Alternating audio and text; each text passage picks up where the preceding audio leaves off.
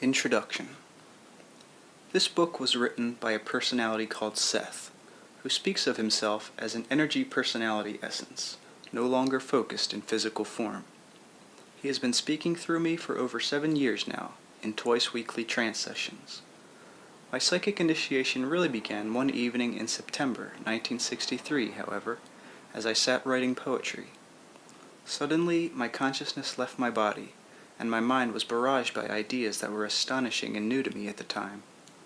When returned to my body, I discovered that my hands had produced an automatic script, explaining many of the concepts that I had been given. The notes were even titled, "The Physical Universe as Idea Construction." Because of that experience, I began doing research into psychic activity and planned a book on the project. In line with this, my husband Rob and I experimented with a Ouija board late in 1963. After the first few sessions, the pointer spelled out messages that claimed to come from a personality called Seth. Neither Rob or I had any psychic background, and when I began to anticipate the board's replies, I took it for granted that they were coming from my subconscious.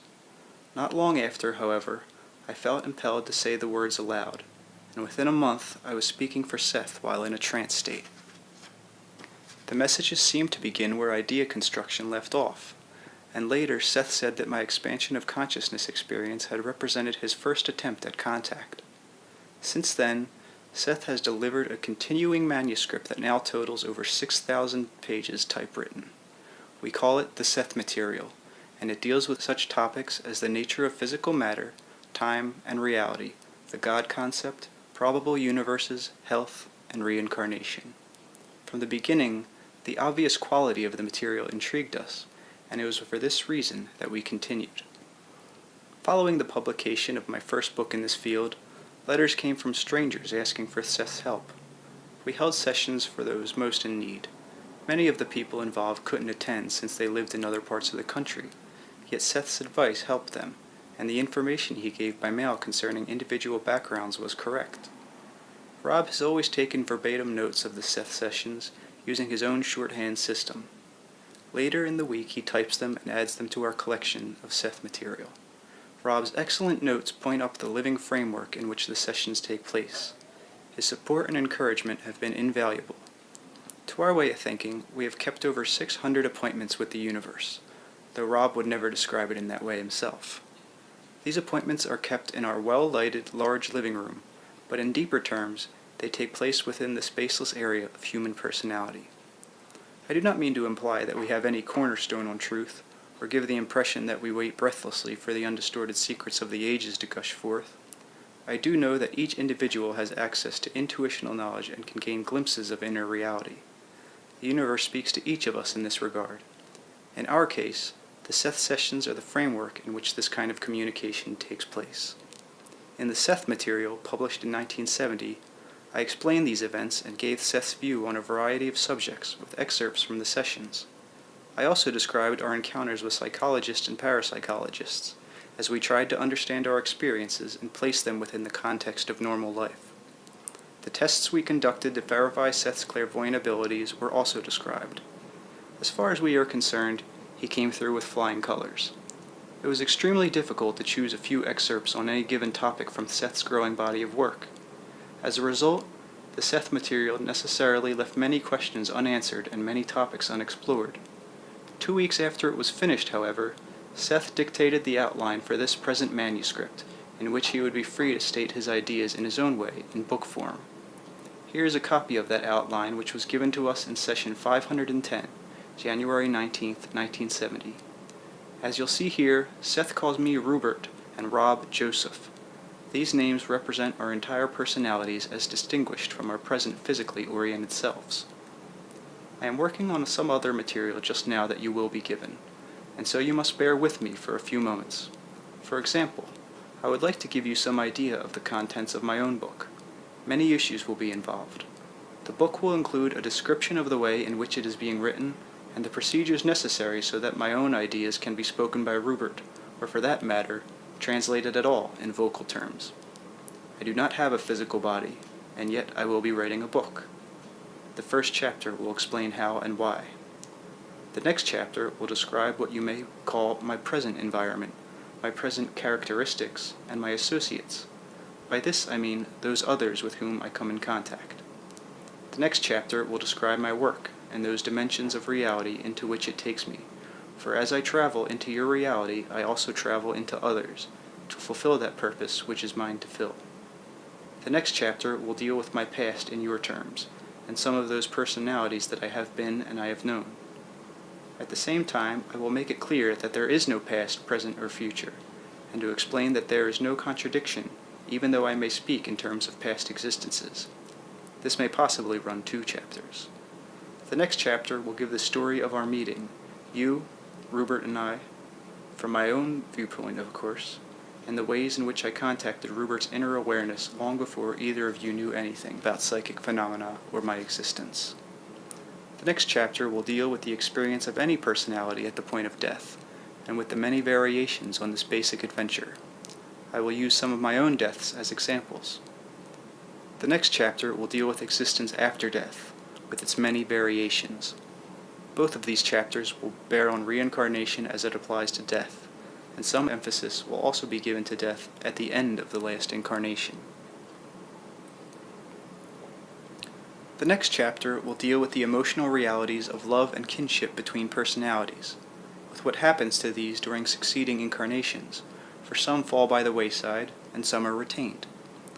The next chapter will deal with your physical reality as it appears to me and others like me. This chapter will contain some rather fascinating points, for not only do you form the physical reality that you know, but you are also forming other quite valid environments in other realities by your present thoughts, desires, and emotions. The next chapter will deal with the eternal validity of dreams as gateways into these other realities, and as open areas through which the inner self glimpses the many facets of its experience and communicates with other levels of its reality. The next chapter will deal further with the subject as I relate the various ways that I have entered the dreams of others, both as an instructor and as a guide. The next chapter will deal with the basic methods of communication that are used by any consciousness, according to its degree, whether or not it is physical. This will lead up to the basic communication used by human personalities as you understand them, and point out these inner communications as existing independently of the physical senses, which are merely physical extensions of inner perceptions. I will tell the reader how he sees what he sees or hears what he hears, and why I hope to show through the entire book that the reader himself is independent of his physical image, and I hope, myself, to give him some methods that will prove my thesis to him. The next chapter will relate what experience I have had in all of my existences with those pyramid gestalts of which I speak in the material, and about my own relationship with the personality you call Seth, too, and with multidimensional consciousnesses far more evolved than I. My message to the reader will be, basically, you are no more of a physical personality than I am, and in telling you of my reality, I tell you of your own. There will be a chapter on the religions of the world, on the distortions and truths within them, the 3 Christs, and some data concerning a lost religion, belonging to a people of which you have no information. These people lived on a planet in the same space that your Earth now occupies, before your planet existed. They destroyed it through their own error, and were reincarnated when your planet was prepared. Their memories became the basis for the birth of religion as you think of it. There will be a chapter on probable gods and probable systems. There will be a question and answer chapter. There will be a final chapter in which I will ask the reader to close his eyes and become aware of the reality in which I exist, and of his own inner reality. I will give the methods. In this chapter, I will invite the reader to use his inner senses to see me in his own way. While my communications will come exclusively through Rupert at all times, to protect the integrity of the material, I will invite the reader to become aware of me as a personality, so that he may then realize that communications from other realities is possible, and that he himself is therefore open to perception that is not physical. Now, this is my outline for the book, but it contains merely a sketch of my intentions. I am not giving a fuller outline, for I do not want Rupert to anticipate me. The difficulties involved in such communications will be given thoroughly. It will be made clear that so-called paranormal communications come from various levels of reality, and that those communications describe the reality in which they exist. So I will describe mine and others of which I have knowledge. This is not to say that other dimensions do not exist of which I am ignorant. I will dictate the book during our own sessions. This is the title for our book, Seth Speaks, The Eternal Validity of the Soul. I am using the term soul for it will have instant meaning to most readers. I suggest you equip yourself with good pens. Precisely because I am acquainted with the effort involved in writing a book, I was cautious when Seth spoke of writing his own. Though I knew perfectly well that he could do it, a nagging part of me questioned. Granted, the Seth material is really significant, but what does Seth know about writing books? About the organization required? Or about directing himself to the public? Rob kept telling me not to worry about it. Friends and students seemed astonished that of all people I should have any doubts, but I thought, of all people, who else should have doubts? Here was a stated intent. Could Seth follow through? Seth began dictating the book in our next session, 511, January 21st, 1970, and finished it in session 591, August 11th, 1971. The intervening sessions did not all involve book dictation.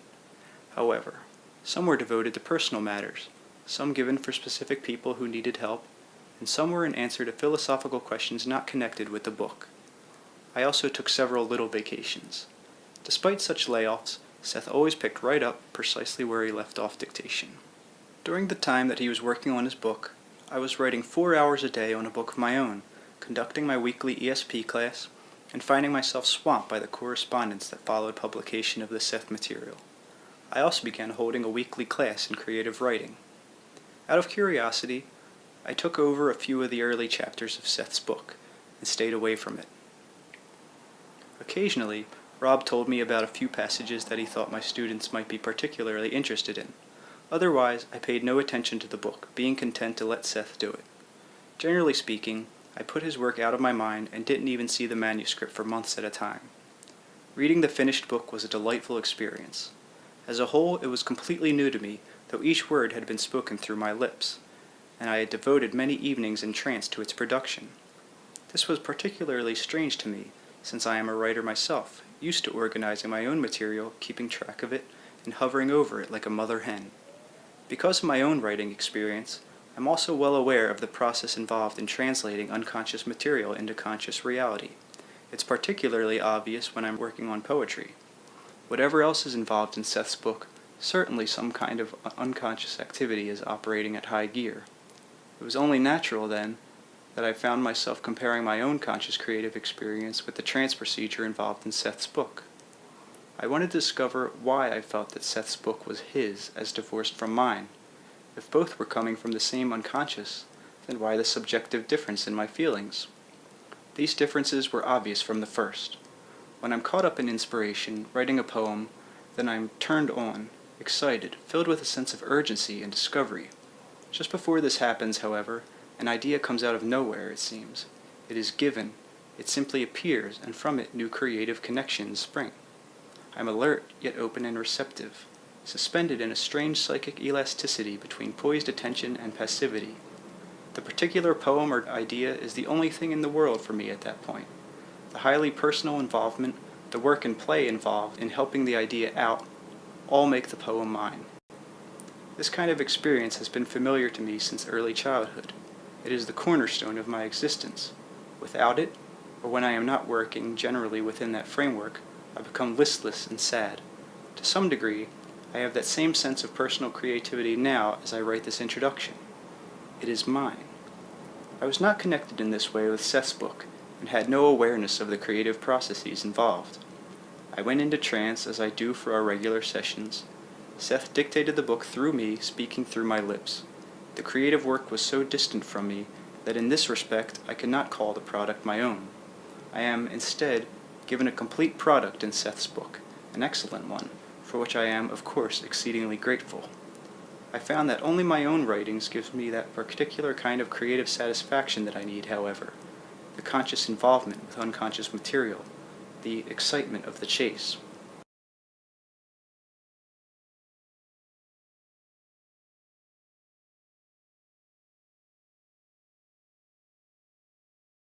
Because Seth does his thing, I am not absolved from doing mine. I would feel deprived if I did not continue with my own work.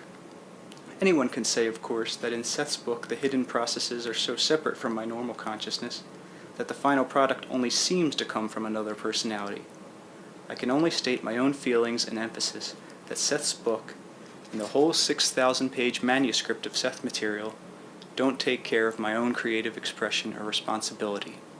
If both came from the same unconscious, it seems that there would be no slack to take up. Despite this, I'm aware of the fact that I was necessary to the production of Seth's book. He needed my ability with words, even, I think, my turn of mind. Certainly, my writing training aids in the translation of his material and helps give it form, no matter how unconsciously this is done. Certain personality characteristics are important too, I imagine. The agility with which I can switch the focus of my consciousness, for example. Seth, when he says, "Now, the information in this book is being directed to some extent through the inner senses of the woman who is in trance as I write it. Such endeavor is the result of highly organized inner precision and of training. She could not receive the information from me. It could not be translated nor interpreted while she was focused intensely in the physical environment." Looked at merely as an example of unconscious production, however, Seth's book clearly shows the organization, discrimination, and reasoning are certainly not qualities of the conscious mind alone, and demonstrates the range and activity of which the inner self is capable. I do not believe that I could get the equivalents of Seth's book on my own. The best I could do would be to hit certain high points, perhaps in isolated poems or essays, and they would lack the overall unity, continuity, and organization that Seth has provided automatically. Besides this, I have certain unique experiences during sessions that seem to compensate for my lack of conscious creative involvement. Often, I participate in Seth's great energy and humor, for example, enjoying a sense of emotional richness and encountering Seth's personality on a very strange level.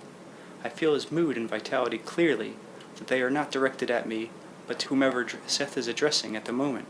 I feel them as they pass through me. As Rob's notes show, I often have other kinds of experiences also while speaking for Seth. Sometimes, for instance, I see inner visions. They may illustrate what Seth is saying, so that I am receiving information in two ways, or they may be completely separated from the script.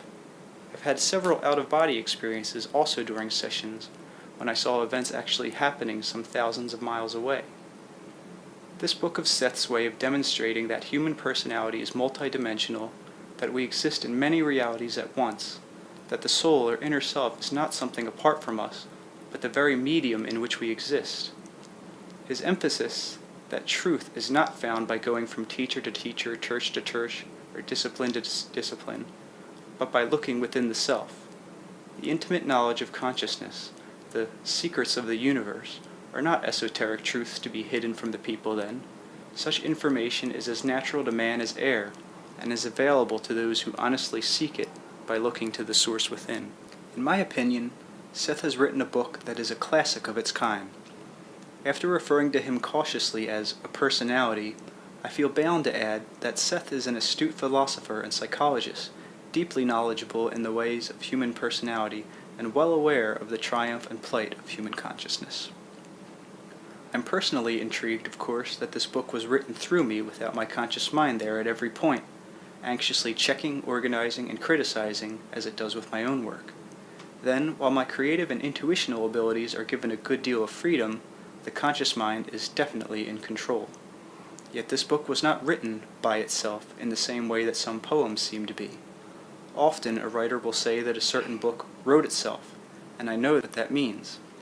In this case, however, the book came from a specific source, not just from out there, and it is colored by the author's personality, which is not mine. The whole creative venture may be the initiation of a personality, Seth, who then writes books. Seth may be as much of a creation as his book is. If so, this is an excellent instance of multidimensional art, done at such a rich level of unconsciousness that the artist is unaware of her own work and as much intrigued by it as anyone else. This is an interesting hypothesis. In fact, Seth speaks about multidimensional art in his book. But Seth does more than write books. He is a fully developed personality with a variety of interests: writing, teaching, helping others. His sense of humor is quite individualistic and unlike mine. He is shrewd, in his manner more earthy than ethereal. He knows how to explain complex theories simply in person-to-person contact. Perhaps more important, he is able to relate these ideas to ordinary living. Seth also appears frequently in the dreams of my students, giving them instructions that work, either involving methods of using their abilities or of achieving certain goals. Almost all of my students have frequent class dreams, also in which Seth addresses them as a group and initiates dream experiments. Sometimes they see him as he appears in the portrait Rob painted of him. On occasion, he speaks through my image, as in normal sessions. I have awakened many times when such dream sessions were taking place, hearing Seth's words still lingering in my mind. It's not unusual that students should dream of Seth, of course, or that they should dream of me, but certainly Seth has achieved independent status in their eyes and has become a vehicle of instruction even in the dream state. In other words, besides producing the continuing Seth material in this book, Seth has entered the minds and consciousnesses of many people.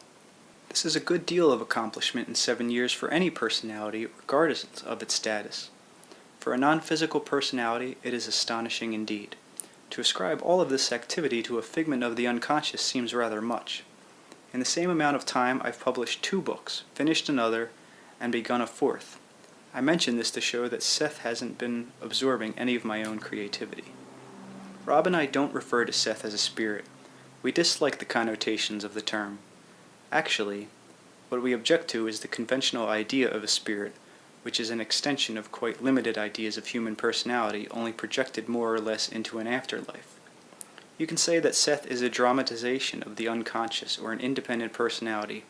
Personally, I don't see why the statements have to be contradictory.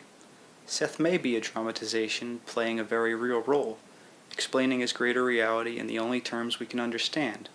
This is my opinion at this time. First of all, to me the term unconscious is a poor one, barely hinting at an actual open psychic system with deep intertwining roots, uniting all kinds of consciousness. A network in which we are all connected. Our individuality rises out of it, but also helps form it. This source contains past, present, and future information, only the ego experiencing time as we know it. I also believe that this open system contains other kinds of consciousness besides our own. Because of my own experiences, particularly with out-of-body states, I'm convinced that consciousness is not dependent upon physical matter. Certainly, physical expression is my main mode of existence right now, but I don't take this to infer that all consciousness must be so oriented. Only the most blind egotism, it seems to me, would dare define reality in its own terms or project its own limitations and experiences upon the rest of existence. I accept Seth's idea of multidimensional personality as described in this book because my experiences and those of my students seem to confirm it. I do think that in our open system of consciousness and unlimited source, there is an independent Seth who operates in quite different terms than we do. In what terms? Quite honestly, I don't know. The closest I've come to explaining my own views was in a short, intuitive statement I wrote for my ESP class as I tried to clear my ideas for myself and my students as well. Rob had told me about the speakers, as Seth calls them in this book, personalities who continually speak to man through the ages, reminding him of inner knowledge so that it is never really forgotten. This evocative idea inspired me to write the small piece which I am including here.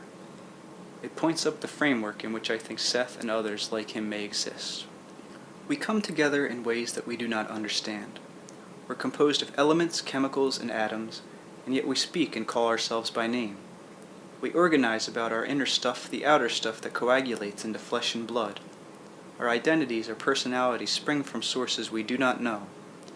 Perhaps what we are has always waited, hidden in the possibilities of creation, dispersed and unknowing, in the rain and wind that sweeps across Europe in the 13th century, in the heaving mountain ranges, in the clouds that rush through the skies of other.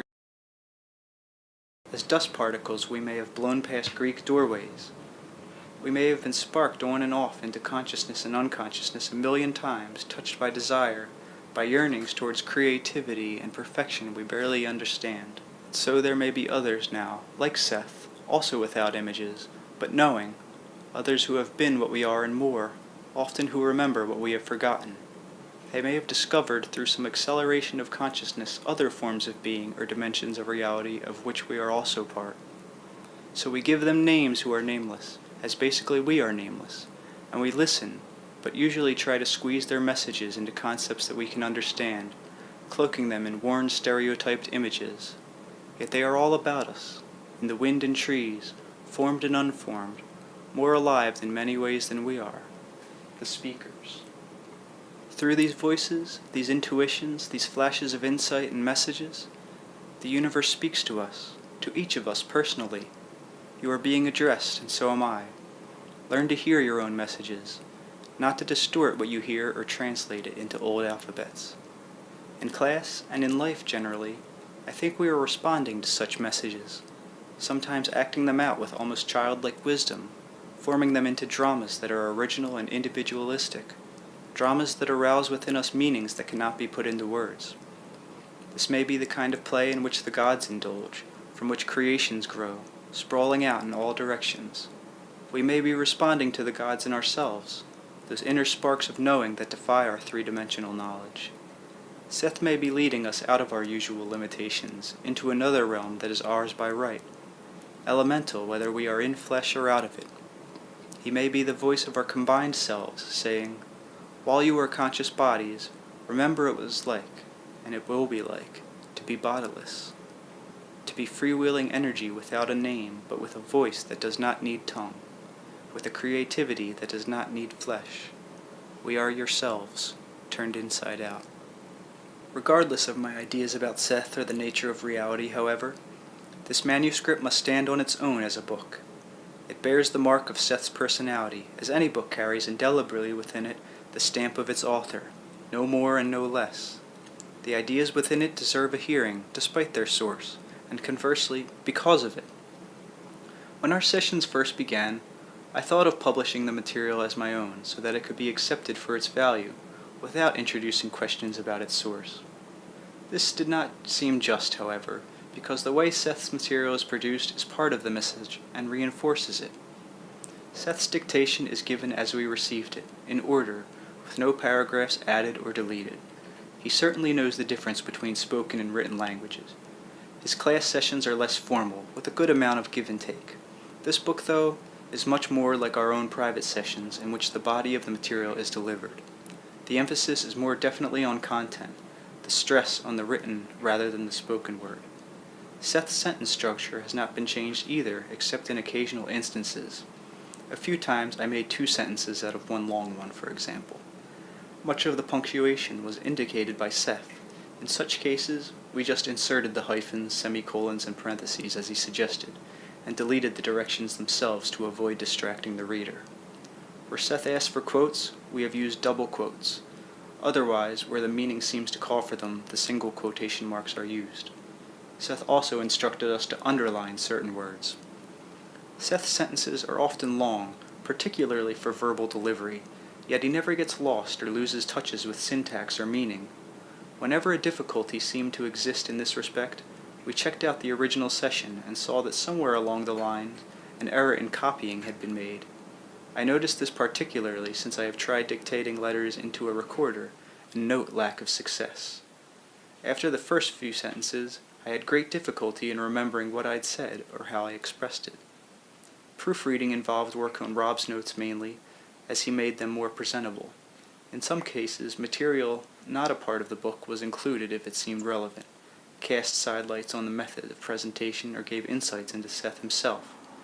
As Rob's notes also show, Seth began dictating the appendix as soon as the book was finished. Rather amusingly, I didn't realize that Seth had already begun the appendix, and I spent several days wondering just who was supposed to take care of it, and if Seth was, when he would begin. Here's another note of interest along these lines. I write 3 drafts of my own work, and sometimes still wind up dissatisfied. This book was dictated in its final draft. Seth also followed his outline far more faithfully than I've ever followed mine.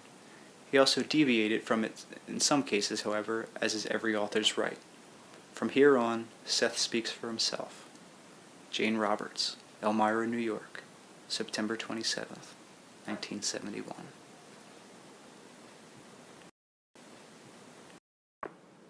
Chapter 1. I do not have a physical body, yet I am writing this book. Now, you have heard of ghost hunters.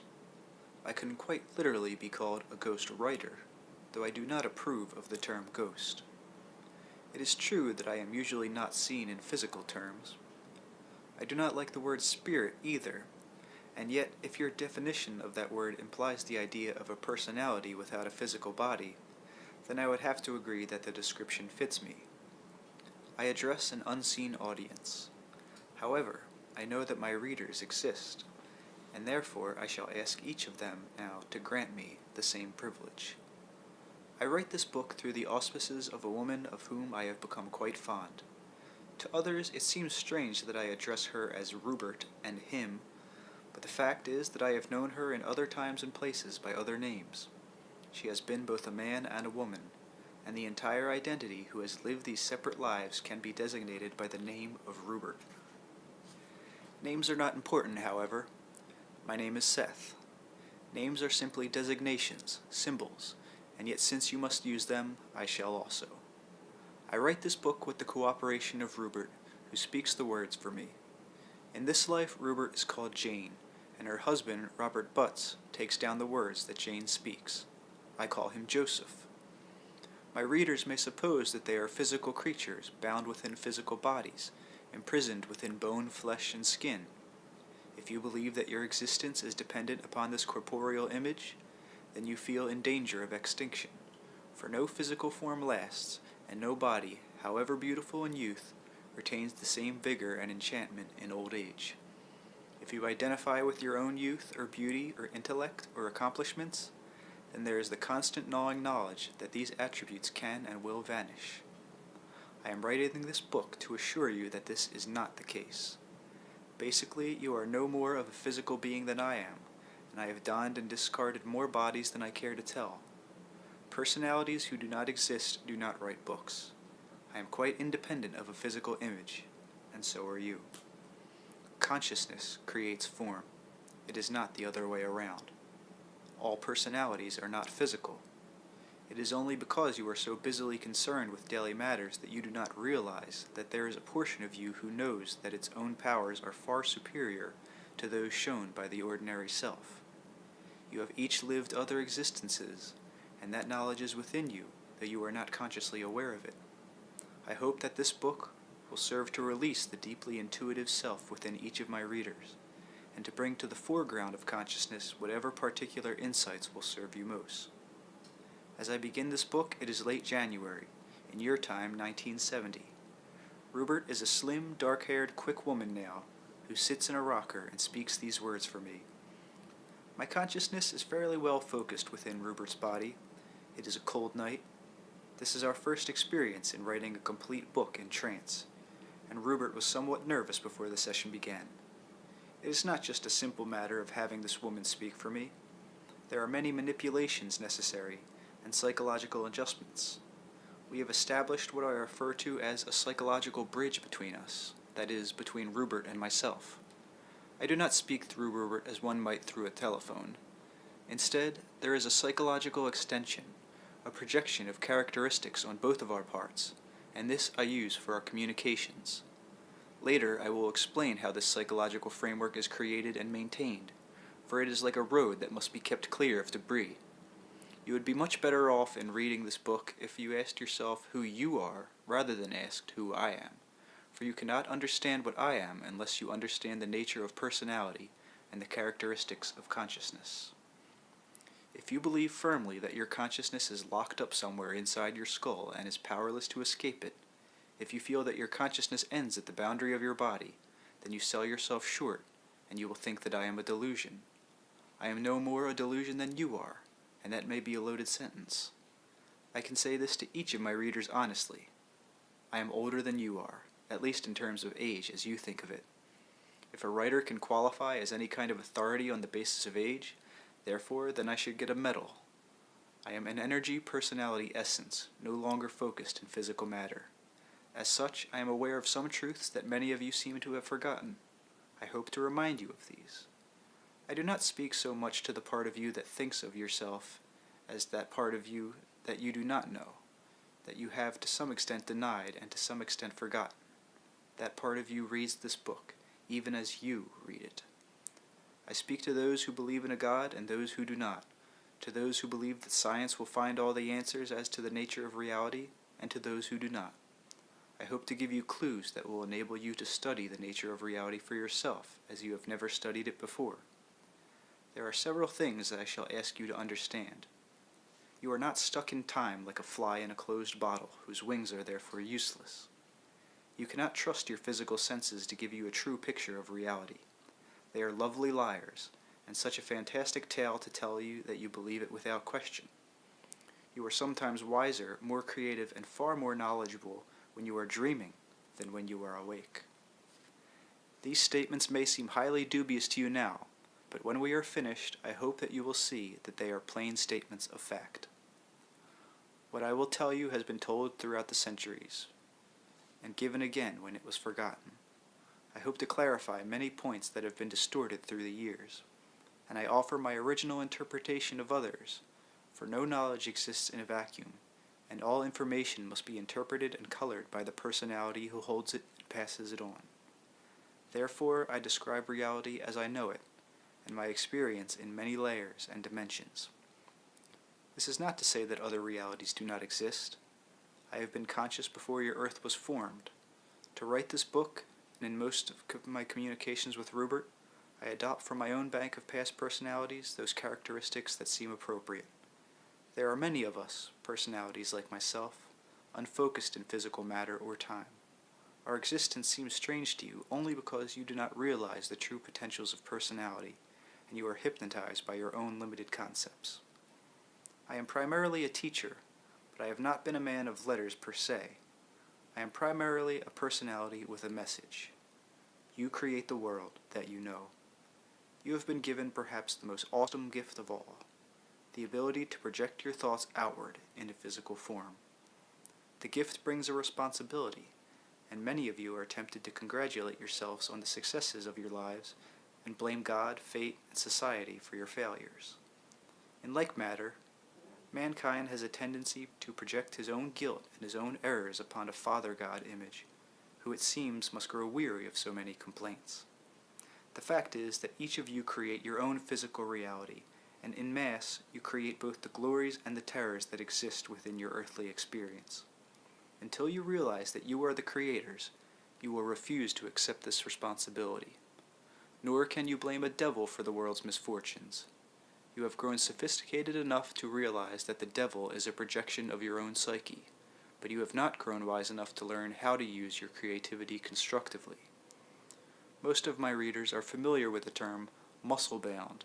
As a species, you have grown ego-bound instead, held in a spiritual rigidity, with the intuitive portions of the self either denied or distorted beyond any recognition. The hour is growing late. Both of my friends must get up early in the morning. Rupert is working on 2 books of his own and must get his sleep. Before I end this session, I ask you to imagine our setting, for Rupert has told me that a writer must be careful to set the scene. I speak through Rupert twice a week, on Mondays and Wednesdays, in the same large living room. The lights are always lit. This evening it is enjoyable for me to look out through Rupert's eyes at the wintry corner beyond. Physical reality has always been refreshing to me, and through Rupert's cooperation as I write this book, I see that I was correct in appreciating its unique charms. There is one other character to be mentioned here, Willie, the cat, a beloved monster who is now sleeping. The nature of animal consciousness in itself is a highly interesting subject, and one that we will later consider. The cat is aware of my presence, and has on several occasions reacted rather noticeably to it. In this book, I hope to show the constant interactions that occur between all units of consciousness, the communication that leaps beyond the barriers of species, and in some of these discussions, we will use Willie as a case in point. Since we have mentioned animals, let me say here that they do possess a kind of consciousness that does not allow them as many freedoms as your own. Yet at the same time, they are not hampered in its use by certain characteristics that often impede the practical potential of human consciousness. Consciousness is a way of perceiving the various dimensions of reality. Consciousness as you know it is highly specialized. The physical senses allow you to perceive the three-dimensional world, and yet by their very nature, they can inhibit the perception of other equally valid dimensions. Most of you identify with your daily physically oriented self. You would not think of identifying with one portion of your body and ignoring all other parts, and yet you are doing the same thing when you imagine that the egotistical self carries the burden of your identity. I am telling you that you are not a cosmic bag of bones and flesh thrown together through some mixture of chemicals and elements. I am telling you that your consciousness is not some fiery product formed merely accidentally through the inner workings of chemical components. You are not a forsaken offshoot of a physical matter, nor is your consciousness meant to vanish like a puff of smoke. Instead, you form the physical body that you know at a deeply unconscious level with great discrimination, miraculous clarity, and intimate unconscious knowledge of each minute cell that composes it. This is not meant symbolically. Now, because your conscious mind as you think of it is not aware of these activities, you do not identify with this inner portion of yourselves. You prefer to identify with the part of you who watches television or cooks or works, the part you think knows what it is doing. But this seemingly unconscious portion of yourself is far more knowledgeable, and upon its smooth functioning your entire physical existence depends. This portion is conscious, aware, alert. It is you, so focused in physical reality, who does not listen to its voice, who do not understand that it is the great psychological strength from which your physically oriented self springs. I call this seemingly unconscious the inner ego, for it directs inner activities. It correlates information that is perceived not through the physical senses, but through other inner channels. It is the inner perceiver of reality that exists beyond the three-dimensional. It carries within it the memory of each of your past existences. It looks into subjective dimensions that are literally infinite, and from these subjective dimensions, all objective realities flow. All necessary information is given to you through these inner channels, and unbelievable inner activities take place before you can so much as lift a finger, flicker an eyelid, or read the sentence upon the page. This portion of your identity is quite natively clairvoyant and telepathic, so that you are warned of disasters before they occur, whether or not you consciously accept the message, and all communication takes place long before a word is spoken. The outer ego and the inner ego operate together, the one to enable you to manipulate in the world that you know, the other to bring you those delicate inner perceptions without which physical existence could not be maintained. There is, however, a portion of you, the deeper identity who forms both the inner ego and the outer ego, who decided that you would be a physical being in this place and in this time.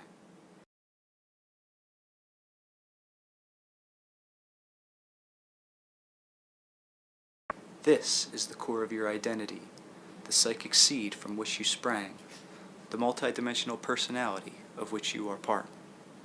For those of you who wonder where I place the subconscious, as psychologists think of it, you can imagine it as a meeting place, so to speak, between the outer and inner egos. You must understand that there are no real divisions to the self, however, so we speak of various portions only to make the basic idea clear.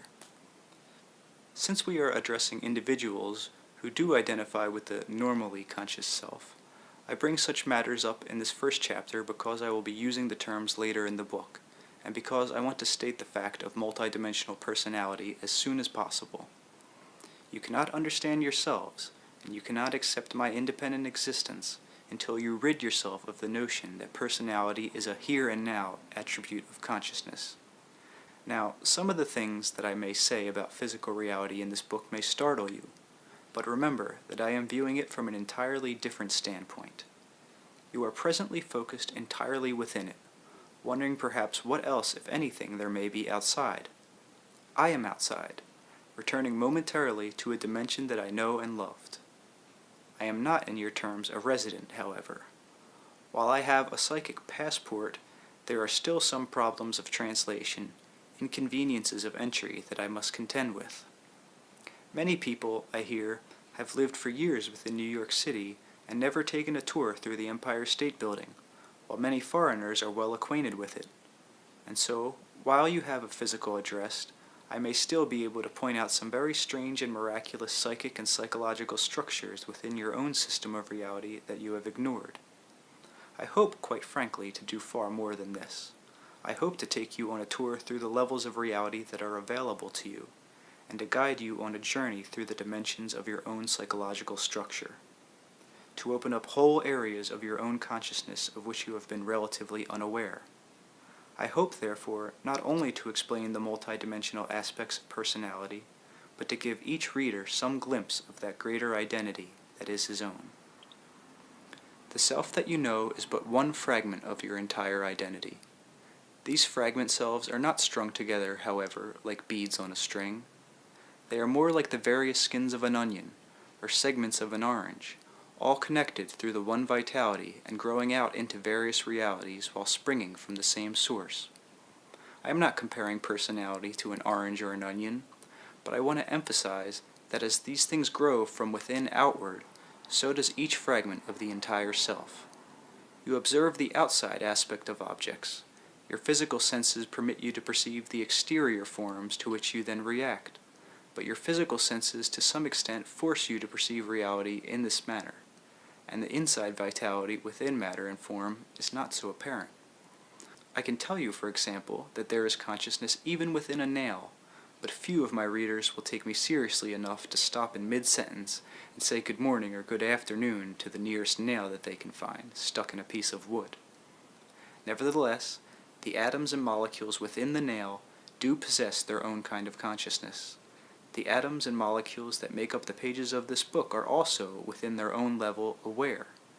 Nothing exists, neither rock, mineral, plant, animal, or air, that is not filled with consciousness of its own kind. So you stand amid a constant vital commotion, a gestalt of aware energy, and you are yourselves physically composed of conscious cells that carry within themselves the realization of their own identity, that cooperate willingly to form the corporeal structure that is your physical body. I am saying, of course, that there is no such thing as dead matter. There is no object that was not formed by consciousness, and each consciousness, regardless of its degree, rejoices in sensation and creativity. You cannot understand what you are unless you understand such matters. For convenience's sake, you close out the multitudinous intercommunications that leap between the tiniest parts of your flesh, yet even as physical creatures, you are to some extent a portion of other consciousnesses.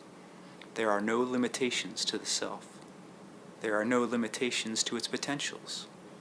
You can adopt artificial limitations through your own ignorance, however. You can identify, for example, with your outer ego alone and cut yourself off from abilities that are a part of you. You can deny, but you cannot change the facts. The personality is multidimensional, even though many people hide their heads, figuratively speaking, in the sand of three-dimensional existence and pretend there is nothing more. In this book, I hope to pull some heads out of the sand. I do not mean to underestimate the outer ego. You have simply overestimated it, nor has its true nature been recognized. We will have more to say concerning this point, but for now it is enough to realize that your sense of identity and continuity is not dependent upon the ego. Now at times I will be using the term camouflage, referring to the physical world to which the outer ego relates, for physical form is one of the camouflages that reality adopts. The camouflage is real, and yet there is a much greater reality within it, the vitality that gave it form.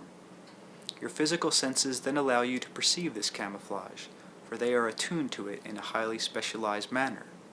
But to sense the reality within the form requires a different sort of attention, and more delicate manipulations than the physical senses provide. The ego is a jealous god, and it wants its interests served. It does not want to admit the reality of any dimensions except those within which it feels comfortable and can understand. It was meant to be an aid, but it has been allowed to become a tyrant. Even so, it is much more resilient and eager to learn than is generally supposed. It is not natively as rigid as it seems. Its curiosity can be of great value.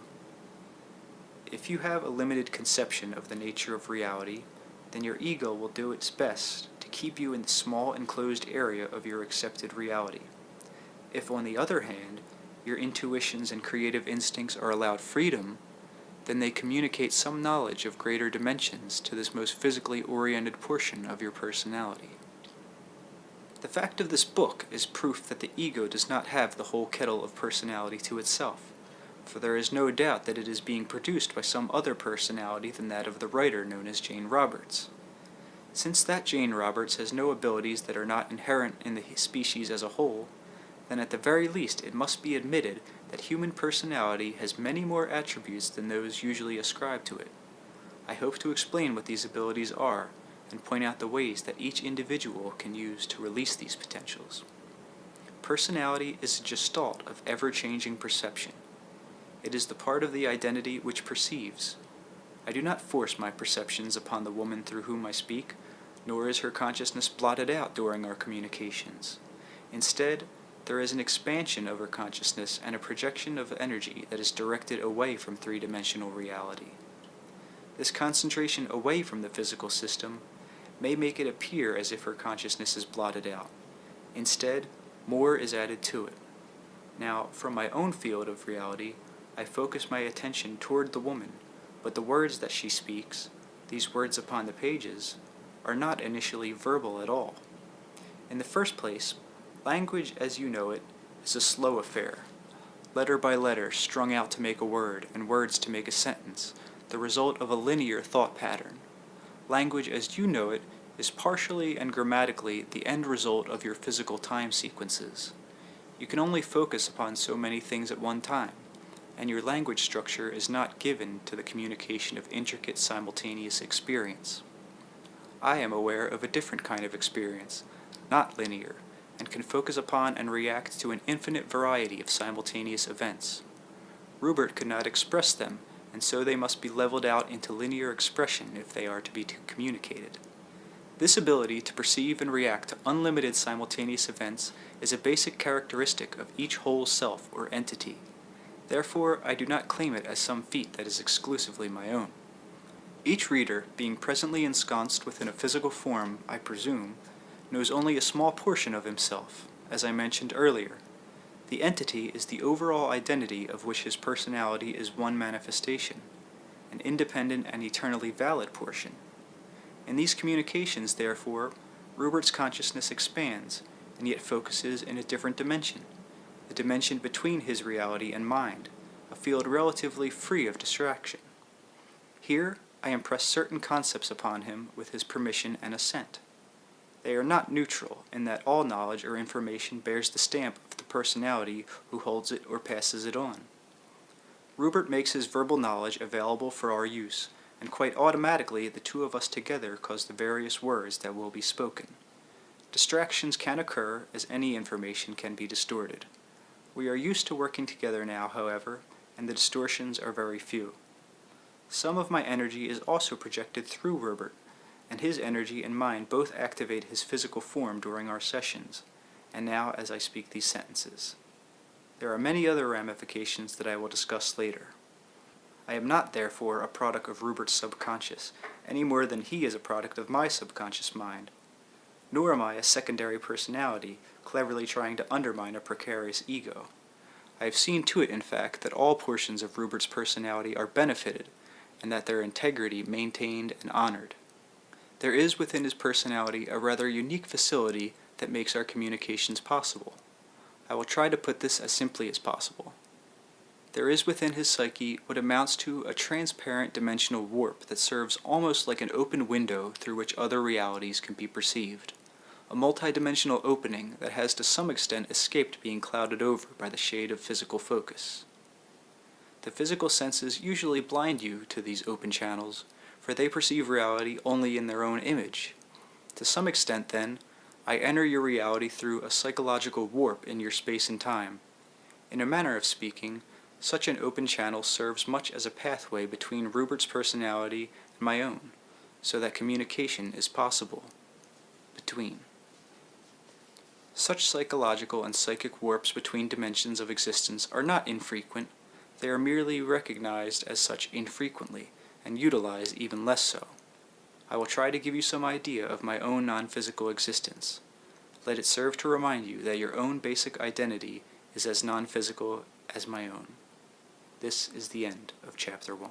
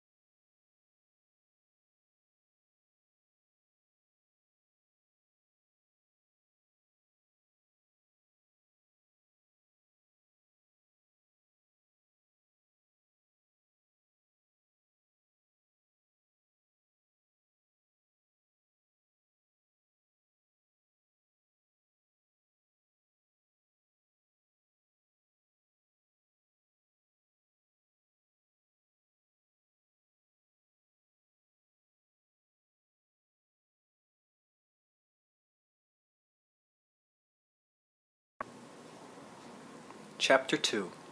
My Present Environment, Work, and Activities. While my environment differs in rather important respects from that of my readers, I can assure you, with an ironic understatement, that it is as vivid, varied, and vital as physical existence. It is more pleasurable, though my ideas of pleasure have changed some since I was a physical being more rewarding and offering far greater opportunities for creative achievement. My present existence is the most challenging one that I have known, and I have known many, both physical and non-physical. There is not just one dimension in which non-physical consciousness resides, any more than there is only one country on your planet or planet within your solar system. My environment now is not the one in which you will find yourselves immediately after death. I cannot help speaking humorously, but you must die many times before you enter this particular plane of existence. Birth is much more of a shock than death. Sometimes, when you die, you do not realize it, but birth almost always implies a sharp and sudden recognition. So there is no need to fear death, and I, who have died more times than I care to tell, write this book to tell you so. My work in this environment provides far more challenge than any of you know, and it also necessitates the manipulation of creative materials that are nearly beyond your present comprehension. I will say more of this shortly. First of all, you must understand that no objective reality exists but that which is created by consciousness. Consciousness always creates form, and not the other way around. So my environment is a reality of existence created by myself and others like me, and it represents the manifestation of our development. We do not use permanent structures. There is not a city or a town, for example, in which I dwell. I do not mean to imply that we are oft in empty space. For one thing, we do not think of space as you do, and we form whatever particular images we want to surround us. They are created by our mental patterns, just as your own physical reality is created in perfect replica of your inner desires and thoughts. You think that objects exist independently of you, not realizing that they are instead the manifestations of your own psychological and psychic selves. We realize that we form our own reality, and therefore we do so with considerable joy and creative abandon. In my environment, you would be highly disoriented, for it would seem to you as if it lacked coherency. We are aware of the inner laws that govern all materializations. However, I can have it night or day in your terms as I prefer, or any period, say, of your history. These changing forms would in no way bother my associates, for they would take them as immediate clues as to my mood, feelings, and ideas. Permanency and stability basically have nothing to do with form, but with the integration of pleasure, purpose, accomplishment, and identity. I travel to many other levels of existence in order to fulfill my duties, which are primarily those of a teacher and educator, and I use whatever aids and techniques serve me best within those systems. In other words, I may teach the same lesson in many different ways, according to the abilities and assumptions that are inherent in any given system in which I must operate. I use one portion of myself from many personalities that are available to my identity in these communications and in this book. In other systems of reality, this particular Seth personality that I, the larger Seth identity, adopt here would not be understood. All systems of reality are not physically oriented, you see, and some are entirely unacquainted with physical form, nor is sex as you understand it natural to them. Therefore, I would not communicate as a male personality who has lived many physical existences, though this is a legitimate and valid portion of my identity. In my home environment, I assume whatever shape I please, and it may vary, and does, with the nature of my thoughts. You, however, form your own physical image at an unconscious level in more or less the same manner, but with some important differences. You usually do not realize that your physical body is created by you at each moment as a direct result of your inner conception of what you are, or that it changes in important chemical and electromagnetic ways with the ever-moving pace of your own thought. Having long ago recognized the dependence of form upon consciousness, we have simply been able to change our forms entirely, so that they more faithfully follow each nuance of our inner experience. Now, this ability to change form is an inherent characteristic of any consciousness. Only the degree of proficiency and actualization varies.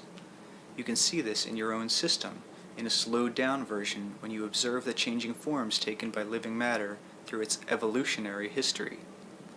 Now, we can also take several forms at one time, so to speak, but you can also do this, although you do not generally realize it. Your physical form can lie sleeping and inert upon the bed, while your consciousness travels in a dream form in places quite distant. Simultaneously, you may create a thought form of yourself, identical in every respect, and this may appear in the room of a friend quite without your conscious awareness. So consciousness is not limited as to the forms it can create at any given time. Practically speaking, we are rather more advanced along these lines than you, and when we create such forms, we do so with a complete awareness. I share my field of existence with others who have more or less the same challenges to meet, and the same overall pattern of development. Some I have known, and others I have not. We communicate telepathically, but then again, telepathy is the basis of your languages, without which their symbolism would be meaningless. Because we do communicate in this manner, this does not necessarily mean that we use mental words, for we do not. We communicate instead through what I can only call thermal and electromagnetic images that are capable of supporting much more meaning in one sequence. The intensity of the communication is dependent upon the emotional intensity behind it, although the phrase emotional intensity may be misleading. We do feel an equivalent of what you call emotions, though these are not the love or hate or anger that you know. Your feelings can best be described as the three-dimensional materializations of far greater psychological events and experiences that are related to the inner senses. I will explain these inner senses to you later, at the end of this chapter. Suffice it here to say that we have strong emotional experience, although it differs in a large measure from your own. It is far less limited and far more expansive, in that we are also aware and responsive to the emotional climate as a whole. We are much freer to feel and experience because we are not as afraid of being swept away by feeling. Our identities do not feel threatened, for example, by the strong emotions of another. We are able to travel through emotions in a way that is not now natural to you, and to translate them into other facets of creativity than those with which you are familiar. We do not feel the need to conceal emotions, for we know it is basically impossible and undesirable. Within your system, they can appear troublesome because you have not yet learned how to use them. We are only now learning their full potential and the powers of creativity with which they are connected. Now, since we realize that our identity is not dependent upon form, therefore, of course, we do not fear changing it, knowing that we can adopt any form we desire. We do not know death in your terms. Our existence takes us into many other environments, and we blend into these. We follow what rules of form exist within these environments. All of us here are teachers, and we therefore adapt our methods also, so that they will make sense to personalities with varying ideas of reality. Consciousness is not dependent upon form, as I have said, and yet it always seeks to create form. We do not exist in any time framework as you know it. Minutes, hours, or years have lost both their meaning and their fascination. We are quite aware of the time situation within other systems, however, and we must take them into account in our communications. Otherwise, what we say would not be understood. There are no real barriers to separate the systems of which I speak. The only separation is brought about by the varying abilities of personalities to perceive and manipulate. You exist in the midst of many other systems of reality, for example, but you do not perceive them. And even when some event intrudes from these systems into your own three-dimensional existence, you are not able to interpret it, for it is distorted by the very fact of entry. I told you that we do not experience your time sequence. We travel through various intensities. Our work, development, and experience all takes place within what I term the moment point. Here, within the moment point, the smallest thought is brought to fruition, the slightest possibility explored, the probabilities thoroughly examined, the least or the most forceful feeling entertained. It is difficult to explain this clearly, and yet the moment point is the framework within which we have our psychological experience. Within it, simultaneous actions follow freely through associative patterns. For example, pretend that I think of you, Joseph. In so doing, I immediately experience, and fully, your past, present, and future in your terms, and all of those strong or determining emotions and motivations that have ruled you. I can travel through those experiences with you if I choose. We can follow a consciousness through all of its forms, for example, and in your terms, within the flicker of an eye.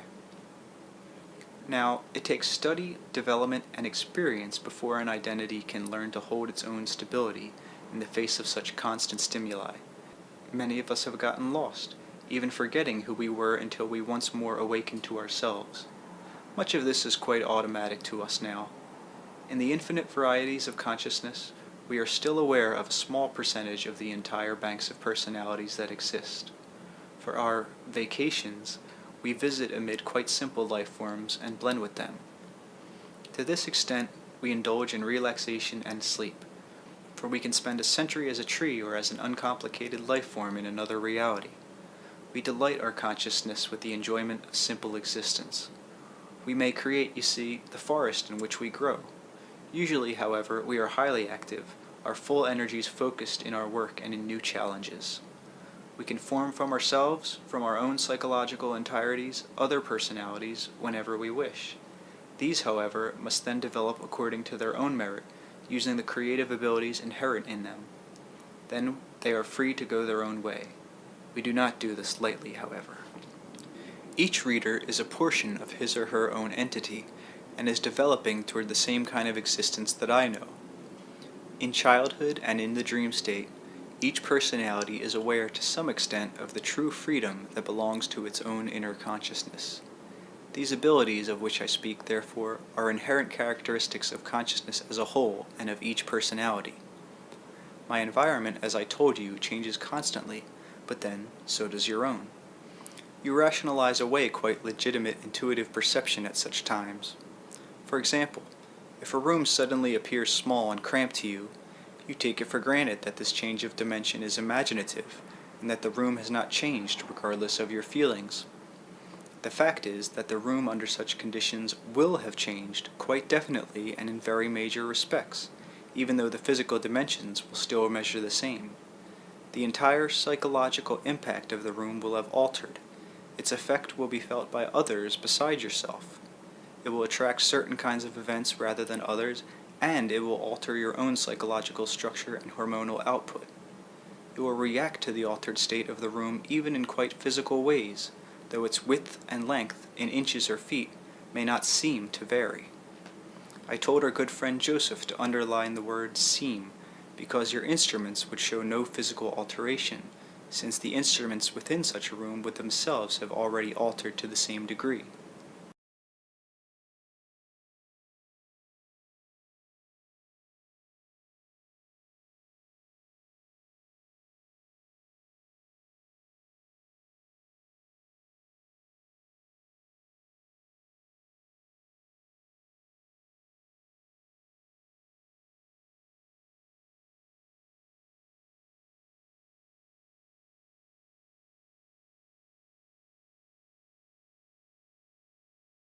You are constantly changing the form, the shape, the contour, and the meaning of your physical body and most intimate environment, although you do your best to ignore these constant alterations.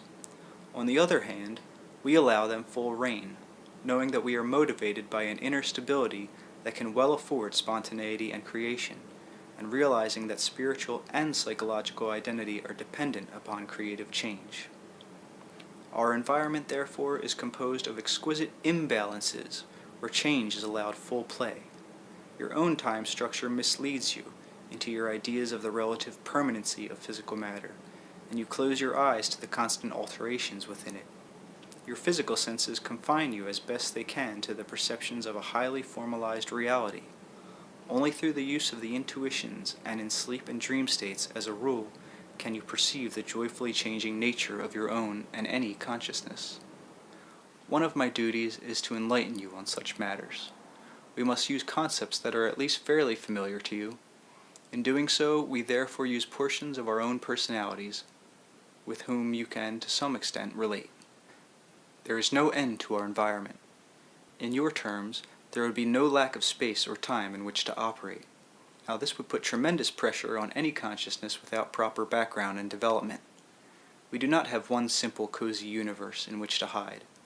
we are still alert to other quite alien systems of reality that flash on the very outskirts of consciousness as we know it. There are far more various kinds of consciousness than there are physical forms, each with its own patterns of perception dwelling within its own camouflage system. Yet all of these have inner knowledge of the reality that exists within all camouflage and that comprises any reality, by whatever name it is called. Now, many of these freedoms are quite natural to you in the dream state, and you form dream environments often to exercise such potentials. Later, I will have at least some remarks to make concerning the ways that you can learn to recognize your own feats, to compare them with your proficiency in daily physical life. You can learn to change your physical environment, therefore, by learning to change and manipulate your dream environment. You can also suggest specific dreams in which a desired change is seen, and under certain conditions, these will then appear in your physical reality. Now, often you do this without realizing it. Whole consciousness adopts various forms. It need not always be within a form. All forms are not physical ones. Some personalities, therefore, have never been physical. They've evolved along different lines, and their psychological structures would be alien to your own. To some extent, I also travel through such environments. Consciousness must show itself, however. It cannot unbe. It is not physical. It must therefore show its activation in other ways. In some systems, for example, it forms highly integrated mathematical and musical patterns that are themselves stimuli for other universal systems. I am not very well acquainted with these, however, and cannot speak of them with any great familiarity. If my environment is not a permanently structured one, then as I have told you, neither is your own. If I am aware of communicating now through Rupert, in different ways each of you telepathically communicate to and through other personalities, though with little knowledge of your accomplishments. The senses that you use, in a very real manner, create the environment that you perceive. Your physical senses necessitate the perception of a three-dimensional reality. Consciousness is equipped with inner perceptors, however. These are inherent within all consciousness, regardless of its development. These perceptors operate quite independently from those that might be assumed when a given consciousness adopts a specialized form, such as a physical body, in order to operate in a particular system.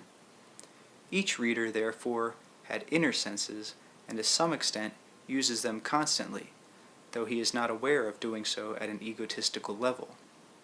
Now, we use the inner senses quite freely and consciously. If you were to do so, then you would perceive the same kind of environment in which I have my existence. You would see an uncamouflaged situation, in which events and form were free and not stuck in a jelly-like mold of time. You could see, for example, your present living room, not only as a conglomeration of permanent-appearing furniture, but switch your focus and see the immense and constant dance of molecules and other particles that compose the various objects. You could see a phosphorescent-like glow, the aura of electromagnetic structures that compose the molecules themselves. You could, if you wished, condense your consciousness until it was small enough to travel through a single molecule, and from the molecule's own world look out and survey the universe of the room and the gigantic galaxy of interrelated, ever-moving star-like shapes. Now, all of these possibilities represent a legitimate reality. Yours is no more legitimate than any other, but is the only one that you perceive. Using the inner senses, we become conscious creators, co-creators. But you are unconscious co-creators whether you know it or not. If our environment seems unstructured to you, it is only because you do not understand the true nature of order, which has nothing to do with permanent form, but only appears to have form from your perspective. There is no 4 o'clock in the afternoon or 9 o'clock in the evening in my environment. By this I mean that I am not restricted to a time sequence. There is nothing preventing me from experiencing such sequences if I choose. We experience time, or what you would call its equivalent nature, in terms of intensities of experience, a psychological time with its own peaks and valleys. This is somewhat similar to your own emotional feelings when time seems speeded up or slowed down, but is vastly different in important ways. Our psychological time could be compared in terms of environment to the walls of a room. but in our case the walls would be constantly changing in color, size, height, depth, and width. Our psychological structures are different, practically speaking, in that we consciously utilize a multidimensional psychological reality that you inherently possess but are unfamiliar with at an egotistical level. It is natural, then, that our environment would have multidimensional qualities that the physical senses would never perceive. Now, I project a portion of my reality as I dictate this book to an undifferentiated level between systems that is relatively clear of camouflage. It is an inactive area, comparatively speaking. If you were thinking in terms of physical reality, then this area could be likened to one immediately above the atmosphere of your Earth. However, I am speaking of psychological and psychic atmospheres, and this area is sufficiently distant from Rupert's physically oriented self so that the communications can be relatively understood. It is also in a way distant from my own environment, for in my own environment I would have some difficulties in relating information in physically oriented terms. You must understand that by distance I do not refer to space. Creation and perception are far more intimately connected than any of your scientists realize. It is quite true that your physical senses create the reality that they perceive. A tree is something far different to a microbe, a bird, an insect, and a man who stands beneath it. I am not saying that the tree only appears to be different, it is different. You perceive its reality through one set of highly specialized senses. This does not mean that its reality exists in that form in any more basic way than it exists in the form perceived by the microbe, insect, or bird. You cannot perceive the quite valid reality of the tree in any context but your own. This applies to anything within the physical system that you know. It is not that the physical reality is false, it is that the physical picture is simply one of an infinite number of ways of perceiving the various guises through which consciousness expresses itself. The physical senses force you to translate experience into physical perceptions.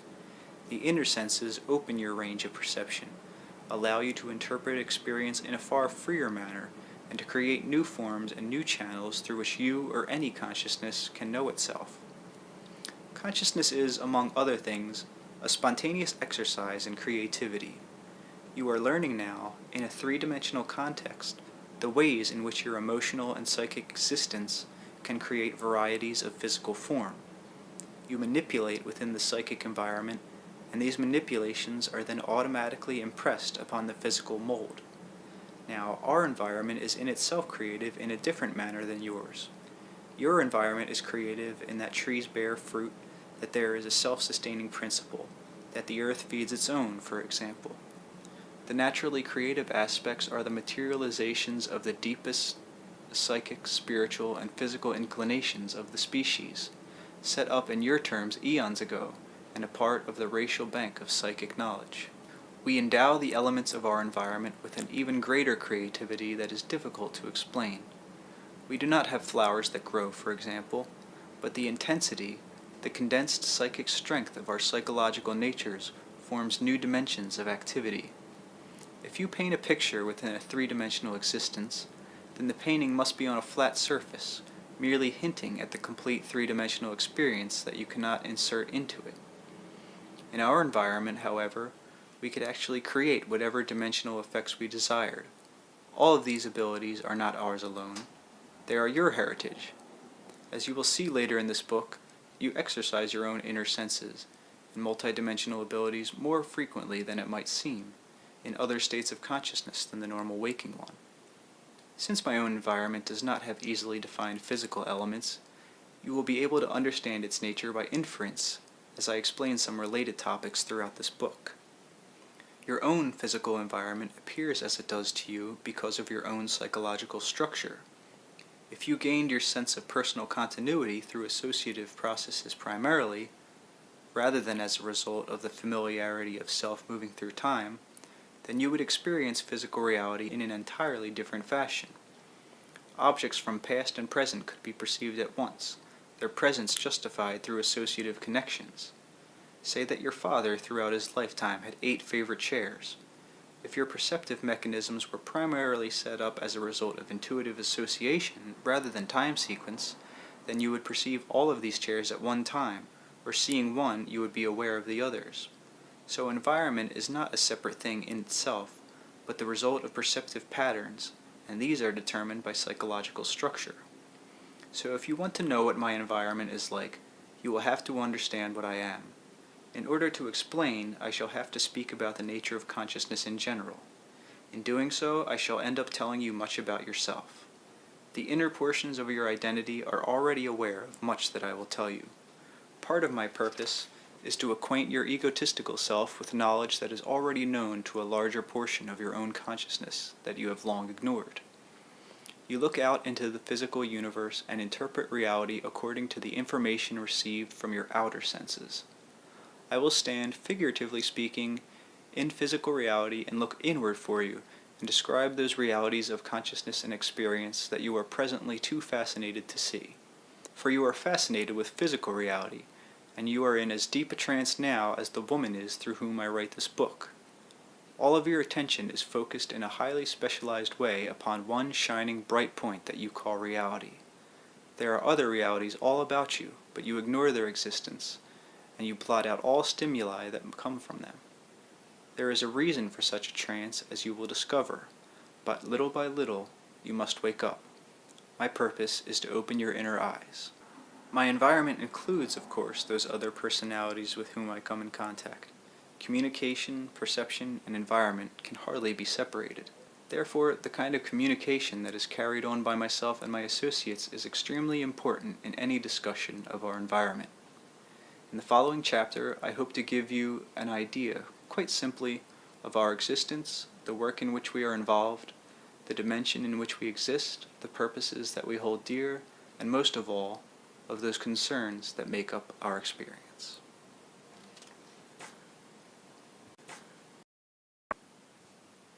Chapter 3. My work and those dimensions of reality into which it takes me. Now, I have friends even as you do, though my friends may be of longer standing. You must understand that we experience our own reality in quite a different manner than you do. We are aware of what you would call our past selves, those personalities we have adopted in various other existences. Because we use telepathy, we can hide little from each other, even if we wish to. This, I am sure, seems an invasion of privacy to you, and yet I assure you that even now none of your thoughts are hidden, but are known quite clearly to your family and friends, and I may add, unfortunately, to those you consider enemies as well. You are simply not aware of this fact. This does not mean that each of us is like an open book to the other. Quite the contrary. There is such a thing as mental etiquette, mental manners. We are much more aware of our own thoughts than you are. We realize our freedom to choose our thoughts, and we choose them with some discrimination and finesse. The power of our thoughts has been made clear to us through trial and error in other existences. We have discovered that no one can escape the vast creativity of the mental image or of emotion. This does not mean that we are not spontaneous or that we must deliberate between one thought or another in anxious concern that one might be negative or destructive. That, in your terms, is behind us. Our psychological structure does mean that we can communicate in far more various forms than those with which you are familiar, however. Pretend, for example, that you meet a childhood friend whom you have long forgotten. Now, you may have little in common, yet you may have a fine afternoon's discussion centered about old teachers and classmates, and establish a certain rapport. So, when I meet another, I may be able to relate to him much better on the basis of a particular past life experience, even though in my now we have little in common. We may have known each other, for example, as entirely different people in the 14th century, and we may communicate very nicely by discussing those experiences, much as you and your hypothetical childhood friend established rapport by remembering your past. We will be quite aware that we are ourselves, however, the multidimensional personalities who share a more or less common environment at one level of our existence. As you will see, this analogy is a rather simple one that will do only for now, because past, present, and future do not really exist in those terms. Our experience, however, does not include the time divisions with which you are familiar. We have far more friends and associates than you do, simply because we are aware of varying connections in what we call for now past incarnations. We have, of course, therefore, more knowledge at our fingertips, so to speak. There is no period of time in your terms that you can mention, but some of us have been from there, and carry within our memories the indelible experience that was gained in that particular context. We do not feel the need to hide our emotions or thoughts from others, because all of us by now well recognize the cooperative nature of all consciousness and reality, and our part in it. We are highly motivated. Could spirits be anything else? Simply because we have at our command the full use of our energy, it is not diverted into conflicts. We do not fritter it away, but utilize it for those unique and individual purposes that are a basic part of our psychological experience. Now, each whole self or multidimensional personality has its own purposes, missions, and creative endeavors that are initial and basic parts of itself, and that determine those qualities that make it eternally valid and eternally seeking. We are finally free to utilize our energy in those directions. We face many challenges of quite momentous nature, and we realize that our purposes are not only important in themselves, but for the surprising offshoots that develop in our efforts to pursue them. In working for our purposes, we realize we are blazing trails that can also be used by others. We also suspect, certainly I do, that the purposes themselves will have surprising results, astounding consequences that we have never realized, and that will merely lead to new avenues. Realizing this helps us keep a sense of humor.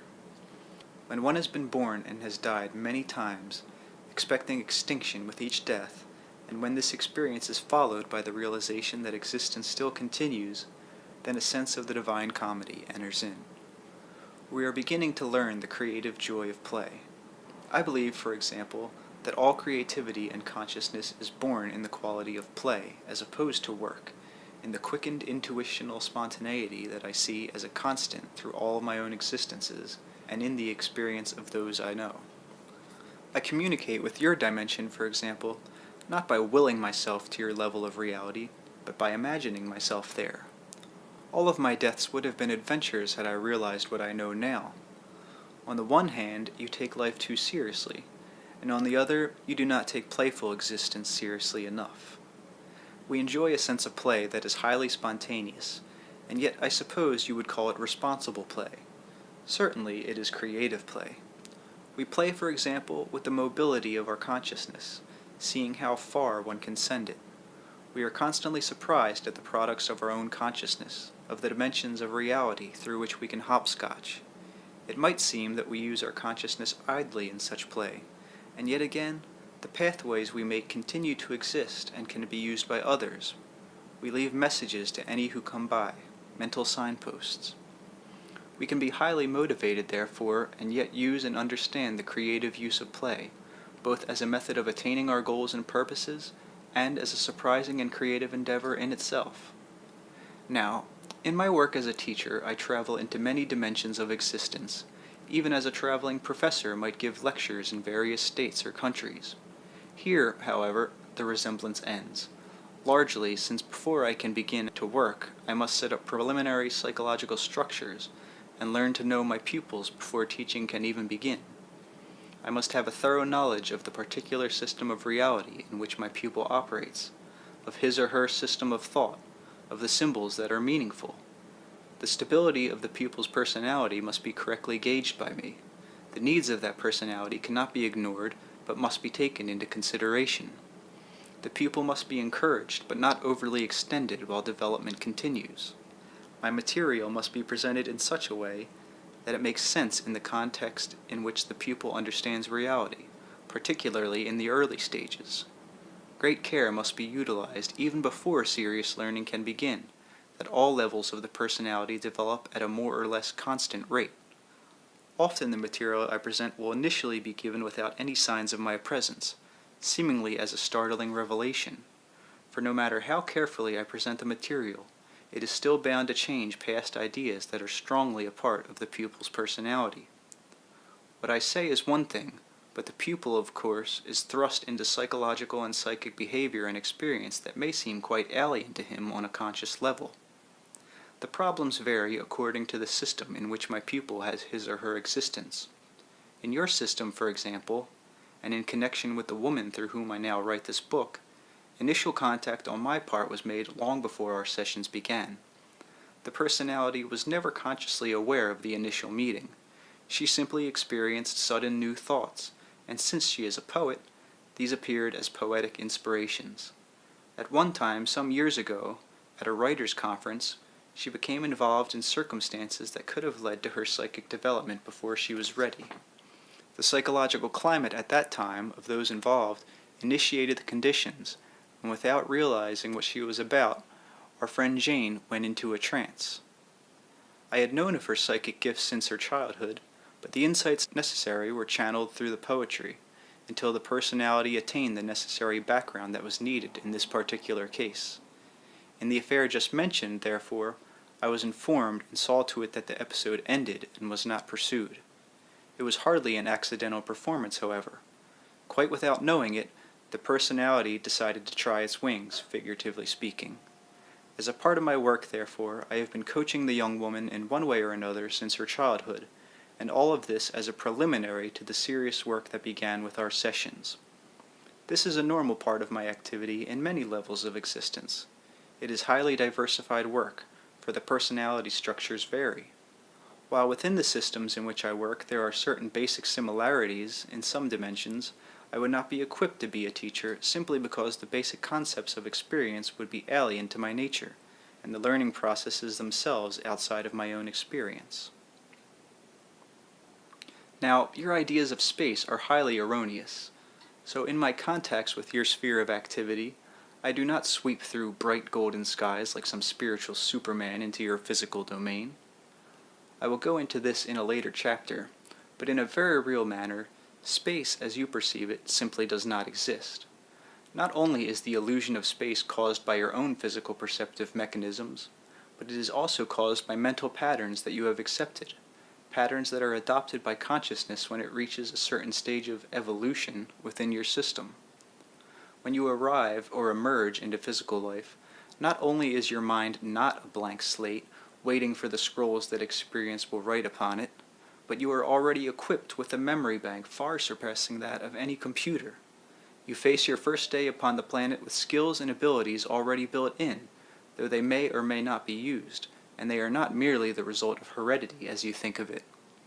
You may think of your soul or entity, though only briefly and for the sake of this analogy, as some conscious and living divinely inspired computer who programs its own existences and lifetimes.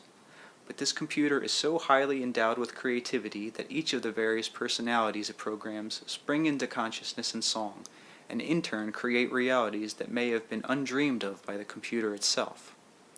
Each such personality, however, comes with a built-in idea of the reality in which it will operate, and its mental equipment is highly tailored to meet very specialized environments. It has full freedom, but it must operate within the context of existence to which it has been programmed. Within the personality, however, in the more secret recesses, is the condensed knowledge that resides in the computer as a whole. I must emphasize that I am not saying that the soul or entity is a computer, but only asking you to look at the matter in this light in order to make several points clear. Each personality has within it the ability not only to gain a new type of existence in the environment, in your case in physical reality, but to add creatively to the very quality of its own consciousness, and in so doing to work its way through the specialized system, breaking the barriers of reality as it knows it. Now, there is a purpose in all this that will also be discussed later. I mention this whole subject here, however, because I want you to see that your environment is not real in the terms that you imagine it to be. When you are born, then, you are already conditioned to perceive reality in a particular manner and to interpret experiences in a very limited but intense range. I must explain this before I can give you an idea of my environment or of those other systems of reality in which I operate. There is no space between my environment and yours, for example, no physical boundaries that separate us. In a very real way of speaking, your concept of reality as seen through your physical senses, scientific instruments, or arrived at through deduction, bears little resemblance to the facts, and the facts are difficult to explain. Your planetary systems exist at once, simultaneously, both in time and in space. The universe that you seem to perceive, either visually or through instruments, appears to be composed of galaxies, stars, and planets at various distances from you. Basically, however, this is an illusion. Your senses and your very existence as physical creatures programs you to perceive the universe in such a way. The universe as you know it is your interpretation of events as they intrude upon your three-dimensional reality. The events are mental. This does not mean that you cannot travel to other planets, for example, within that physical universe, any more than it means you cannot use tables to hold books, glasses, and oranges, although the table has no solid qualities of its own. When I enter your system, I move through a series of mental and psychic events. You would interpret these events as space and time, and so often I must use the terms, for I must use your language rather than my own. Root assumptions are those built-in ideas of reality of which I spoke, those agreements upon which you base your ideas of existence. Space and time, for example, are root assumptions. Each system of reality has its own set of such agreements. When I communicate with your system, I must use and understand the root assumptions upon which it is based. As a teacher, it is a part of my job to understand and use these, and I have had existences in many such systems as a part of what you may call my basic training, though in your terms my associates and I had other names for them.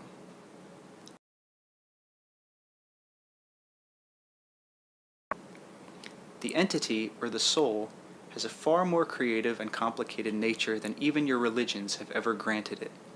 It utilizes numberless methods of perception, and it has at its command many other kinds of consciousness. Your idea of the soul is indeed limited by your three-dimensional concepts. Your soul can change the focus of its consciousness, and uses consciousness as you use the eyes in your head. Now, in my level existence, I am simply aware of the fact, strange as it may seem, that I am not my consciousness. My consciousness is an attribute to be used by me. This applies to each of the readers of this book, even though the knowledge may be hidden. Soul or entity, then, is more than consciousness. When I enter your environment, I turn my consciousness in your direction. Therefore, in one way, I translate what I am into an event that you can understand to some extent. In a much more limited manner, any artist does the same thing when he translates what he is, or a portion of it, into a painting. There is at least an evocative analogy here. When I enter your system, I intrude into three-dimensional reality, and you must interpret what happens in the light of your own root assumptions.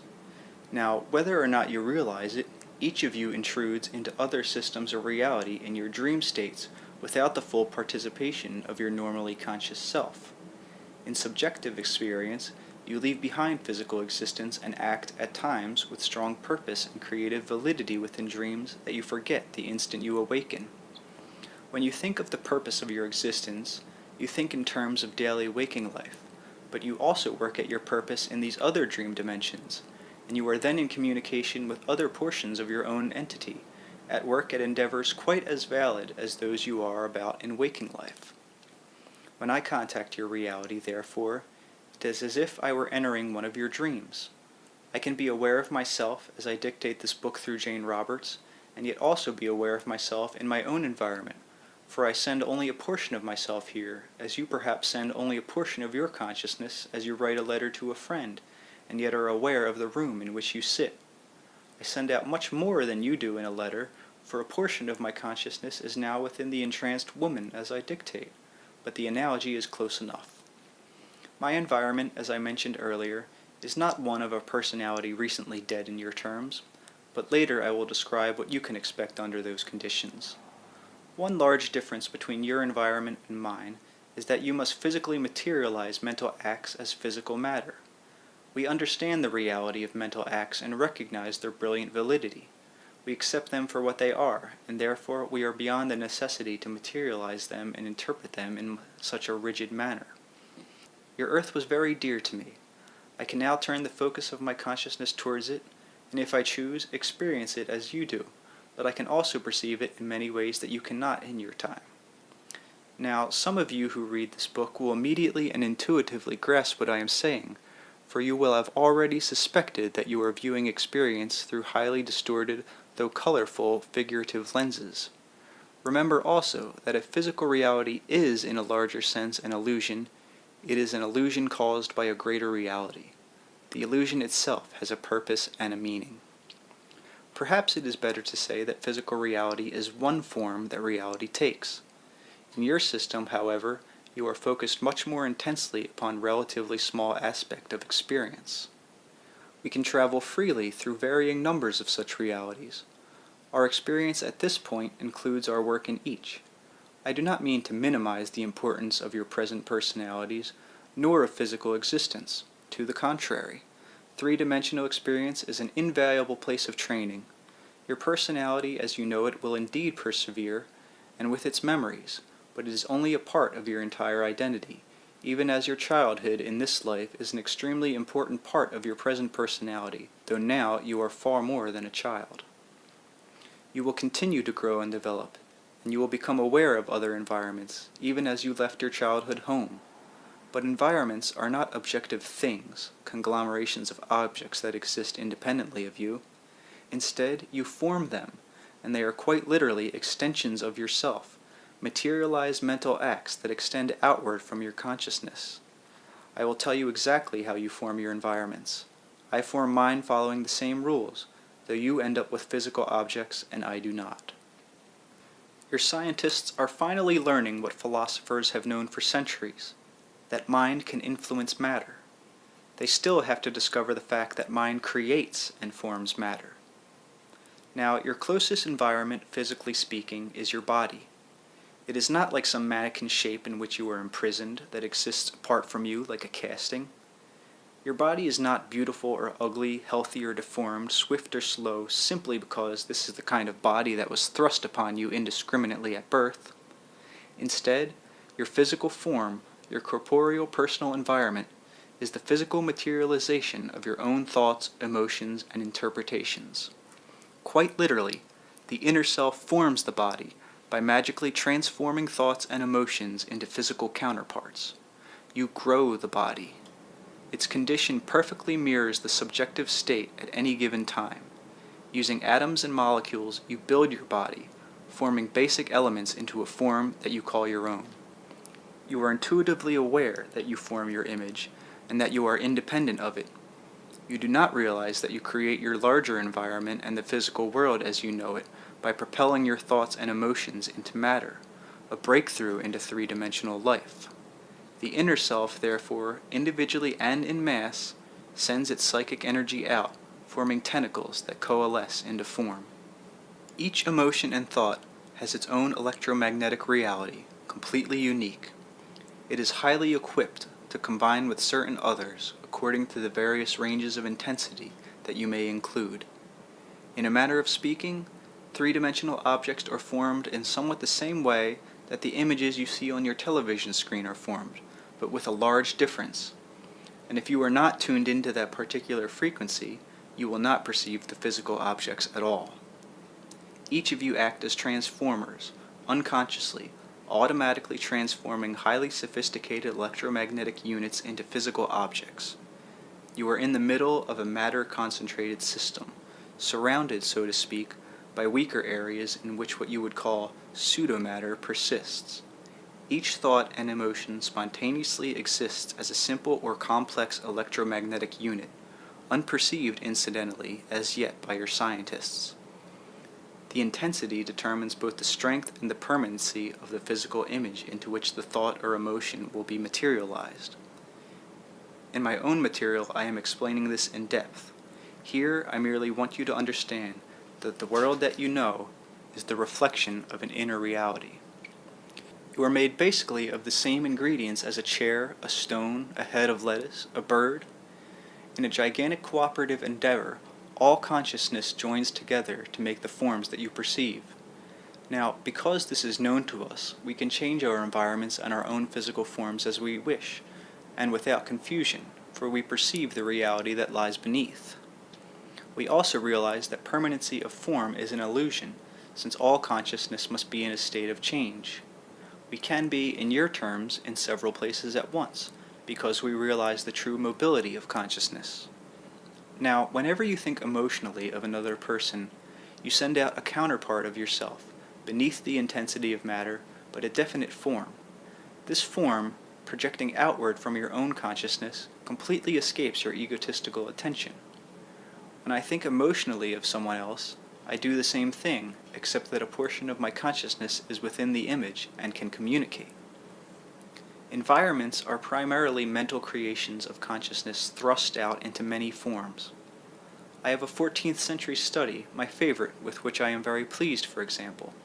In your physical terms, it does not exist, and I know quite well it is my mental production, yet I enjoy it, and often take a physical form in order to sit at the desk and look out the window at the countryside. Now, you do the same thing when you sit in your living room, but you do not realize what you are doing, and presently you are somewhat restricted. When my associates and I meet, we often translate each other's thoughts into various shapes and forms out of pure enjoyment in the practice. We have what you might call a game, demanding some expertise, where for our own amusement, we see which of us can translate any given thoughts into the most numerous forms. There are such subtle qualities affecting the nature of all thought, such emotional gradations, that no one is ever identical, and incidentally, no physical object in your system is an exact duplicate of any other.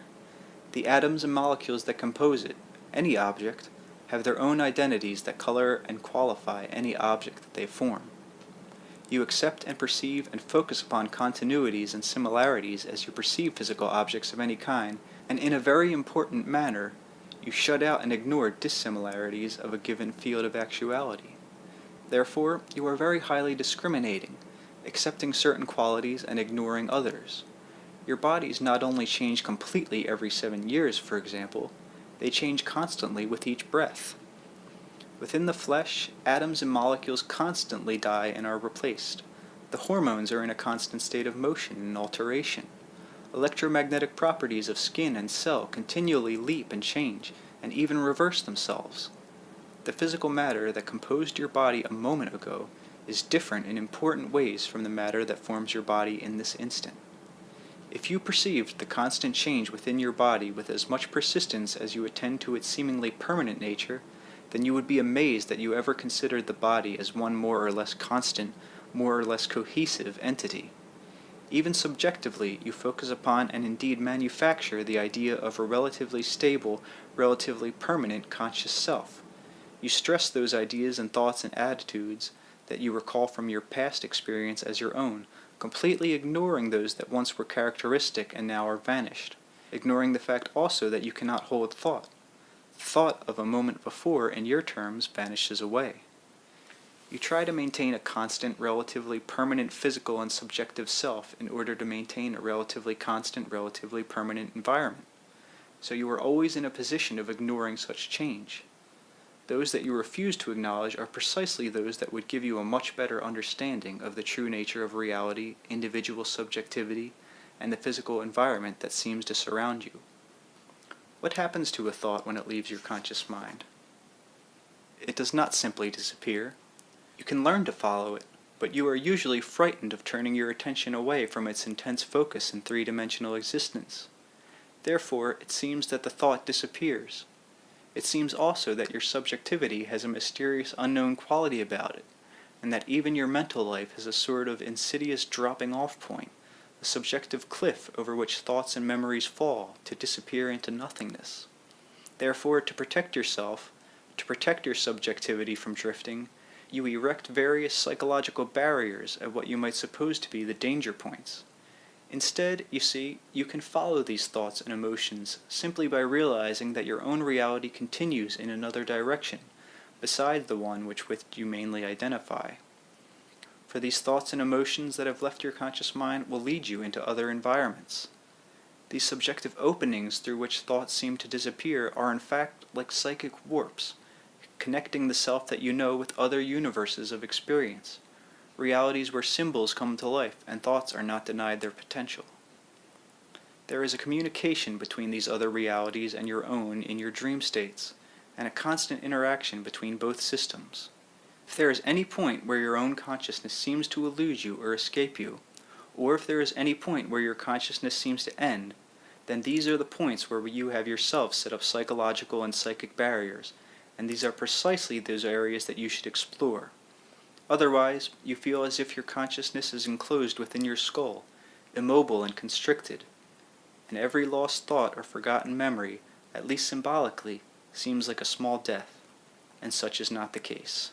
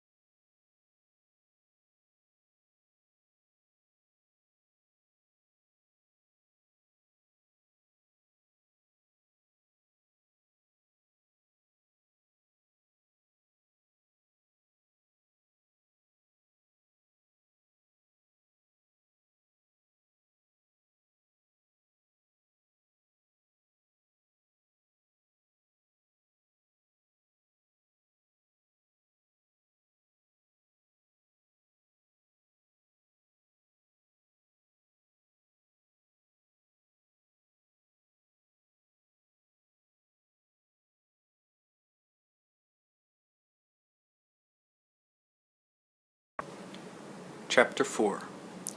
Reincarnational Dramas.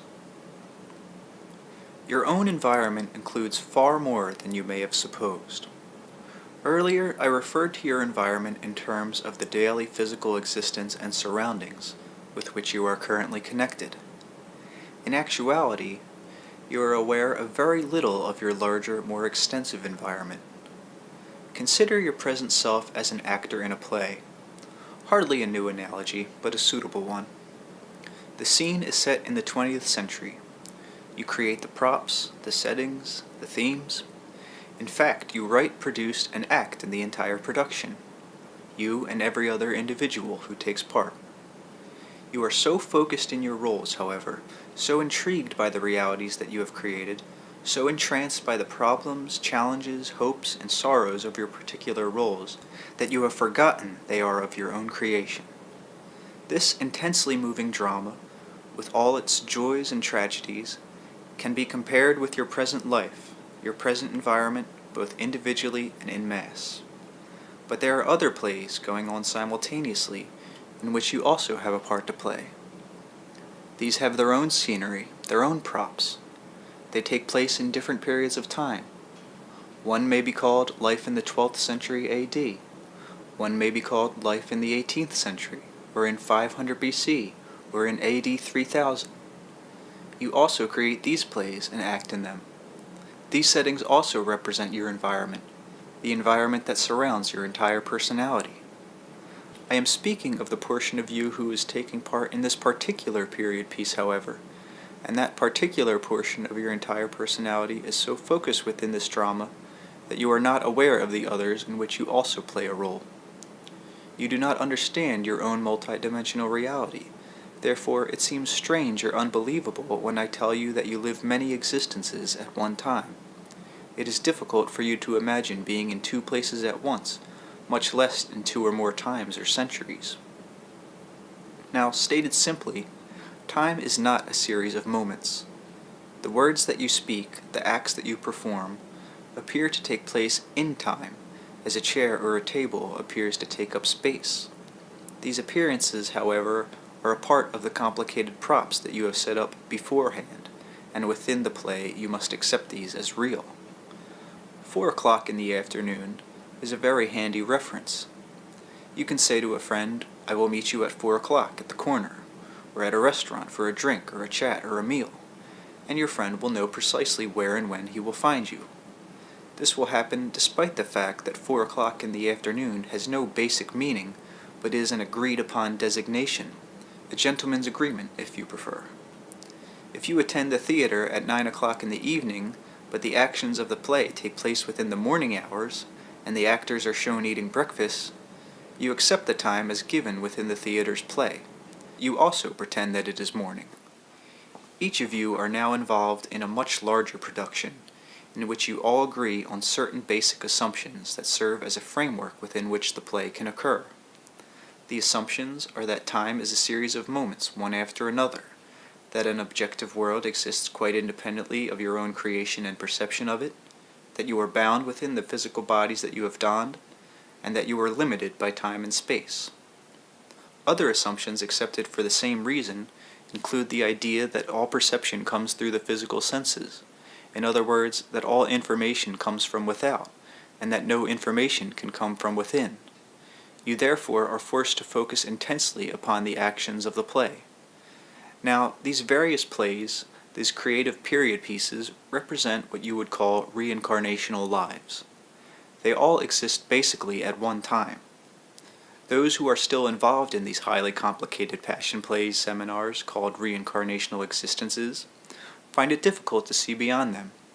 Some, resting between productions as it were, try to communicate with those who are still taking part, but they themselves are merely in the wings, so to speak, and can only see so far.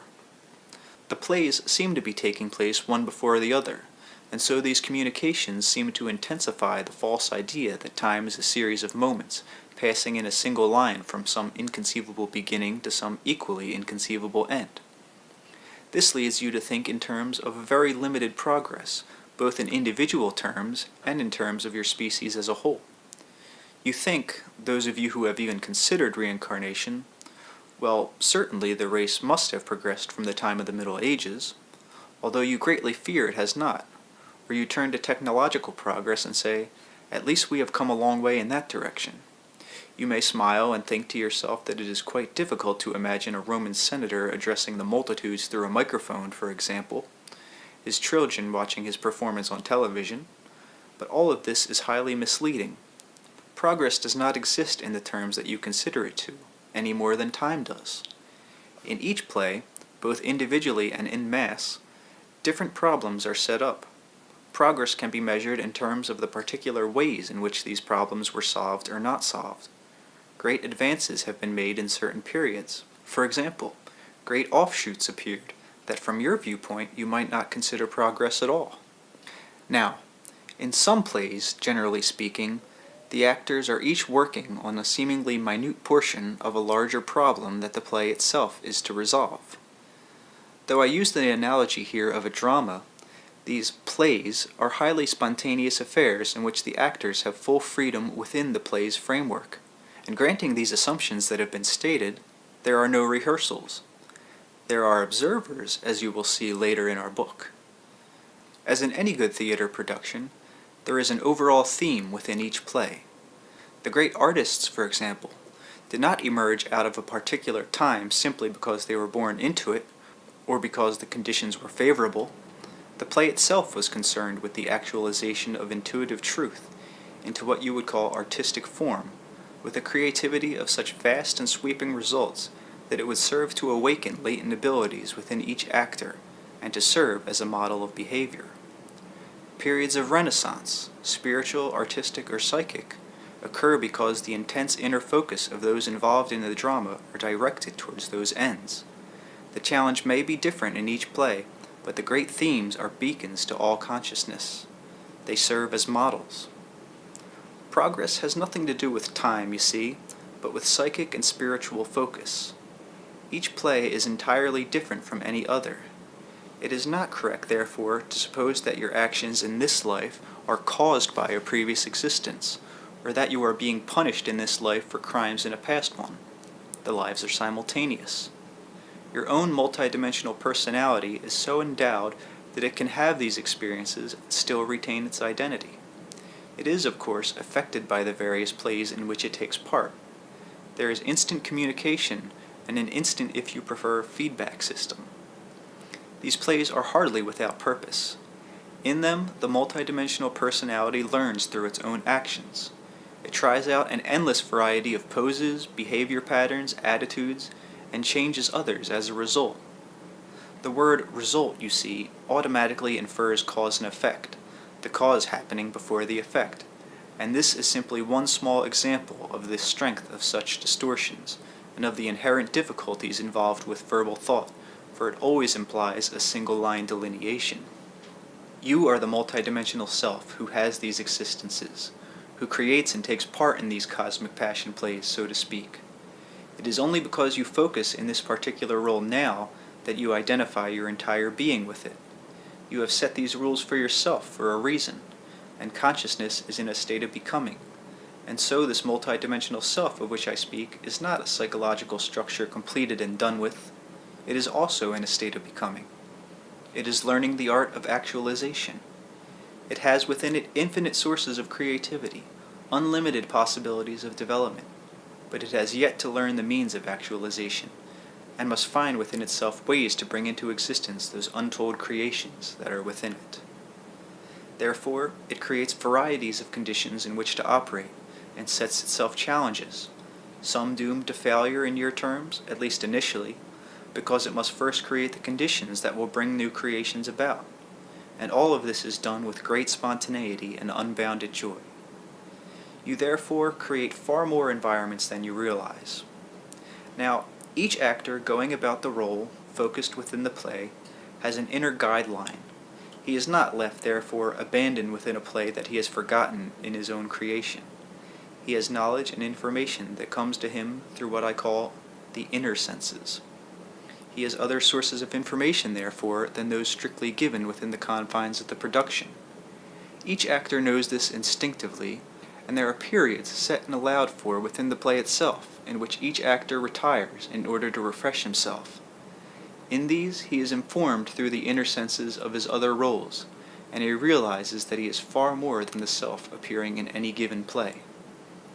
In these periods he understands that he had a hand in the writing of the play, and he is freed from those assumptions that bind him while he is actively concerned with the drama's activities.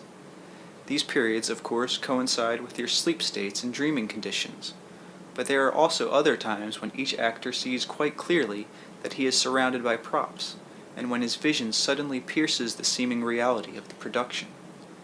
This does not mean that the play is not real, or that it should not be taken seriously. It does mean playing a role, an important one. Each actor must of himself realize, however, the nature of the production and his part in it. He must actualize himself out of the three-dimensional confines of the play's setting. There is a great cooperation behind such momentous productions, and in playing his role, each actor first actualizes himself within three-dimensional reality. The multidimensional self cannot act within three-dimensional reality until it materializes a portion of itself within it.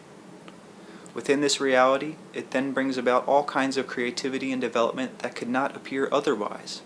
It must then propel itself from this system, however, through another act, another actualization on the part of itself that is three-dimensional.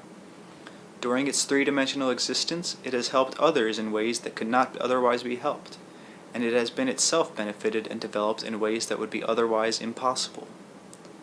Now, the meaning of the play is within you, therefore. It is only the conscious portion of you that acts so well and that is focused so securely within the props of the production.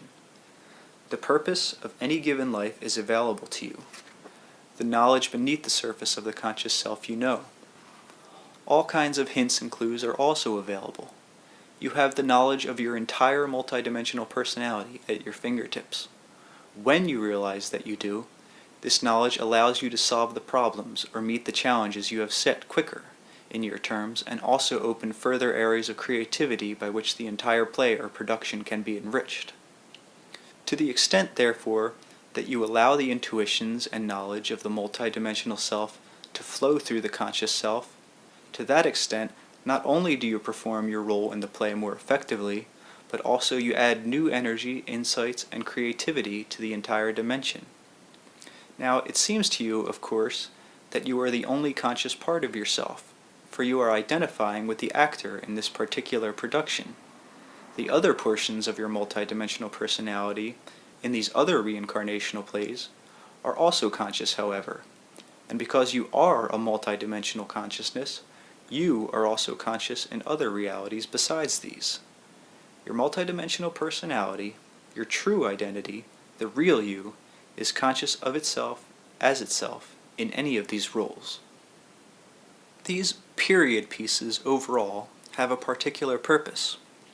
By the very nature of consciousness, it seeks to materialize itself in as many dimensions as possible, to create from itself new levels of awareness, new offshoots. In doing so, it creates all reality.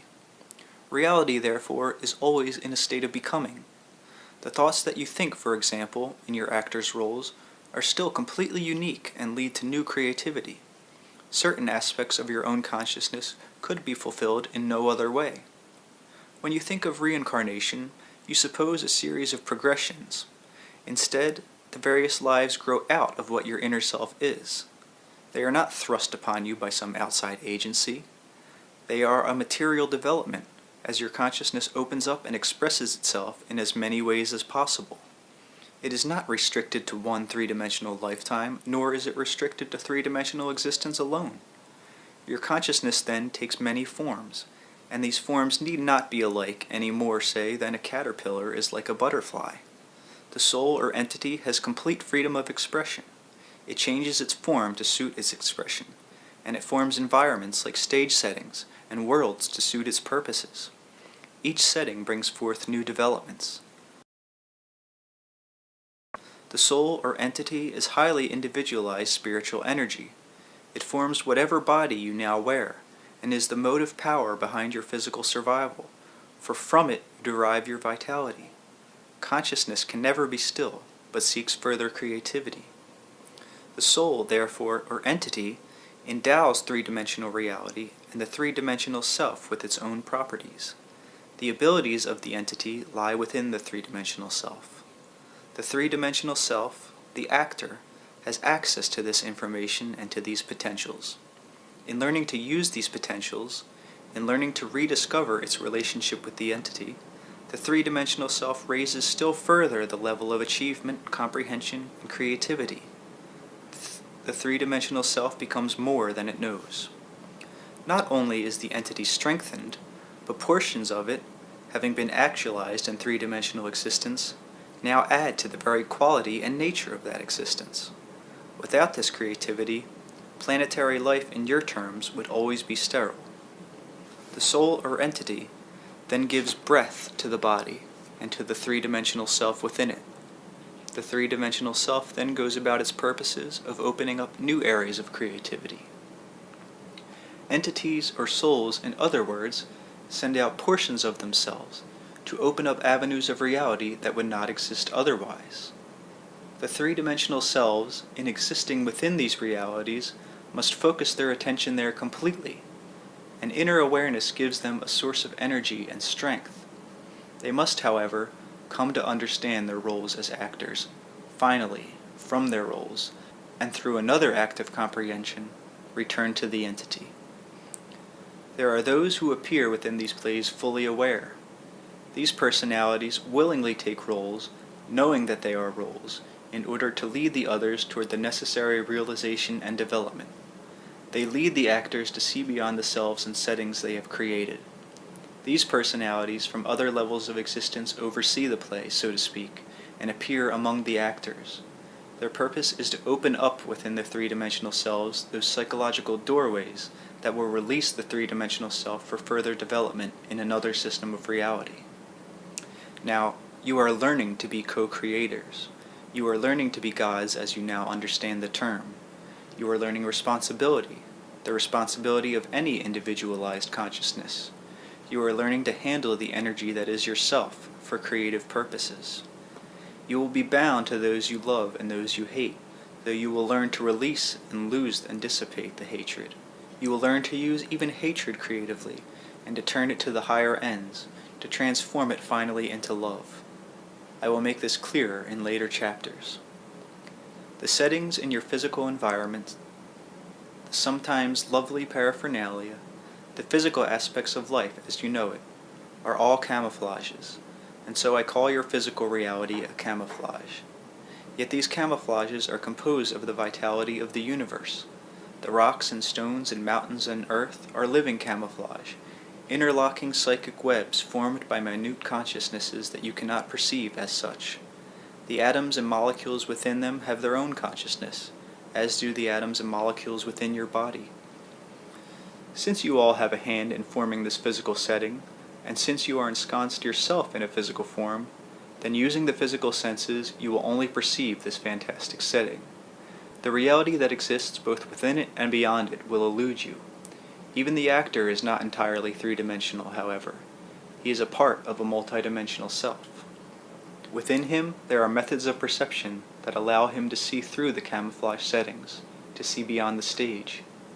He uses these inner senses constantly, though the actor part of himself is so intent upon the play that this escapes him. In a large manner, the physical senses actually form the physical reality they seem to only perceive. They are themselves part of the camouflage, but they are like lenses over your natural inner perceptions that force you to see an available field of activity as physical matter, and so they can be relied upon only to tell you what is happening in a superficial manner. You can tell the position of the other actors, for example, or time by clock, but these physical senses will not tell you that time is itself an illusion, or that consciousness forms the other actors, or that realities that you cannot see exist over and beyond the physical matter that is so apparent.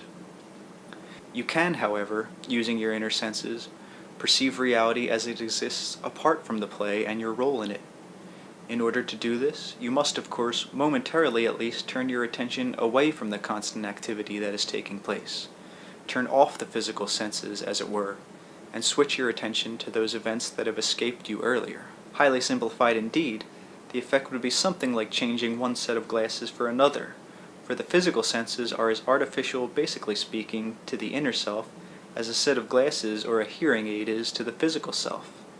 The inner senses, therefore, are but rarely used completely consciously. You would be more than disoriented, for example, but quite terrified, if between one moment and the next, your familiar environment as you knew it disappeared, to be replaced by other sets of data that you were not ready to understand. So much information from the inner senses must be translated in terms that you can comprehend. Such information must somehow make sense to you as three-dimensional selves, in other words. Your particular set of camouflages is not the only set you see. Other realities have entirely different systems, but all personalities have inner senses that are attributes of consciousness. And through these inner senses, communications are maintained about which the normally conscious self knows little. Part of my purpose is to make some of these communications known. The soul or entity, then, is not the self that reads this book. Your environment is not simply the world about you as you know it, but also consists of past life environments upon which you are not now focusing. Your real environment is composed of your thoughts and emotions, for from these you form not only this reality, but each reality in which you take part. Your real environment is innocent of space and time as you know them. In your real environment, you have no need for work, for communication is instantaneous. In your real environment, you form the physical world that you know. The inner senses will allow you to perceive the reality that is independent of physical form. I will ask you all to momentarily forsake your roles, therefore, and try this simple exercise. Now, pretend that you are on a lighted stage, the stage being the room in which you now sit. Close your eyes and pretend that the lights have gone out. The setting has disappeared, and you are alone. Everything is dark. Be quiet. Imagine as vividly as you can the existence of inner senses. For now, pretend that they correspond to your physical ones. Clear from your mind all thoughts and worries. Be receptive. Very gently, listen, not to physical sounds, but to sounds that come through the inner senses. Images may begin to appear. Accept them as sights quite as valid as those you see physically. Pretend that there is an inner world, and that it will be revealed to you as you learn to perceive it with these inner senses. Pretend that you have been blind to this world all your life, and are now slowly gaining sight within it. Do not judge the whole inner world by the disjoint images that you may at first perceive, or by the sounds that you may at first hear, for you will still be using your inner senses quite imperfectly. Do this simple exercise for a few moments before sleep, or in the resting state. It may also be done even in the midst of an ordinary task that does not take all of your attention. You will simply be learning to focus in a new dimension of awareness, taking quick snapshots, as it were, in a strange environment. Remember that you will only be perceiving snatches. Simply accept them, but do not attempt to make any overall judgments or interpretations at this stage. 10 minutes a day to begin with is quite sufficient. Now, the information in this book is being directed to some extent through the inner senses of the woman who is in a trance as I write it. Such endeavor is the result of highly organized inner precision and of training. Rupert could not receive the information from me. It could not be translated nor interpreted while she was focused intensely in the physical environment. So the inner senses are channels that provide communication between various dimensions of existence. Yet even here, the information must be distorted to some extent as it is translated into physical terms. Otherwise, it would not be perceived at all. Now, I have spent some time emphasizing the fact that each of us forms our own environments, because I want you to realize that the responsibility for your life and your environment is your own. If you believe otherwise, then you are limited. Your environment then represents the sum total of knowledge and experience. As long as you believe your environment to be objective and independent of yourself, then to a large extent you feel powerless to change it, to see beyond it, or to imagine other alternatives that may be less apparent. Later in the book, I will explain various methods that will allow you to change your environment beneficially and drastically. I have also discussed reincarnation in terms of environment because many schools of thought overemphasize the effects of reincarnational existences, so that often they explain present life circumstances as a result of rigid and uncompromising patterns determined in a quote-unquote past life. You will feel relatively incompetent to handle present physical reality, to alter your environment, to affect and change your world, if you feel that you are at the mercy of conditions over which you have no control. The reasons given for such subjugations matter little in the long run, for the reasons change with the times and with your culture. You are not under a sentence placed upon you for original sin by any childhood events or by past life experience. Your life, for example, may be far less fulfilling than you think you would prefer.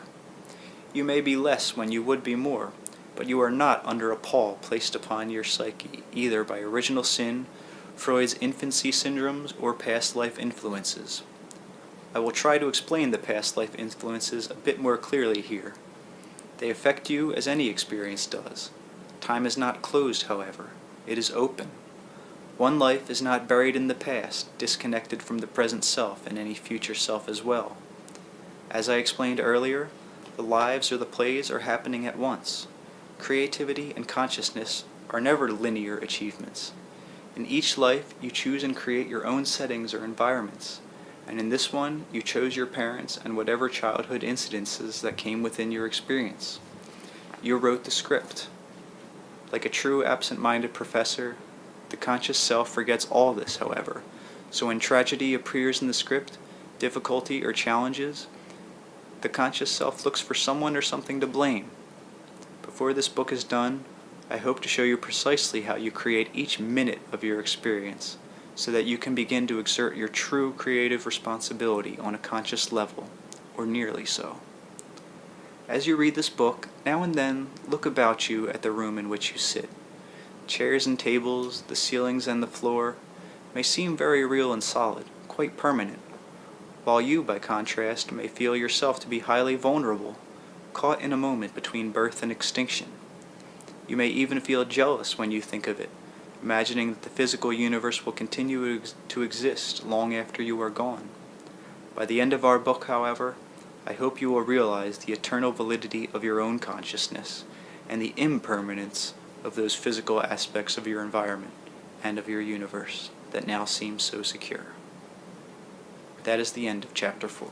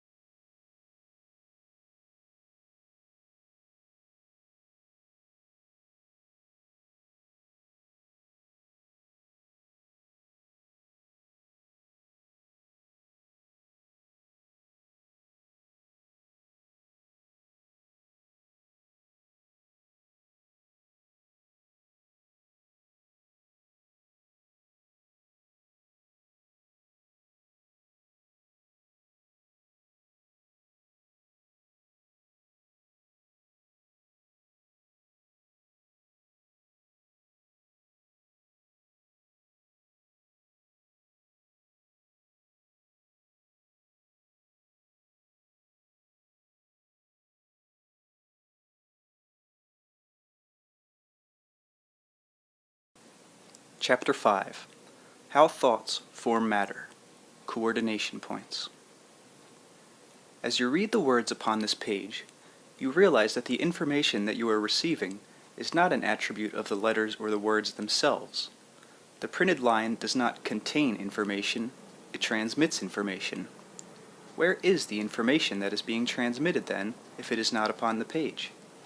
The same question, of course, applies when you read a newspaper and when you speak to another person. Your actual words convey information, feelings, or thoughts. Obviously, the thoughts or the feelings and the words are not the same thing. The letters upon the page are symbols, and you have agreed upon various meanings connected with them. You take it for granted, without even thinking of it, that the symbols, the letters, are not the reality, the information or thoughts which they attempt to convey. Now, in the same way, I am telling you that objects are also symbols that stand for a reality whose meaning the objects, like the letters, transmit.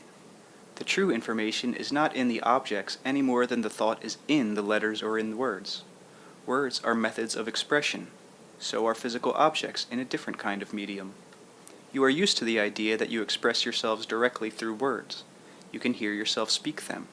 You can feel the muscles in your throat move, and if you are aware, you can perceive multitudinous reactions within your own body, actions that all accompany your speech. Physical objects are the result of another kind of expression. You create them as surely as you create words. I do not mean that you create them with your hands alone or through manufacture. I mean that objects are natural byproducts of the evolution of your species, even as words are. Examine for a moment your knowledge of your own speech, however. Though you hear the words and recognize their appropriateness, and though they may more or less approximate an expression of your feeling, they are not your feeling, and there must be a gap between your thought and your expression of it. The familiarity of speech begins to vanish when you realize that you, yourself, when you begin a sentence, do not know precisely how you will end it, or even how you form the words. You do not consciously know how you manipulate a staggering pyramid of symbols, picking from them precisely those you need to express a given thought. For that matter, you do not know how you think. You do not know how you translate these symbols upon this page into thoughts and then store them or make them your own. Since the mechanisms of normal speech are so little known to you on a conscious level, then it is not surprising that you are equally unaware of more complicated tasks that you also perform, such as the constant creation of your physical environment as a method of communication and expression. It is only from this viewpoint that the true nature of physical matter can be understood. It is only by comprehending the nature of this constant translation of thoughts and desires, not into words now, but into physical objects, that you can realize your true independence from circumstance, time, and environment. I am pleased with the beginning of my chapter, for I think I have hit upon an analogy, and a true one, that will release the reader from the artificial bondage of physical form. When he sees it as a method of his own expression, he will realize his own creativeness. Now, it is easy to see that you translate feelings into words or bodily expressions and gestures, but not quite as easy to realize that you form your physical body as effortlessly and unself-consciously as you translate feelings into symbols that become words. You have heard the expression before, I am sure, that the environment expresses a particular individual's personality. I am telling you that this is a literal and not symbolic truth. The letters upon the page have a reality only of ink and paper. The information they convey is invisible. As an object, this book itself is only paper and ink. It is a carrier of information. You may perhaps argue that the book was manufactured physically and did not suddenly erupt through Rupert's skull, already printed and bound. You in turn had to borrow or purchase the book, so you may think, surely I did not create the book, as I create my words. But before we are finished, we will see that basically speaking, each of you create the book you hold in your hands, and that your entire physical environment comes as naturally out of your inner mind as words come out of your mouths, and that man forms physical objects as unself-consciously and as automatically as he forms his own breath. The peculiar particular aspects of your physical world are dependent upon your existence and focus within it. The physical universe does not contain physical objects of solidity, width, and depth, for example, to those whose existence is not within it. Other kinds of consciousness coexist within the same quote-unquote space that your world inhabits. They do not perceive your physical objects, for their reality is composed of a different camouflage structure. You do not perceive them, and generally speaking, they do not perceive you. This is a general statement, however, for various points of your realities can and do coincide, so to speak. These points are not recognized as such, but they are points of what you could call double reality, containing great energy potential, coordination points, indeed, where realities merge. There are main coordinate points, pure mathematically sources of fantastic energy, and subordinate coordinate points, vast in number. There are 4 absolute coordinate points that intersect all realities. These coordinate points also act as channels through which energy flows, and as warps or invisible paths from one reality into another. They also act as transformers and provide much of the generating energy that makes creation continuous in your terms. Your space is filled with these subordinate points, and as you will see later, these are important in allowing you to transform thoughts and emotions into physical matter. When a thought or emotion attains a certain intensity, it automatically attracts the power of one of these subordinate points, and it is therefore highly charged, and in one way magnified, though not in size. These points impinge upon what you call time as well as space. There are certain points in time and space, therefore, again in your terms, that are more conducive than others, where both ideas and matter will be more highly charged. Practically speaking, this means that buildings will last longer in your context, that ideas wedded to form will be relatively eternal. The pyramids, for example, are a case in point. These coordinate points, absolute, main, or subordinate, represent accumulations or traces of pure energy, minute to an extreme if you are thinking in terms of size, smaller than any particle of which your scientists know, for example, but composed of pure energy, and yet this energy must be activated. It is dormant until then, and it cannot be activated physically. Now, a few clues here that might help you, or mathematicians. There is an ever so minute alteration of gravity forces in the neighborhood of all these points, even of the subordinate ones, and all the so-called physical laws to some extent or another will be found to have a wavering effect in these neighborhoods. The subordinate points also serve in a way as supports, as structural intensifications within the unseen fabric of energy that forms all realities and manifestations.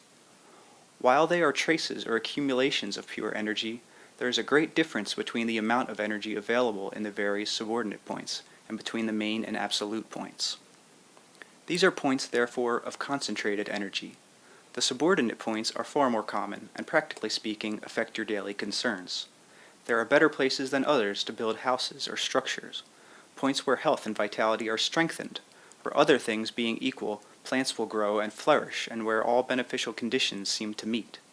Some people can sense such neighborhoods instinctively. They occur within certain angles made by coordinate points. The points obviously are not themselves physical, that is, they are not visible, though they may be mathematically deduced. They are felt, however, as intensified energy. In a given room, plants will grow more effectively in a particular area than in other areas, provided that both areas contain such necessary requirements as light. All of your space is permeated by these coordination points, so that certain invisible angles are formed. This is highly simplified, but some angles will be more quote-unquote on the outskirts than others, and will be less favorable for all conditions of growth and activity. And speaking of these angles, we will treat them as three-dimensional, though they are of course multidimensional. Since the nature of these angles is not the main topic of my book, it is not possible to explain them thoroughly here.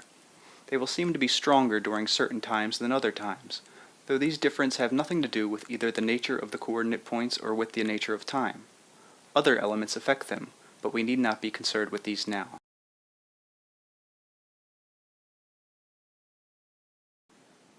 The concentrated energy points are activated by emotional intensities that are well within your normal range. Your own emotions or feelings will activate these coordinates whether you know of them or not. Greater energy will therefore be added to the original thought or feeling, and its projection into physical matter is accelerated. Now, this applies regardless of the nature of the feeling. Only its intensity is involved here. These points are like invisible power plants, in other words, activated when any emotional feeling or thought of sufficient intensity comes into contact. The points themselves intensify whatever activates them in a quite neutral manner. We are rather slow with this material since it is new, but mainly because I would like it translated into as precise terms as possible, and without a scientific background on Rupert's part, I must use ingenuity. Now, this is highly simplified, but the subjective experience of any consciousness is automatically expressed as electromagnetic energy units. These exist, quote-unquote, beneath the range of physical matter.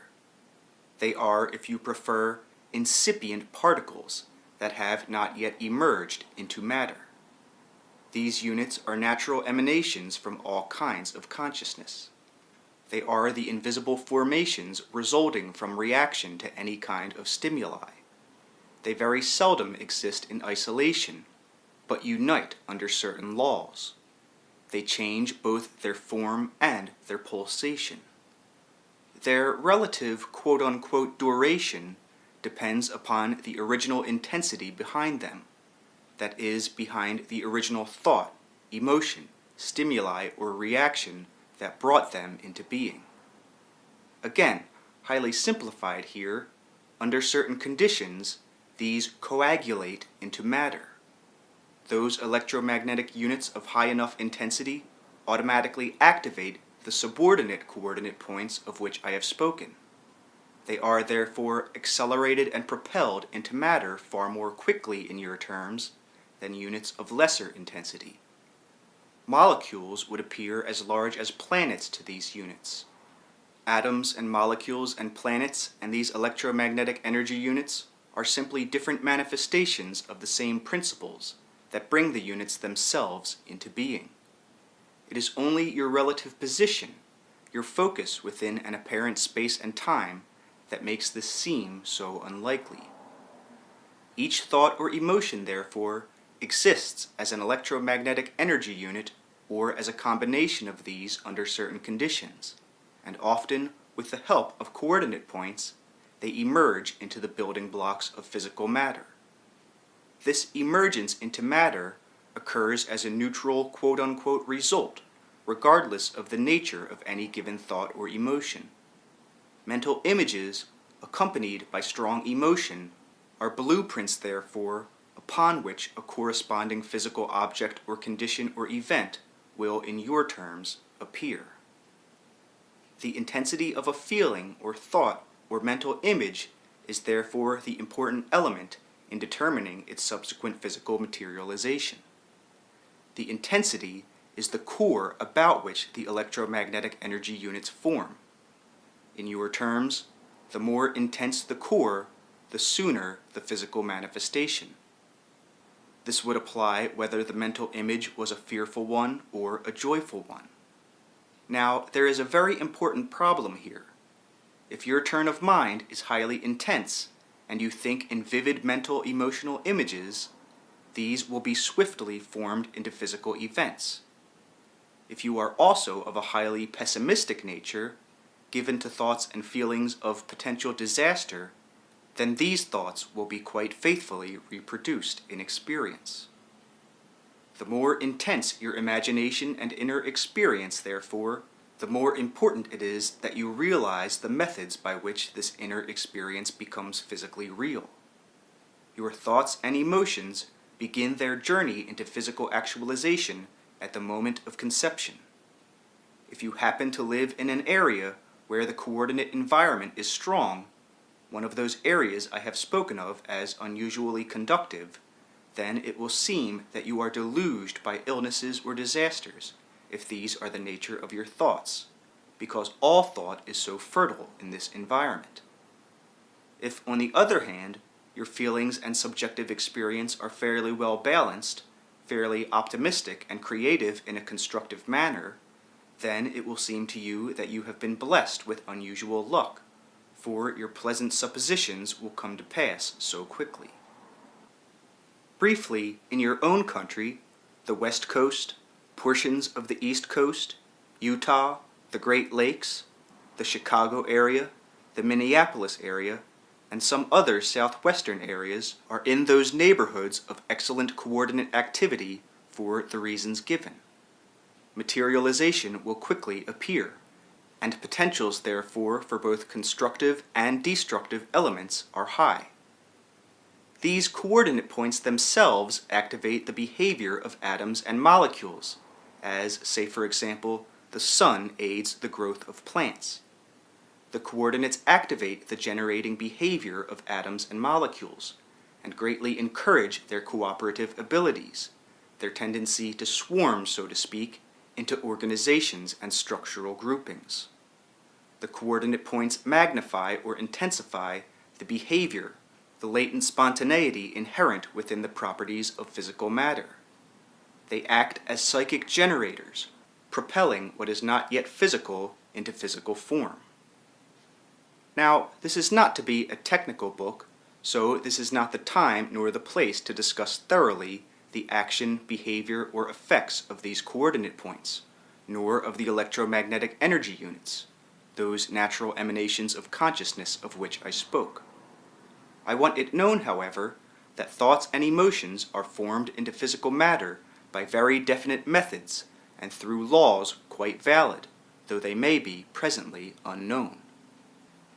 In other portions of the Seth material, these processes will be made very clear for those of you who desire to pursue the question further, or those who may be interested from a scientific point of view. Here, we are discussing such issues only because they touch upon the multidimensional aspect of personality. They allow you to materialize certain subjective experiences into three-dimensional reality. Before I leave the subject, however, let me remind you that these emanations in varying degrees rise from all consciousness, not simply your own. This includes cellular consciousness as well, so that an invisible network of electromagnetic units pervades your entire atmosphere, and upon this webwork and from it, the particles of physical matter are then formed. Now, a whole book could easily be written upon this subject.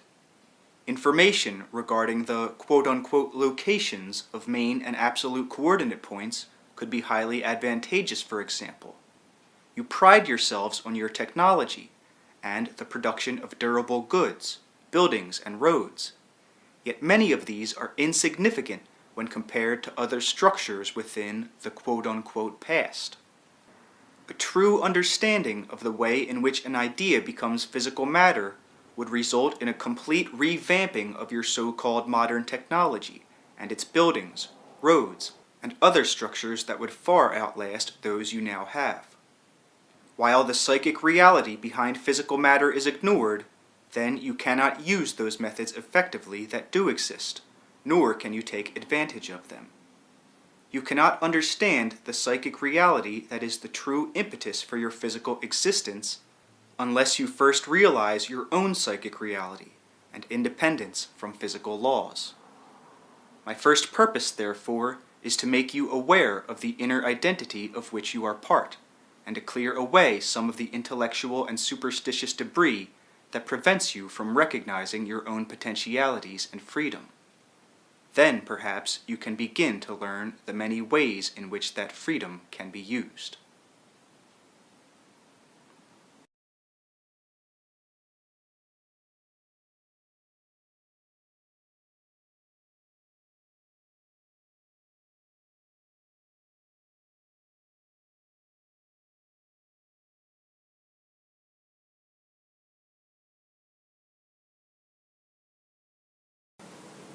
Chapter 6. The Soul and the Nature of its Perception. With the little background given so far, we can at least begin to discuss the subject of this book, the eternal validity of the soul. Even when we are exploring other issues, we will be trying to illustrate the multidimensional aspect of this inner self. There are many misconceptions connected with it, and first of all, we shall try to dismiss these. First of all, a soul is not something that you have, it is what you are. I usually use the term entity in preference to the term soul, simply because those particular misconceptions are not so connected with the word entity and its connotations are less religious in an organizational sense. The trouble is that you frequently consider the soul or entity as a finished, static, quote-unquote thing that belongs to you but is not you. The soul or entity, in other words, your most intimate, powerful inner identity, is and must be forever changing, It is not, therefore, something like a cherished heirloom. It is alive, responsive, curious. It forms the flesh and the world that you know, and it is in a state of becoming. Now, in the three-dimensional reality in which your ego has its main focus, becoming presupposes arrival or a destination, an ending to that which has been in a state of becoming. But the soul or entity has its existence basically in other dimensions, and in these, fulfillment is not dependent upon arrivals at any points, spiritual or otherwise. The soul or entity is always in a state of flux, or learning, and of developments that have to do with subjective experience rather than with time or space. This is not nearly as mysterious as it might sound. Each of my readers plays a game in which the egotistical conscious self pretends not to know what the whole self definitely does know. Since the ego is definitely a part of the whole self, then it must necessarily be basically aware of such knowledge. In its intense focus in physical reality, however, it pretends not to know, until it feels able to utilize the information in physical terms. You do have access to the inner self, therefore. You are hardly cut off from your own soul or entity. The ego prefers to consider itself the captain at the helm, so to speak, since it is the ego who most directly deals with sometimes tumultuous seas of physical reality, and it does not want to be distracted from this task. Channels, psychological and psychic, always exist, sending communications back and forth through the various levels of the self, and the ego accepts necessary information and data from inner portions of the personality without question. Its position, in fact, depends in a large manner upon this unquestioning acceptance of inner data. The ego, in other words, the exterior self that you think of as yourself, that portion of you maintains its safety and its seeming command precisely because inner layers of your own personality constantly uphold it, keep the physical body operating, and maintain communications with the multitudinous stimuli that come both from outside conditions and inside conditions. The soul or entity is not diminished, but expanded through reincarnations, through existence and experience in probable realities, something I will explain later. It is only because you have a highly limited conception of your own entity that you insist upon its being almost sterile in its singularity. There are millions of cells within your body, but you call your body a unit and consider it your own. You do form it from the inside out, and yet you form it from living substance, and each smallest particle has its own living consciousness. There are clumps of matter, and in that respect there are clumps of consciousness, each individual with their own destiny and abilities and potentials. There are no limitations to your own entity, therefore. How can your entity or soul have boundaries? For boundaries would enclose it and deny it freedom. Often it seems that the soul is thought of as a precious stone to be finally presented as a gift to God, or considered as some women used to consider their virginity, something highly prized that must be lost, the losing of it being signified as a fine gift to the receiver. In many philosophies, this sort of idea is retained, the soul being returned to a primal giver, or being dissolved in a nebulous state somewhere between being and non-being. The soul is, however, first of all, creative. It can be discussed from many viewpoints. Its characteristics can be given to some degree, and indeed most of my readers could find out these characteristics for themselves if they were highly enough motivated, and if this was their main concern. The soul or entity is itself the most highly motivated, most highly energized, and most potent consciousness unit known in any universe. It is energy concentrated to a degree quite unbelievable to you. It contains potentials unlimited, but it must work out its own identity and form its own worlds. It carries within it the burden of all being. Within it are personality potentials beyond your comprehension. Remember, this is your own soul or entity I am speaking of, as well as soul or entity in general. You are one manifestation of your own soul. How many of you would want to limit your reality or entire reality to the experience you know now? You do this when you imagine that your present self is your entire personality, or insist that your identity be maintained unchanged through an endless eternity. Such an eternity would be dead indeed. In many ways, the soul is an incipient God, and later in this book we will discuss the quote-unquote God concept. For now, however, we will simply be concerned with the entity or soul, the larger self that whispers even now in the hidden recesses of each reader's experience. I hope in this book not only to assure you of the eternal validity of your soul or entity, but to help you sense its vital reality within yourself. First of all, however, you must have some idea of your own psychological and psychic structure. When you understand to some extent who and what you are, then I can explain more clearly who and what I am. I hope to acquaint you with those deeply creative aspects of your own being, so that you can use these to extend and expand your entire experience. Many individuals imagine the soul to be an immortalized ego, forgetting that the ego as you know it is only a small portion of the self, so this section of the personality is simply projected onward ad infinitum, so to speak. Because the dimensions of your reality are so little understood, your concepts are bound to be limited. In considering quote-unquote immortality, mankind seems to hope for further egotistical development, and yet he objects to the idea that such a development might involve change. He says through his religions that he has a soul indeed, without even asking what a soul is, and often he seems to regard it again as an object in his possession. Now personality, even as you know it, constantly changes, and not always in ways that are anticipated. Most often, in fact, in unpredictable ways. You insist upon focusing your attention upon the similarities that are woven through your own behavior, and upon these you build a theory that the self follows a pattern that you, instead, have transposed upon it. And the transposed pattern prevents you from seeing the self as it really is. Therefore, you also project this distorted viewpoint upon your conception of the reality of the soul. You think of the soul, therefore, in the light of erroneous conceptions that you hold regarding even the nature of your mortal selves. Even the mortal self, you see, is far more miraculous and wondrous than you perceive, and possesses far more abilities than you ascribe to it. You do not understand as yet the true nature of perception, even as far as the mortal self is concerned, and therefore you can hardly understand the perceptions of the soul. For the soul, above all, perceives and creates. Remember again that you are a soul now. The soul within you, therefore, is now perceiving. Its methods of perception are the same now as they were before your physical birth, and as they will be after your physical death. So basically, the inner portion of you, the soul stuff, will not suddenly change its methods of perception nor its characteristics after physical death. You can find out what the soul is now, therefore. It is not something waiting for you at your death, nor is it something you must save or redeem, and it is also something that you cannot lose. The term, to lose or save your soul, has been grossly misinterpreted and distorted, for it is the part of you that is indeed indestructible. We will go into this particular matter in a portion of the book dealing with religion and the God concept. Your own personality, as you know it, that portion of you that you consider most precious, most uniquely you, will also never be destroyed or lost.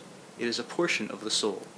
It will not be gobbled by the soul, nor erased by it, nor subjugated by it, nor on the other hand can it ever be separated. It is, nevertheless, only one aspect of your soul. Your individuality, in whatever way you want to think of it, continues to exist in your terms.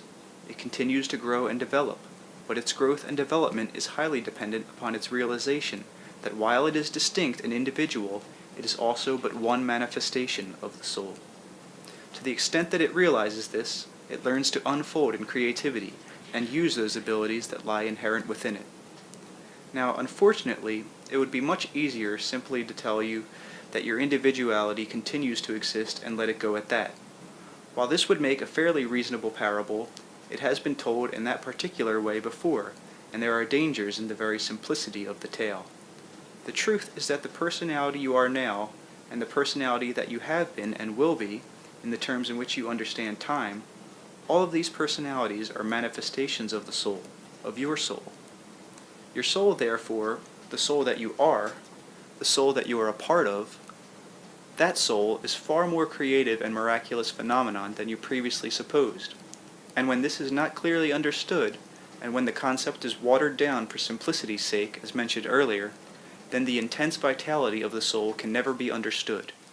Your soul, therefore, possesses the wisdom, information, and knowledge that is part of the experience of all these other personalities, and you have within yourself access to this information, but only if you realize the true nature of your reality. Let me emphasize again that these personalities exist independently within and are a part of the soul, and each of them are free to create and develop. There is, however, an inner communication, and the knowledge of one is available to any, not after physical death, but now in the present moment. Now the soul itself, as mentioned earlier, is not static. It grows and develops, even through the experience of those personalities that compose it, and it is, to put it as simply as possible, more than the sum of its parts. Now, there are no closed systems in reality. In your physical system, the nature of your perceptions limits your idea of reality to some extent, because you purposely decide to focus within a given quote-unquote locale. But basically speaking, consciousness can never be a closed system, and all barriers of such a nature are illusion. Therefore, the soul itself is not a closed system. When you consider the soul, however, you usually think of it in such a light, unchanging, a psychic or spiritual citadel.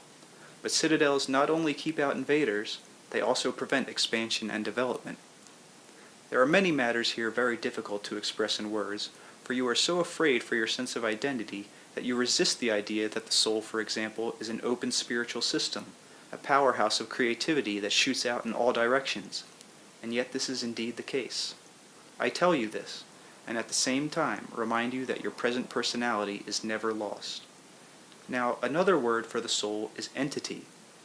You see, it is not a simple matter of giving you a definition of a soul or entity, for even to have a glimpse in logical terms, you would have to understand it in spiritual, psychic, and electromagnetic terms, and understand the basic nature of consciousness in action as well. But you can intuitively discover the nature of the soul or entity, and in many ways, intuitive knowledge is superior to any other kind. One prerequisite for such an intuitive understanding of the soul is the desire to achieve it. If the desire is strong enough, then you will be automatically led through experiences that will result in vivid, unmistakable subjective knowledge. There are methods that will enable you to do this, and I will give you some of them toward the end of this book. For now, here is one quite effective but simple exercise.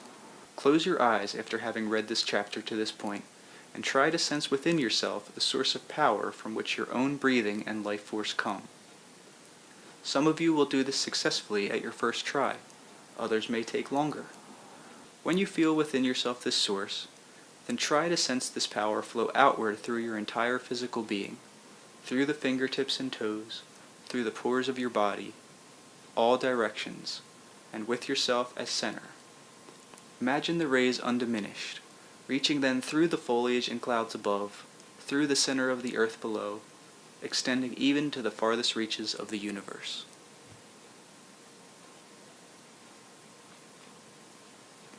Now, I do not mean this to be merely a symbolic exercise, for though it may begin with imagination, it is based upon fact, and emanations from your consciousness and the creativity of your soul do indeed reach outward in that manner. The exercise will give you some idea of the true nature, creativity, and vitality of the soul from which you can draw your own energy, and of which you are an individual and unique portion. Now, this discussion is not meant to be an esoteric presentation with little practical meaning in your lives. The fact is that while you hold limited concepts of your own reality, then you cannot practically take advantage of many abilities that are your own. And while you have a limited concept of the soul, then to some extent you cut yourself off from the source of your own being and creativity.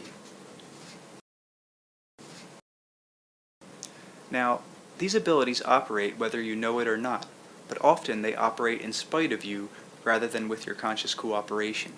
And often when you do find yourself using them, you become frightened, disoriented, or confused. No matter what you have been taught, you must understand, for example, that basically speaking, perceptions are not physical in the way that the term is usually used. If you catch yourself perceiving information through other than your physical senses, then you must accept the fact that this is the way perception works. What often happens is that your conception of reality is so limited that you take fright whenever you perceive any experience that does not fit into your conception. Now, I am not speaking merely of abilities loosely called quote-unquote extrasensory perception. These experiences seem extraordinary to you only because you have for so long denied the existence of any perception that did not come through the physical senses.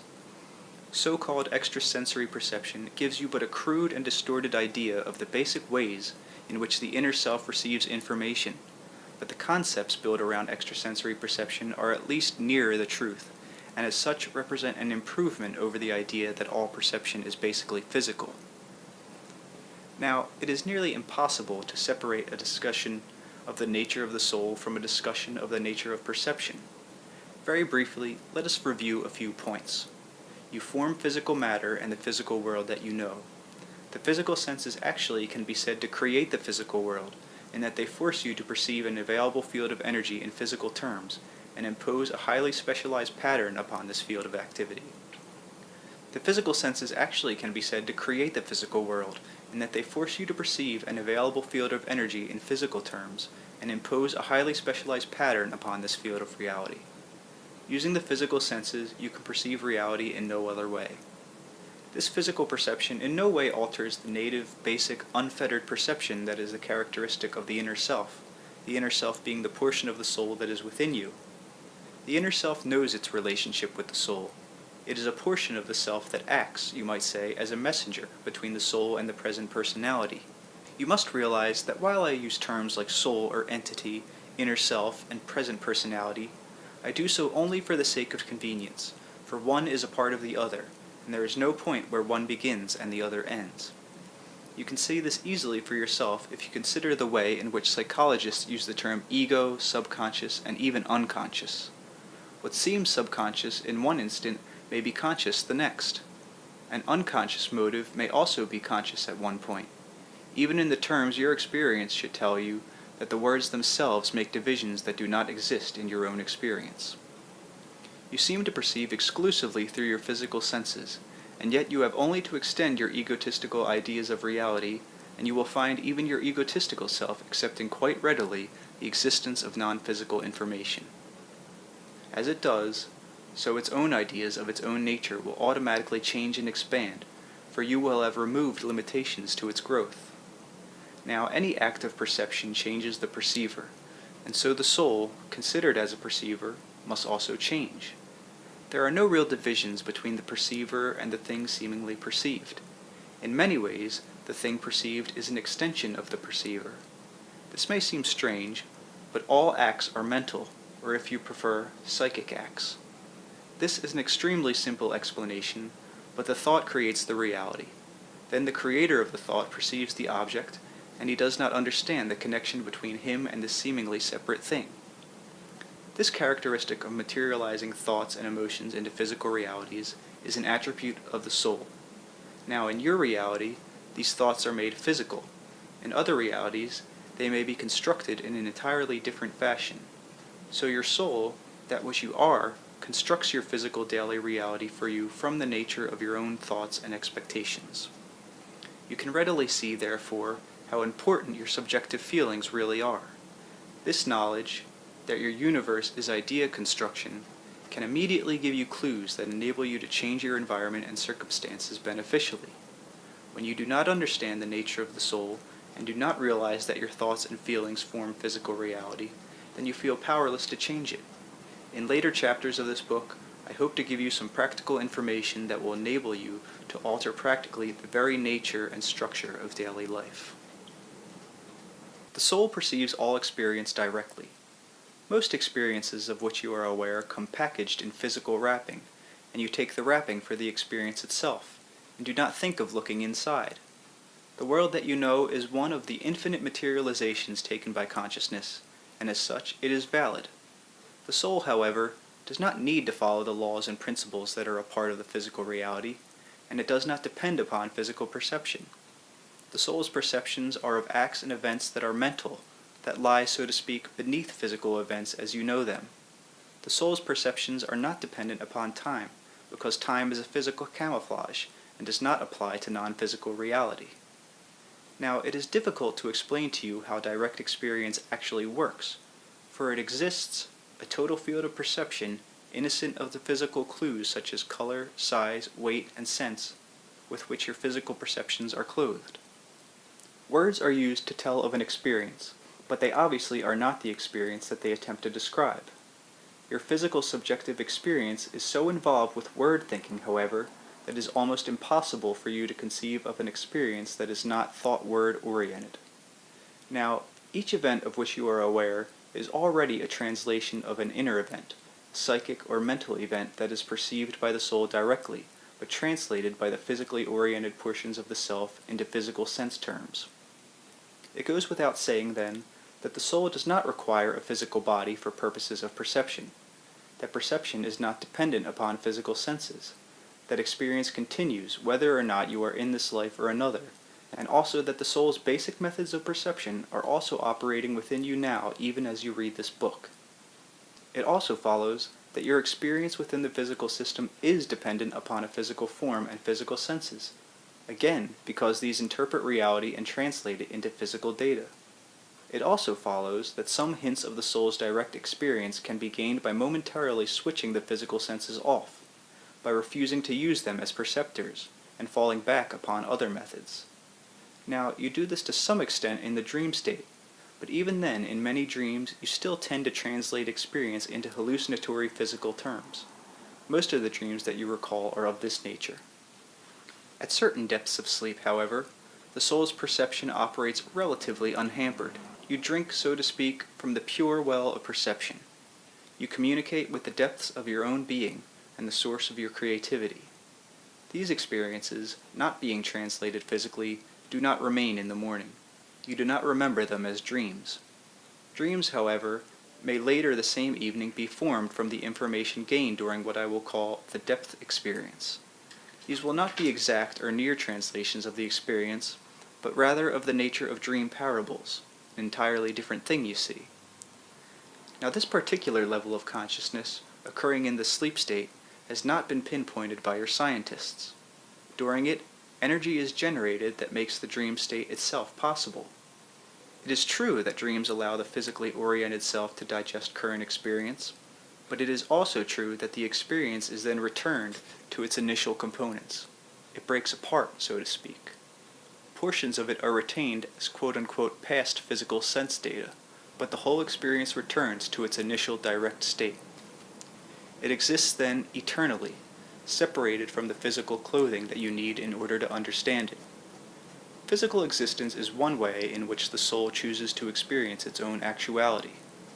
The soul, in other words, has created a world for you to inhabit, to change, a complete sphere of activity in which new developments and indeed new forms of consciousness can emerge. In a manner of speaking, you continually create your soul as it continually creates you. Now, the soul is never diminished, nor basically are any portions of the self. The soul can be considered as an electromagnetic energy field of which you are part. It is a field of concentrated action when you consider it in this light, a powerhouse of probabilities or probable actions seeking to be expressed, a grouping of non-physical consciousnesses that nevertheless knows itself as an identity. Look at it this way. The young woman through whom I speak once stated in a poem, and I quote, "These atoms speak and call themselves my name." Now, your physical body is a field of energy with a certain form, however, and when someone asks you your name, your lips speak it, and yet the name does not belong to the atoms and molecules in the lips that utter the syllables. The name has meaning only to you. Within your body, you cannot put your finger upon your own identity. If you could travel within your body, you could not find where your identity resides, yet you say, "This is my body, and this is my name." If you cannot be found, even by yourself, within your body, then where is this identity of yours that claims to hold the cells and organs as its own? Your identity obviously has some connections with your body, since you have no trouble distinguishing your body from someone else's, and you certainly have no trouble distinguishing between your body and the chair, say, upon which you may sit. In a large manner, the identity of the soul can be seen from the same viewpoint. It knows who it is, and is far more certain of its identity indeed than your physical self is of its identity. And yet now where in this electromagnetic energy field can the identity of the soul as such be found? It regenerates all other portions of itself, and gives you the identity that is your own. And when it should be asked, "Who are you?" it would simply answer, "I am I," and be answering for you also. Now, in terms of psychology as you understand it, the soul could be considered as a prime identity that is in itself a gestalt of many other individual consciousnesses, an unlimited self that is yet able to express itself in many ways and forms, and yet maintain its own identity, its own I-amness, even while it is aware that its I-amness may be a part of another I-amness. Now, I am sure it may seem inconceivable to you, but the fact is that this I-amness is retained even though it may, figuratively speaking now, merge with and travel through other such energy fields. There is, in other words, a give and take between souls or entities, and no end of possibilities, both of development and expansion. Again, the soul is not a closed system. It is only because your present existence is so highly focused in one narrow area that you put such stern limits upon your definitions and the self, and then project these upon your concepts of the soul. You worry for your physical identity and limit the extent of your perceptions for fear you cannot handle more and retain your selfhood. The soul is not frightened for its identity. It is sure of itself. It ever seeks. It is not afraid of being overwhelmed by experience or perception. If you had a more thorough understanding of the nature of identity, you would not, for example, fear telepathy, for behind this concern is the worry that your identity will be swept away by the suggestions or thoughts of others. No psychological system is closed. No consciousness is closed, regardless of any appearances to the contrary within your own system. The soul is a traveler, as has been said so often, but it is also the creator of all experience, and of all destinations in your terms. It creates the world as it goes, so to speak. Now, this is the true nature of the psychological being of which you are part. As mentioned earlier, later in the book I will give you some practical suggestions that will allow you to recognize some of your own deeper abilities and utilize them for your own development, pleasure, and education. Consciousness is not basically built upon those precepts of good and evil that so presently concern you. By inference, neither is the soul. This does not mean that in your system and in some others, these problems do not exist, and that good is not preferable to the evil. It simply means that the soul knows that good and evil are but different manifestations of a far greater reality. Now, I want to emphasize again that while all this sounds difficult in the telling, it becomes much more clear intuitively when you learn to experience what you are. For if you cannot travel inside your physical body to find your identity, you can travel through your psychological self.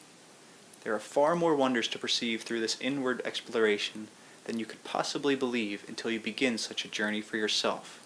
You are a soul. You are a particular manifestation of a soul, and it is sheer nonsense to think that you must remain ignorant of the nature of your own being.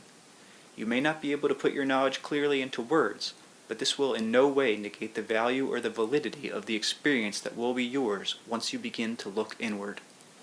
Now, you may call this a spiritual or psychological or psychic exploration, if you prefer. You will not be trying to find your soul. In that respect, there is nothing to find. It is not lost, and you are not lost.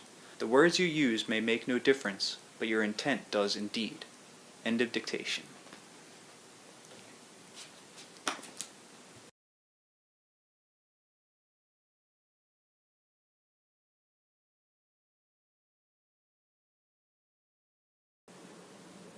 Chapter 7. The Potentials of the Soul. It seems to you that you have only one form, the physical one that you perceive, and no other. It also seems that your form can only be in one place at one time.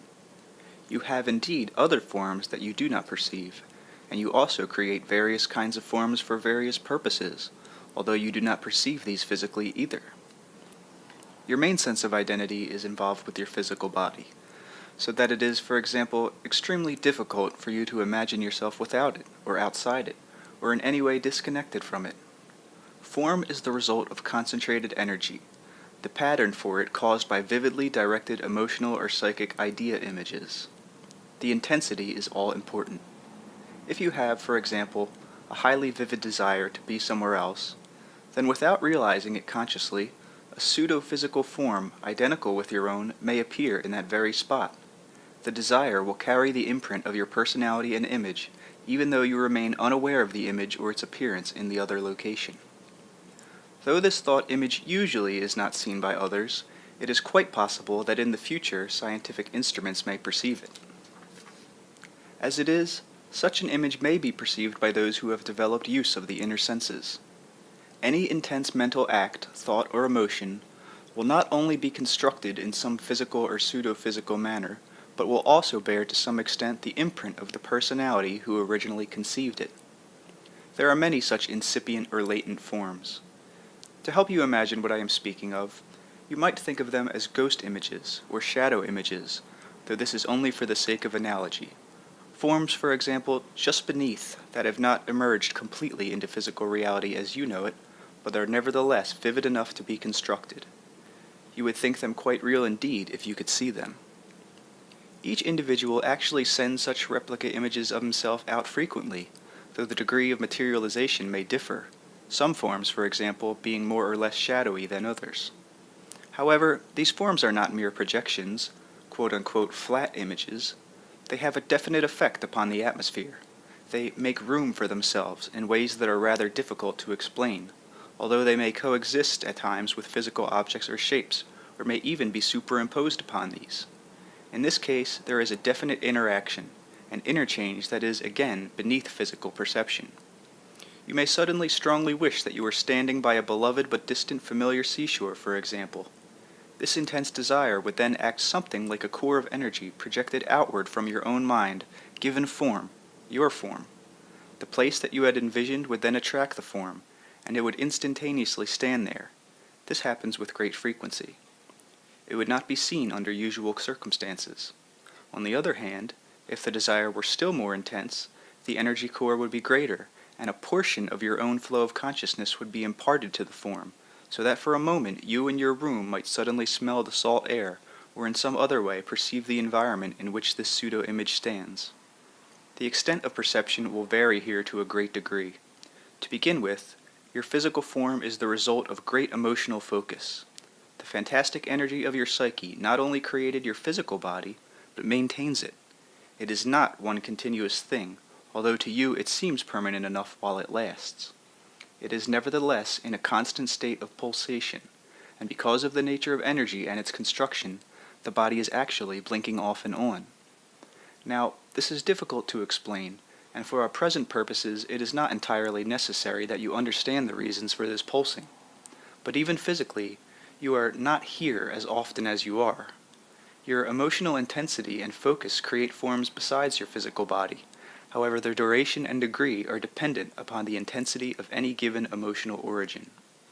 Your space is therefore filled with incipient forms, quite vivid, but beneath the regular structure of matter that you perceive. These projections, then, actually are sent out constantly. Some more sophisticated scientific instruments than those you have now would clearly show not only the existence of these forms, but also vibrations in varying waves of intensity surrounding those objects that you do perceive. To make this clearer, look at any table in the room before you. It is physical, solid, and you perceive it easily. Now for an analogy, imagine if you can that behind the table is another just like it, but not quite as physical, and behind that other one, another, and another behind that, each one more difficult to perceive, fading into invisibility. And in front of the table is a table just like it, only a bit less physical appearing than the real table, it also having a succession of even less physical tables extending outward, and the same for each side of the table. Now, anything that appears in physical terms also exists in other terms that you do not perceive. You only perceive realities when they achieve a certain pitch, when they seem to coalesce into matter. But they actually exist, and quite validly, at other levels. There are also realities that are relatively more valid than your own in comparison. Strictly for analogy, for example, your physical table would appear as shadowy in contrast, as like those very shadowy tables we imagine. You would have a sort of super table in those terms. Yours is not a system of reality formed by the most intense concentration of energy, therefore. It is simply the one you are tuned into, part and parcel of. You perceive it simply for this reason. Other portions of yourself, therefore, of which you are not consciously aware, do inhabit what you could call a super system of reality, in which consciousness learns to handle and perceive much stronger concentrations of energy, and to construct forms of a different nature indeed. Your idea of space is then highly distorted, since space to you is simply where nothing is perceived.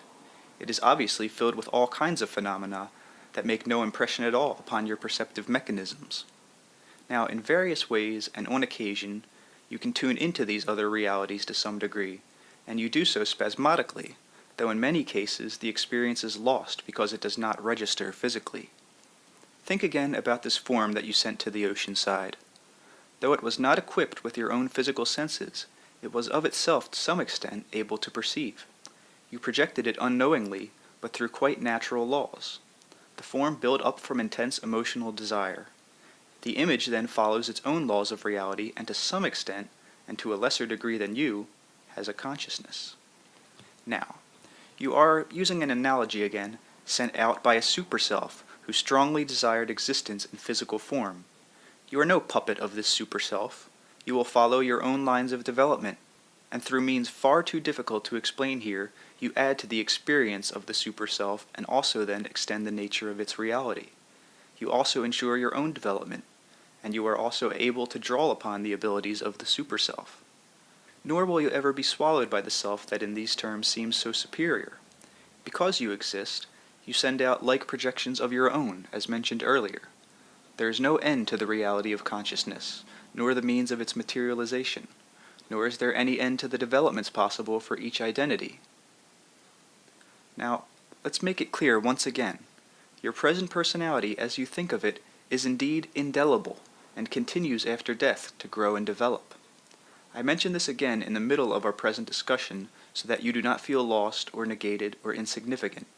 There are obviously an infinite number of gradations in the types and kinds of forms of which we have been speaking.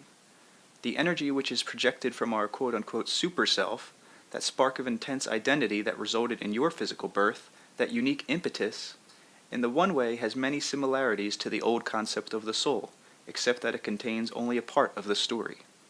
While you continue to exist and develop as an individual, your whole self, or soul, has such vast potential that it can never be expressed fully through one personality, as somewhat explained in one previous chapter.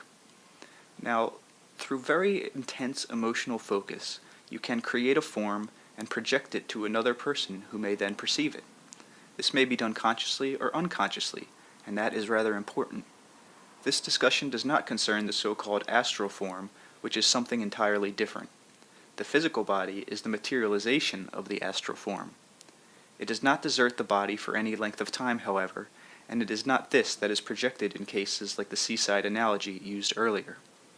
You are presently focused not only in your physical body, but within a particular frequency of events that you interpret as time. Other historical periods exist simultaneously, in forms quite as valid, and other reincarnational selves. Again, you are simply not tuned in to those frequencies. You can know what happened in the past and have histories because according to the rules of the game that you accepted, you believe that the past, but not the future, can be perceived. You could have histories of the future in the present if the rules of the game were different. In other levels of reality, the rules of the game change. After death in your terms, you are quite free perceptively. The future appears as clearly as the past. Even this is highly complicated, however, for there is not just one past. You accept as real only certain classifications of events and ignore others. We have mentioned events. There are also probable pasts, therefore, that exist quite outside your comprehension. You choose one particular group of these and latch upon this group of events as the only possible ones, not realizing that you have selected from an infinite variety of past events. There are then obviously probable futures and probable presents. I am trying to discuss this in your terms, since basically you must understand the words past, present, and future are no more meaningful as far as true experience is concerned than are the words ego, consciousness, or unconscious. Not only are you part of other independent selves, each one focused in its own reality, but there is a sympathetic relationship that exists. For example, because of this relationship, your experience need not be limited by the physical perceptive mechanisms. You can draw upon knowledge that belongs to these other independent selves. You can learn to focus your attention away from physical reality, to learn new methods of perception that will enable you to enlarge your concept of reality and greatly expand your own experience. It is only because you believe that physical existence is the only valid one that it does not occur to you to look for other realities. Such things as telepathy and clairvoyance can give you hints of other kinds of perception, but you are also involved in quite definite experiences both while you are normally waking and while you are asleep. The so-called stream of consciousness is simply that, one small stream of thoughts, images, and impressions that is part of a much deeper river of consciousness that represents your own far greater existence and experience. You spend all your time examining this one small stream so that you become hypnotized by its flow and entranced by its motion. Simultaneously, these other streams of perception and consciousness go by without your notice, yet they are very much a part of you, and they represent quite valid aspects, events, actions, emotions with which you are also evolved in other layers of reality. You are as actively and vividly concerned in these realities as you are in the one in which your main attention is now focused. Now, as you are merely concerned with your physical body and physical self as a rule, you give your attention to the stream of consciousness that seems to deal with it. These other streams of consciousness, however, are connected with other self-forms that you do not perceive. The body, in other words, is simply one manifestation of what you are in one reality, but in these other realities, you have other forms. You are not divorced from these other streams of consciousness in any basic way, only your focus of attention closes you off from them, and from the events in which they are involved. If you think of your stream of consciousness as transparent, however, then you can learn to look through and beneath it to the others that lie in other beds of reality. You can also learn to rise above your present stream of consciousness and perceive others that run, for analogy's sake, parallel. The point is that you are only limited to the self you know if you think that you are, and if you do not realize that the self is far from your entire identity. Now, often you tune into these other streams of consciousness without realizing that you have done so, for again, they are part of the same river of your identity. All are therefore connected. Any creative work involves you in a cooperative process in which you learn to dip into these other streams of consciousness and come up with a perception that has far more dimensions than one arising from the one narrow, usual stream of consciousness that you know. Great creativity is then multidimensional for this reason. Its origin is not from one reality, but from many, and it is tinged with the multiplicity of that origin. Great creativity always seems greater than its pure physical dimension and reality. By contrast with the so-called usual, it appears almost as an intrusion. It takes the breath away. Such creativity automatically reminds each man of his own multidimensional reality. The words, "know thyself," therefore, mean far more than most people ever suppose. Now, in moments of solitude, you may become aware of some of these other streams of consciousness. You may at times, for example, hear words or see images that appear out of context with your own thoughts. According to your education, beliefs, and background, you may interpret these in any number of ways. For that matter, they may originate from several sources. On many occasions, however, you have inadvertently tuned in on one of your other streams of consciousness, opened momentarily a channel to those other levels of reality in which other portions of you dwell. Some of these may involve the thoughts of what you would call a reincarnational self, focused in another period of history as you know it. You may instead pick up an event in which a probable self is involved, according to your inclination, your psychic suppleness, your curiosity, your desire for knowledge. In other words, you may become aware of a far greater reality than you know, use abilities that you do not realize you possess, know beyond all doubt that your own consciousness and identity is independent of the world in which you now focus your primary attention. If all of that were not true, I would not be writing this book, and you would not be reading it. Now, these other existences of yours go on quite merrily whether you are waking or sleeping, but while you are awake, ordinarily you block them out. In the dream state, you are much more aware of them, although there is a final process of dreaming that often masks intense psychological and psychic experience, and unfortunately, what you usually recall is this final dream version. In this final version, the basic experience is converted as neatly as possible into physical terms. It is therefore distorted. This final touching up process is not done by deeper layers of the self, however, but is much more nearly a conscious process than you realize. One small point might explain what I mean here. If you do not want to remember a particular dream, you yourself censor the memory on levels quite close to consciousness. Often you can even catch yourself in the act of purposely dropping the memory of a dream.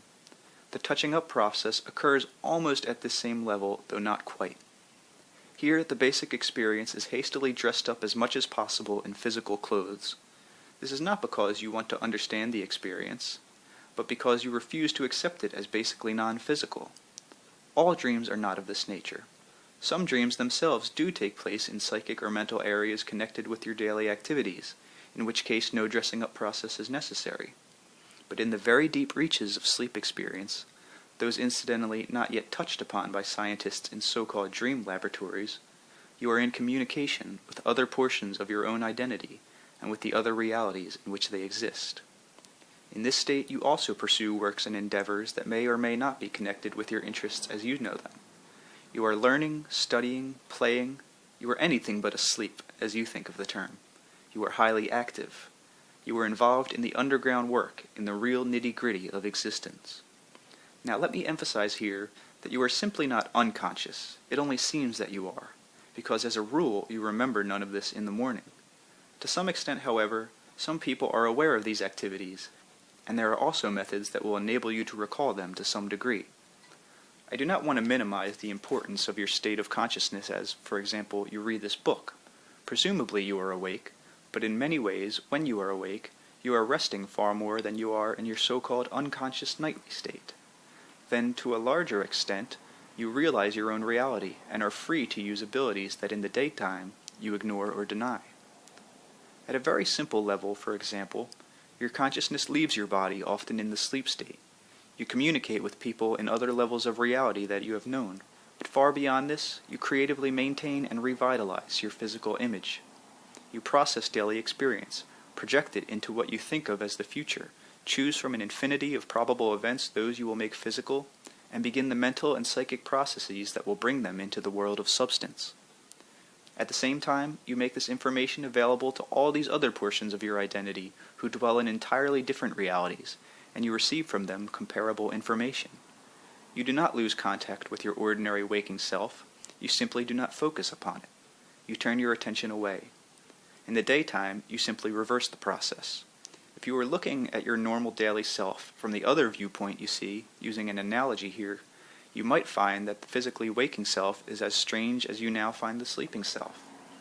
The analogy will not hold, however, simply because the sleeping self of yours is far more knowledgeable than the waking self of which you are so proud. The seeming division is not arbitrary or forced upon you. It is simply caused by your present stage of development, and it does vary. Many people take excursions into other realities, swim, so to speak, through other streams of consciousness as a part of their normal waking lives. Sometimes strange fish pop up in these waters. Now, I am obviously such a one in your terms, swimming up through other dimensions of reality and observing a dimension of existence that is yours rather than my own. There are, therefore, channels that exist between all these streams of consciousness, all these symbolic rivers of psychological and psychic experience, and there are journeys that can be made from my dimension as well as yours. Now, initially, Rupert and Joseph and I were part of the same entity, or overall identity, and so symbolically speaking, there are psychic currents that unite us. All of these merge into what has often been compared to as an ocean of consciousness, a well from which all actuality springs. Start with any one consciousness, and theoretically you will find all others. Now, often the ego acts as a dam to hold back other perceptions, not because it was meant to, or because it is in the nature of an ego to behave in such a fashion, or even because it is a main function of an ego, but simply because you have been taught that the purpose of an ego is restrictive rather than expanding. You actually imagine that the ego is a very weak portion of the self, that it must defend itself against other areas of the self that are far stronger and more persuasive and indeed more dangerous, and so you have trained it to wear blinders, and quite against its natural inclinations. The ego does want to understand and interpret physical reality, and to relate to it. It wants to help you survive within physical existence, but by putting blinders upon it, you hamper its perception and native flexibility. Then, because it is inflexible, you say that this is the natural function and characteristic of the ego. It cannot relate to a reality that you will not allow it to perceive. It can poorly help you to survive when you do not allow it to use its abilities and discover those true conditions in which it must manipulate. You put blinders upon it, and then say that it cannot see.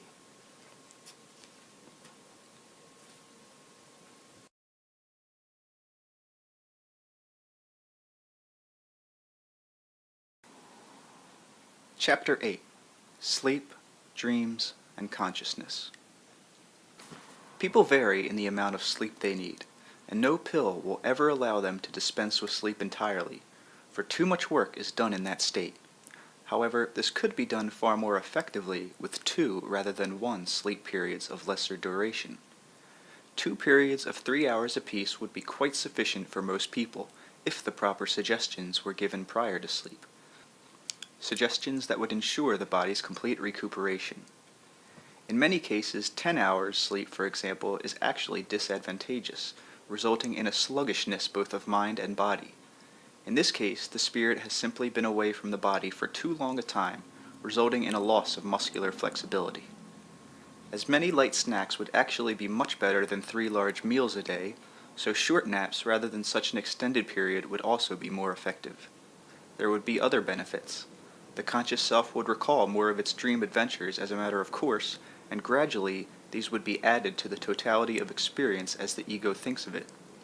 As a result of more frequent, briefer sleep periods, there would also be higher peaks of conscious focus and a more steady renewal of both physical and psychic activity. There would not be such a definite division between the various areas or levels of the self. A more economical use of energy would result, and also a more effective use of nutrients. Consciousness as you know it would also become more flexible and mobile. This would not lead to a blurring of consciousness or focus. Instead, the greater flexibility would result in a perfection of conscious focus. The seeming great division between the waking and the sleeping self is largely a result of the division in function, the two being largely separated, a block of time being allotted to one and a larger block of time to the other. They are kept apart then because of your use of time. Initially, your conscious life followed the light of day. Now, with artificial light, this need not be the case.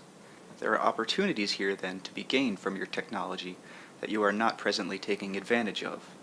To sleep all day and work all night is hardly the answer. It is simply the inversion of your present habits. But it would be far more effective and efficient to divide the 24-hour period in a different way. There are many variations, in fact, that would be better than your present system. Ideally, sleeping 5 hours at a time, you gain the maximum benefit, and anything else over this time is not nearly as helpful. Those who require more sleep would then take, say, a 2-hour nap. For others, a 4-hour block sleep session and 2 naps would be highly beneficial. With suggestion properly given, the body can recuperate in half the time now given to sleep. In any case, it is much more bracing and efficient to have the physical body active rather than inactive for, say, 8 to 10 hours. You have trained your consciousness to follow certain patterns that are not necessarily natural for it, and these patterns increase the sense of alienation between the waking and dreaming self. To some extent, you drug the body with suggestion, so that it believes it must sleep away a certain amount of hours in one block. Animals sleep when they are tired, and awaken in a much more natural fashion.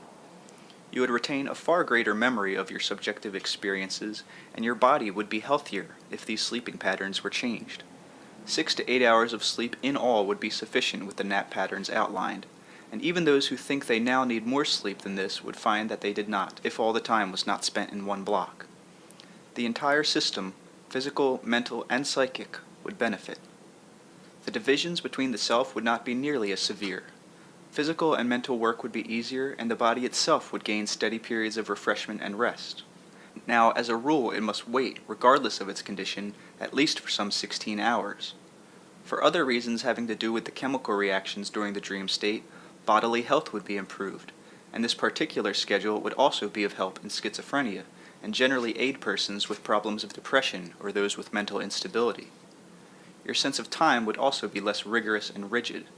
Creative abilities would be quickened, and the great problems of insomnia that exists for many people would be largely conquered, for what they fear is often the long period of time in which consciousness as they think of it seems to be extinguished.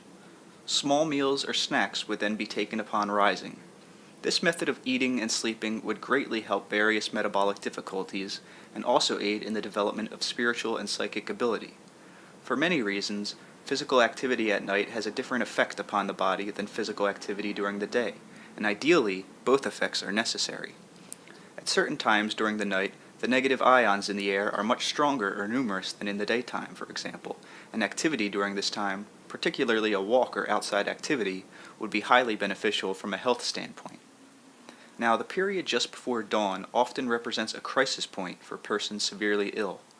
Consciousness has been away from the body for too long a period, and such a returning consciousness then has difficulty dealing with the sick body mechanism. The practice in hospitals of giving drugs to patients so that they will sleep entirely throughout the night is detrimental for this reason. In many cases, it is too great a strain on the part of the returning consciousness to take over again the ailing mechanism. Such medications also often prevent certain necessary dream cycles that can help the body recuperate, and the consciousness then becomes highly disoriented. Some of the divisions between different portions of the self, therefore, are not basically necessary, but are the results of custom and convenience. In earlier periods of time, even though there were no electric lights, for example, sleep was not long and continuous at night, for sleeping quarters were not as secure.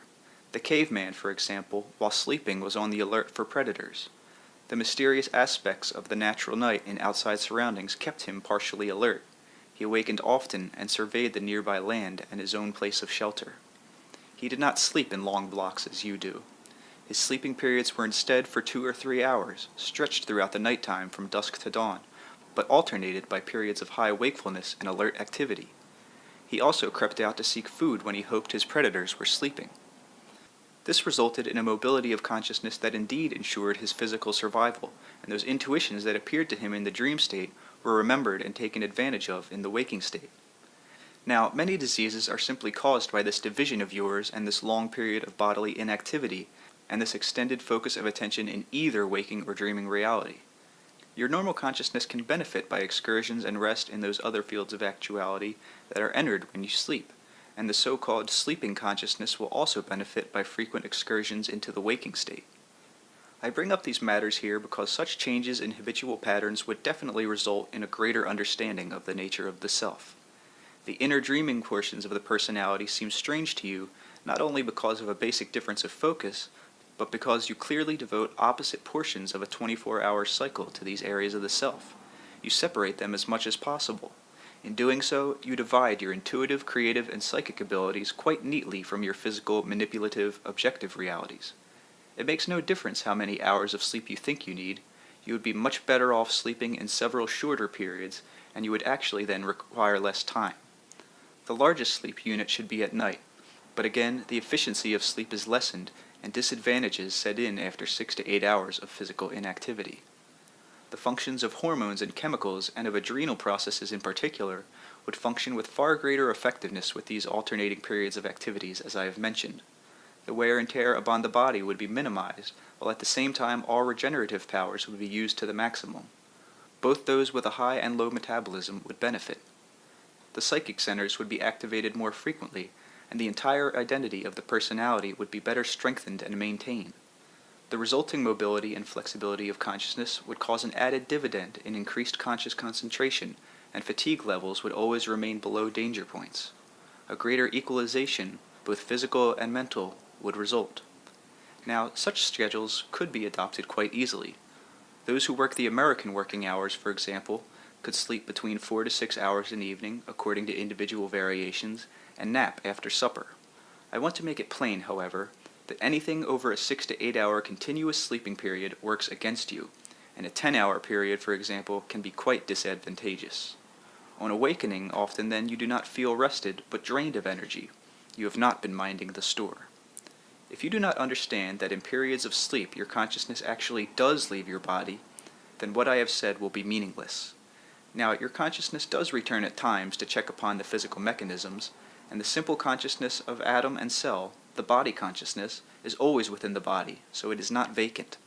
But the largely creative portions of the self do leave the body, and for large periods of time when you sleep. Some cases of strong neurotic behavior result from your present sleeping habits. Sleepwalking, to some degree, is also connected here. Consciousness wants to return to the body, but it has been hypnotized into the idea that the body must not awaken. Excess nervous energy takes over and rouses the muscles to activity, because the body knows it has been inactive for too long and otherwise severe muscular cramps would result. The same applies to your eating habits. By turn, you overstuff and then starve the tissues. This has definite effects upon the nature of your consciousness, your creativity, your degree of concentration.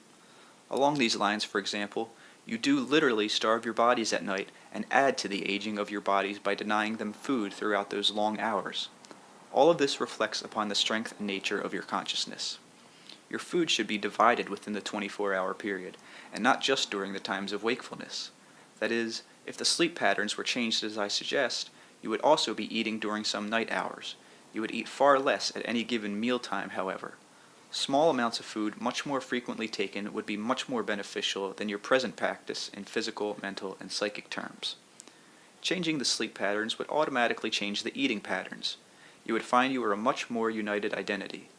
You would become aware of your clairvoyant and telepathic abilities, for example, to a far greater degree, and you would not feel the deep separation that you now feel between the dreaming and waking self. To a large degree, this sense of alienation would vanish. Your enjoyment of nature would also increase, for as a rule you are largely unacquainted with the nighttime. You could take much better advantage of the intuitional knowledge that occurs in the dream state, and the cycle of your moods would not swing so definitely as it often does. You would feel much safer and more secure in all areas of existence. The problems of senility would also be reduced, for stimuli would not be minimized for so long a time, and consciousness, with a greater flexibility, would know more of its own sense of joy.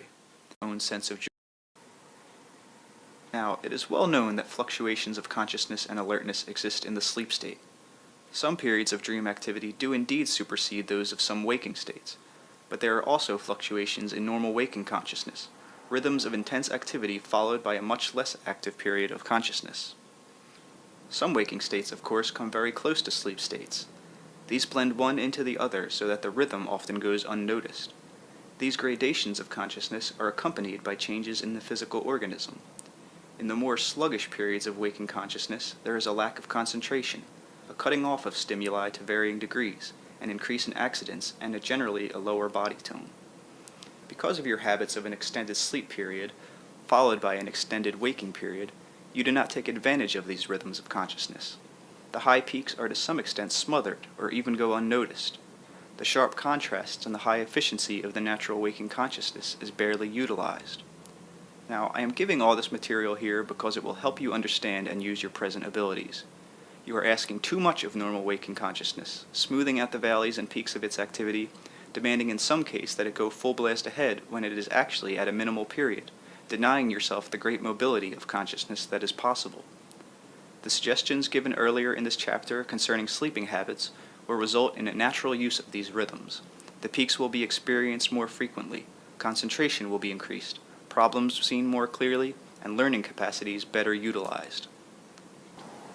Now, this extended period given to waking consciousness without rest periods builds up chemicals in the blood that are discharged in sleep, but in the meantime they make the body sluggish and retard conscious concentration. The long sleep period to which you are accustomed then does become necessary. A vicious circle is then formed.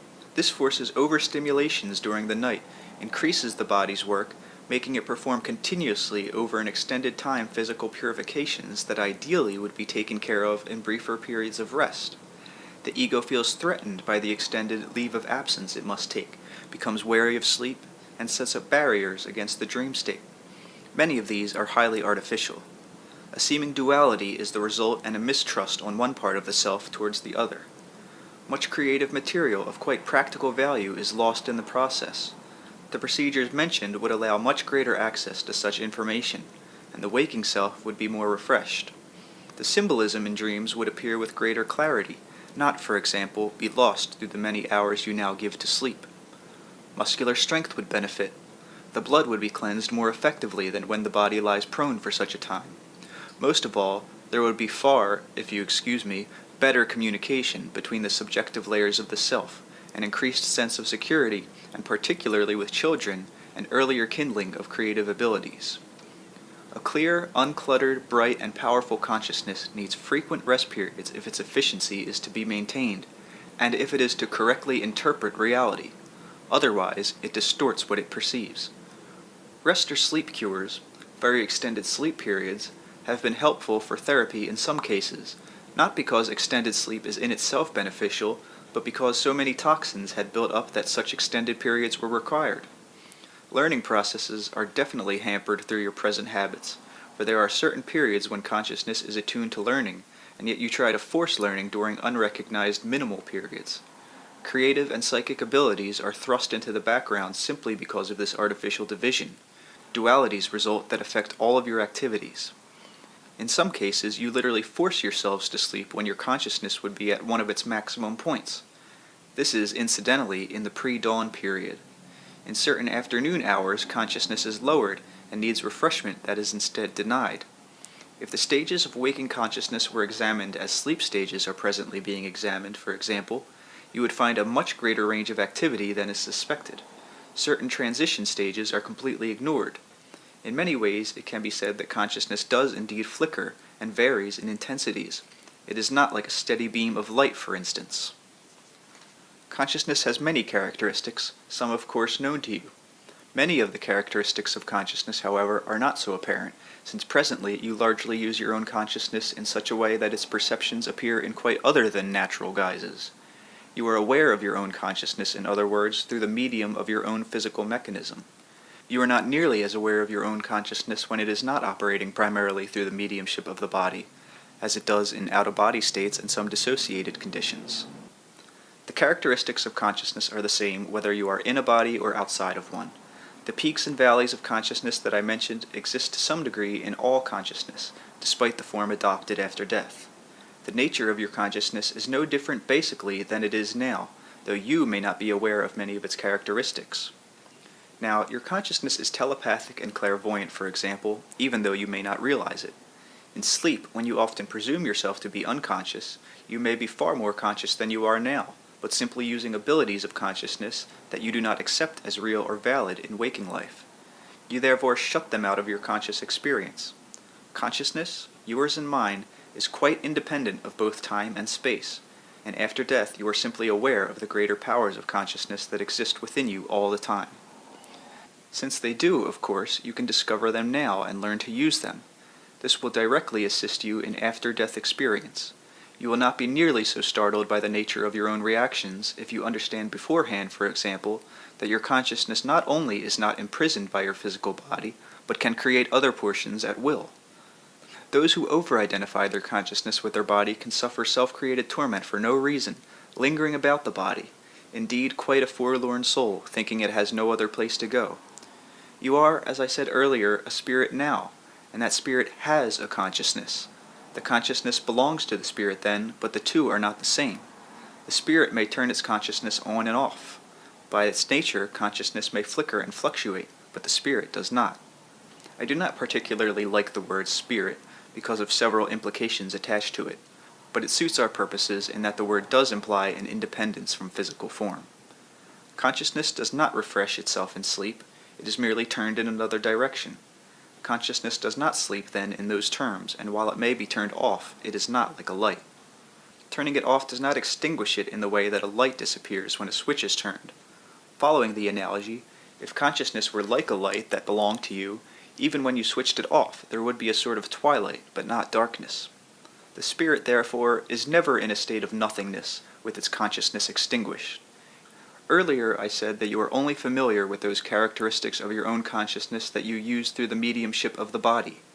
You rely upon the body to express your perceptions of your consciousness. You tend, again, to identify the expression of your consciousness with the body. If the dying person over-identifies with the body, then he can easily panic, thinking that all expression is therefore cut off, and for that matter, that his consciousness is about to be extinguished. Such a belief in extinction, such a certainty that identity is about to be blotted out in the next moment, is a severe psychological experience that in itself can bring about unfortunate reactions. What happens instead is that you find consciousness quite intact, and its expression far less limited than it was before.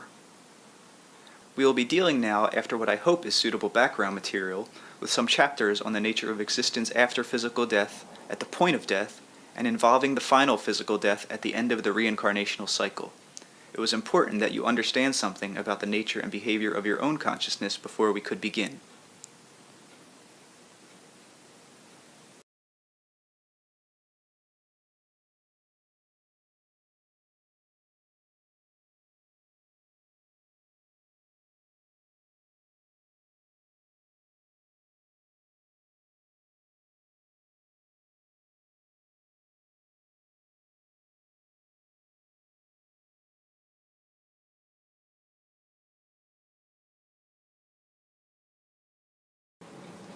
Chapter 9. The Death Experience.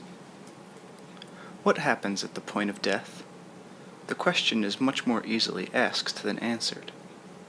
Basically, there is not any particular point of death in those terms, even in the case of a sudden accident.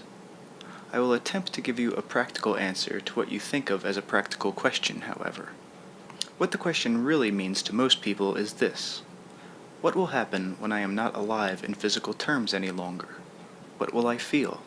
Will I still be myself? Will the emotions that propelled me in life continue to do so? Is there a heaven or a hell? Will I be greeted by gods or demons, enemies or beloved ones? Most of all, the question means, when I am dead, will I still be who I am now, and will I remember those who are dear to me now? I will answer the questions in those terms also then, but before I do so, there are several seemingly impractical considerations concerning the nature of life and death with which we must deal. First of all, let us consider the facts just mentioned. There is no separate, indivisible, specific point of death. Life is a state of becoming, and death is a part of this process of becoming. You are alive now, a consciousness knowing itself, sparkling with cognition, amid a debris of dead and dying cells, alive while the atoms and molecules of your body die and are reborn.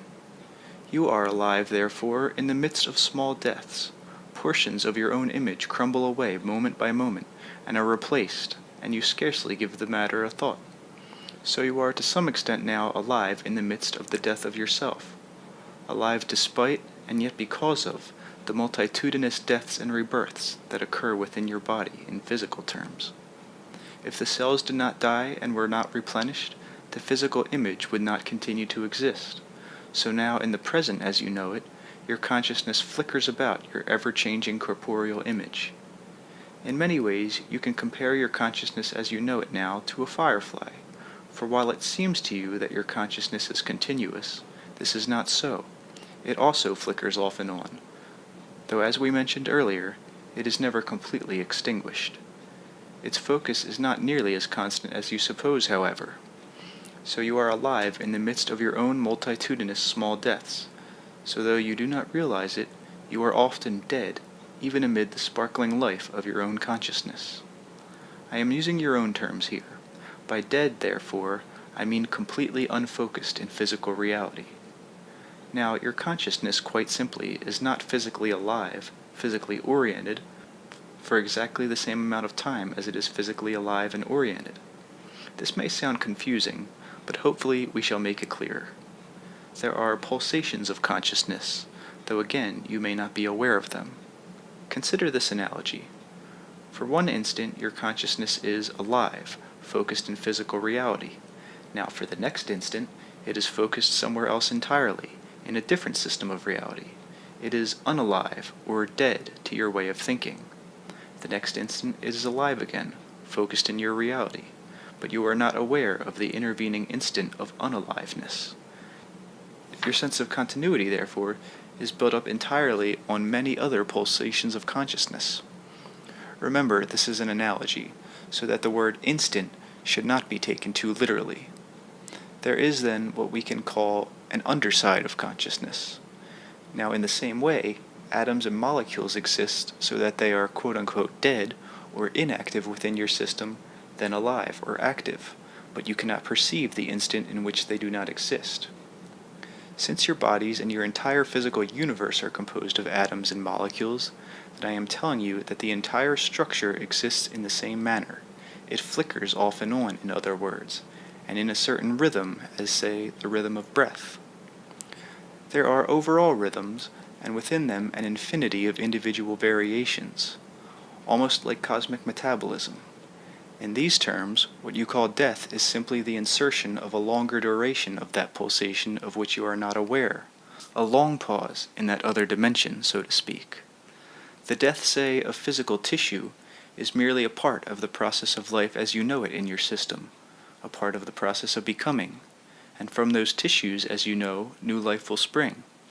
Consciousness, human consciousness, is not dependent upon the tissues, and yet there is no physical matter that is not brought into being by some portion of consciousness. For example, when your individual consciousness has left the body in a way that I will shortly explain, then the simple consciousnesses of atoms and molecules remain and are not annihilated.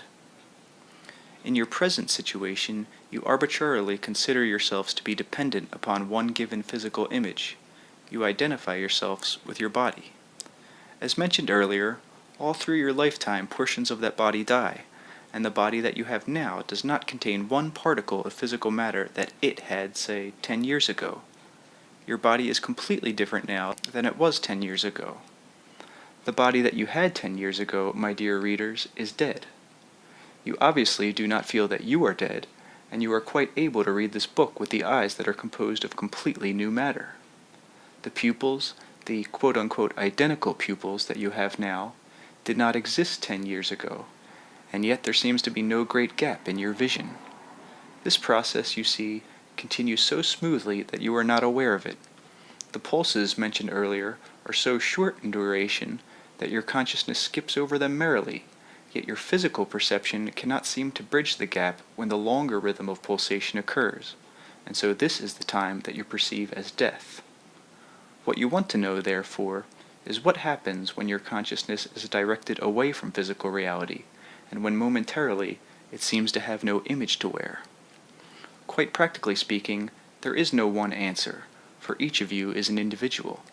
Generally speaking, of course, there is an answer that will serve to cover many issues of this experience, but the kinds of deaths have much to do with the experience that consciousness undergoes.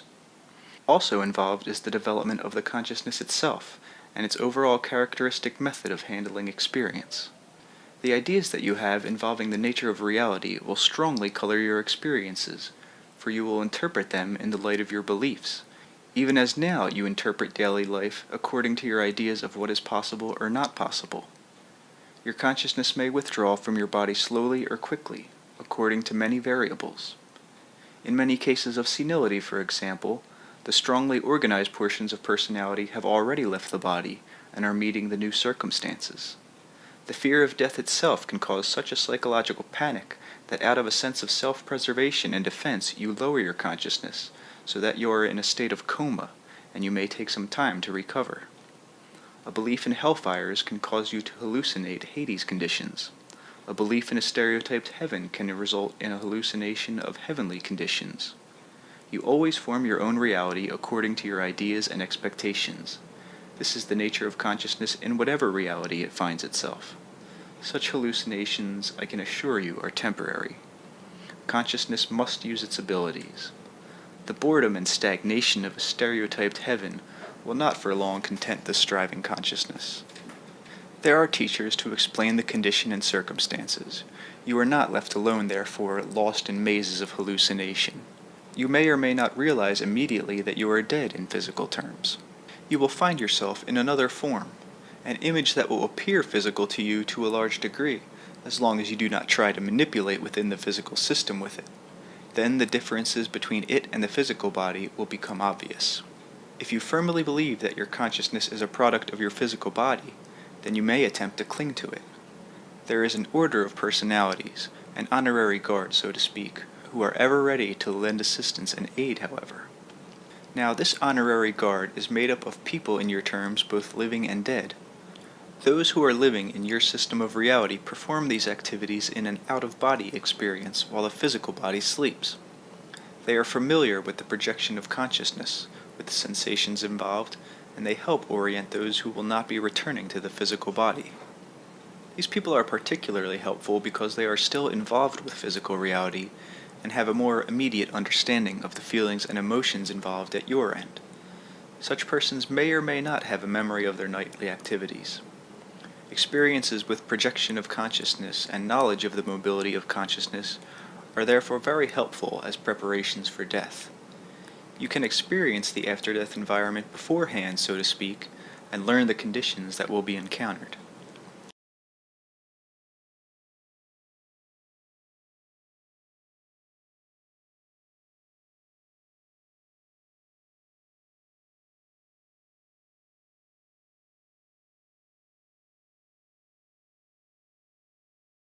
This is not, incidentally, necessarily any kind of somber endeavor, nor are the after-death environments somber at all. To the contrary, they are generally far more intense and joyful than the reality you know now. You will simply be learning to operate in a new environment in which different laws apply, and the laws are far less limiting than the physical ones with which you now operate. In other words, you must learn to understand and use new freedoms. Even these experiences will vary, however, and even this state is a state of becoming, for many will continue into other physical lives. Some will exist and develop their abilities in different systems of reality altogether, and so for a time will remain in this intermediary state. For those of you who are lazy, I can offer no hope. Death will not bring you an eternal resting place. You may rest, if this is your wish, for a while. Not only must you use your abilities after death, however, but you must face up to yourself for those that you did not use during your previous existence. Those of you who had faith in life after death will find it much easier to accustom yourself to the new conditions. Those of you who do not have such faith may gain it in a different way by following through in the exercises I will give you later in this book, for these will enable you to extend your perceptions to these other levels of reality if you are persistent, expectant, and determined. Now, consciousness as you know it is used to these brief gaps of physical non-existence mentioned earlier. Longer gaps disorient it to varying degrees, but these are not unusual. When the physical body sleeps, consciousness often leaves the physical system for fairly long periods in your terms. But because the consciousness is not in the normal physical awake state, it is not aware of these gaps and is relatively unconcerned. If consciousness vacated the body for the same amount of time from a normal physically awake state, it would consider itself dead, for it could not rationalize the gap of dimension and experience. Therefore, in the sleep state, each of you have undergone, to some degree, the same kind of absence of consciousness from physical reality that you experience during death. In these cases, you return to the body but have passed over the threshold into these other existences many, many times, so it will not be as unfamiliar to you as you may now suppose. Dream recall experiments and other mental disciplines to be mentioned later will make these points quite clear to all of you who embark upon the suggested exercises. Now, you may or may not be greeted by friends or relatives immediately following death. This is a personal matter, as always. Overall, you may be far more interested in people that you have known in past lives than those close to you in the present one, for example. Your true feeling towards relatives who are also dead will be known to you and to them. There is no hypocrisy. You do not pretend to love a parent who did little to earn your respect or love. Telepathy operates without distortion in the after-death period, so you must deal with the true relationships that exist between yourself and all relatives and friends who await you. You may find that someone you considered merely an enemy actually deserved your love and respect, for example, and you will then treat him accordingly. Your own motives will be crystal clear. You will react to this clearness, however, in your own way. You will not be automatically wise if you were not so before, but neither will there be a way to hide from your own feelings, emotions, or motives. Whether or not you accept inferior motives in yourself or learn from them is still up to you. The opportunities for growth and development are very rich, however, and the learning methods at your disposal very effective. You examine the fabric of the existence you have left, and you learn to understand how your experiences were the result of your own thoughts and emotions, and how these affected others. Until this examination is through, you are not yet aware of the larger portion of your own identity. When you realize the significance and meaning of the life you have just left, then you are ready for conscious knowledge of your other existences. You become aware then of an expanded awareness. What you are begins to include what you have been in other lives, and you begin to make plans for your next physical existence if you decide upon one. You can instead enter another level of reality and then return to a physical existence if you choose. Your consciousness, as you think of it, may of course leave your body entirely before physical death. As mentioned earlier, there is no precise point of death, but I am speaking as if there was for the sake of your convenience. Your consciousness leaves the physical organism in various ways according to the conditions. In some cases, the organism itself is still able to function to some degree, although without the leadership or organization that existed previously. The simple consciousness of atoms, cells, and organs continues to exist after the main consciousness has left for some time. There may or may not be disorientation on your part according to your beliefs and development. Now, I do not necessarily mean intellectual development. The intellect should go hand in hand with the emotions and intuitions, but if it pulls against these too strongly, difficulties can arise when the newly freed consciousness seizes upon its ideas about reality after death, rather than facing the particular reality in which it finds itself. It can deny feeling, in other words, and even attempt to argue itself out of its present independence from the body. Again, as mentioned earlier, an individual can be so certain that death is the end of all that oblivion, though temporary, results. In many cases, immediately on leaving the body, there is, of course, amazement and recognition of the situation. The body itself may be viewed, for example, and many funerals have a guest of honor amidst the company, and no one gazes into the face of the corpse with as much curiosity and wonder. At this point, many variations in behavior emerge, each the result of individual background, knowledge, and habit. The surroundings in which the dead find themselves will often vary. Vivid hallucinations may form experience quite as real as any in mortal life. Now, I have told you that thoughts and emotions form physical reality, and they form after-death experience. This does not mean that the experiences are not valid any more than it means that physical life is not valid. Certain images have been used to symbolize such a transition from one existence to another, and many of these are extremely valuable in that they provide a framework with understandable references. The crossing of the river Styx is such a one. The dying expected certain procedures to occur in a more or less orderly fashion. The maps were known beforehand. At death, the consciousness hallucinated the river vividly. Relatives and friends already dead entered into the ritual, which was a profound ceremony also on their parts. The river was as real as any that you know, as treacherous to a traveler alone without proper knowledge. Guides were always at the river to help such travelers across. It is not due to say that such a river is an illusion. The symbol is reality, you see. The way was planned. Now, that particular map is no longer generally in use. The living do not know how to read it.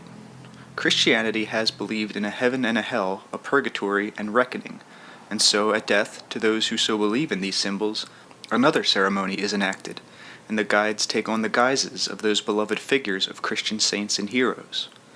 Then within this as a framework, and in terms that they can understand, such individuals are told the true situation. Mass religious movements have for centuries fulfilled that purpose, in giving man some plan to be followed. It little mattered that later the plan was seen as a child's primer, a book of instructions complete with colorful tales, for the main purpose was served, and there was little disorientation. In periods where no such mass ideas are held, there is more disorientation, and when life after death is completely denied, the problem is somewhat magnified. Many, of course, are overjoyed to find themselves still conscious. Others have to learn all over again about certain laws of behavior, for they do not realize the creative potency of their thoughts or emotions. Such an individual may find himself in 10 different environments within the flicker of an eyelash, for example, with no idea of the reason behind the situation. He will see no continuity at all, and feel himself flung without rhyme or reason from one experience to another, never realizing that his own thoughts are propelling him quite literally. I am speaking now of the events immediately following death, for there are other stages. Guides will helpfully become a part of your hallucinations in order to help you out of them, but they must first of all get your trust. At one time, in your terms, I myself acted as such a guide, as in a sleep state Rupert now follows the same road. The situation is rather tricky from the guide's viewpoint, for psychologically utmost discretion must be used. One man's Moses, as I discovered, may not be another man's Moses. I have served as a rather credible Moses on several occasions, and once, though this is hard to believe, to an Arab. The Arab was a very interesting character, by the way, and to illustrate some of the difficulties involved, I will tell you about him. He hated the Jews, but somehow he was obsessed with the idea that Moses was more powerful than Allah, and for years this was the secret sin upon his conscience. He spent some time in Constantinople at the time of the Crusades. He was captured and ended up with a group of Turks, all to be executed by the Christians, in this case very horribly so. They forced his mouth open and stuffed it with burning coals as a starter. He cried to Allah, and then in greater desperation to Moses, and as his consciousness left his body, Moses was there. He believed in Moses more than he did Allah, and I did not know until the last moment which form I was to assume.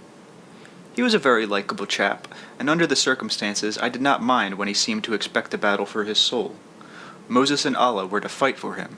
He cannot rid himself of the idea of force, though he had died by force, and nothing could persuade him to accept any kind of peace or contentment or any rest until some kind of battle was wrought.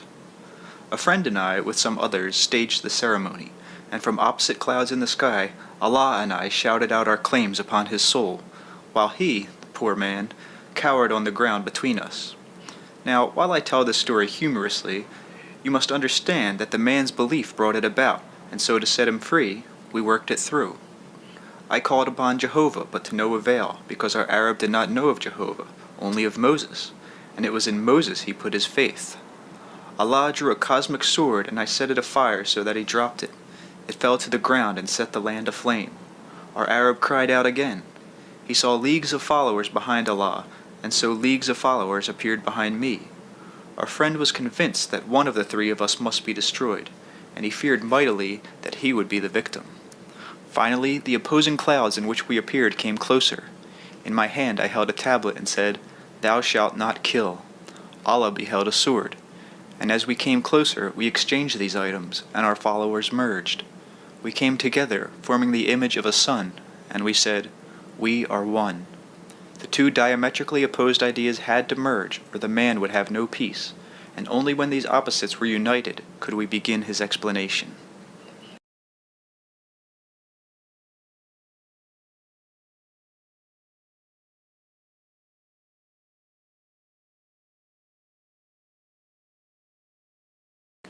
Now, to be such a guide requires great discipline and training. Before the event just mentioned, for example, I had spent many lifetimes acting as a guide under the tutorship of another in my daily sleep states. It is possible, for example, to lose yourself momentarily in the hallucinations that are being formed, and in such cases another teacher must bail you out. Delicate probing of the psychological processes is necessary, and the variety of hallucinations in which you may become involved is endless. You may, for example, take the form of an individual's dearly beloved dead pet. All of these hallucinatory activities take place usually some short time immediately following death. Some individuals are fully aware of their circumstances, however, because of previous training and development, and they are ready after a rest if they desire to progress to other stages. They may, for example, become aware of their own reincarnational selves, recognizing quite readily personalities they knew in other lives, if those personalities are not otherwise engaged. They may deliberately now hallucinate, or they may relive certain portions of past lives if they choose. Then there is a period of self-examination, a rendering of accounts, so to speak, in which they are able to view their entire performance, their abilities and weak points, and decide whether or not they will return to physical existence. Any given individual may experience any of these stages, you see. Except for the self-examination, many may be sidestepped entirely. Since the emotions are so important, it is of great benefit if friends are waiting for you. In many instances, however, these friends have progressed to other stages of activity, and often a guide will take the guise of a friend for a while, so that you will feel more confident. Of course, it is only because most people believe that you cannot leave your body that you do not consciously have out-of-body experiences with any frequency, generally speaking, in your lifetimes. Such experiences would acquaint you far better than words with some understanding of the conditions that will be encountered. Remember that in one way, your physical existence is the result of mass hallucination. Vast gulfs exist between one man's reality and another's. After death, experience has as much organization, highly intricate and involved, as you know now. You have your private hallucinations now, only you do not realize what they are. Such hallucinations, as I have been speaking of, intense symbolic encounters, can also occur in your sleep states, when the personality is at a time of great change, or when opposing ideas must be unified, or if one must give way to another. These are highly charged, significant psychological and psychic events, whether they happen before or after death. Occurring in the dream state, they can change the course of a civilization. After death, an individual may visualize his immediately previous physical life as an animal with which he must come to terms, and such a battle or encounter has far-reaching consequences, for the man must come to terms with all portions of himself. In this case, whether the hallucination ends with him riding the animal, making friends with it, domesticating it, killing it, or being killed by it, each alternative is carefully weighed, and the results will have much to do with his future development. This life symbolization may be adopted by those who gave little thought to self-examination during their lifetime. It is a part of the self-examination process, therefore, in which an individual forms his life into an image and then deals with it. Such a method is not used by all. Sometimes a series of such episodes are necessary. Now, One of Rupert's students wondered whether or not there was any kind of organization in the immediate after-death experiences. Since this is a question that will come into many minds, I will deal with it here.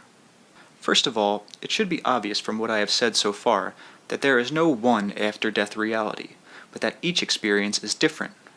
Generally speaking, however, there are dimensions into which these individual experiences will fall. For example, there is an initial stage for those who are still focused strongly in physical reality, and for those who need a period of recuperation and rest. On this level, there will be hospitals and rest homes. The patients do not yet realize that there is nothing wrong with them at all. In some cases, the idea of illness is so strong that they have built their earthly years about this psychological center. They project ill conditions upon the new body as they did upon the old one. They are given various kinds of treatments of a psychic nature, and told that the condition of that body is being brought about by the nature of their own beliefs. Now, many individuals do not need to pass through this particular period. It goes without saying that the hospitals and training centers are not physical in your terms. They are often, in fact, maintained en masse by the guides who carry out the necessary plans.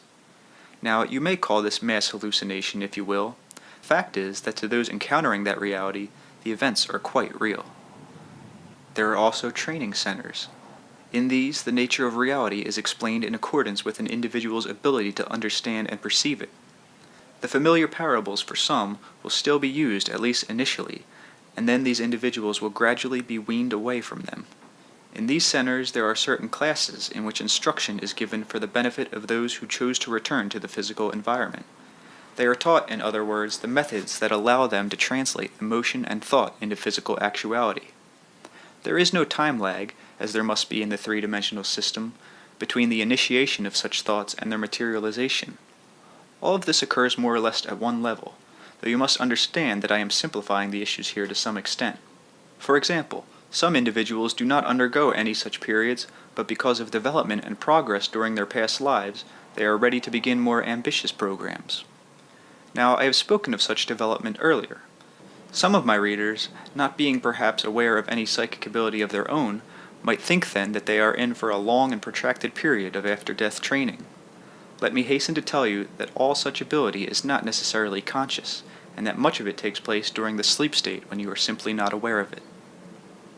You may, after death, utterly refuse to believe that you are dead, and continue to focus your emotional energy toward those you have known in life. If you have been obsessed with a particular project, for example, you may try to complete it. There are always guides to help you understand your situation, but you may be so engrossed that you pay them no heed. I will cover the subject of ghosts separately, rather than in this chapter. Suffice it to say that large fields of emotional focus toward physical reality can hold you back from further development. When consciousness leaves the body and is away for it for some time, then the connection is, of course, broken. In out-of-body states, the connection still holds. Now, it is possible for an individual who has died to completely misinterpret the experience and attempt to re-enter the corpse. This can happen when the personality identified himself almost exclusively with the physical image. It is not common, but nevertheless, under various circumstances, such individuals will attempt to reactivate the physical mechanism, becoming more panic-stricken when they discover the body's condition. Some, for example, have wept over the corpse long after the mourners have left, not realizing that they themselves are completely whole, where, for example, the body may have been ill or the organs beyond repair. They are like a dog worrying a bone. Those who have not identified their consciousness with the body completely find it much easier to leave it. Those who have hated the body find, strangely enough, that immediately after death they are quite drawn to it. All of these circumstances then may or may not occur according to the individual involved. However, after leaving the physical body, you will immediately find yourself in another. This is the same kind of form in which you travel in out-of-body projections. And again, let me remind my readers that each of them leaves the body for some time each night during sleep. This form will seem physical. It will not be seen by those still in the physical body, however, generally speaking. It can do anything that you do now in your dreams. Therefore, it flies, goes through solid objects, and is moved directly by your will, taking you, say, from one location to another, as you may think of these locations. If you wonder what Aunt Sally is doing, say, in Poughkeepsie, New York, then you will find yourself there. However, you cannot, as a rule, manipulate physical objects. You cannot pick up a lamp or throw a dish. This body is yours instantly, but is not the only form that you will have. For that matter, this image is not a new one. It is interwound with your physical body now, but you do not perceive it. Following death, it will be the only body you are aware of for some time. Much later, and on many levels, you will finally learn to take many forms as you choose, consciously. In one manner of speaking, you do this now, you see, translating your psychological experience, your thoughts and emotions, quite literally but unconsciously into physical objects. You may find that when you imagine yourself as a child after death, then you suddenly have the form of a child that you were. For a certain period of time, therefore, you can manipulate this form so that it takes any appearance that it had when it was connected with your physical form in the immediately previous physical life. You may die at 80 and after death think of the youth and vitality that you had at 20, and find then that your form changes to correspond with the inner image. Most individuals after death choose a more mature image that usually corresponds to the peak physical abilities, regardless of the age when the physical peak was reached. Others choose instead to take the form they had at a particular point when the greatest mental or emotional heights were achieved, regardless of the beauty or age that characterized the form. You will feel comfortable with the form that you choose, therefore, and you will usually use it when you want to communicate with others you have known, though for such communications with the living, you may instead adopt the form you had when you were known to the individuals you want to contact. These after-death environments do not exist necessarily on other planets. They do not take up space, so the question, where does all this happen, is meaningless in basic terms. It is the result of your own misinterpretations of the nature of reality. There is no one place, therefore, no specific location. These environments exist unperceived by you amid the physical world that you know. Your physical mechanisms simply do not allow you to tune into their ranges. You react to a highly specific but limited field. As I mentioned earlier, other realities coexist with your own at death, for example. You simply divest yourself of physical paraphernalia, tune into different fields, and react to other sets of assumptions. From this other viewpoint, you can to some extent perceive physical reality. However, there are energy fields that do separate them. Your entire concept of space is so distorted that any true explanation is highly difficult. As your perceptive mechanisms insist that objects are solid, for example, so they insist that such a thing as space exists. Now, what your senses tell you about the nature of matter is entirely erroneous, and what they tell you about space is equally wrong. Wrong in terms of basic reality, but quite in keeping, of course, with three-dimensional concepts. In out-of-body experiences from the living state, many of the problems are encountered in terms of space that will be met after death, and in such episodes, therefore, the true nature of time and space becomes more apparent. After death, it does not take time to go through space, for example. Space does not exist in terms of distance. This is illusion. There are barriers, but they are mental or psychic barriers. For example, there are intensities of experience that are interpreted in your reality as distance in miles. After death, you may find yourself in a training center. Now, theoretically, this center could be in the middle of your present living room in physical space, but the distance between you and the members of your family still living, sitting perhaps, thinking of you or reading a paper, would have nothing to do with space as you know it. You would be more separated from them than if you were, say, on the moon. You could perhaps change your own focus of attention away from the center and theoretically see the room and its inhabitants, and yet still this distance that has nothing to do with miles would be between you. Chapter 10. Death Conditions in Life. After-death experiences will not seem so alien or incomprehensible if you realize that you encounter similar situations as a normal part of your present existence.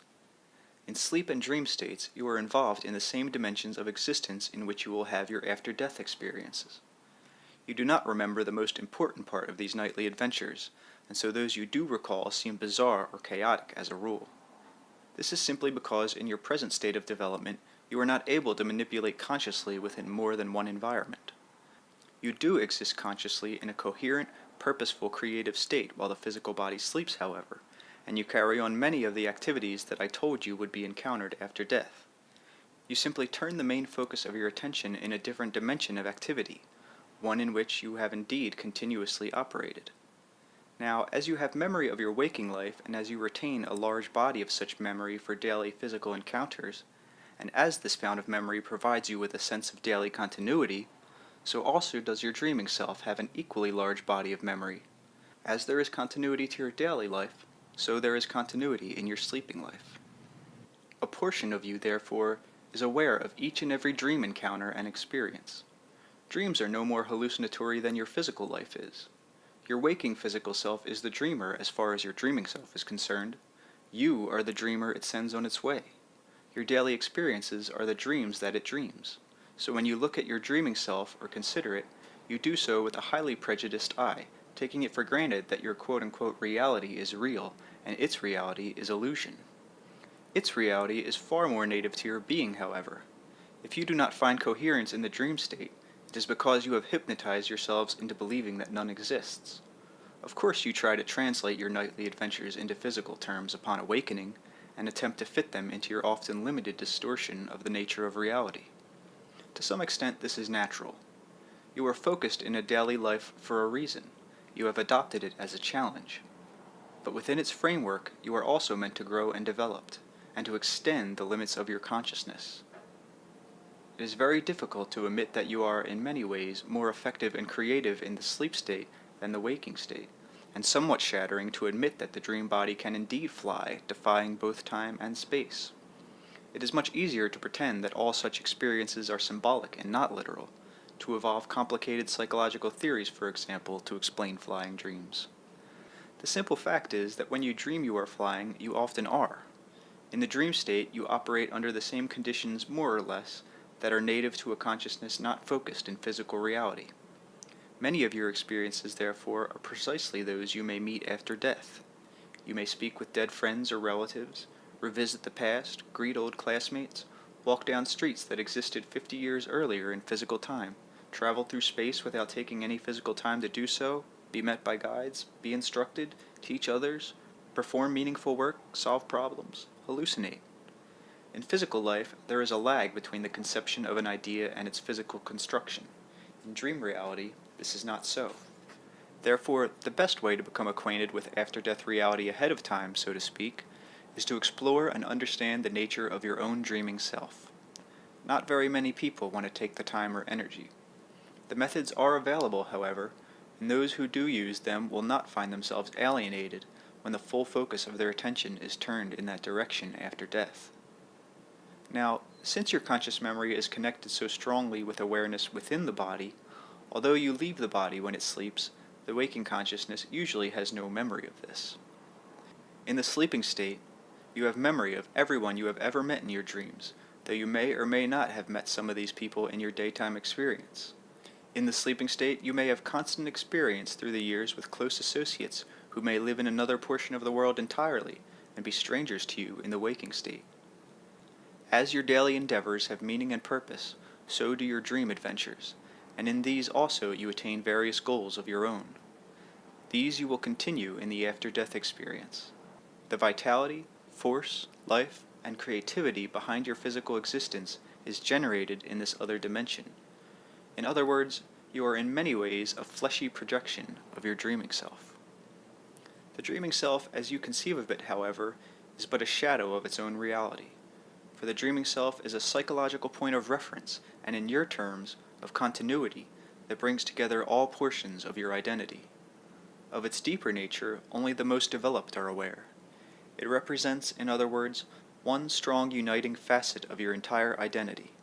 Its experiences are as vivid and its personality as rich, in fact richer, in context as the physical personality you know. Pretend for a moment that you are a child, and I am trying to undertake the particular chore of explaining to you what your most developed adult self will be like. And in my explanation, I say that this adult self is to some extent already a part of you, an outgrowth or projection of what you are. And the child says, "But what will happen to me? Must I die to become this other self? I do not want to change. How can I ever be this adult self when it is not what I am now, without dying as what I am?" I am in somewhat the same position when I try to explain to you the nature of this inner self, for while you can become aware of it in dreams, you cannot truly appreciate its maturity or abilities, yet they are yours in the same way that the man's abilities belong to the child. In the dream state you learn, among other things, how to construct your own physical reality day by day, just as after death you learn how to construct your next physical lifetime. In dreams you may solve the problems. In the daytime, you are only consciously aware of the methods of problem solving that you learned in sleep. In dreams you set your goals, so after death you set the goals for another incarnation. Now, no psychological structure is easy to describe in words. Simply to explain the nature of personality as it is generally known, all kinds of terms are used: id, subconscious, ego, superego, all of these to differentiate the interweaving actions that make up the physical personality. The dreaming self is just as complicated. So you can say that certain portions of it deal with physical reality, physical manipulation, and plans, some with deeper levels of creativity and achievement that ensure physical survival, some with communication, with even more extensive elements of the personality now generally unknown, some with the continuing experience and existence of what you may call the soul or overall individual entity, the true multidimensional self. The soul creates the flesh. The Creator hardly looks down upon its creation. The soul creates the flesh for a reason, and physical existence for a reason, so none of this is to lead you to a distaste for physical life, nor toward a lack of appreciation for those sensual joys with which you are surrounded. Any inner journeys should allow you to find greater significance, beauty, and meaning in life as you know it now, but full enjoyment and development also means that you use all your abilities, that you explore inner dimensions with as much wonder and enthusiasm. With proper understanding, therefore, it is quite possible for you to become quite familiar now with the after-death landscapes and environments and experiences. You will find them to be as vivid as any that you know. Such explorations will completely alter somber preconceptions about existence after death.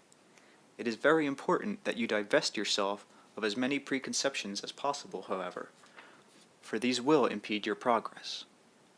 Generally speaking, if you are fairly content about physical reality, you are in a better position to study these inner environments. If you see evil all about you in physical life, and if it seems to outweigh the good, then you are not ready. You should not embark upon an exploration of these nightly adventures if you are depressed, for at this time your own psychic state is predisposed towards depressing experiences, whether awake or asleep. You should not embark upon such a study if you hope to substitute inner experience for physical experience. If your ideas of good and evil are rigorous, unbending, then you do not have the understanding that is necessary for any conscious manipulation in this other dimension. In other words, you should be as flexible mentally, psychologically, and spiritually as possible, open to new ideas, creative, and not overtly dependent upon organizations or dogma. You should be fairly competent and sympathetic. At the same time, you should be outgoing enough in your physical environment so that you are capable of handling your life as it is. You need all your resources. This is to be an active exploration and endeavor, not a passive withdrawal, and certainly not a cowardly retreat. Toward the end of this book, methods will be given for those who are interested so that you can explore these after-death conditions consciously, having some control over your experiences and progress. Here, however, I want to describe these conditions somewhat more thoroughly. Now, in physical life, you see what you want to see. You perceive from the available field of reality certain data selected carefully by you in accordance with your ideas of what reality is. You create the data to begin with. If you believe all men are evil, you simply will not experience the goodness in men. You will be completely closed to it. They, in turn, will always show you their worst side. You will telepathically see to it that others dislike you, and you will project your dislike upon them.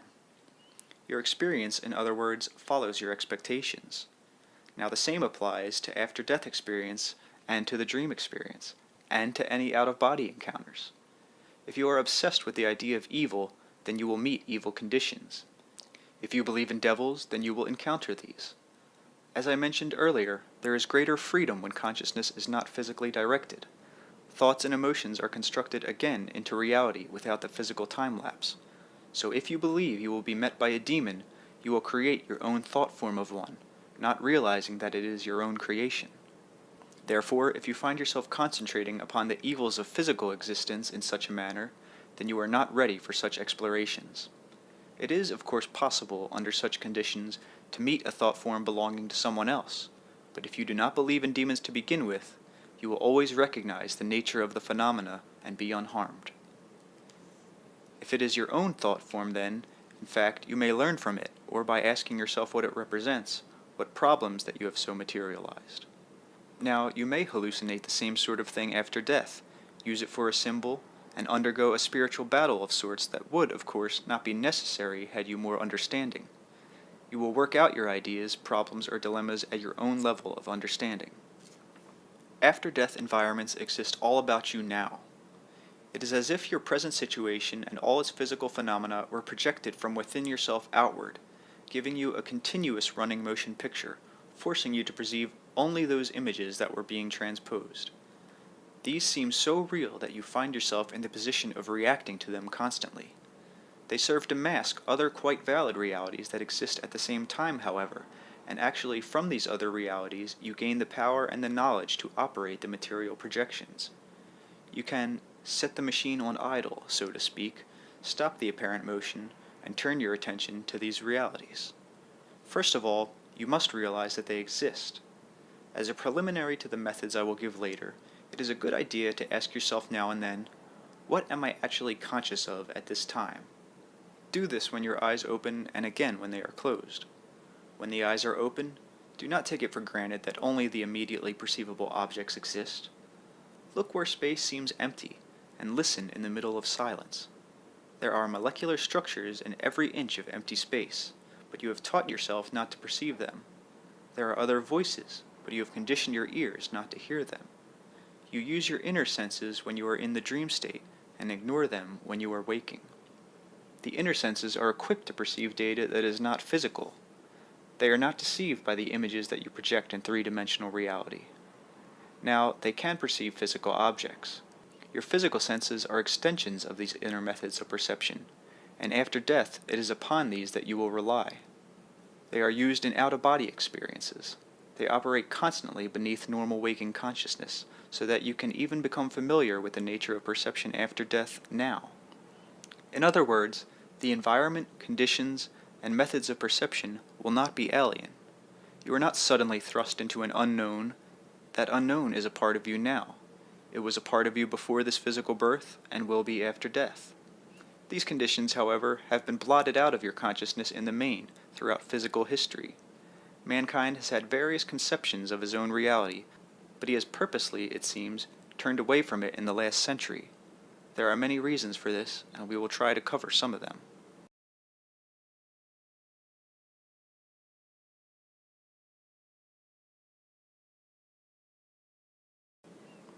In many ways, then, you are quote-unquote dead now, and as dead as you will ever be.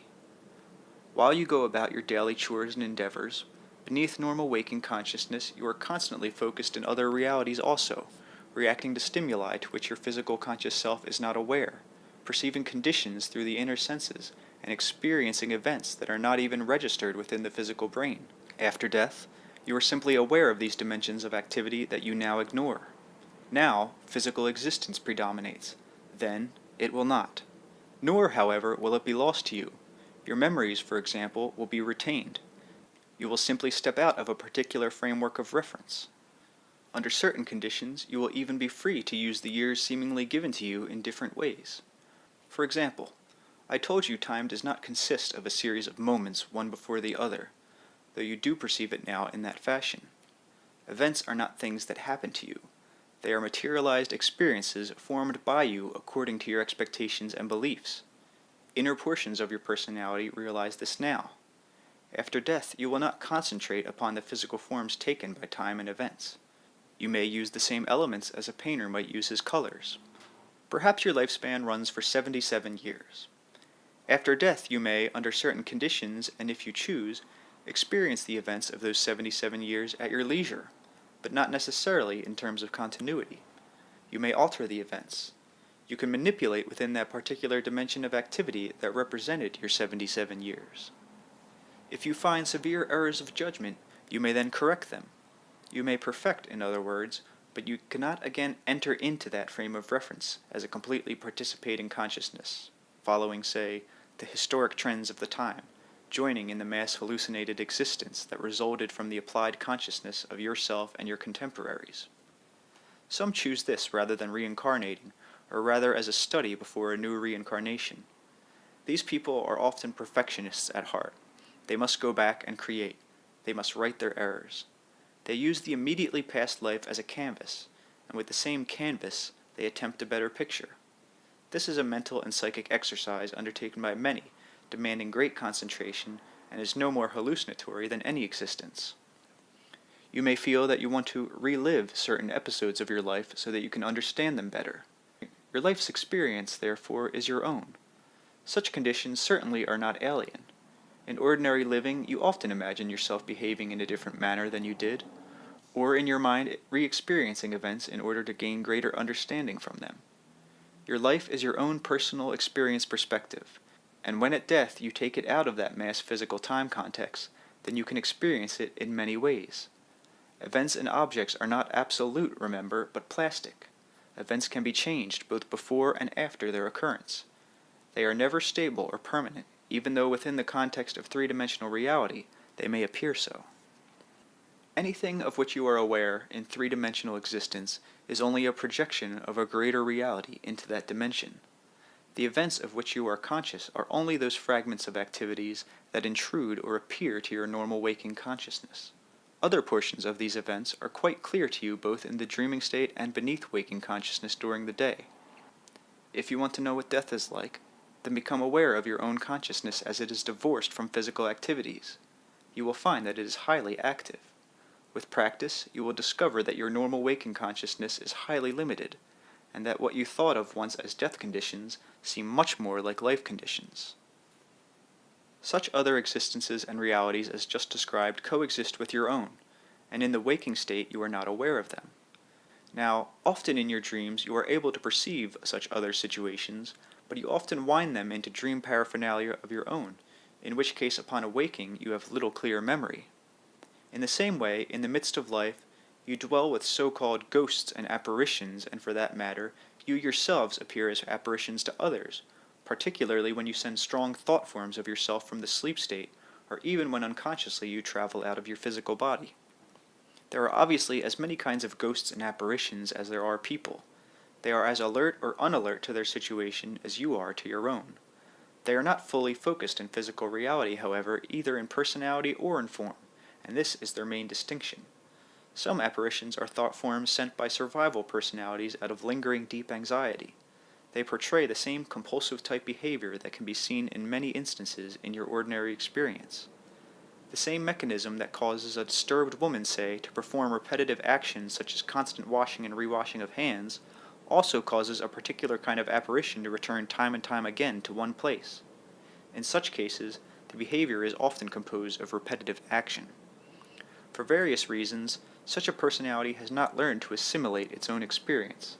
The characteristics of such apparitions follow those of a disturbed personality, with some exceptions, however. The whole consciousness is not present. The personality itself seems to be having a nightmare, or a series of recurring dreams, during which it returns to the physical environment. The personality itself is safe and sound, but certain portions of it work out unresolved problems, and discharge energy in such a fashion. They are in themselves quite harmless. Only your interpretations of their actions can cause difficulties. Now, in the middle of life conditions, you also appear on occasion as ghosts in other levels of reality, where your pseudo-appearance causes some comment and is the ground for many myths, and you are not even aware of this. Now, I am speaking generally. Again, there are exceptions where memory is retained, but as a rule, ghosts and apparitions are not any more aware of their effect upon others than you are when you appear quite unconsciously as ghosts in worlds that would be quite strange to you. The combination of thought, emotion, and desire creates form, possesses energy, and is made of energy. It will show itself in as many ways as possible. You only recognize the physical materializations, but as mentioned earlier in this book, you send pseudo-forms of yourself out from yourself of which you are not aware, and this is completely aside from the existence of astral travel or projection, which is a much more complicated affair. You appear in astral form in realities that are comparatively more advanced than your own. You are usually recognized because of your disorientation. You do not know how to manipulate. You do not know the customs. But whether you have a physical form or not, if you have emotions or feelings, these will take form. They have a reality. If you think strongly of an object, somewhere it will appear. If you think strongly of being in another location, a pseudo-image of yourself will be projected out from you to that place, whether or not it is perceived and whether or not you yourself are conscious of it or conscious in it. This applies both to those who have left your physical system and those who are in it.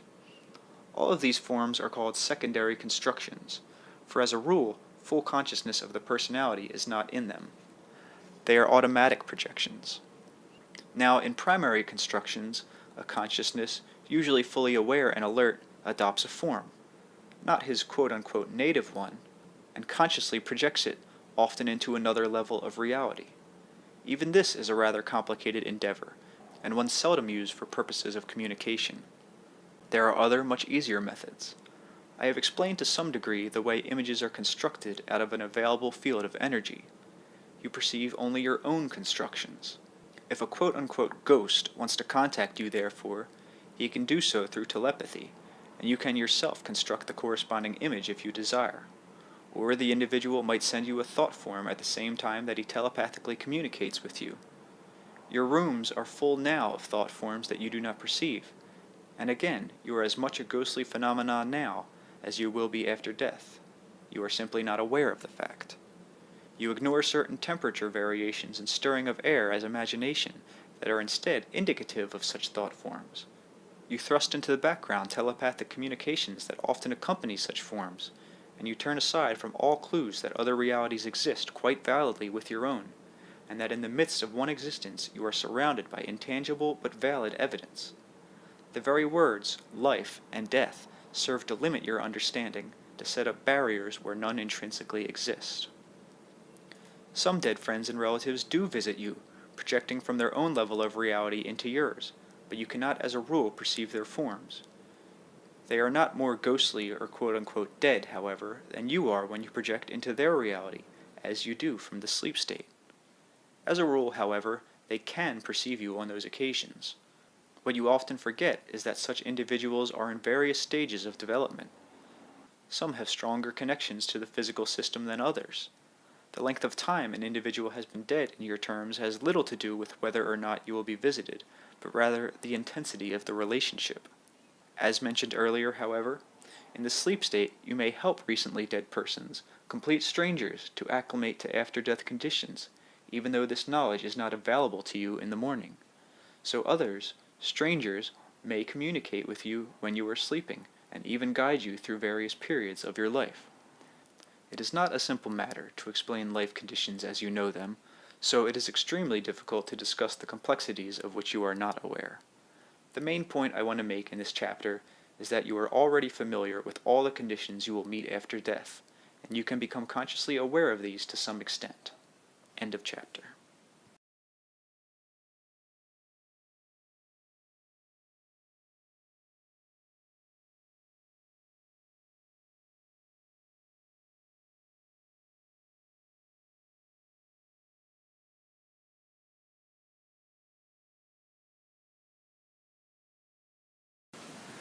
Chapter 11. After-Death Choices and the Mechanics of Transition. There are unlimited varieties of experience open to you after death, all possible, but some less probable than others, according to your development.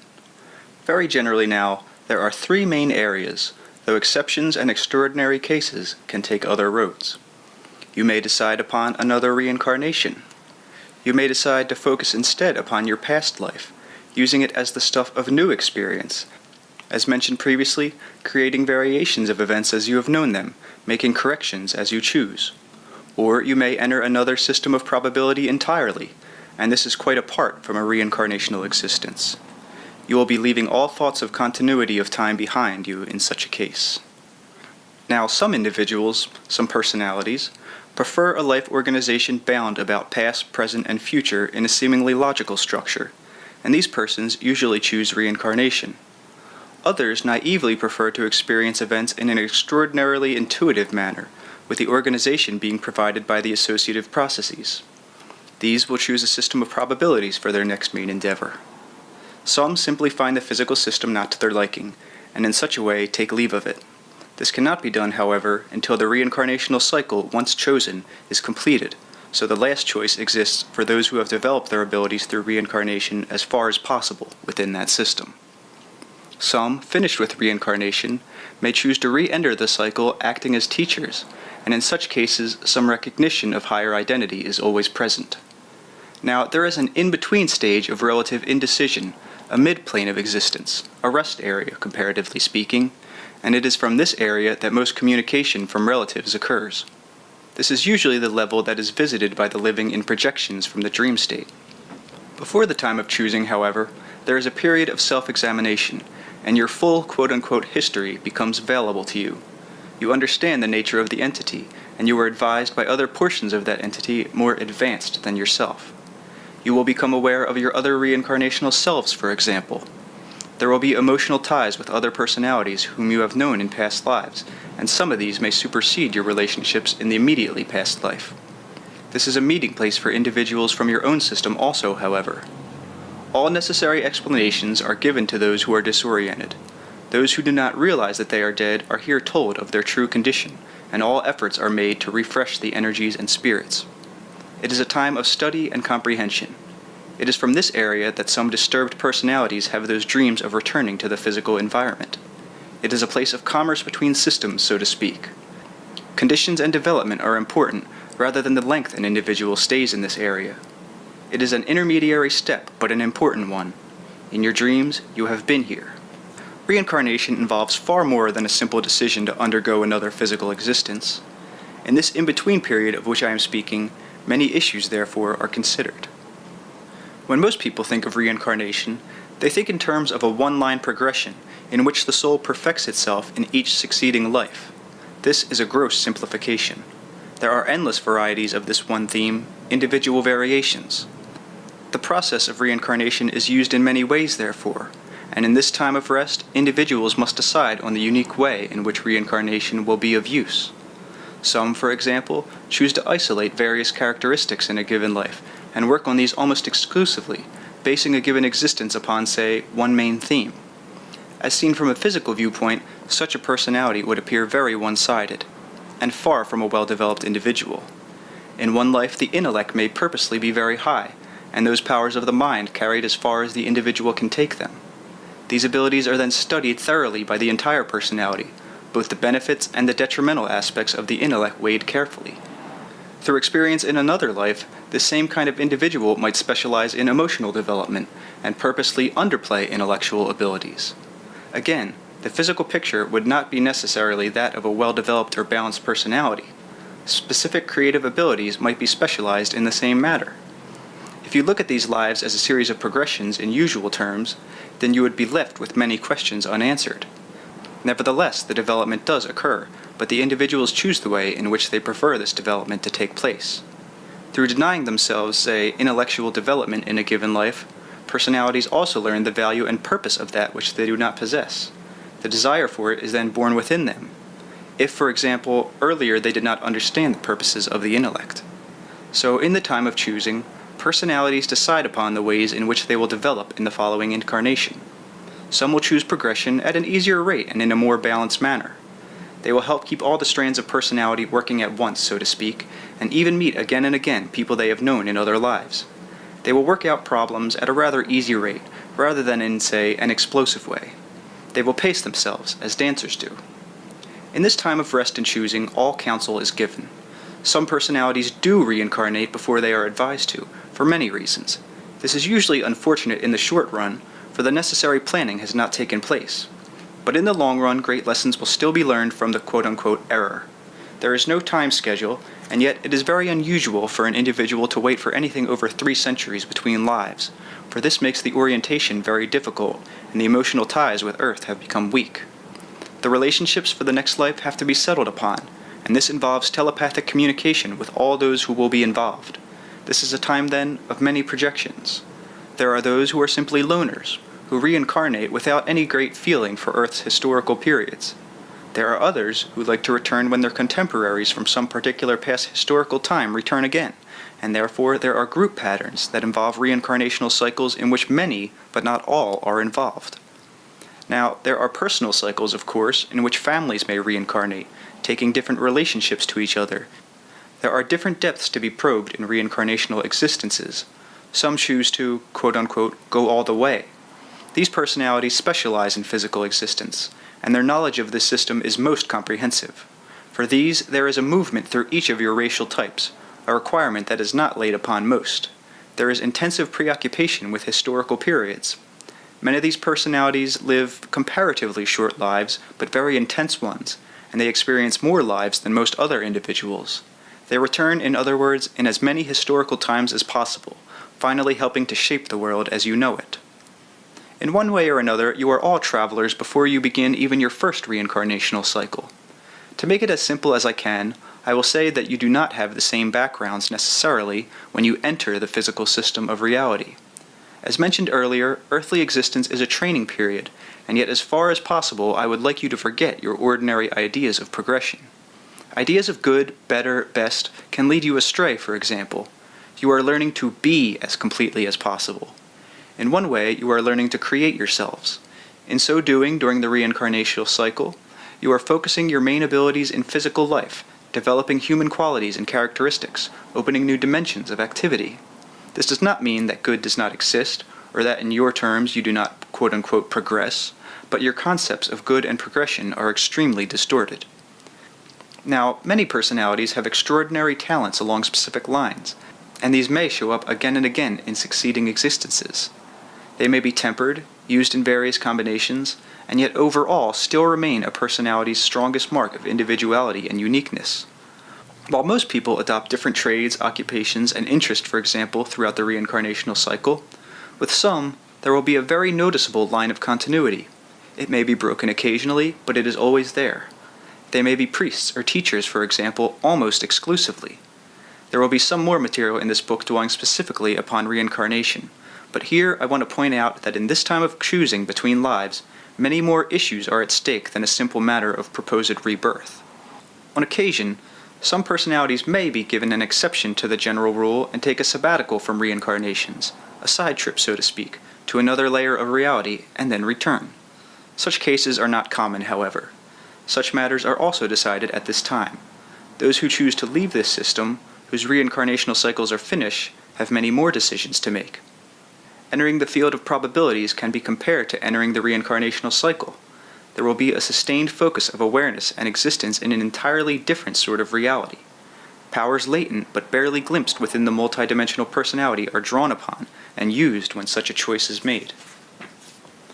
The psychological experience varies considerably from that you know, and yet there are hints of it within your own psyche.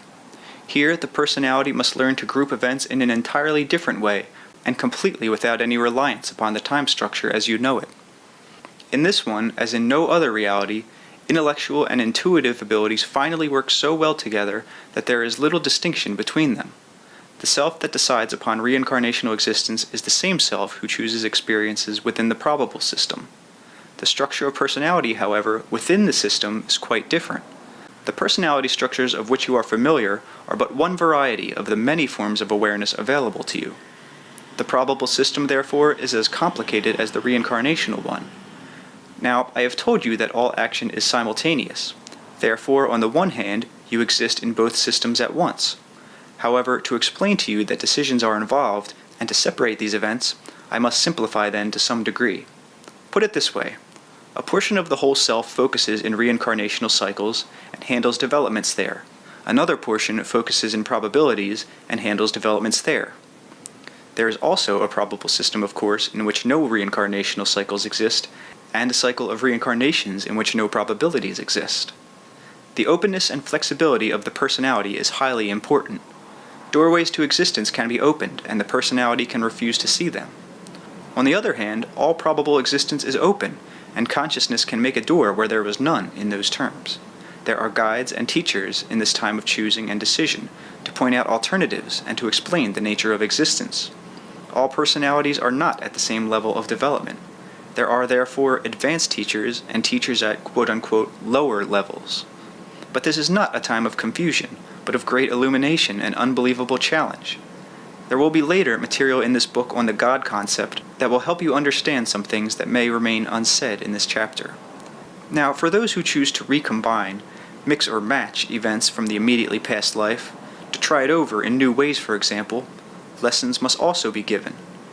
In many of these cases, there is a severe problem with a certain rigidity, coupled with the perfectionist characteristics mentioned earlier. The Earth years will be experienced again, but not necessarily in continuity. The events may be used in any way the individual chooses, altered, played back the way they happened for contrast, the way perhaps an actor would play an old movie in which he appeared over again in order to study it. Only in this case, of course, the actor can change his approach or the ending. He has full freedom with the events given within those years. The other actors, however, are thought forms, unless a few contemporaries join in the affair together. Now, under these conditions, the personality manipulates events consciously, of course, and studies the various effects. The focus demanded is quite intensive. He is told the nature of those who participate with him. He realizes they are thought forms, for example, and his own, but again, thought forms do possess a certain reality and consciousness. They are not cardboard actors for him simply to push around at will. He must therefore take them into consideration, and he has a certain responsibility toward them. They will grow in consciousness and continue their own lines of development on different levels. In one way, we are all thought forms, and this will be further explained in the material dealing with the God concept. Understand, however, that I do not mean that we lack our own initiative for action, individuality, or purpose. And remember also here that you live from the inside out. Then perhaps the statement will have more meaning to you.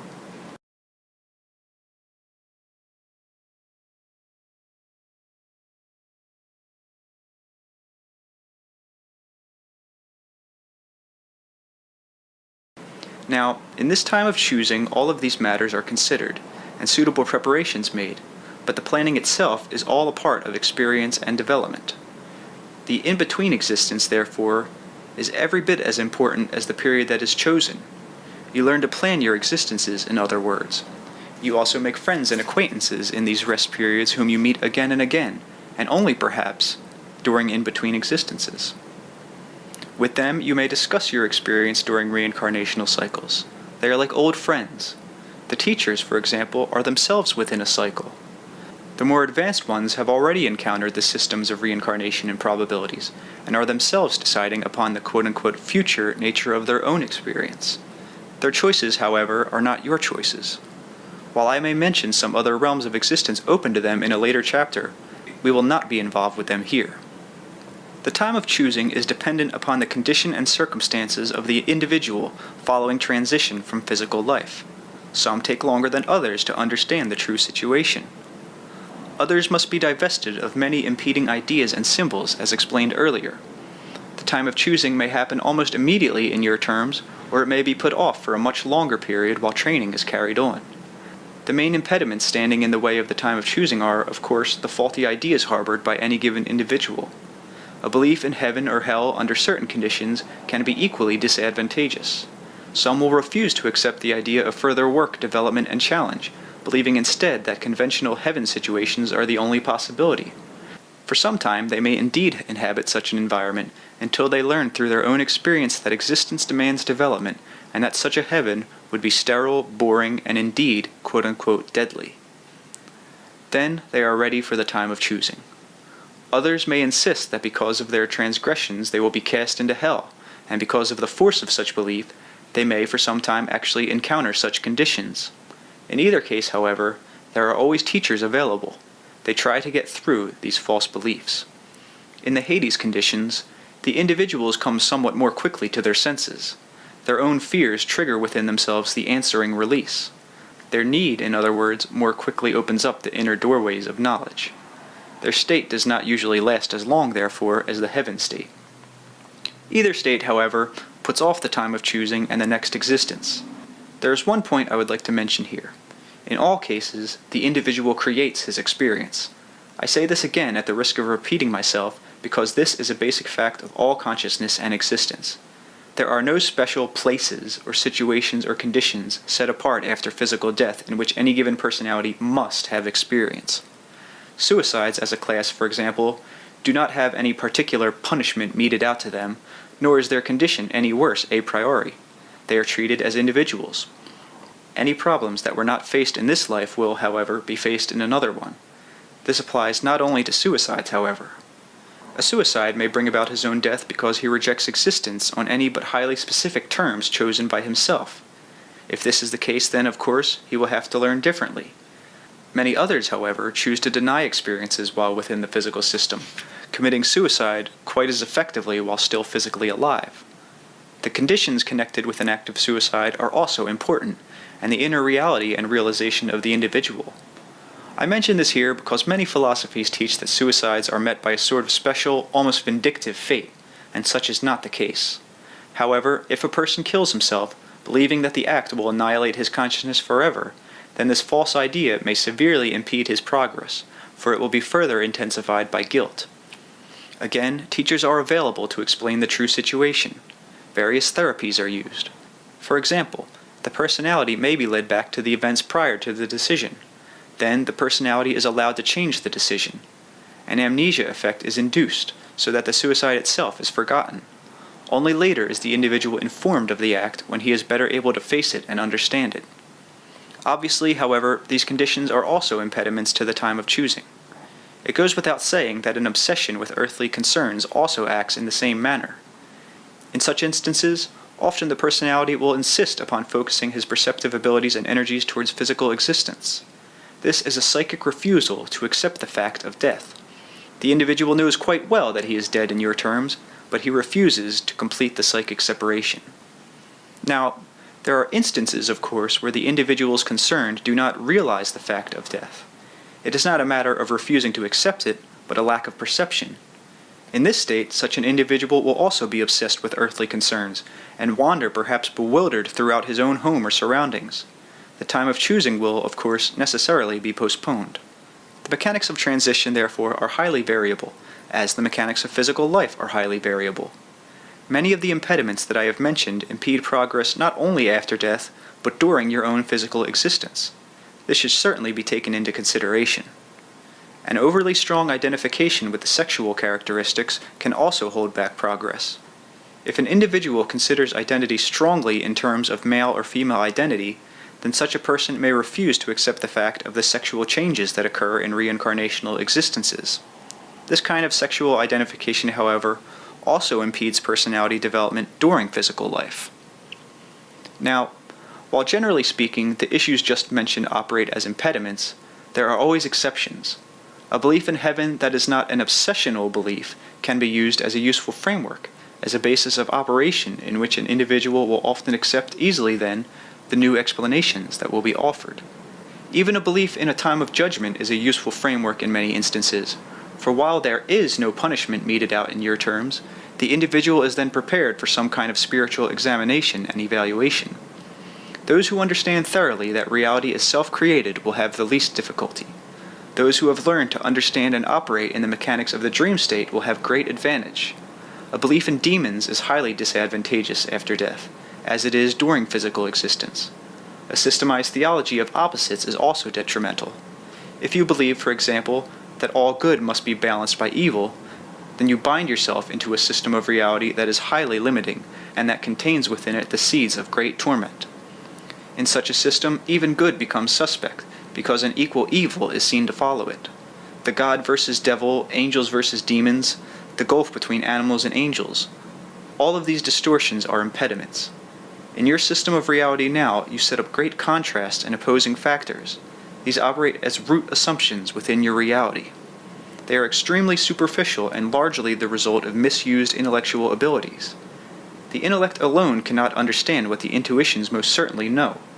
In trying to make sense in terms of physical existence, the intellect has set up these opposing factors. The intellect says, if there is good, there must be evil, for it wants things explained in neat parcels. If there is an up, there must be a down. There must be balance.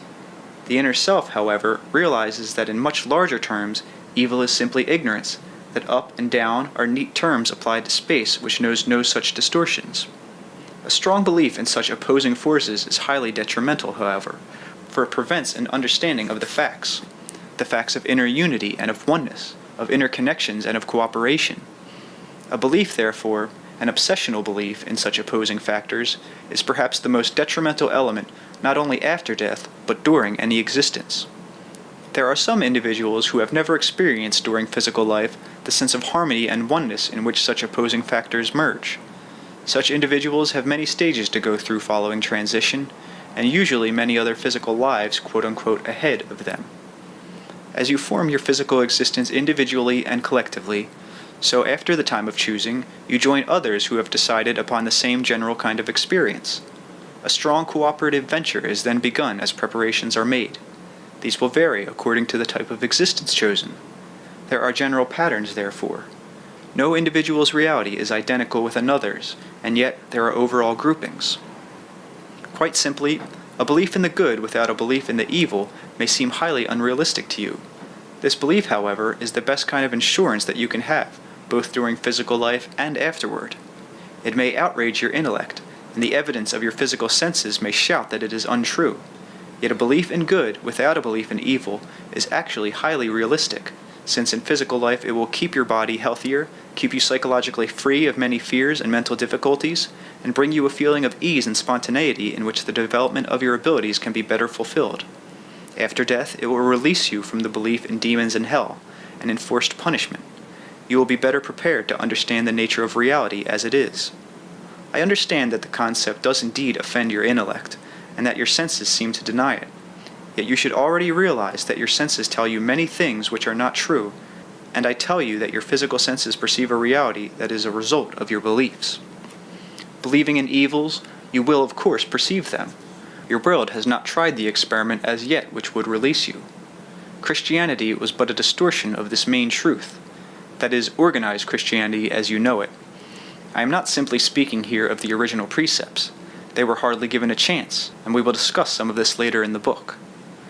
The experiment that would transform your world would operate upon the basic idea that you create your own reality according to the nature of your beliefs, and that all existence was blessed, and that evil did not exist in it. If these ideas were followed individually and collectively, then the evidence of your physical senses would find no contradictions.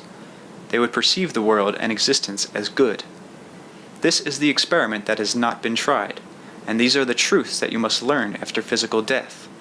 Some, after death, understanding these truths, choose to return to physical existence and explain them.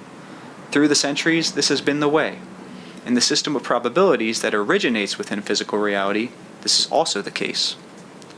There are systems of probability not connected with your own system at all, much more advanced than any you presently imagine, and in these, the truths of which I have been speaking are well known. In them, individuals creatively and purposely create realities, knowing how to do so, and giving full rein to the creative abilities of consciousness. I mention this here simply to point out that there are many other after-death conditions not connected with your system. When you have learned to your capacity in this in-between period, you are ready to progress. This in-between period itself, however, has many dimensions of activity and divisions of experience. As you can see, to put it as simply as possible, everyone does not quote-unquote know everyone else. Instead of countries or physical divisions, you have psychological states. To an individual in one, another might seem quite foreign. In many communications with those in these transitional states, messages through mediums can appear as highly contradictory. The experience of the dead is not the same. The conditions and situations vary. An individual explaining his reality can only explain what he knows.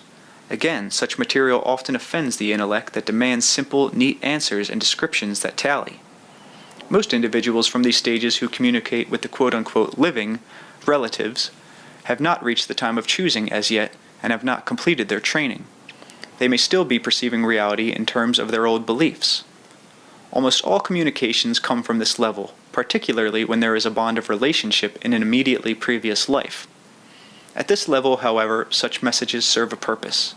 The communicators can inform living relatives that existence continues, and that they can do it in terms that the living can understand.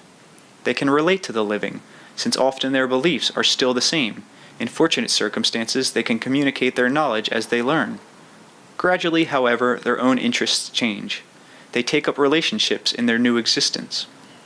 At the time of choosing, therefore, the personality is already preparing itself to leave for another existence. In your terms of time, this in-between period can last for centuries. It can last only a few years. Again, however, there are exceptions. There are cases in which a personality goes very quickly into another physical life, in perhaps a matter of hours. This is usually unfortunate, and is caused by an obsessive desire to return to physical life.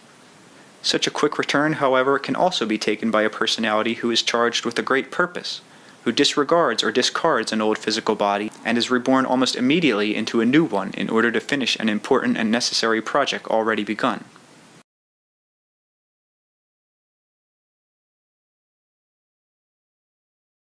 Now, there are some points I would like to add here. The time of choosing is somewhat more complicated if the last reincarnational cycle, in your terms, is completed. First of all, you must understand again that now you do not realize your true identity. You identify instead with your present ego, so when you think in terms of life after death, you really mean a future life of the ego that you know. At the end of the reincarnational cycle, you understand quite thoroughly that you, the basic identity, the inner core of your being, is more than the sum of your reincarnational personalities. You might say that the personalities then are but divisions of yourself here. There is no competition between them. There never was any real division, but only a seeming one in which you played various roles, developed different abilities, learned to create in new and diverse ways. These reincarnational personalities continue to develop, but they also understand that their main identity is also yours. When the cycle is finished, therefore, you have complete knowledge of your past lives. The information, experience, and abilities are at your fingertips. This merely means that you understand your multidimensional reality in practical terms. I have used the word multidimensional often, and you can see I mean it quite literally, for your reality exists not only in terms of reincarnational existences, but also in the probable realities mentioned earlier. When the time of choosing comes, therefore, the choices available are far more diverse than those offered or possible to personalities who still must reincarnate. There is always the opportunity to teach if you have the inclination and the capabilities, but multidimensional teaching is far different than teaching as you know it now, and it demands rigorous training. Such a teacher must be able to instruct various portions of one entity in your terms at the same time. Say, for example, a particular entity has reincarnations in the 14th century, in 3 BC, in the year AD 260, and in the time of Atlantis. A teacher would simultaneously be in contact with these various personalities, communicating with them in terms that they could understand. Such communication demands a complete knowledge of the root assumptions of such eras, and of the general philosophical and scientific climate of thought at the time. The entity might well be exploring several probable systems too, and these personalities would also have to be reached and contacted. The amount of knowledge and training necessary makes such a teaching communicator career extremely demanding, but it is one of the courses available. The process of learning such information necessarily adds to the development and abilities of the teacher. A delicate manipulation of energy is required, and a constant travel through dimensions. Once such a choice is made, training immediately begins, always under the leadership of a practical expert. The vocation, for it is a vocation, leads such a teacher even into other realms of reality than those he previously knew existed. Now, others, finished with reincarnations and of a different overall nature, may begin the long journey toward the vocation of a creator. On a much different plane, this can be compared to geniuses in creative fields within your own physical reality. Instead of paints, pigments, words, musical notes, the creators begin to experiment with dimensions of actuality, imparting knowledge in as many forms as possible, and I do not mean physical forms. What you would call time is manipulated as an artist would manipulate pigment. What you would call space is gathered together in different ways. Art is created then using time, for example, as a structure. In your terms, time and space might be mixed. The beauties of various ages, the natural beauties, the paintings and buildings, are all recreated as learning methods for these beginners. One of their main preoccupations is to create beauty that impinges itself in as many various dimensions of reality as possible.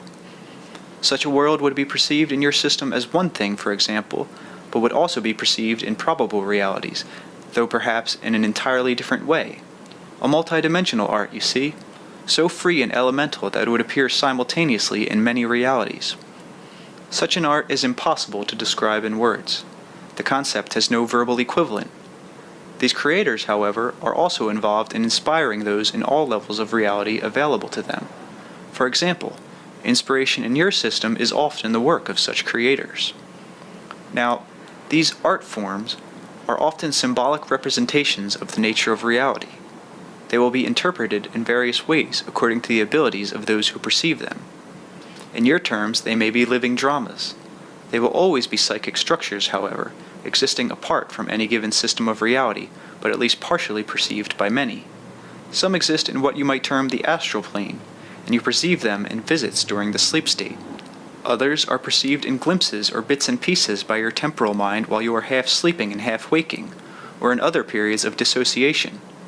There are various kinds of multidimensional art, and therefore many levels in which the creators work. The whole Christ story was such a creation. There are also those who choose to be healers, and of course this involves far more than healing as you are familiar with it. These healers must be able to work with all levels of the entity's experience, directly helping those personalities that are a part of it. Again, this involves a manipulation through reincarnational patterns, and here again, great diversification. A healer begins with reincarnational selves with various difficulties. The healing involved is always psychic and spiritual, and these healers are available to help each personality in your system as you know it, in your present time, and in other systems. In a larger context, and with greater training, advanced healers deal with spiritual maladies of vast numbers of personalities. There are those who combine the qualities of teacher, creator, and healer. Others choose lines of development that are particularly suited to their own characteristics. I do not want to discuss the purpose of consciousness's continuous existence or development in this chapter, however. I simply want to make it clear that vast possibilities of progress are possible, and to stress the fact that each personality has full freedom. The developments of consciousness that take place are natural attributes, natural stages. There is no coercion applied. All of the further developments are inherent in the personality that you know, even as the adult is inherent in the child. Now, these descriptions of after-death events may sound very complicated, particularly if you have been used to a simple tale of heaven or eternal rest. Unfortunately, the words fail to describe many of the basics that I would have you understand. You have within yourself, however, the ability to release your intuitions and to receive inner knowledge. As you read this book, the words are meant to release your own intuitional abilities. When you are reading it, your own dreams will give you added information, and will be in your mind upon awakening if you are alert for them. There is no such simple end to the life that you know, such as the story of heaven. There is the freedom to understand your own reality, to develop your abilities further, and to feel more deeply the nature of your own existence as a part of all that is. That is the end of the chapter.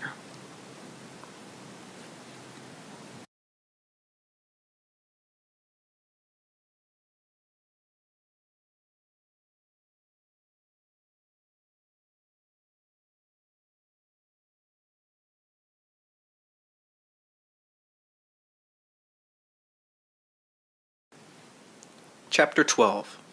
Reincarnational Relationships. Now, throughout your reincarnational existences, you expand your consciousness, your ideas, your perceptions, your values. You break away from self-adopted restrictions, and you grow spiritually as you learn to step aside from limiting conceptions and dogmas. Your rate of learning depends entirely upon you, however. Limited, dogmatic, or rigid concepts of good and evil can hold you back. Too narrow ideas of the nature of existence can follow you through several lives if you do not choose to be spiritually and psychically flexible. These rigid ideas can indeed act as leashes, so that you are forced to circle like a tied puppy dog about a very small radius. In such cases, through perhaps a group of existences, you will find yourself battling against ideas of good and evil, running about in a circle of confusion, doubt, and anxiety. Your friends and acquaintances will be concerned with the same problems, for you will draw to yourself those with the same concerns. I am telling you again, therefore, that many of your ideas of good and evil are highly distortive, and shadow all understanding you have of the nature of reality. If you form a guilt in your mind, then it is a reality for you, and you must work it out. But many of you form guilts for which there is no adequate cause, and you saddle yourselves with these guilts without reason.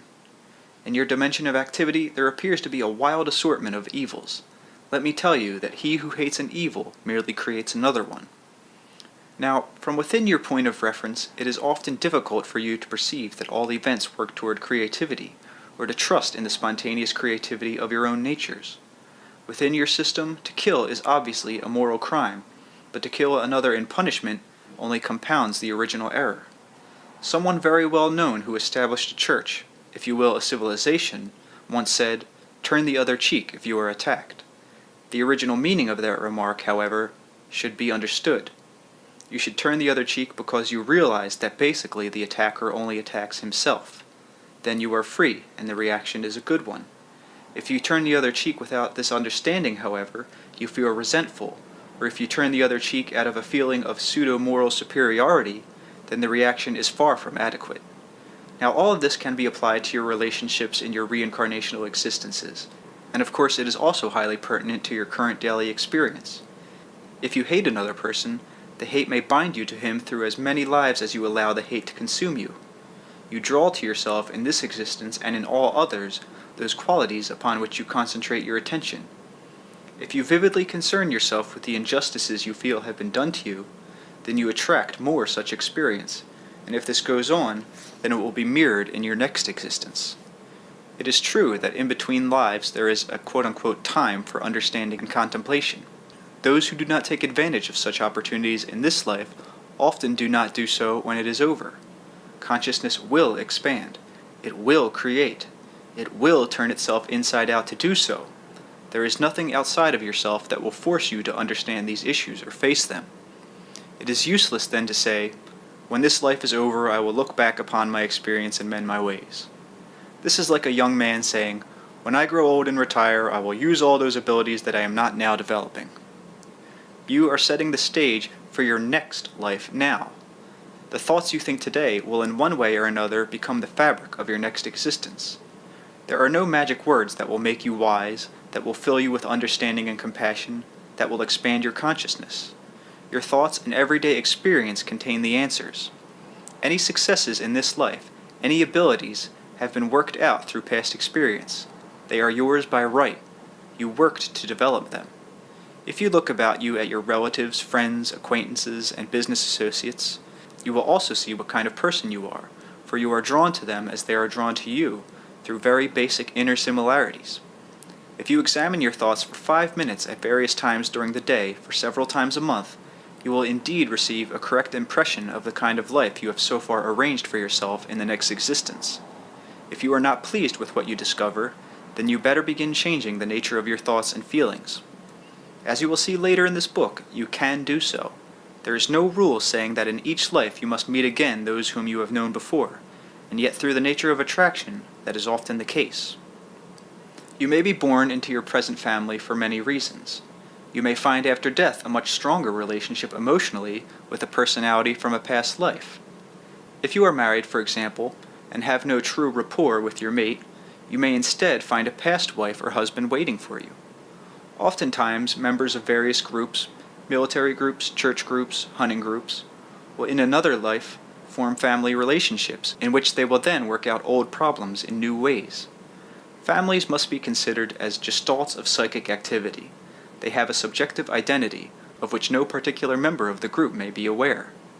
Families have subconscious purposes, though the individual members of the family may pursue these goals without conscious awareness. Such groups are set up ahead of time, so to speak, in between physical existences. Oftentimes, 4 or 5 individuals will set themselves a given challenge and assign to the various members different parts to play. Then, in a physical existence, the roles will be worked out. The inner self is always aware of the hidden mechanisms of these family gestalts. Those who have been closely bound through emotional ties often prefer to remain in closely tied or loosely tied physical relationships that continue through many lifetimes. New relationships are always encouraged, however, for you can have ingrown reincarnational quote-unquote families. Many of these form physical organizations that are actually manifestations of inner groupings. I spoke earlier of rigid concepts of right and wrong. There is only one way to avoid this problem. Only true compassion and love will lead to an understanding of the nature of good, and only these qualities will serve to annihilate the erroneous and distortive concepts of evil. The simple fact is that as long as you believe in the concept of evil, it is a reality in your system, and you will always find it manifested. Your belief in it, therefore, seems highly justified.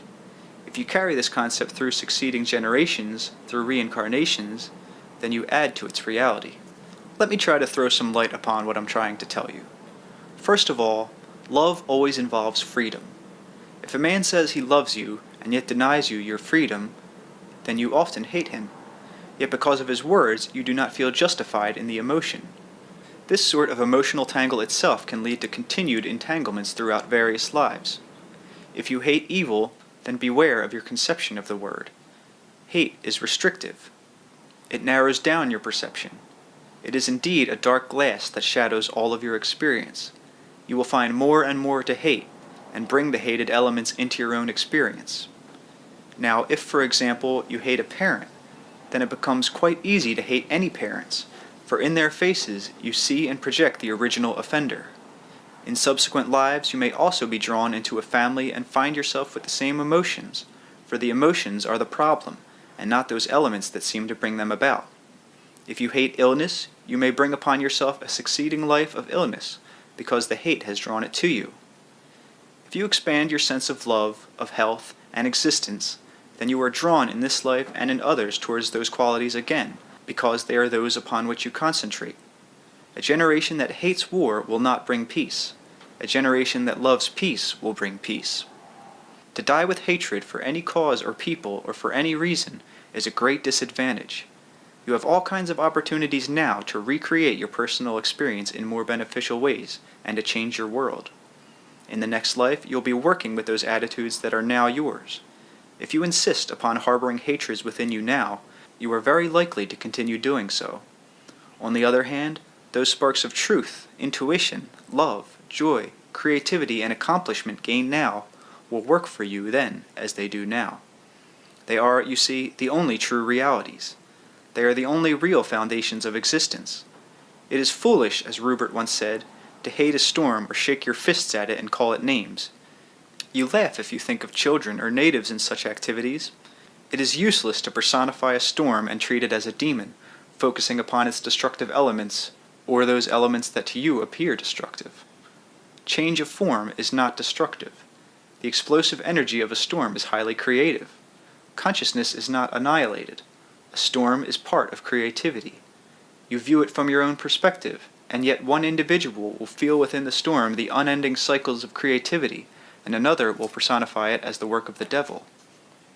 Through all your lives you will interpret the reality that you see in your own way, and that way will have its effect upon you, and in turn upon others. The man who literally hates immediately sets himself up in this fashion. He prejudges the nature of reality according to his own limited understanding. Now, I am emphasizing the issue of hate in this chapter on reincarnation because its results can be so disastrous. A man who hates always believes himself justified. He never hates anything that he believes to be good. He thinks he is being just, therefore, in his hatred, but the hatred itself forms a very strong claim that will follow him throughout his lives until he learns that only the hatred itself is the destroyer. I would like to make it clear that there is nothing to be gained either by hating. You fall into the same trap. What is needed is a basic trust in the nature of vitality, and faith that all elements of experience are used for a greater good, whether or not you can perceive the way in which evil is transmuted into creativity. What you love will also be a part of your experience in this life and others. The most important idea to be remembered is that no one thrusts the experience of any given lifetime upon you. It is formed faithfully according to your own emotions and beliefs. The great power and energy of love and creativity is apparent in the mere fact of your existence.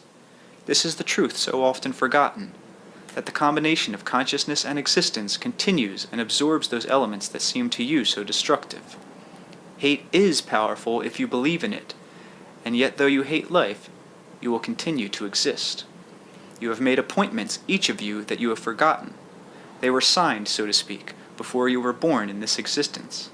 In many cases, the friends that you make were close to you long before you met them in this present life. This does not mean that everyone in your present acquaintanceship has been known to you, and it certainly does not imply a boring record played over and over again, for each encounter is a new one in its own way.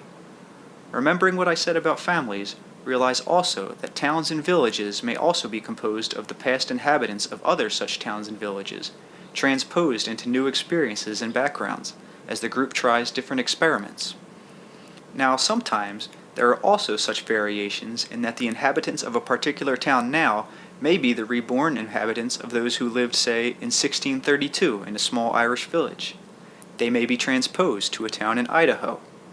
Some who wanted to travel from the old world to the new may be reborn in the new one. You must remember also that abilities from past lives are at your disposal for your present use. You reap your own rewards.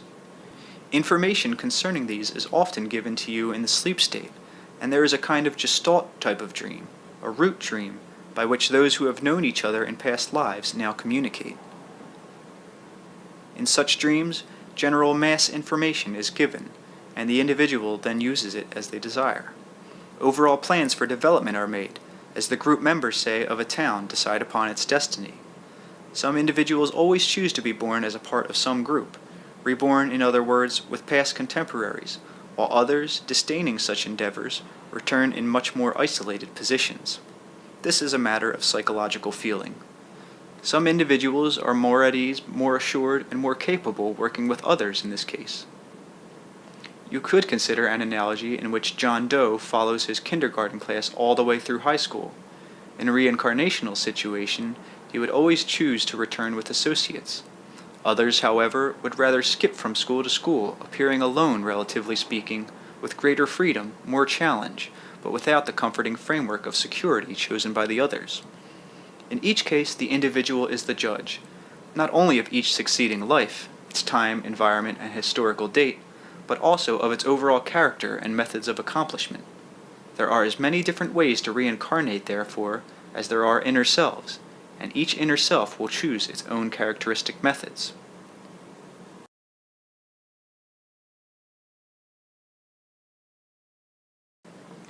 In each life, you are meant to check the exterior environment in order to learn your inner condition. The outer is the reflection of the inner. You are meant to understand the nature of your inner self and to manifest it outward. As this is done, the exterior circumstances should change for the better, as the inner self becomes more aware of its own nature and capabilities. Theoretically, then, in each life, you would become stronger, healthier, wealthier, and wiser, but it does not work that way for many reasons. As mentioned earlier, many personalities adopt different kinds of experiences, focusing upon development in certain specific areas, and ignoring others, perhaps for a series of lives. No consciousness has the same experiences or interprets them the same, and so each individual utilizes reincarnational opportunities in his own way. Sex changes, for example, are necessary. Some individuals alternate their sex in each succeeding life. Others have a series of female lives and then a series of male lives, or vice versa. But the entire reincarnational framework must involve both sexual experiences. Abilities cannot be developed following a one-sex line. There must be experiences in motherhood and fatherhood. When you get to the point that you realize you are forming your day-to-day existence and the life that you know, then you can begin to alter your own mental and psychic patterns, and therefore change your daily environment. This realization, however, should go hand in hand with a deep intuitional knowledge of the capabilities of the inner self. These two factors together can release you from any difficulties that have arisen in past lives. The entire structure of your existence will begin to change with these realizations, and an acceleration of spiritual and psychic growth will develop. There is an inner logic to your current relationships, attitudes, and experiences. If in one life, for example, you hated women, you may very well be a woman in the next life. Only in this way, you see, would you be able to relate to the experience of womanhood, and then, as a woman, face those attitudes that you yourself had against women in the past. If you had no sympathy for the sick, you may then be born with a serious disease, again, now self-chosen, and find yourself encountering those attitudes that once were your own. Such an existence would usually also include other issues, however. No existence is chosen for one reason only, but would also serve many other psychological experiences. A chronically ill existence, for example, might also be a measure of discipline, enabling you to use deeper abilities that you ignored in a life of good health. The perfectly happy life, for example, on the surface may appear splendid, but it may also be basically shallow and do little to develop the personality. The truly happy existence, however, is a deeply satisfying one that would include spontaneous wisdom and spiritual joy. I am not saying, in other words, that suffering necessarily leads to spiritual fulfillment, nor that all illness is accepted or chosen for such a purpose, for this is not the case. Illness is often the result of ignorance and lazy mental habits. Such a discipline may be adopted, however, by certain personalities who must take strong measures with themselves because of other characteristics. There is an overall pattern to relationships within lives, and yet this does not mean that you travel through various existences with the same limited and familiar number of friends and acquaintances, merely altered like actors with a change of face or costume. Groups of individuals come together in various lives for certain purposes, separate, and may or may not come together again in a different time or place. Again, however, there is no rigid rule. Some families are literally reincarnations of their ancestors, but this is not the general case by any means. Deep relationships will continue in one way or another. Others will simply disappear. The point I want to make is that the opportunity for development and knowledge is as present at this moment in this life as it will ever be. If you ignore day-to-day opportunities for development now, no one can force you to accept and utilize greater abilities after death or between lives. The teachers are there in after-death experience, but they are also teachers here in your existence now. Some families come together in a particular life not because of a great attraction or love in a past existence, but for the opposite reason. Families may be composed then of individuals who disliked each other in the past and come together in a close relationship where they are to work together toward a common goal, learn to understand each other better, and work out problems in a different kind of context. Jointly, each generation has its own purpose. It is this: to perfect inner knowledge and to materialize it as faithfully as possible outward into the world. The changing physical scene throughout the centuries as you know them represents the inner images that have flickered through the minds of the individuals who lived within the world through the various ages. Now, it is not necessary that you learn about your own past lives, though it may be helpful if you understand that you chose the circumstances of your birth this time. If you examine your own life carefully, the challenges that you have set for yourself will become apparent. This is not easy to do, but it is within the grasp of each individual. If you release yourself from hatred, then you automatically release yourself from any such relationships in the future, or any experiences that are based upon hatred.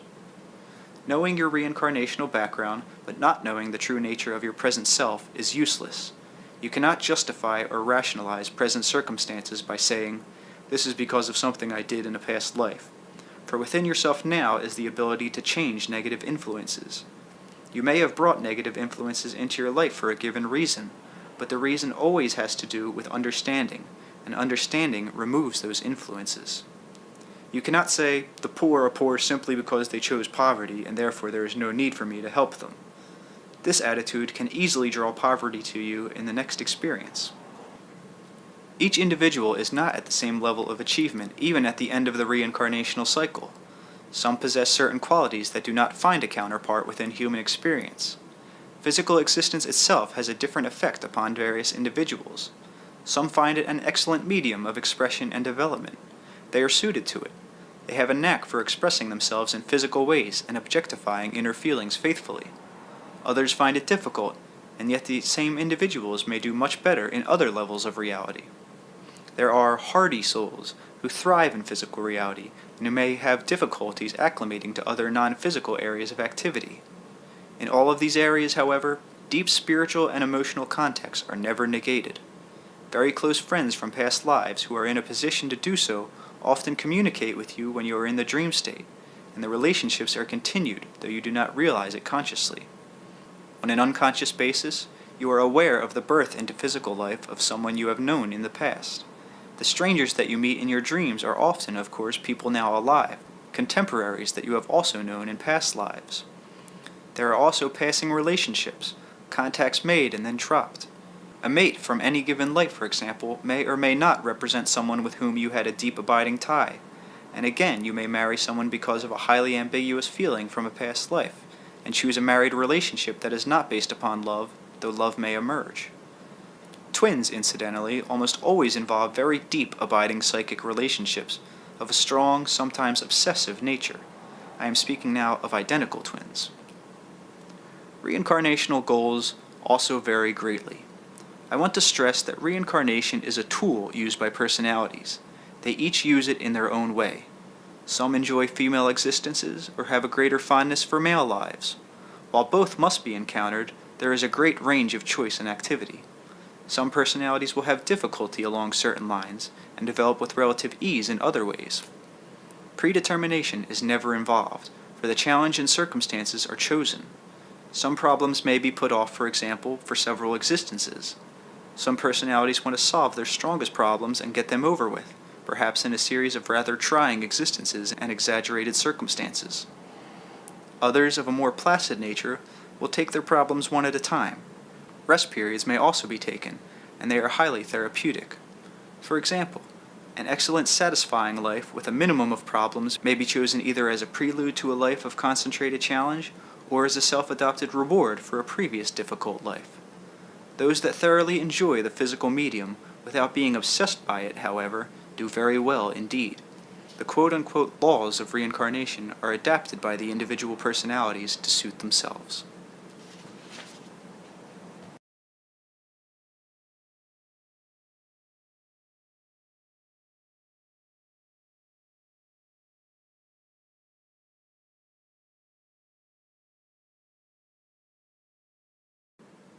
Chapter 13. Reincarnation, Dreams, and the Hidden Male and Female within the Self. As I mentioned earlier, each person lives both male and female lives. As a rule, conscious memory of these is not retained. To prevent an over-identification of the individual with his present sex, within the male there resides an inner personification of femaleness. This personification of femaleness in the male is the true meaning of what Jung called the anima. The anima in the male is, therefore, the psychic memory and identification of all the previous female existences in which the inner self has been involved. It contains within it the knowledge of the present male's past female histories, and the intuitive understanding of all the female qualities with which the personality is innately endowed. The anima, therefore, is an important safeguard, preventing the male from over-identifying with whatever cultural male characteristics have been imposed upon him through present background, environment, and education. The anima serves not only as a personal, but as a mass civilizing influence, mellowing strongly aggressive tendencies, and serving also as a bridge both in communicating with women in a family relationship and in communication also as it is applied through the arts and verbalization. The male will often dream of himself, therefore, as a female. The particular way in which he does so can tell him much about his own reincarnational background, in which he operated as a female. Maleness and femaleness are obviously not opposites, but merging tendencies. The priestess, the mother, the young witch, the wife, and the old wise woman. These general types are archetypes, simply because they are root elements, representing symbolically the various kinds of so-called female qualities and the various kinds of female lives that have been lived by males. They have also been lived by females, of course. However, the women do not need to be reminded of their femaleness, but again, as they do not over-identify with their present sex, there is what Jung called the animus, or the hidden male within the female. Again, however, this represents the male lives with which the self has been involved, the young boy, the priest, the aggressive jungle man, and the wise old man.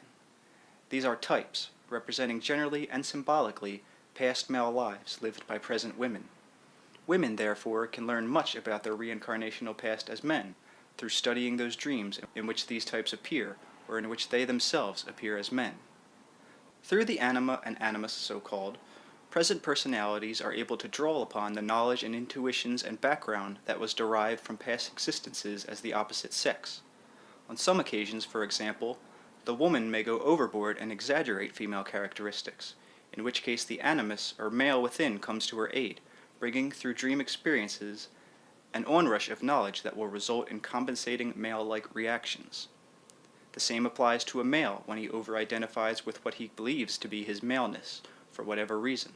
The same applies to a male when he over-identifies with what he believes to be male characteristics for whatever reason.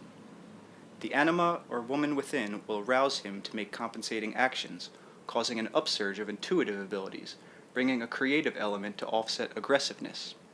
Ideally, left alone, these operations would result in a balance individually and en masse, where aggressiveness was always used creatively, as indeed it can and should be.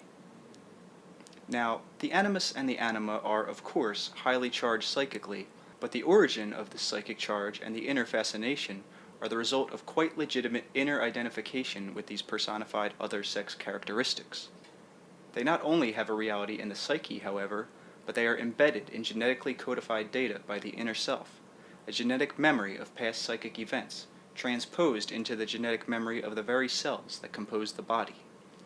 Each inner self, adopting a new body, imposes upon it and upon its entire genetic makeup memory of the past physical forms in which it has been involved. Now, the present characteristics usually overshadow the past ones. They are dominant, but the other characteristics are latent and present, built into the pattern. The physical pattern of the present body, therefore, is a genetic memory of the self's past physical forms and of their strengths and weaknesses. I will try to put this as simply as possible. There are presently invisible layers within the body, the topmost layer that you see representing, of course, the present physical form. But enmeshed within this, there are what amount to invisible layers, shadow, latent layers that represent previous physical images that have belonged to the personality. They are kept in abeyance, so to speak. They are connected electromagnetically to the atomic structure of the present body. To your way of thinking, they would be unfocused. They are a part of your psychic heritage, however. Often, you can call up a past strength of a previous body to help compensate for a present weakness. The body does not only carry memory biologically of its own past condition in this life, therefore, but indelibly with it, even physically, are the memories of the other bodies that the personality has formed in previous reincarnations. The anima and the animus are closely connected with these interior body images. These body images are highly charged psychically and also appear in the dream state. They operate as compensations and reminders to prevent you from over-identifying yourself with your present physical body. They are, of course, both male and female. When you are ill, in the dream state, you often have experiences in which you seem to be someone else with an entirely healthy body. Often, such a dream is therapeutic, and quote-unquote older reincarnational body has come to your aid, from which you draw strength through the memory of its health. Reincarnational experiences are a part of the framework of the self, a facet of the multidimensional reality of the living psyche. These experiences will, therefore, be reflected not only in the dream state, but in other layers of activity. The fabric of the present self is interwoven with these reincarnational quote-unquote pasts, and from them, the present self draws unconsciously from its own bank of personality characteristics, activities, and insights. Often, past life memories come to the surface, but are not recognized as such, since they appear in fantasy form, or are projected into art creations. Many writers of historical pieces, for example, are writing out of direct experience with those times. Such instances represent an excellent working rapport between the present self and the unconscious, which brings these memories to the surface in such a way that current life is enriched. More often than not, true awareness of the situation often becomes almost conscious, and just beneath awareness the individual knows the source of his authentic material. In dreams, this reincarnational material is likewise cast into a dramatic mold very frequently. Beneath all this, the anima and the animus work together, again not opposites, but blending characteristics. Together, of course, they represent the fount of creativity, psychically as well as physically. The anima represents the necessary initial inwardness, the brooding, caring, intuitive, inside-turning characteristics, the inward focusing from which creativity comes. The word passive is a poor one to describe the characteristics of the anima, in that it suggests a lack of motion, and this is hardly the case. It is true that the anima allows itself to be acted upon, but the motive behind this is the desire and the necessity to tune into other forces that are supremely powerful. The desire to be swept along, therefore, is as strong with the anima as the opposite desire for rest. The characteristics of the animus provide the aggressive thrust that returns the personality back outward into physical activities, triumphantly holding the products of creativity that the anima characteristics have secured. The whole self is obviously the sum of these characteristics and more. After the final reincarnation, the physical, sexual type of creativity is simply no longer needed. You do not need to reproduce physically, in other words. In simple terms, the whole self contains male and female characteristics finely tuned together, blended so that the true identity can then arise, for it cannot when one group of characteristics must be emphasized over the other group, as it must be during your present physical existence. There are many reasons why the separation has been adopted within your dimension. The reasons have to do with the particular way in which mankind has chosen to evolve and use his abilities, and I will have more to say regarding this point, but it does not belong in this chapter. The projection of the man's anima, or hidden female self, upon his relations is quite natural, and allows him not only to understand them better, but to relate with other female existences of his own. The same is true of the woman's projection of the animus upon male relatives and friends. The reality of the anima and the animus is far deeper then than Jung supposed. Symbolically speaking, the two together represent the whole self, with its diverse abilities, desires, and characteristics.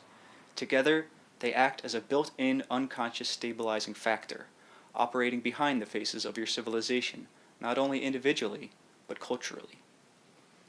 Personality, as you know it, cannot be understood unless the true meaning of the anima and the animus is taken into consideration. The reincarnational pattern is, generally speaking, an open one, in that within it there is room for diversity.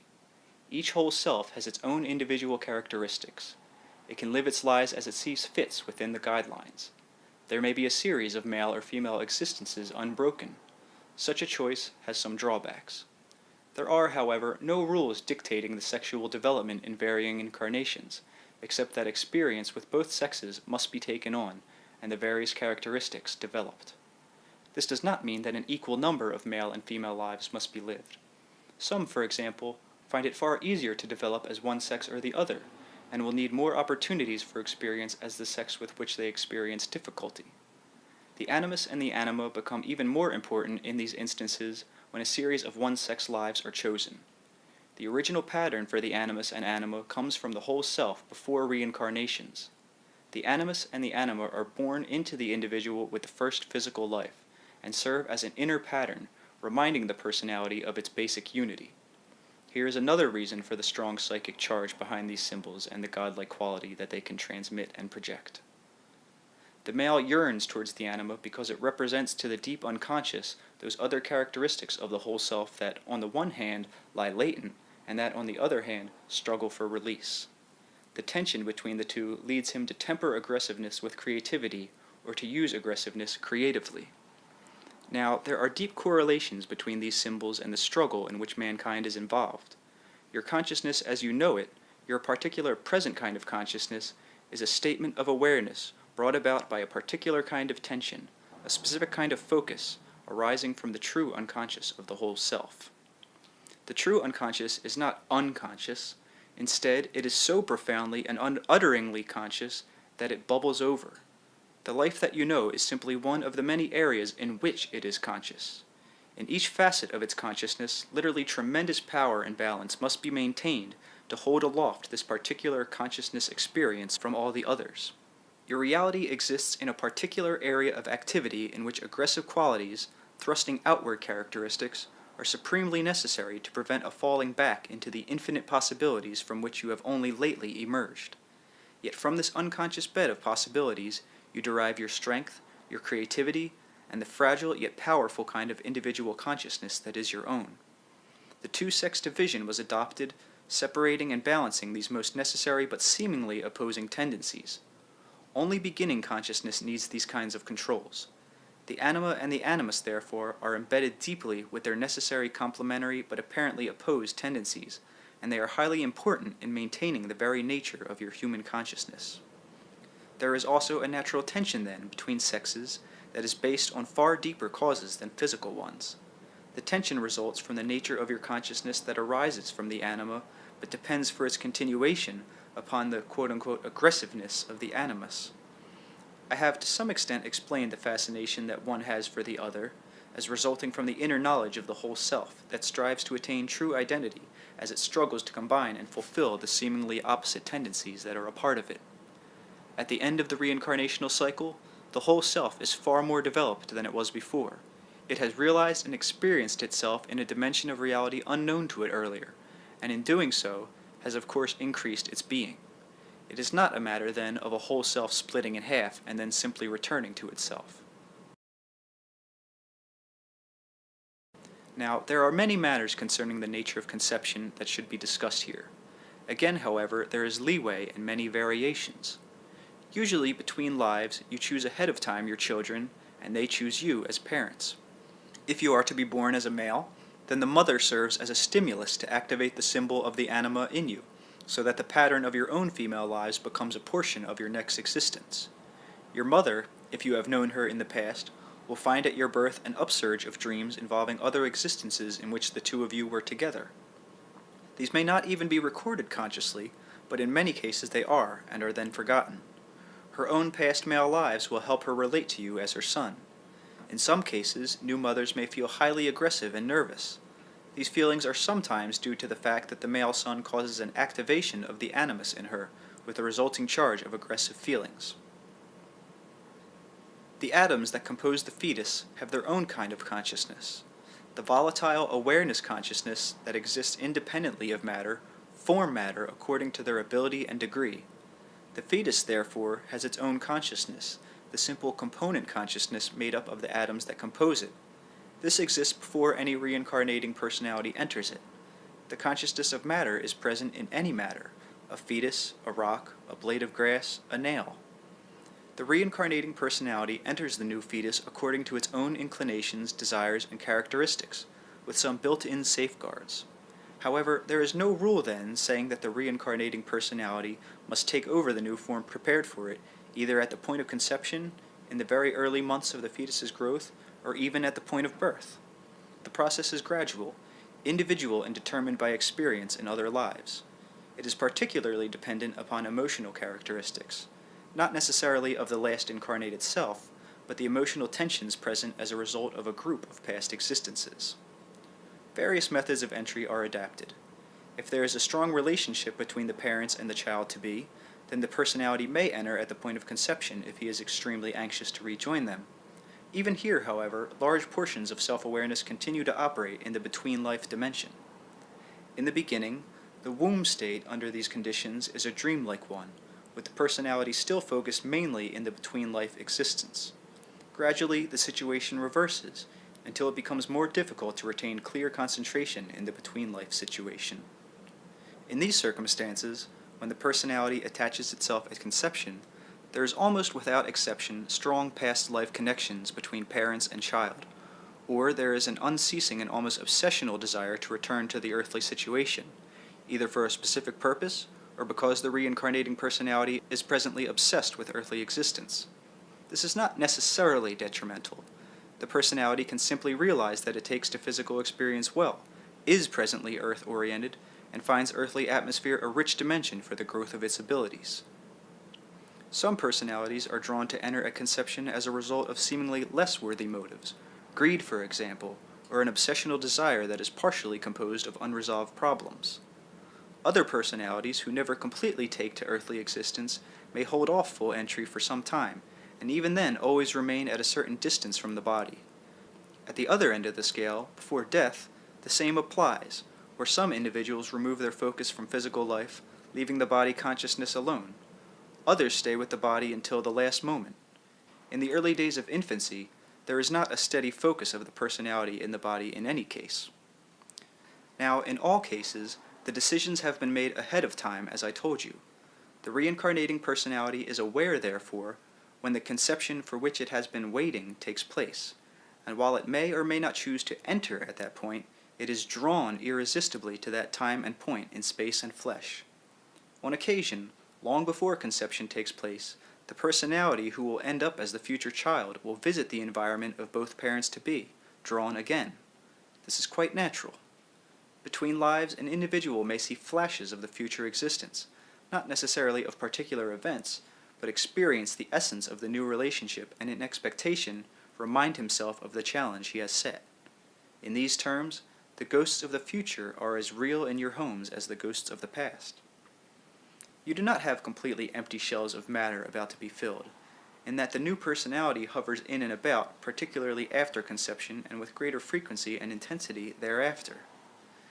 The shock of birth has several consequences, however, that usually draws the personality full blast, so to speak, into physical reality. Before this, the conditions are fairly uniform. The body consciousness is nurtured almost automatically, reacting strongly but under highly controlled conditions. At birth, all of this is suddenly over, and new stimuli are introduced with a rapidity that the body consciousness has never to that point experienced. It greatly needs a stabilizing factor. Previously, the body consciousness had been enriched and supported by deep biological and telepathic identification with the mother. The communication of the living cells is far more profound than you imagine. The identification is almost complete before birth as far as the body consciousness alone is concerned. Until the new personality enters, The fetus regards itself as a part of the organism of the mother. This support is suddenly denied at birth. If the new personality has not entered earlier to any full extent, it usually does so at birth, in order to stabilize the new organism. It comforts the new organism, in other words. The new personality, therefore, will experience birth to varying degrees according to when it has entered this dimension. When it enters at the point of birth, it is fairly independent, not yet identified with the form it has entered, and acting in a supportive role. If the personality entered at conception or sometime before birth, then it has to some extent identified with the body consciousness, with the fetus. It has already begun to direct perception, though perception has begun whether or not it is so directed, and it will experience the shock of birth in immediate direct terms. There will be no distance between the personality and the experience of birth then. The newly entered personality as a consciousness flickers, in that there is a while before stabilization takes place. When the child, particularly the young child, is sleeping, for example, the personality often simply vacates the body. Gradually, the identification with the between-life situation dwindles until nearly full focus resides in the physical body. There are obviously those who identify with the body far more completely than others. Generally speaking, there is an optimum point of focus in physical reality, a period of intensification that has nothing to do with duration. It can last for a week or 30 years, and from then onward it begins to dwindle and imperceptibly begins to shift to other layers of reality. Now, a crisis, particularly in very early or very late life, may so shatter the personality's identification with the body that he vacates it temporarily. He may do one of many things. He may leave so completely that the body goes into coma, if the body consciousness has also suffered shock. If the shock is psychological and the body consciousness is still operating more or less normally, then he may revert to an earlier reincarnational personality. In such a case, this is simply a regression that often passes. Here we become concerned again with the animus and the anima. If a personality believes that it is doing a poor job in a male life, it may activate the anima's qualities, taking on the characteristics of a past female existence in which it handled itself well. Reversing the picture, the same can happen to a woman. On the other hand, if the personality finds that it has so over-identified with its present sex that its individuality is deeply threatened, then it may also bring to the fore the opposite picture, going so far as to identify again with a past personality of the opposite sex. The hold of the personality over the body is tenuous in the early years and grows stronger. The personality, for its own reasons, may decide upon choosing a body that is not aesthetically pleasing. He may never relate to it, and while the existence will serve what purposes he had in mind, there will always be a basic sensed distance between the body and the personality within it. Those mentioned earlier who enter at the point of conception are usually highly anxious for physical existence. They will, therefore, be more fully developed and show their individual characteristics very early. They seize upon the new body and already mold it. The control over matter is vigorous, and they usually stay within the body, dying either in accidents where death is immediate, or in sleep or with a disease that strikes quickly. They are manipulators of reality as a rule. They are emotional. They work out their problems in immediate, sometimes impatient, tangible ways. They work well with earth materials, and translate their ideas with great force into physical terms. They make cities, monuments. They are architects. They are concerned with forming matter and molding it to their desire. As a rule now, those who do not enter your plane of existence until the point of birth are less able manipulators in those particular terms. They are the mean, if such a term can be used, the mean or average. Now, there are some who resist the new existence even though they chose it as long as possible. To some extent, they must be present at birth, but they can still escape any full identification with the born infant. They hover within it and about the form, but half reluctantly. There are many reasons for such behavior. Some personalities simply prefer in-between life existence, and are much more concerned with the theoretical solving of problems than the practical application necessarily involved. Others have discovered that physical existence does not meet their needs as well as they thought it would, and they will progress much better in other fields of reality and existence. Because of their own characteristics, however, some prefer to set up a certain distance between themselves and their physical existences. They are much more concerned with symbols. They look upon earthly life as highly experimental. They approach it almost with a jaundiced eye, so to speak. They are not interested so much in manipulating matter as they are curious as to the ways in which ideas appear within matter.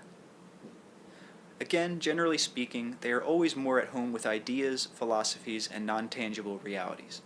They are thinkers, always a bit apart, their body type showing a lack of muscular development.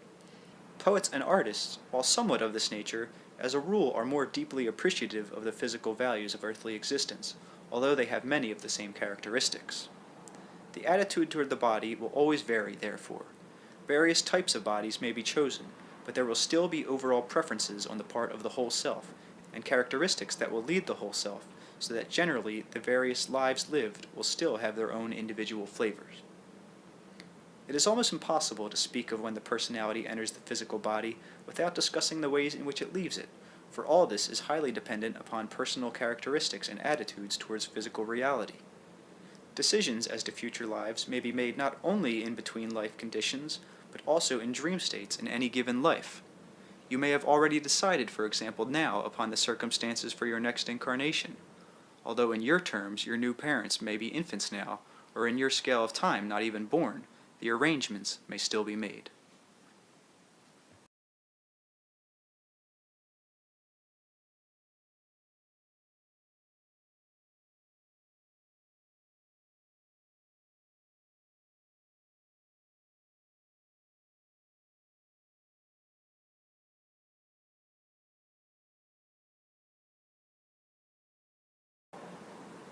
Chapter 14. Stories of the Begînning and the Multidimensional God. As the present life of any individual rises from hidden dimensions beyond those easily accessible in physical terms, and as it draws its energy and power to act from unconscious sources, so does the present physical universe as you know it rise from other dimensions. So does it have its source and derive its energy from deeper realities. History, as you know it, represents but one single light upon which you focus. You interpret the events that you see therein, and you project upon its glimmer your interpretations of events that may occur. So entranced is your concentration that when you wonder about the nature of reality, you automatically confine your question to this one small flickering moment that you call physical reality. When you ponder upon the aspects of God, you unthinkingly speak of the creator of that one light. That light is unique, and if you truly understand what it was, you would indeed understand the nature of true reality. History, as you think of it, represents but one thin line of probabilities in which you are presently immersed. It does not represent the entire lifetime of your species or the catalogue of physical activities, or begin to tell you the story of physical creatures, their civilizations, wars, joys, technologies, and triumphs. Reality is far more diverse, far richer and unutterable than you can presently suppose or comprehend. Evolution, as you think of it, and as it is categorized by your scientists, represents but one probable line of evolution, the one in which, again, you are presently immersed. There are, therefore, many other equally valid, equally real evolutionary developments that have occurred and are occurring and will occur, all within other probable systems of physical reality. The diverse, endless possibilities of development possible could never appear within one slender framework of reality. With splendid innocence and exuberant pride, you imagine that the evolutionary system as you know it is the only one, that physically there can be no more. Now, within the physical reality that you know, there are hints and clues as to the nature of other physical realities. There are, latent within your own physical forms, other senses, unused, that could have come to the front in your probability, but did not. Now, I have been speaking of earthly developments, realities therefore clustered about earthly aspects as you know them. No evolutionary line is a dead one. Therefore, if in your system it disappears, it emerges within another. All probable materializations of life and consciousness have their day, and create those conditions within which they can flourish, and their day, in your terms, is eternal. I am speaking now in this chapter mainly about your own planet and solar system, but the same applies to all aspects of your physical universe. You are aware then of only one specific, delicately balanced but unique portion of physical existence. You are not only creatures of corporeal being, forming images of flesh and blood, embedded in a particular kind of space and time. You are also creatures rising out of a particularized dimension of probabilities, born from dimensions of actuality richly suited to your own development, enrichment, and growth. If you have any intuitive understanding as yet concerning the nature of the entity or whole self, you will see that it has placed you in a position in which certain abilities, insights, and experience can be realized, and in which your unique kind of consciousness can be nurtured. Your slightest experience has far more repercussions within this multidimensional environment than the physical brain can conceive. For if you are intensely preoccupied with what may seem to be one infinitesimally minute aspect of reality, and while you seem to be completely embedded within it, only the most quote-unquote surface elements of the self are so entranced. I do not like the term surface in this regard, though I have used it to suggest the multitudinous portions of the self that are otherwise engaged, some of them as entranced in their reality as you are in yours. The entity, the true multidimensional self, is aware of all of its experiences, and this knowledge is, to some extent, available to these other portions of the self, including, of course, the physical self as you know it. These various portions of the self, in fact, will eventually, in your terms, become fully aware. This awareness will automatically alter what now seems to be their nature, and add to the multiplicitude of existence.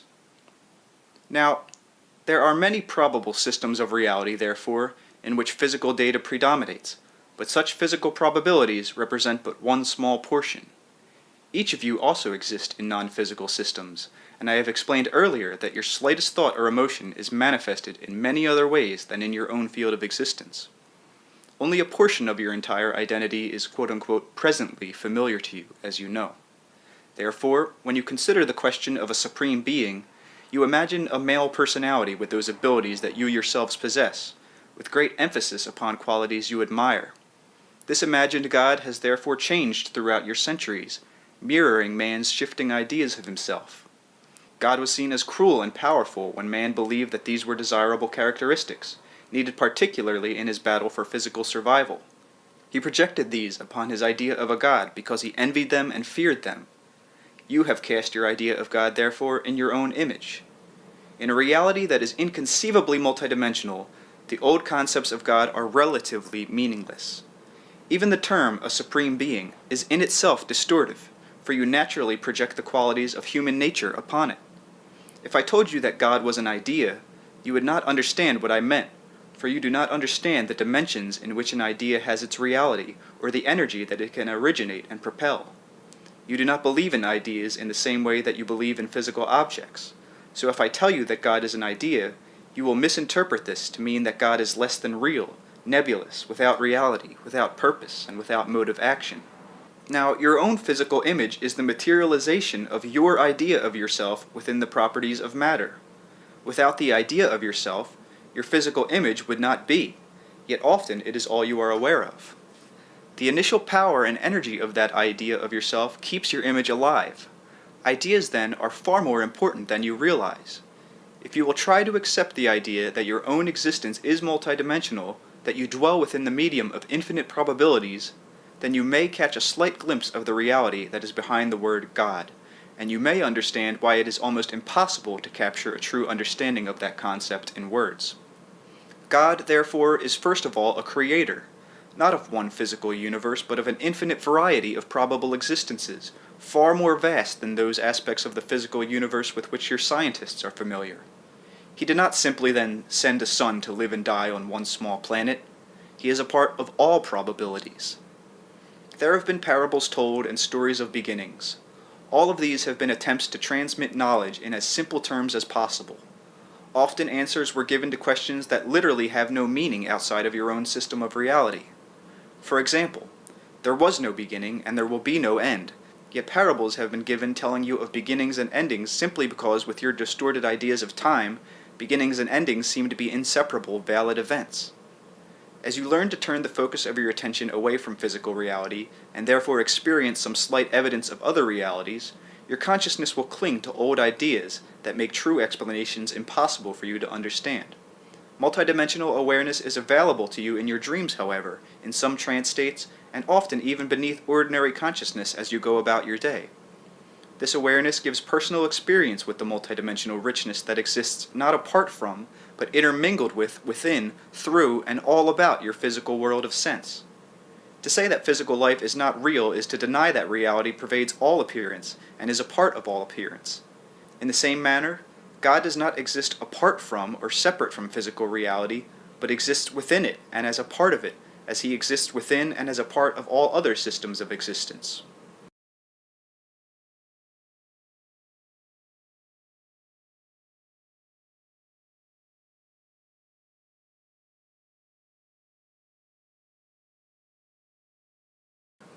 Your Christ figure represents symbolically your idea of God and his relationships. There were three separate individuals whose history blended, and they became known collectively as Christ, hence many discrepancies in your records. These were all males because at that time of your development you would not have accepted a female counterpart. These individuals were a part of one entity. You could not but imagine God as a father. It would have never occurred to you to imagine God in any other than human terms, earth components. These three figures worked out a drama, highly symbolic, propelled by concentrated energy of great force. The events, as they are recorded, however, did not occur in history. The crucifixion of Christ was a psychic, but not a physical event. Ideas of almost unimaginable magnitude were played out. Judas, for example, was not a man in your terms. He was, like all the other disciples, a blessed, created, fragment personality, formed by the Christ personality. He represented the self-betrayer. He dramatized a portion of each individual's personality that focuses upon physical reality in a grasping manner and denies the inner self out of greed. Each of the 12 represented qualities of personality that belonged to one individual, and Christ as you know him represented the inner self. The 12, therefore, plus Christ as you know him, the one figure composed of 3, represented an individual earthly personality, the inner self, and 12 main characteristics connected with the egotistical self. As Christ was surrounded by the disciples, so the inner self is surrounded by these physically oriented characteristics, each drawn outward toward daily reality on the one hand, and yet orbiting the inner self. The disciples, therefore, were given physical reality by the inner self, as all of your earthly characteristics come out of your inner nature. This was a living parable made flesh among you, a cosmic play worked out for your behalf, couched in terms that you could understand. The lessons were made plain, as all the ideas behind them were personified. If you will forgive the term, this was like a local morality play put on in your corner of the universe. This does not mean it was less real than you previously supposed. In fact, the implications of what is said here should clearly hint at the more powerful aspects of godhood. The 3 Christ personalities were born upon your planet and indeed became flesh among you. None of these was crucified. The 12 disciples were materializations from the energies of these 3 personalities, their combined energies. They were then fully endowed with individuality, however, but their main task was to clearly manifest within themselves certain abilities inherent within all men. The same kinds of dramas in different ways have been given, and while the drama is always different, it is always the same. This does not mean that a Christ has appeared within each system of reality. It means that the idea of God has manifested within each system in a way that is comprehensible to the inhabitants. This drama continues to exist. It does not belong, for example, to your past. Only you have placed it there. This does not mean that it always reoccurs. The drama, then, was far from meaningless, and the spirit of Christ, in your terms, is legitimate. It is the probable God drama that you chose to perceive. There were others that were perceived, but not by you, and there are other such dramas existing now. Now, whether or not the crucifixion occurred physically, it was a psychic event, and exists as do all other events connected with the drama. Many were physical, but some were not. The psychic event affected your world quite as much as the physical one, as is obvious. The whole drama occurred as a result of mankind's need. It was created as a result of that need, grew out of it, but it did not originate within your system of reality. Other religions were based upon different dramas, in which ideas were acted out in a way that was comprehensible to various cultures. Unfortunately, the differences between the dramas often led to misunderstandings, and these were used as excuses for wars. These dramas are also privately worked out in the dream state. The God-personified figures were first introduced to man in the dream state, and the way then prepared. In visions and inspirations, men knew that the Christ drama would be enacted, and hence recognized it for what it was when it occurred physically. Its power and strength then returned to the dream universe. It had increased its vigor and intensity through the physical materialization.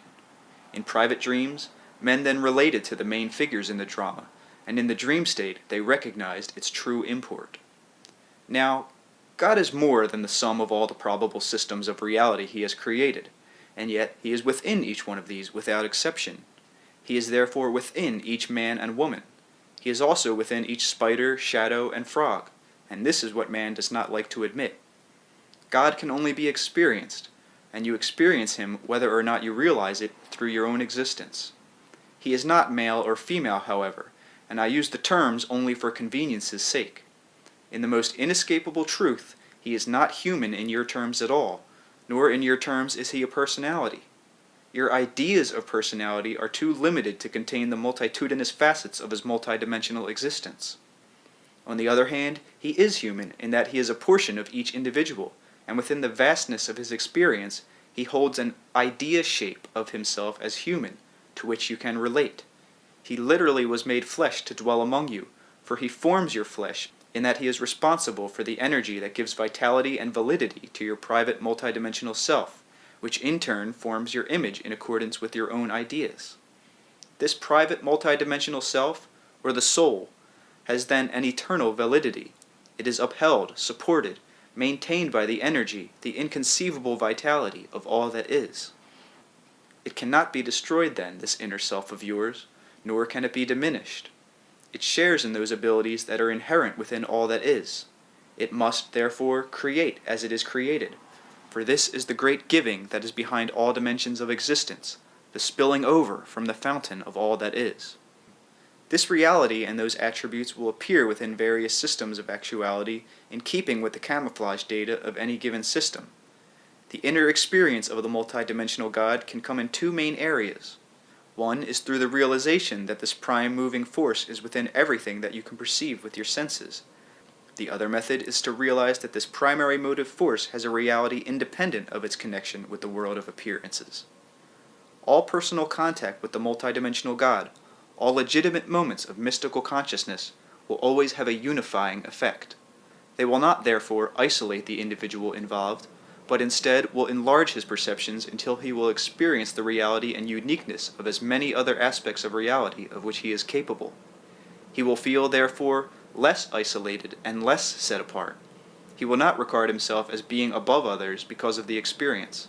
On the contrary, he will be swept along in a gestalt of comprehension in which he realizes his own oneness with all that is. As there are portions of reality that you do not consciously perceive, and other systems of probability in which you are not consciously aware, so also are there aspects of primary godhood that you cannot at this moment comprehend. There are therefore probable gods, each one reflecting in its way the multidimensional aspects of a prime identity so great and dazzling that no one reality form or particular kind of existence could contain it. I have tried to give you some idea of the far-reaching creative effects of your own thoughts. With that in mind, then, it is impossible to imagine the multidimensional creativities that can be attributed to all that is. The term all that is can be used as a designation to include all of those probable gods in all of their manifestations. Now, it is easier perhaps for some of you to understand the simple stories and parables of beginnings of which I have spoken. But the time has come for mankind to take several steps further, to expand the nature of his own consciousness by trying to comprehend a more profound version of reality. You have outgrown the time of children's tales. When your own thoughts have a form and reality, when they have validity, even in other systems of reality of which you are unaware, then it is not difficult to understand why other systems of probabilities are also affected by your own thoughts and emotions, nor why the actions of the probable gods are not affected by what happens in other dimensions of existence.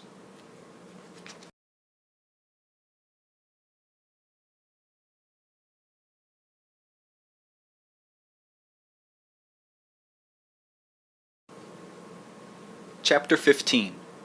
Reincarnational Civilizations, Probabilities, and More on the Multidimensional God. In a manner of speaking, it could be said that you have reincarnated civilizations as well as reincarnating individuals. Each entity who is born in flesh works towards the development of those abilities that can be best nurtured and fulfilled within the physical environment. He has a responsibility to and for the civilization in which he has each existence, for he helps form it through his own thoughts, emotions, and actions. He learns from failure as well as success. You think of physical history as beginning with the caveman and continuing up to the present, but there have been other great scientific civilizations, some spoken of in legend, some completely unknown, all in your terms now vanished. It seems to you that you have, perhaps, but one chance as a species to solve your problems, or be destroyed by your own aggression, by your own lack of understanding and spirituality. As you are given many lives in which to develop and fulfill your abilities, so has the species in those terms been allotted more than the single line of historical development with which you are presently acquainted. The reincarnational structure is but one facet in the whole picture of probabilities. In it you have literally as much time as you need to develop those potentials that you must develop before leaving the reincarnational existences. Groups of people in various cycles of reincarnational activity have met crisis after crisis, have come to your point of physical development, and either gone beyond it or destroyed their particular civilization. In this case, they were given another chance, having the unconscious knowledge not only of their failure, but the reasons behind it. They then began with a psychological head start as they formed new primitive groupings. Others, solving the problems, left your physical planet for other points in the physical universe. When they reached that level of development, however, they were spiritually and psychically mature, and were able to utilize energies of which you now have no practical knowledge. Earth to them now is the legendary home. They formed new races and species that could no longer physically accommodate themselves to your atmospheric conditions. However, they also continued on the reincarnational level as long as they inhabited physical reality. Some of these have mutated and have long left the reincarnational cycle, however. Those who have left it have evolved into the mental entities that they always were, you see. They have discarded material form. This group of entities still takes a great interest in Earth. They lend it support and energy. In a way, they could be thought of now as Earth gods. On your planet, they were involved in 3 particular civilizations long before the time of Atlantis, when, in fact, your planet itself was in somewhat a different position. Particularly in relationship to 3 of the other planets that you know. The poles were reversed, as they were incidentally for 3 long periods of your planet's history. These civilizations were highly technological, the second one being, in fact, far superior to your own along those lines. Sound was utilized far more effectively, not only for healing and in wars, but also to power vehicles of locomotion and to bring about the movement of physical matter. Sound was a conveyor of weight and mass. The strength of this second civilization lay mainly in the areas now known as Africa and Australia, although at that time not only was the climate entirely different, but the land areas. There was a different attraction of landmass having to do with the altered position of the poles. Relatively speaking, however, the civilization was concentrated in area. It did not attempt to expand. It was highly ingrown and dwelled upon the planet simultaneously with a large, unorganized, dispersed primitive culture. Not only did it make no attempt to quote-unquote civilize the rest of the world, but it did everything in its power, which was considerable for a long period of time, to impede such progress. The members of this civilization were largely a fringe group from the earlier successful civilization, most of whom had decided to continue existence in other areas of your physical universe. These, however, were particularly enamored of earthly life, and also thought that they could improve upon the last experiment in which they had been involved, though they were free to move on to other layers of existence. They were not interested in beginning from scratch again as an infant civilization, but in other areas. Therefore, much of their knowledge was instinctive with them, and this particular group then went through what you would call the various technological stages very rapidly. They were particularly concerned in the beginning with developing a human being who would have built-in safeguards against violence. With them, the desire for peace was almost what you would call an instinct. There were changes in the physical mechanism. When the mind signaled strong aggression, the body would not react. Now, psychologically, you can see vestiges of this in certain individuals who will faint or even attack their own physical system before allowing themselves to do what they think of as violence to another. This civilization, therefore, left the natives that surrounded them in peace. They did send out members of their own group, however, to live with the natives and intermarry, hoping peacefully to thus alter the physiology of the species. The energy often in your times given over to violence went instead into other pursuits, but began to turn against them. They were not learning to deal with violence or aggression. They were attempting to short-circuit it physically, and this, they found, had complications. Now, Energy must be allowed to flow freely through the physical system, controlled and directed mentally or psychically if you prefer. The physical alteration was a strain on the entire system. The creative function and basis that had been distorted into the idea of aggression, the urge to act, was not understood. In a manner of speaking, breathing itself is a violence. The built-in inhibition resulted in a tied-up system of mutual controls in which the necessary thrusting out of action became literally impossible. An overly conscientious, restrictive mental and physical state evolved, in which the organism's natural physical need for survival was in every way hampered. Mentally, the civilization progressed. Its technology was extremely activated and propelled onward as it strove to develop, for example, artificial foods, so that it would not need to kill for survival in any way. At the same time, it tried to leave the environment intact. It missed your stage of automobiles completely and steam-driven vehicles, and concentrated rather early on sound. The sound could not be heard by physical ears. The civilization was called Lumania, and the name itself went down in legend and was used again at a later time. The Lumanians were a very thin, weakly people, physically speaking, but psychically either brilliant or completely ungifted. In some, you see, the built-in controls had caused so many blockages of energy in all directions that even their naturally high telepathic abilities suffered. They formed energy fields around their own civilization. They were therefore isolated from contact with other groups. They did not allow technology to destroy them, however. More and more of them realized that the experiment was not a success. Some, after physical death, left to join those from the previous successful civilization who had migrated to other planetary systems within the physical universe. Large groups, however, simply left their cities, destroyed the force fields that had enclosed them, and joined the many groups of relatively uncivilized peoples, mating with them and bearing children. These Lumanians died quickly, for they could not bear violence nor react to it violently. They felt, however, that their mutant children might have a resulting disinclination toward violence, but without the prohibiting nerve control reactions with which they were endowed. Physically, the civilization simply died out. Some few of the mutant children formed a small later group who traveled the area as itinerants in the following century, with large bands of animals. They cared for each other mutually, and many of the old legends concerning half-man and half-beast have come down through the ages simply from the memory of these old associations. These people, as remnants really of the first great civilization, always carried within themselves strong subconscious memories of their origin. I am speaking of the Lumanians now. This accounted for their quick rise, technologically speaking, but because their purpose was so single-minded, the avoidance of violence, rather say than the constructive peaceful development of creative potential, their experience was highly one-sided. They were driven by such a fear of violence that they dared not allow the physical system freedom even to express it.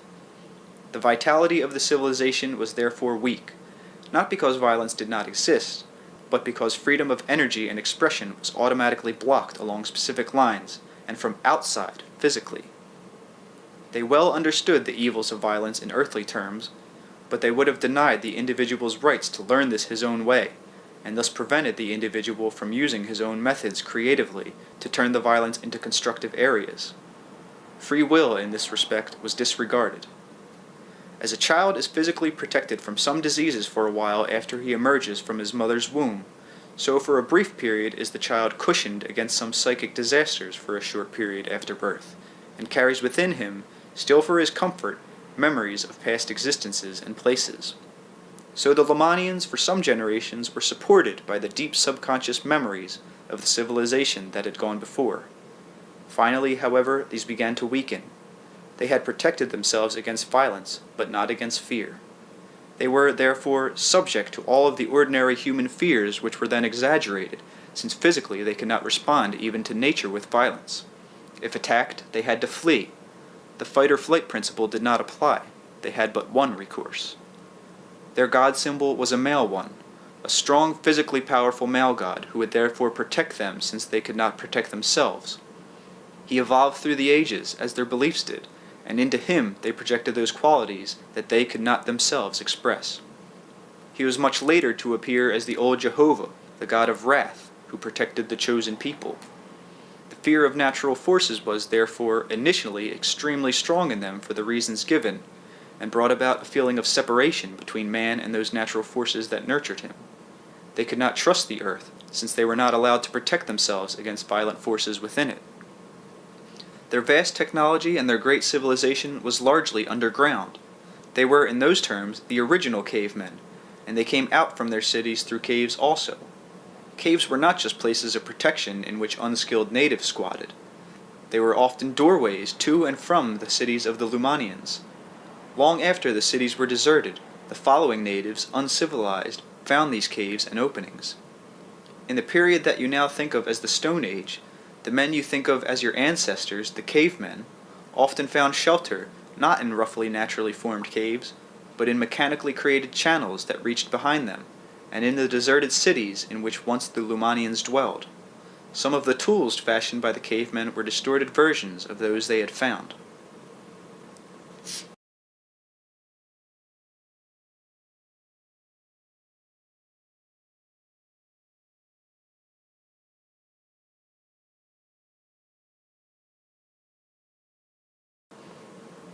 While the civilization of the Lumanians was highly concentrated, in that they made no attempt to conquer others or to spread out in any great extent in area, they did set out over the centuries outposts from which they could emerge and keep track of the other native peoples. These outposts were constructed underground. From the original cities and large settlements there were, of course, underground connections, a system of tunnels, highly intricate and beautifully engineered. Since these were an aesthetic people, the walls were lined with paintings and drawings, and sculpture was also displayed along these inner byways. There were various escalated systems, some conveying people on foot, some conveying goods. It was not practical to construct such tunnels to the many outposts, however, which were fairly small communities and relatively self-supporting. Some were a good distance away from the main areas of commerce and activity. These outposts were situated in many scattered areas, but there were a fairly large number of them in what is now Spain and the Pyrenees. There were several reasons for this, one having to do with the existence of rather giant-sized men in the mountain areas. Because of the timid nature of these Lumanian people, they did not enjoy outpost existence, and only the bravest and most confident of them were given such an assignment, which was temporary to begin with. The caves again served as doorways opening outward, and often what seemed to be the back of a cave was instead constructed of a material opaque from the outside, but transparent from the inside. The natives of the area, using such caves for natural shelter, could therefore be observed without danger. These people reacted to sounds that are not audible to your ears. Their peculiar fear of violence intensified all of their mechanisms to an amazing degree. They were forever alert and on guard. This is difficult to explain, but they could mentally pitch a thought along certain frequencies, a highly distinguished art, and then translate the thought at a given destination in any of a number of ways, into form or color, for example, or even into a certain type of image.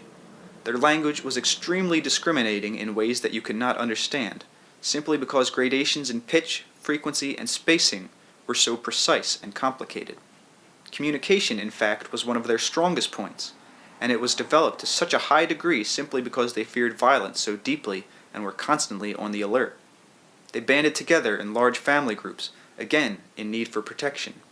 Contact between children and parents was at a very high level, and children were acutely uncomfortable if out of the sight of their parents for any amount of time. For these reasons, those individuals who ran the outposts felt themselves to be in a very uncomfortable situation. They were limited in numbers and largely cut off from the main areas of their own civilization. They developed, therefore, an even greater telepathic ability and a rapport with the earth above their head, so that the slightest tremor or footstep and even the most minute movements above that were not usual were instantly noted. There were frequent peepholes, so to speak, through to the surface, from which they could make observations, and cameras situated there that kept the most precise pictures, not only of the earth, but of the stars. Of course, they had complete records of underground gas areas and intimate knowledge of the inner crusts, keeping careful watch upon and anticipating earth tremors and faults. They were as triumphant about their descent into the earth as any race ever was who left the earth. This was, as I told you, the second, and perhaps most interesting of the three civilizations. The first followed generally your own line of development, and faced many of the problems that you now do. They were largely situated in what you call Asia Minor, but they were also expansive and traveled outward to other areas. These are the people I mentioned earlier, who initially went on to other planets within other galaxies, and from whom the people of the Lumanian civilization came. Now, before we discuss the third civilization, there are a few more points I would like to make about the second one. This has to do with communication as it was applied to their drawings and paintings, and to the highly discriminating channels that their creative communications could take. In many ways, their art was highly superior to your own, and not as isolated. The various art forms, for example, were connected in a fashion that is nearly unknown to you, and because you are so familiar with the concept, it will be rather difficult to explain. Consider, for example, something very simple. Say a drawing of an animal. You would perceive it simply as a visual object, but these people were great synthesizers. A line was not simply a visual line, but according to an almost infinite variety of distinctions and divisions, it would also represent certain sounds that would be automatically translated. An observer could automatically translate the sounds before he bothered with the visual image if he wanted to. In what would appear to be a drawing of an animal, then, the entire history or background of the animal might be given. Curves, angles, lines, all represented, beside their obvious objective function in a drawing, a highly complicated series of variations in pitch, tone, and value, or if you prefer, invisible words. Distances between lines were translated as sound pauses, and sometimes also as distances in time. Color was used in terms of language and communication, in drawings and paintings representing somewhat as your own color does, emotional gradations. The color, however, its value of intensity, served to further refine and define, for example, either by reinforcing the message already given by the objective value of the lines, angles, and curves, and by the invisible word messages already explained, or by modifying these in any given number of ways. The size of such drawings also spoke its own message. In one way, this was a highly stylized art, and yet it allowed for both great preciseness of expression in terms of detail, and great freedom in terms of scope. It was obviously highly compressed. This technique was later discovered by the third civilization, and some of the remnants of drawings done in imitation of it still exist. But the keys to interpretation have been completely lost, so all you could see would be the drawing devoid of the multisensual elements that gave it such great variety. It exists, but you could not bring it alive. I should perhaps mention here that some of the caves, particularly in certain areas of Spain and the Pyrenees, and some earlier ones in Africa, were artificial constructions. Now, these people moved mass with sound, and as I told you earlier, actually conveyed matter through a high mastery of sound. This is how their tunnels were originally formed, and it was also the method used to form some of the caves in areas where originally there were few. Often drawings on the cave walls were highly stylized information, almost like signs in your terms in front of public buildings, portraying the types of animals and beings in a given area. These drawings later were used as models by your early cavemen in the historical times to which you usually refer. Now, their communicative abilities, and therefore creative abilities, were more vital, alive, and responsive than yours are. When you hear a word, you may be aware of a corresponding image in your mind. With these people, however, sounds automatically and instantly build up an amazingly vivid image that was not three-dimensional by any means, but it being internalized, but was far more vivid than your usual mental images indeed. Certain sounds again were utilized to indicate amazing distinctions in terms of size, shape, direction, and duration both in space and time. Sounds automatically produced brilliant images, in other words. For this reason, there was an easy distinction between what was called inner sight and outer sight, and it was quite natural for them to close their eyes when seated in conversation in order to communicate more clearly, enjoying the ever-changing and immediate inner images that accompanied any verbal interchange. They learned quickly, and education was an exciting process because this multisensuous facility automatically impressed information upon them not simply through one sense channel at a time, but utilizing many simultaneously. For all this, however, and the immediacy of their perceptions, there was an inherent weakness. The inability to face up to violence and to learn to conquer it meant, of course, that they also severely hampered a certain thrusting out characteristic. Energy was blocked in these areas, so that they actually lacked a forceful quality or sense of power. I do not necessarily mean physical power, however, but so much of their energy was used to avoid any meeting with violence that they were not able to channel ordinary aggressive feelings, for example, into other areas. I have been speaking about the Lumanians in some detail because they are a part of your psychic heritage. The other two civilizations were in many ways more successful, and yet the strong intent behind the Lumanians' experience was extremely volatile. While they were not able to solve their problem of violence as they understood it in your reality, their passionate desire to do so still rings throughout your own psychic environment. Because of the true nature of quote-unquote time, the Lumanians still exist as they were in your terms. There are often bleed-throughs in the psychic atmosphere. These do not occur by chance, but by when some kind of rapport causes effects to leap between systems that otherwise appear quite separated.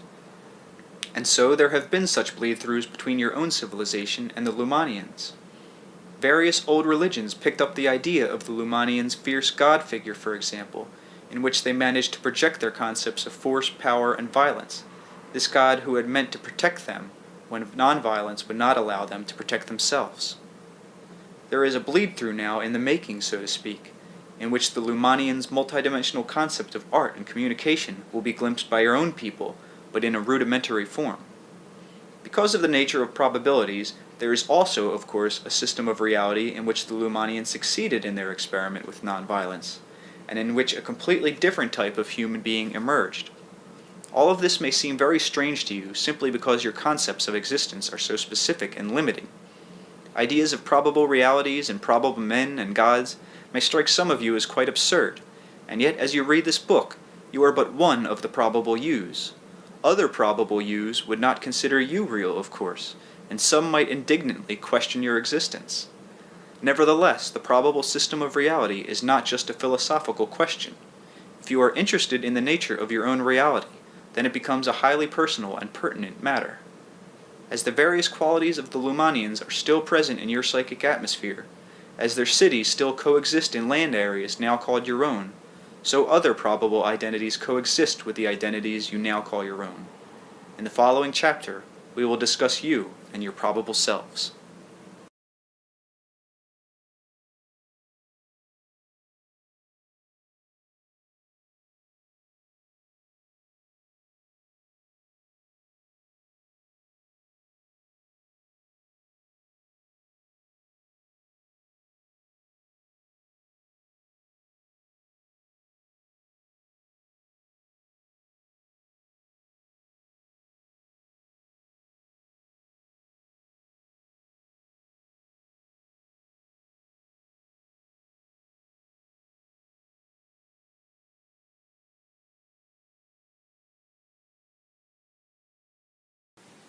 Chapter 16. Probable Systems, Men, and Gods. In your daily life at any given moment of your time, you have a multitudinous choice of actions, some trivial and some of utmost importance. You may, for example, sneeze or not sneeze, cough or not cough, walk to the window or the door, scratch your elbow, save a child from drowning, learn a lesson, commit suicide, harm another, or turn your cheek. It seems to you that reality is composed of those actions that you choose to take. Those that you choose to deny are ignored. The road not taken, then, seems to be a non-act. Yet every thought is actualized and every possibility explored. Physical reality is constructed from what seems to be a series of physical acts. Since this is the usual criterion of reality for you, then non-physical acts usually escape your notice, discretion, and judgment. Let us take an example. You are reading this book when the telephone rings. A friend wants you to meet him at 5 o'clock. You stand considering.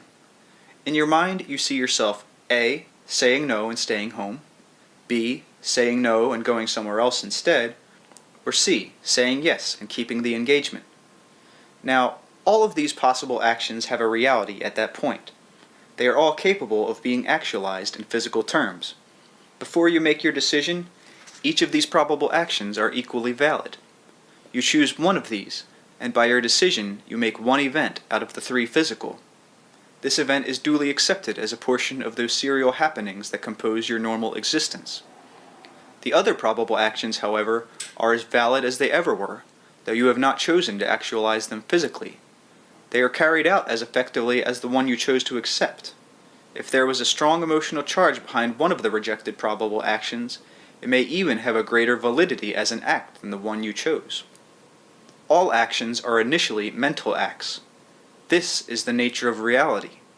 That sentence cannot be emphasized too thoroughly. All mental acts are therefore valid. They exist and cannot be negated. Because you do not accept them all as physical events, you do not perceive their strength or durability. Your lack of perception cannot destroy their validity, however. If you wanted to be a doctor and are now in a different profession, then in some other probable reality you are a doctor.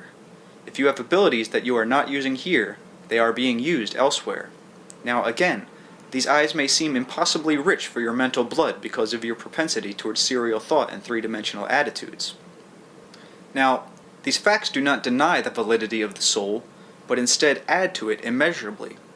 The soul can be described for that matter as a multidimensional infinite act, each minute probability being brought somewhere into actuality and existence, an infinite creative act that creates for itself infinite dimensions in which fulfillment is possible. The tapestry of your own existence is simply such that the three-dimensional intellect cannot behold it.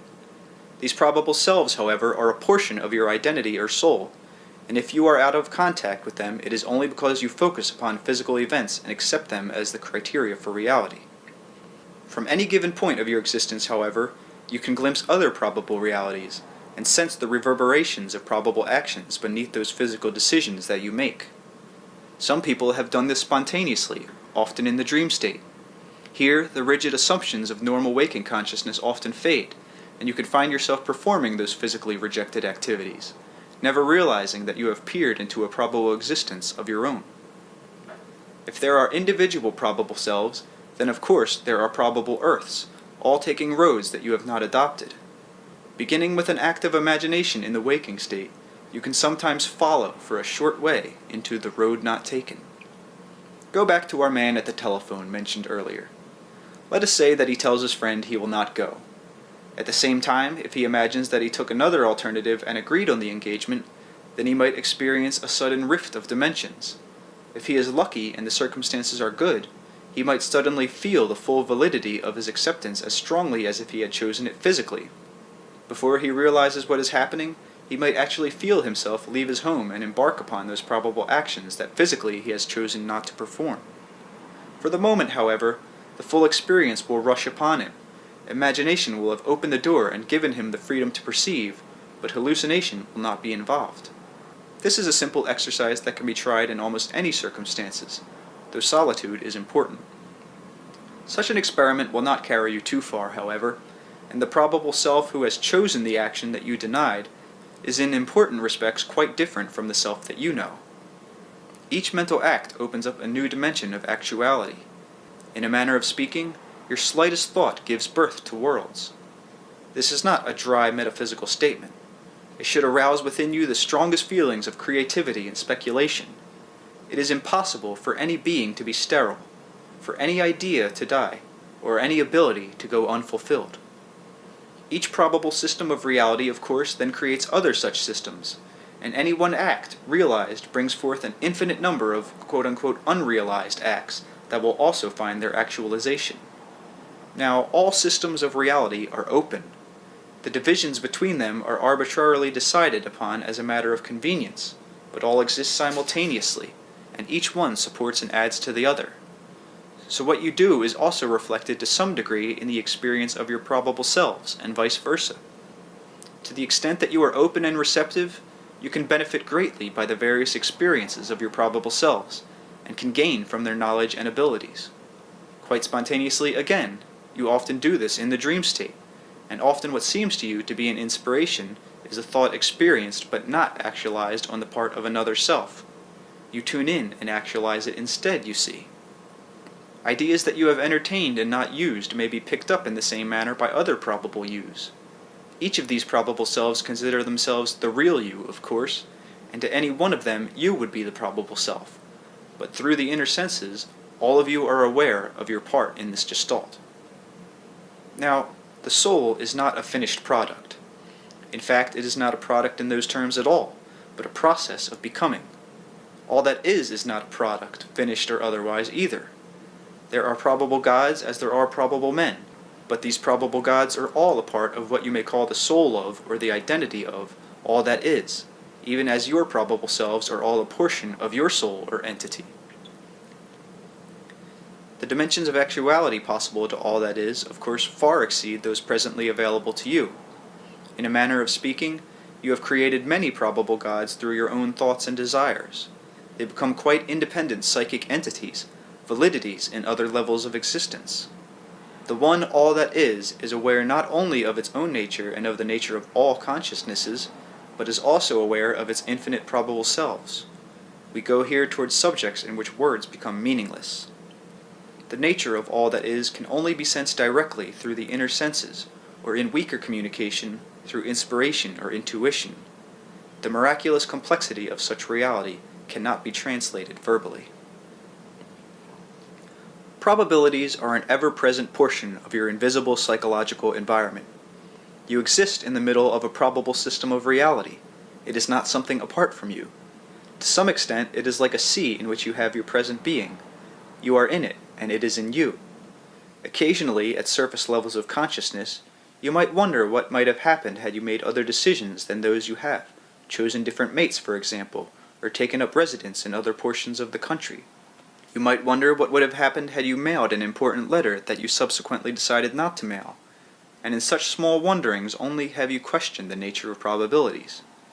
But there are deep connections between yourself and all those individuals with whom you have had relationships, and with whom you were involved in deep decisions. These are not nebulous.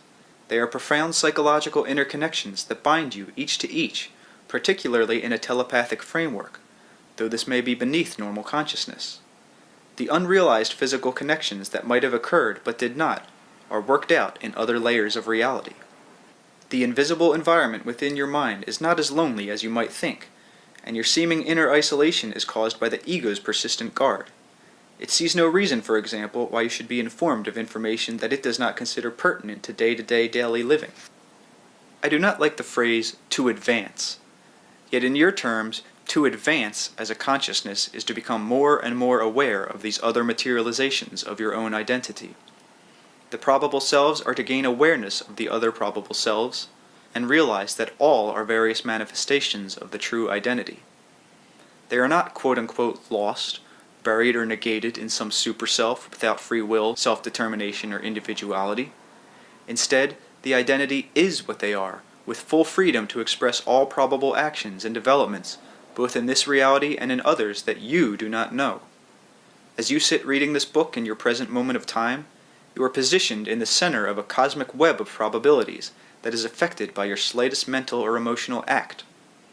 Your thoughts and emotions, therefore, go forth from you, not only in all physical directions, but in directions that are quite invisible to you, appearing in dimensions that you would not presently understand. Now, you are also the receiver of other such signals coming from other probabilities that are connected with your own, but you choose which of those probable actions you want to make real or physical in your system, as others also have the freedom of choice in their systems. You originate ideas then and receive them, but you are not forced to actualize unrealized probable acts that come to you from other probable selves. Now, there is a natural attraction between yourself and other probable selves, electromagnetic connections having to do with simultaneous propulsions of energy. By this, I mean energy that appears simultaneously both to you and probable selves in other realities. Psychic connections having to do with a uniting, sympathetic emotional reaction, and a connection that shows up very strongly in the dream state. In that state, with the functions of the ego somewhat stilled, there is some considerable communication between various portions of the entire identity. In dreams you may have glimpses of probable roads that you might have taken. You may think that these are fantasy, but instead you may be perceiving a legitimate picture of events that did occur within other systems of probabilities. Now, one event can be actualized by more than one probable self, however, and you will resemble some probable selves more than others. Because you are involved in an intricate psychological gestalt such as this, and because the connections mentioned earlier do exist, you can avail yourself to some extent of abilities and knowledge possessed by these other probable portions of your personality. The connections make for quite constant bleed-throughs. Once you are aware of the probable system, however, you will also learn to become alert to what I will call here benign intrusive impulses. Such impulses would seem to be disconnected from your own current interests or activities, intrusive in that they come quickly into consciousness, with a sense of strangeness as if they are not your own. These can often offer clues of various kinds. You may know absolutely nothing about music, for example, and one afternoon, while in the middle of some mundane activity, be struck by a sudden impulse to buy a violin. Such an impulse could have an indication that another probable portion of your identity is gifted with that instrument. I am not telling you to run off and buy one, but you could, however, act on the impulse as far as is reasonably possible, renting a violin, simply acquainting yourself with violin concerti, etc. You would learn the instrument far quicker, you see, if the impulse was originating with a probable self. It goes without saying, then, that probable selves exist in your quote-unquote future, as well as your past. It is very poor policy to dwell negatively on unpleasant aspects of the past that you know, because some portion of the probable self may still be involved in that past. The concentration can allow greater bleed-through and adverse identification, because that part will be one background that you have in common with any probable selves who sprang from that particular source. To dwell upon the possibility of illness or disaster is equally poor policy, for you set up negative webs of probabilities that need not occur. You can theoretically alter your own past as you have known it, for time is no more something divorced from you than probabilities are. The past existed in multitudinous ways. You only experienced one probable past. By changing this past in your mind now, in your present, you can change not only its nature but its effect, and not only upon yourself but upon others. Pretend a particular event happened that greatly disturbed you. In your mind, imagine it not simply wiped out, but replaced by another event of more beneficial nature. Now, this must be done with great vividness and emotional validity, and many times. It is not a self-deception. The event that you choose will automatically be a probable event, which did in fact happen, though it is not the event you chose to perceive in your given probable past. Telepathically, if the process is done correctly, your idea will also affect any people who were connected with the original event, though they can choose to reject as well as accept your vision.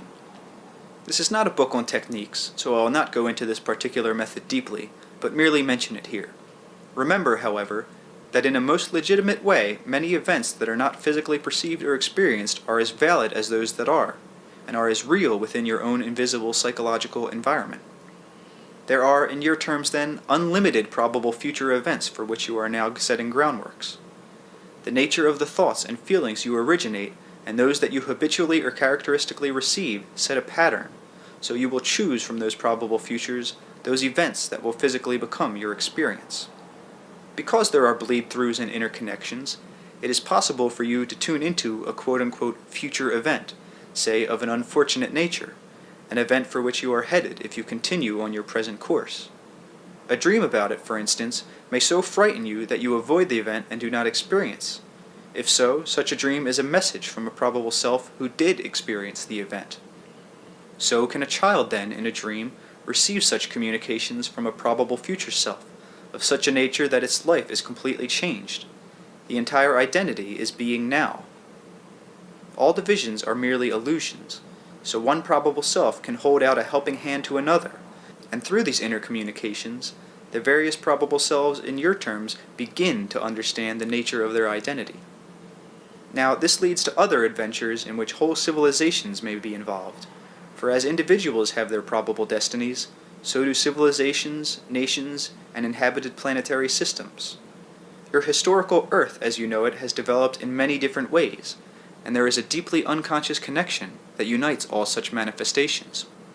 In their own way, even atoms and molecules retain a knowledge of the forms through which they have passed, and so the individuals that compose any given civilization contain deep within themselves the inner knowledge of experiments and trials, successes and failures, in which the races have also been involved at other levels of reality. In some probable realities, Christianity as you know it did not flourish. In some, males did not dominate. In others, the makeup of physical matter simply followed different lines. Now, all of these probabilities are in the air about you, so to speak, and I describe them as faithfully as I can, but I must relate them with concepts with which you are somewhat familiar. To some extent, then, the quote-unquote truth must be sifted through your own conceptual patterns in order for you to comprehend it at all. Suffice it to say, you are surrounded by other influences and events. Certain of these you perceive in your three-dimensional reality. You accept them as real without realizing that they are only portions of other events. Where your vision fails, you think reality ceases. So again, you must train yourselves to look between events, between objects, within yourself when you do not seem to be doing anything. Watch out for events that appear to make no sense, for they are often clues to larger invisible events. Now, the nature of matter itself is not understood. You perceive it at a certain quote-unquote stage. Using your terms now and speaking as simply as possible, there are other forms of matter beyond those you see. These forms are quite real and vivid, quite physical to those who react to their particular sphere of activity. In terms of probabilities, therefore, you choose certain acts, unconsciously transform these into physical events or objects, and then perceive them. But those unchosen events also go out from you and are projected into these other forms. Now, the behaviors of atoms and molecules is involved here, for again, these are only present within your universe during certain stages. Their activity is perceived only during the range of particular vibratory rhythms. When your scientists examine them, for example, they do not examine the nature, say, of an atom. They only explore the characteristics of an atom as it acts or shows itself within your system. Its greater reality completely escapes them. You understand that there are spectrums of light. So are there spectrums of matter. Your system of physical reality is not dense in comparison with some others. The dimensions that you give to physical matter barely begin to hint at the varieties of dimensions possible. Some systems are far heavier or lighter than your own, though this may not involve weight in the terms with which you are familiar. Probable actions emerge then into matter systems quite as valid as your own, and quite as consistent. If you are used to thinking in single-line thoughts, so you think of events that you know as complete things or actions, not realizing that what you perceive is but a fraction of their entire multidimensional existence. In greater terms, it is impossible to separate one physical event from the probable events, for these are all dimensions of one action. It is basically impossible to separate the quote-unquote you that you know from the probable yous of which you are unaware, for the same reasons. There are always inner pathways, however, leading between probable events, since all of them are manifestations of an act in its becoming, then the dimensions between these are illusions. The physical brain alone cannot pick up these connections with any great success. The mind, which is the inner counterpart of the brain, can at times perceive the far greater dimensions of any given event through a burst of sudden intuition or comprehension that cannot be adequately described on the verbal level. As I have said frequently, time as you think of it does not exist, yet in your terms, time's true nature could be understood if the basic nature of the atom was ever made known to you. In one way, an atom could be compared to a microsecond. It seems as if an atom quote-unquote exists steadily for a certain amount of time. Instead, it phases in and out, so to speak. It fluctuates in a highly predictable pattern and rhythm. It can be perceived within your system only at certain points in this fluctuation, so it seems to scientists that the atom is steadily present. They are not aware of any gaps of absence as far as the atom is concerned. In those periods of non-physical projection, the off periods of fluctuation, the atoms quote-unquote appear in another system of reality. In that system, they are perceived in what are quote-unquote on points of fluctuation, and in that system also then the atoms seem to appear steadily. There are many such points of fluctuation, but your system of course is not aware of them, nor of the ultimate actions, universes, and systems that exist within them. Now, the same sort of behavior occurs on a deep, basic, secret, and unexplored psychological level. The physically oriented consciousness, responding to one phase of the atom's activity, comes alive and awake to its particular existence, but in between are other fluctuations in which consciousness is focused upon entirely different systems of reality, each of these coming awake and responding, and each one having no sense of absence, and memory only of those particular fluctuations to which they respond. These fluctuations are actually simultaneous. It would seem to you as if there would be gaps between the fluctuations, and the description I have used is the best one for our purposes, but the probable systems all exist simultaneously, and basically, following this discussion, the atom is in all of these other systems at one time. Now, we have been speaking in terms of fantastically swift pulses or fluctuations, so smooth and quote-unquote brief that you do not notice them. But there are also quote-unquote slower, more vast, quote-unquote longer fluctuations from your end of the scale. These affect entirely different systems of existence than any closely connected with your own. The experience of such kinds of consciousness is highly alien to you. One such fluctuation might take several thousand of your years, for example. These several thousand years would be experienced, say, as a second of your time, with the events occurring within it perceived simply as a present period. Now, the consciousness of such beings would also contain the consciousness of large numbers of probable selves and systems, experienced quite vividly and clearly as multiple presents. These multiple presents can be altered at any of an actual number of infinite points, infinity not existing in terms of one indefinite line, but in terms of numberless probabilities and possible combinations growing out of each act of consciousness. Such beings, with their multiple presents, may or may not be aware of your particular system. Their multiple present may or may not include it. You may be a part of their multiple present without even being aware of it. In much more limited terms, your probable realities are multiple presents. The image for an analogy of an eye within an eye within an eye, endlessly repeated, may be useful here.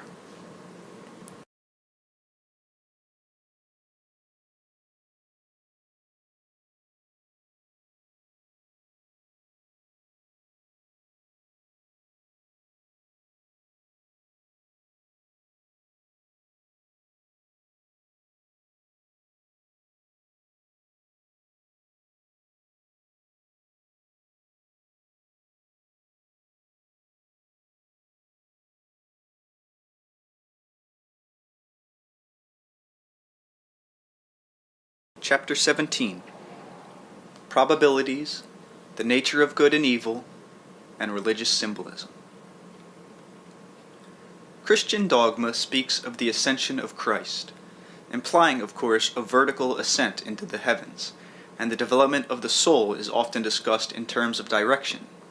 To progress is supposedly to ascend, while the horror of religious punishment, hell, is seen as the bottom of all things. Development is therefore considered in a one-line direction only in Christian terms. Seldom, for example, is it thought of in horizontal terms. The idea of evolution in its popular meaning promulgated this theory as through gradual progression in a one-line direction, man emerged from the ape. Christ could just as well have disappeared sideways. The inner reality of the message was told in terms that man at the time could understand, in line with his root assumptions. Development unfolds in all directions. The soul is not ascending a series of stairs, each one representing a new and higher point of development. Instead, the soul stands at the center of itself, exploring, extending its capabilities in all directions at once, involved in issues of creativity, each one highly legitimate. The probable system of reality opens up the nature of the soul to you. It should change current religion's ideas considerably. For this reason, the nature of good and evil is a highly important one. On the one hand, quite simply, and in a way that you cannot presently understand, evil does not exist. However, you are obviously confronted with what seem to be quite evil effects. Now, it has been said often that there is a God, so there must be a devil. Or, if there is a good, there must be evil. This is like saying that because an apple has a top, it must have a bottom, but without any understanding of the fact that both are portions of the apple. We go back to our fundamentals. You create reality through your feelings, thoughts, and mental actions. Some of these are physically materialized, others are actualized in probable systems. You are presented with an endless series of choices, it seems, at any point, some more or less favorable than others. You must understand that each mental act is a reality for which you are responsible. That is what you are in this particular system of reality for.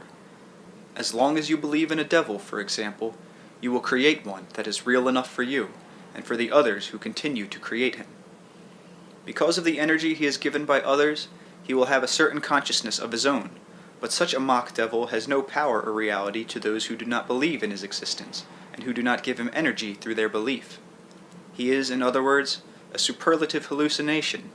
As mentioned earlier, those who believe in a hell and assign themselves to it through their belief can indeed experience one, but certainly in nothing like eternal terms. No soul is forever ignorant. Now, those who have such beliefs actually lack a necessary deep trust in the nature of consciousness, of the soul, and of all that is. They concentrate upon not what they think of as the power of good, but fearfully upon what they think of as the power of evil. The hallucination is created, therefore, out of fear and out of restriction. The devil idea is merely the mass projection of certain fears, mass in that it is produced by many people, but also limited in that there have always been those who rejected this principle. Some very old religions understood the hallucinatory nature of the devil concept, but even in Egyptian times, the simpler and more distorted ideas became prevalent, particularly with the masses of people. In some ways, men in those times could not understand the concept of a god without the concept of a devil. Storms, for example, are highly creative natural events, though they can also cause destruction. Early man could see only the destruction. Some intuitively understood that any effects are creative, despite their appearances, but few could convince their fellow men. The light and darkness contrast presents us with the same kind of picture. The good was seen as light, for men felt safer in the day. The evil was therefore assigned to nightfall. Within the mass of distortions, however, hidden beneath the dogma, there was always a hint of the basic creativity of every effect. There are, then, no devils waiting to carry anyone off, unless you create them yourself, in which case the power resides in you, and not in the mock devils. The crucifixion and attendant drama made sense within your reality at the time. It arose into the world of physical actuality out of the inner reality from which your deepest intuitions and insights also spring. The race brought forth the events, then, that would best convey, in physical terms, this deeper non-physical knowledge of the indestructibility of the soul. This particular drama would not have made sense to other systems with different root assumptions than your own. Now, the symbolism of ascent or descent, or of light and dark, would be meaningless to other realities with different perceptive mechanisms. While your religions are built around an enduring kernel of truth, the symbolism used was craftily selected by the inner self in line with its knowledge of those root assumptions you hold as valid in the physical universe. Other information, in dreams for example, will also be given to you with the same symbolism, generally speaking. The symbolism itself, however, was simply used by the inner self. It does not inherently belong to inner reality. Many probable systems have perceptive mechanisms far different from your own. In fact, some are based upon gestalts of awareness completely alien to you. Quite without realizing it, your ego is a result of group consciousness, for example. The one consciousness that most directly faces the exterior world is dependent upon the minute consciousness that resides within each living cell of your body, and as a rule, you are only aware of one ego, at least at a time. In some systems, the quote-unquote individual is quite aware of having more egos than one in your terms. The entire psychological organization is in a way richer than your own. A Christ who is not aware of this would not appear in such a system, you see. There are kinds of perception with which you are not familiar, worlds in which your idea of light does not exist, where almost infinite gradations of thermal qualities are absorbed in terms of sensation, not of light. In any of these worlds, the Christ drama could never appear as it appeared within your own. Now, the same thing applies to each of your great religions, though as I have said in the past, the Buddhists come closer, generally speaking, to a description of the nature of reality.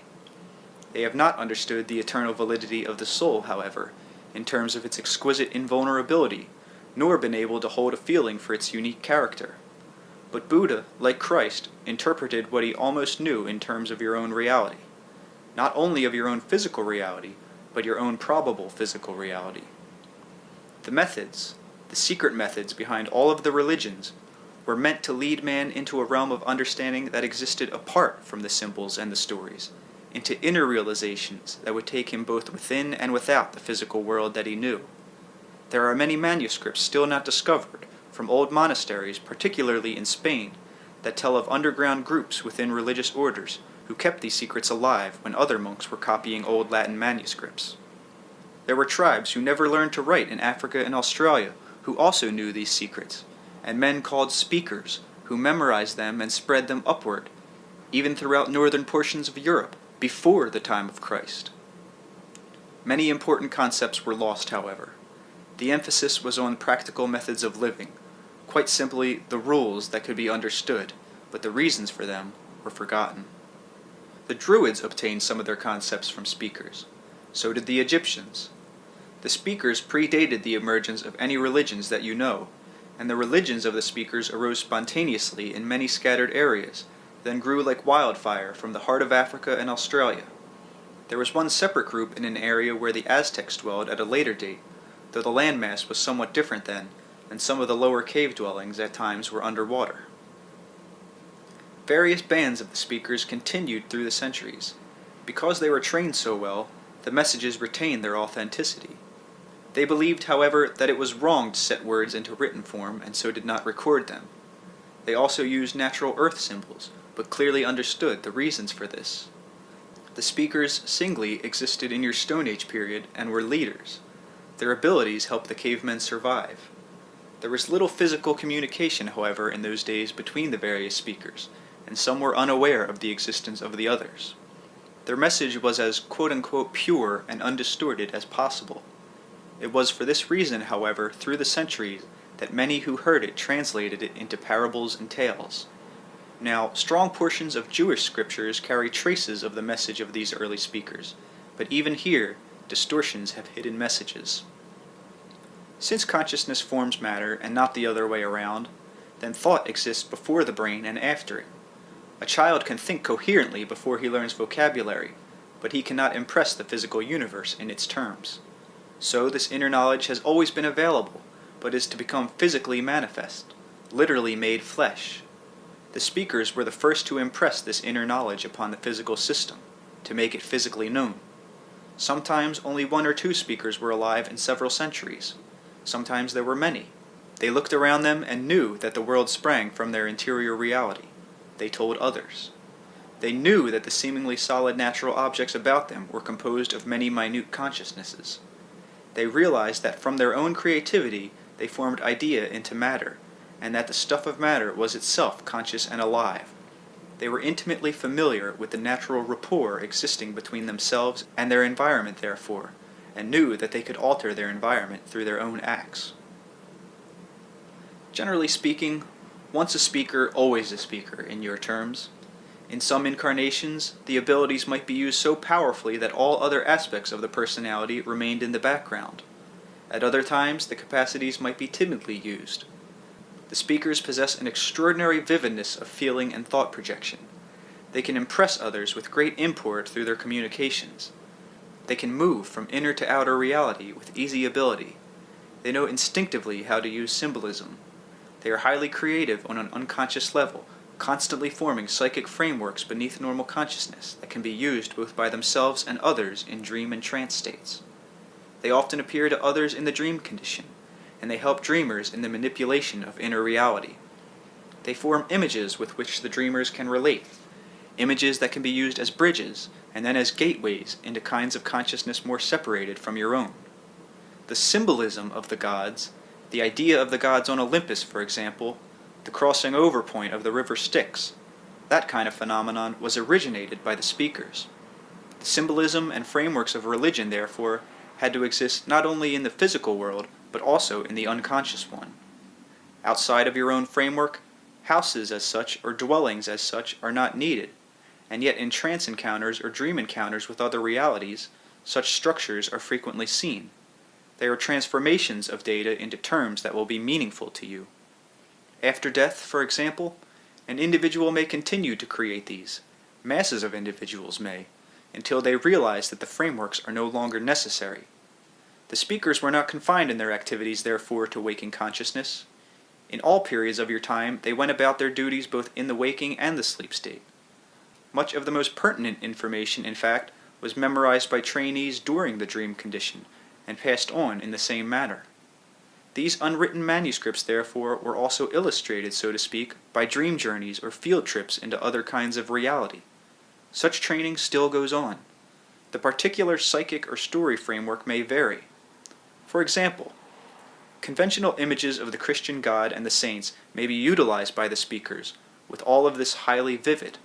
The dreamer may find himself then in a magnificent harem, or instead in a brilliantly illuminated field or sky. Some speakers confine their abilities to the dream state, and waking are largely unconscious of their own abilities or experience. Now, it is meaningless to call such dreams or dream places hallucinations, for they are representations of definite quote-unquote objective realities that you cannot perceive as yet in their own guise. The Egyptian religion was largely based upon the work of the speakers, and great care was given to their training. The outward manifestations given to the masses of the people became so distorted, however, that the original unity of the religion finally decayed. However, efforts were being made then to map inner reality in ways that have not been attempted since. It is true that in the dream state and in some other levels of existence close to your own, there is strong individual play in the creation of images and a significant use of symbolism. But all of this takes place again in an objective, definite environment, an environment whose characteristics make such phenomena possible, a field of activity then with its own rules. Now, the speakers are familiar with those rules and often serve as guides.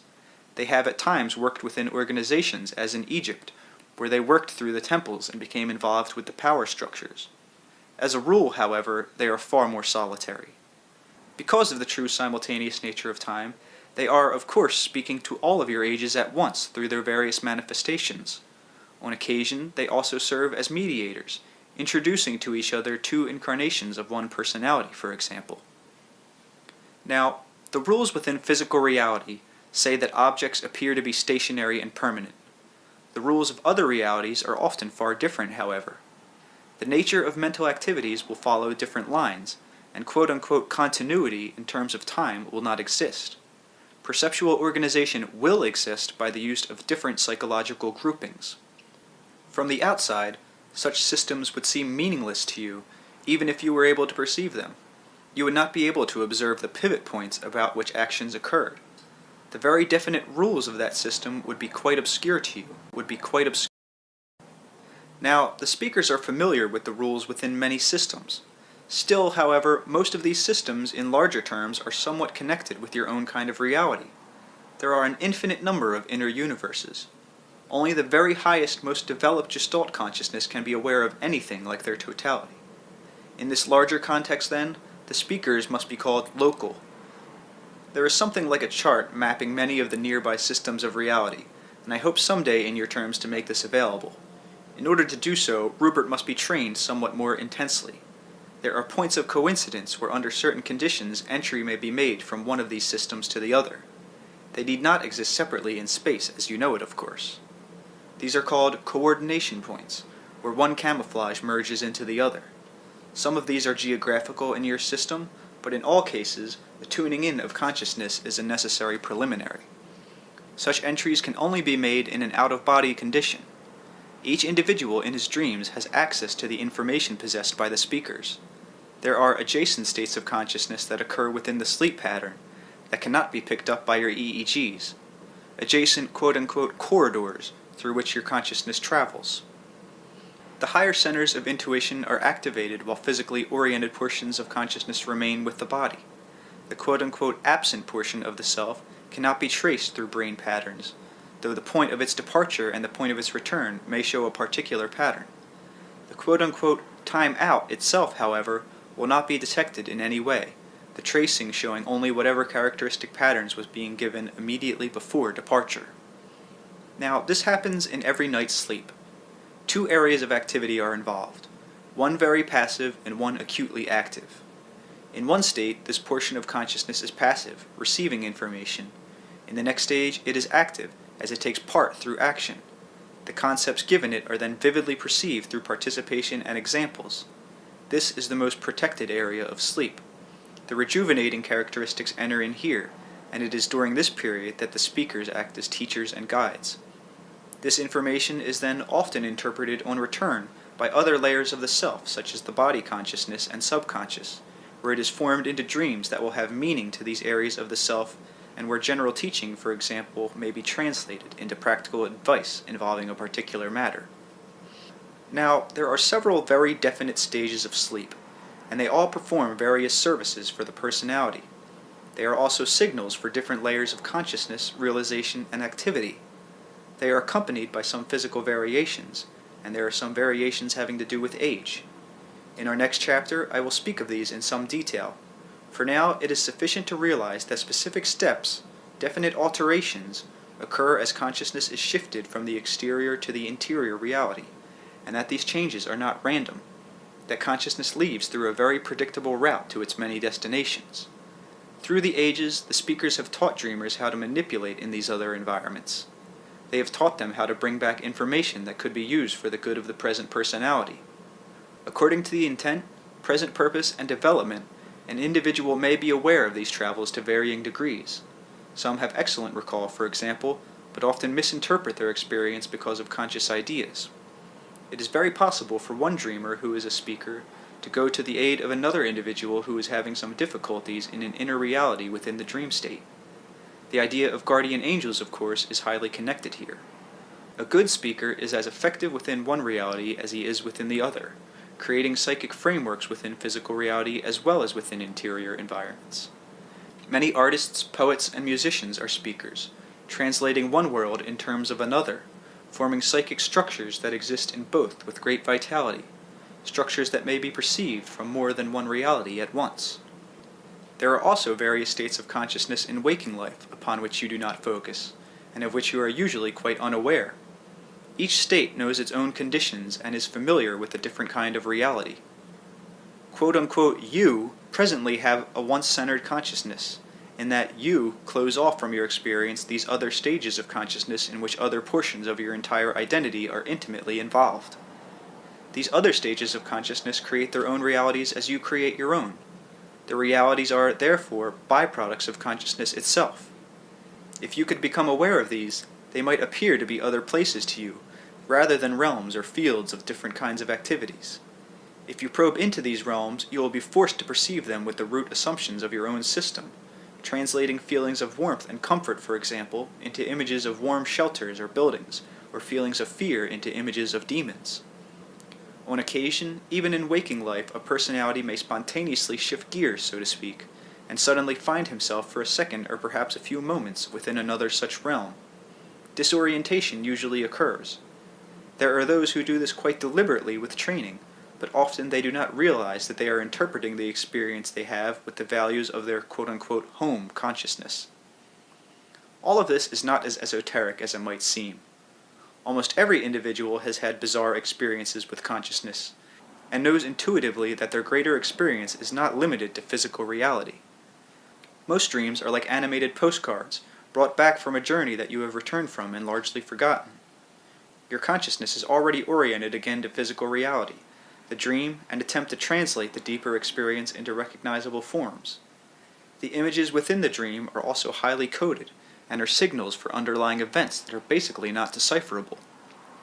The speakers help you in the formation of dreams which are indeed multidimensional artistic productions of a kind, dreams existing in more than one reality, with effects that dissect various stages of consciousness that are real, in your terms, to both the living and the dead, and in which both the living and the dead may participate. It is for this reason that inspirations and revelations are so often a part of the dream condition. Divorced from physical focus, you are in a better position to hear the speakers, to translate their instructions, to practice with the creation of images, and to be guided in the methods of maintaining the health of the physical body. In the most protected areas of sleep, the apparent barriers between many layers of reality vanish. You are aware, for example, of some probable realities. You choose which probable acts you might want to actualize in your system. You follow other probable acts through in the dream state. You do this individually, but you also do it en masse on national and global levels. Consciousness at different levels or stages perceives different kinds of events. In order to perceive some of these, you have only to learn to change the focus of your attention from one level to another. There are minute chemical and electromagnetic alterations that accompany these stages of consciousness, and certain physical changes within the body itself in hormone production and pineal activity. You usually glide from wakefulness through to sleep without ever noticing the various conditions of consciousness through which you pass, yet there are several. First, of course, with various degrees of spontaneity, there is an inward turn of consciousness away from physical data, from worries and concerns of the day. Then, there is an undifferentiated level between wakefulness and sleep, where you act as a receiver, passive but open, in which telepathic and clairvoyant messages come to you quite easily. Your consciousness can seem to float. There are varying physical sensations, sometimes of growing large, sometimes of falling. Both sensations are characteristic of moments in which you almost catch yourself, almost become aware of this undifferentiated area, and then translate some of its experiences into physical terms. The sensation of largeness, for example, is a physical interpretation of the psychic expansion. The feeling of falling is an interpretation of a sudden return of consciousness to the body. This period can last for only a few moments, for half an hour, or can be returned to. It is a cushioning, supportive, and expansive stage of consciousness. Suggestions given during this time are highly effective. Following this period, there is an active state that can occur of pseudo-dreaming, where the mind busies itself with physical concerns that have managed to cling through the first two stages. If these are too vigorous, the individual may awaken. This is a vivid, intense, but usually brief stage. Another undifferentiated layer follows, this time marked quite definitely by voices, conversations, or images, as consciousness tunes in more firmly to other communications. Several of these may compete for the individual's attention. At this point, the body is fairly quiet. The individual will follow one or another of these inner stimuli to a deeper level of consciousness, and form into light dreams the communications he is receiving. Somewhere during this time he will go into a deeply protected area of sleep, where he is at the threshold to other layers of reality and probabilities. At this point, his experiences will be all out of context to time as you know it. He may experience years, though only minutes have passed.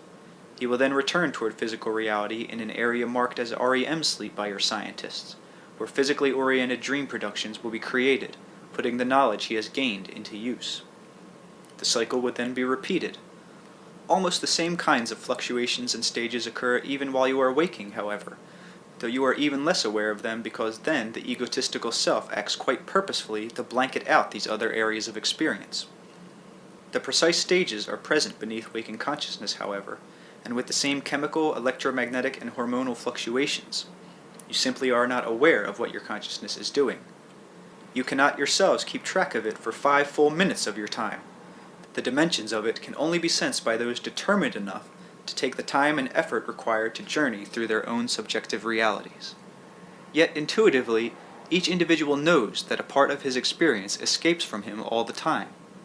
When you suddenly cannot remember a name that you should know, you have in essence the same kind of feeling of which you are always subconsciously aware. The purpose of the speakers is to help you correlate and understand this multidimensional existence, and to bring as much as possible of it to your conscious attention. Only by learning to feel, or sense, or intuitively perceive the depths of your own experience can you glimpse the nature of all that is. By becoming more aware of your consciousness as it operates in physical life, you can learn to watch it as it manipulates through these other, less familiar areas. Probable realities are only probable to you because you are not aware of them. Now, these stages of consciousness are all a part of your own reality. A knowledge of them can be most useful. You can learn to, quote-unquote, shift gears, stand aside from your own experience, and examine it with much better perspective. You can prepare questions or problems, suggesting that they be solved for you in the sleep state. You can suggest that you will speak with distant friends or convey important messages that you cannot convey verbally, perhaps.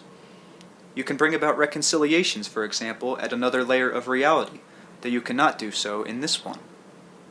You can direct the healing of your body, telling yourself that this will be accomplished by you at one of the other levels of sleep consciousness, and you may ask for the aid of a speaker to give you any necessary psychological guidance that is needed to maintain health. If you have particular conscious goals, and if you are reasonably certain that they are beneficial ones, then you can suggest dreams in which they occur, for the dreams themselves will hasten their physical reality. Now, unconsciously, you do many of these things. You often go back in time, so to speak, and relive a particular event so that it has a different ending, or say things that you wish you had said. A knowledge of one state of consciousness can help you in other states. In a light trance, the meaning of dream symbols will be given if you ask for them. The symbols may then be used as methods of suggestion that will be tailored for you personally. If you discover, say, that a fountain in a dream represents refreshment, then, when you are tired or depressed, think of a fountain. In another layer of reality, of course, you will be creating one. In the most protected areas of sleep, you are dealing with experience that is pure feeling or knowing, and disconnected from both words or images. As mentioned, these experiences are translated into dreams later, necessitating a return to areas of consciousness more familiar with physical data. Here, a great creative synthesis and a great creative diversification takes place. in which any given dream image has meaning to various layers of the self, on one level representing a truth you have lived, and on other levels representing this truth as it is more specifically applied to various areas of experience or problems. There will be a metamorphosis, therefore, of one symbol turning into many, and the conscious mind may only perceive a chaos of various dream images, because the inner organization and unity is partially hidden in the other areas of consciousness through which the reasoning mind cannot follow.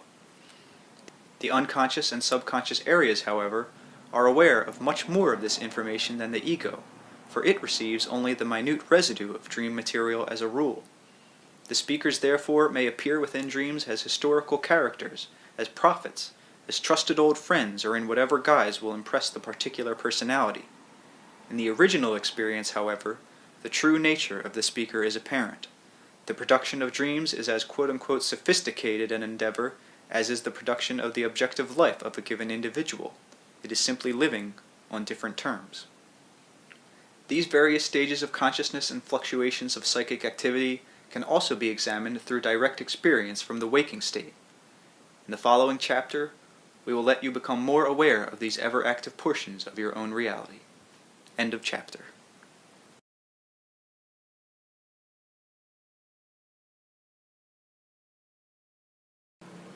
Chapter 18. Various Stages of Consciousness, Symbolism, and Multiple Focus. Within your personality, all facets of your consciousness converge, whether or not you are aware of it. Consciousness can be turned in many directions, obviously, both inward and outward. You are aware of fluctuations in your normal consciousness, and closer attention would make some of this quite clear. You expand or narrow the scope of your attention constantly. You may focus upon one object almost to the exclusion of everything else at times, so that you literally are not conscious of the room in which you sit. You may be quote-unquote conscious and reacting to a remembered event so strongly that you are relatively unaware of present events. You take all of these fluctuations for granted. They do not disturb you. If you are lost in a book and unaware momentarily of your immediate environment, you are not afraid that it will be gone when you want to turn your attention back to it. Nor in a daydream do you usually worry about returning safely to the present moment.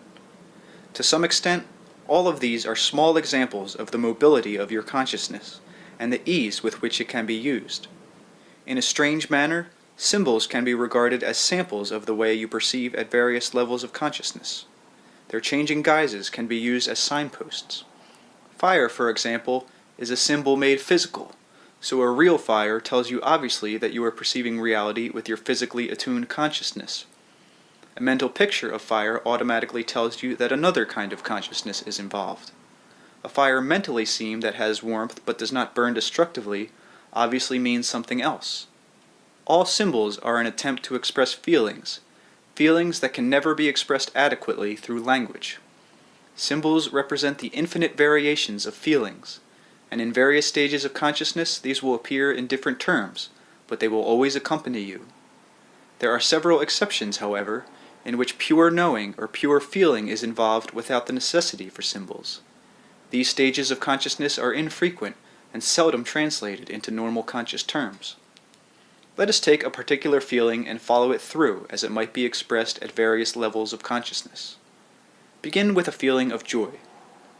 In normal consciousness, the immediate environment will be perceived in a far different manner than it would be, say, if an individual were in a state of depression. The feeling of joy changes the objects themselves, in that the perceiver sees them in a far brighter light. He creates the objects far more vividly and with greater clarity. In feedback fashion, the environment then seems to reinforce his joy. What he sees, however, is still physical, the objects of the material world. Pretend now that he begins to daydream and falls into a reverie. Into his inner mind come pictures or symbols of material objects, people or events, from perhaps the past as well as present and future imaginings, the joy now being expressed with greater freedom mentally, but with symbols. The joy stretches out, so to speak, into the future, sheds also its light into the past, and may cover greater areas of expansion than could be shown in physical terms at the moment. Now imagine that our individual from his reverie falls either into a trance state or into a deep sleep. He may see images that are highly symbolic to him of joy or exuberance. Logically, there may be little connection between them, but intuitively the connections are clear. He now enters into his mental experiences far more deeply than in the reverie state, and may have a series of dream episodes in which he is able to express his joy and share it with others.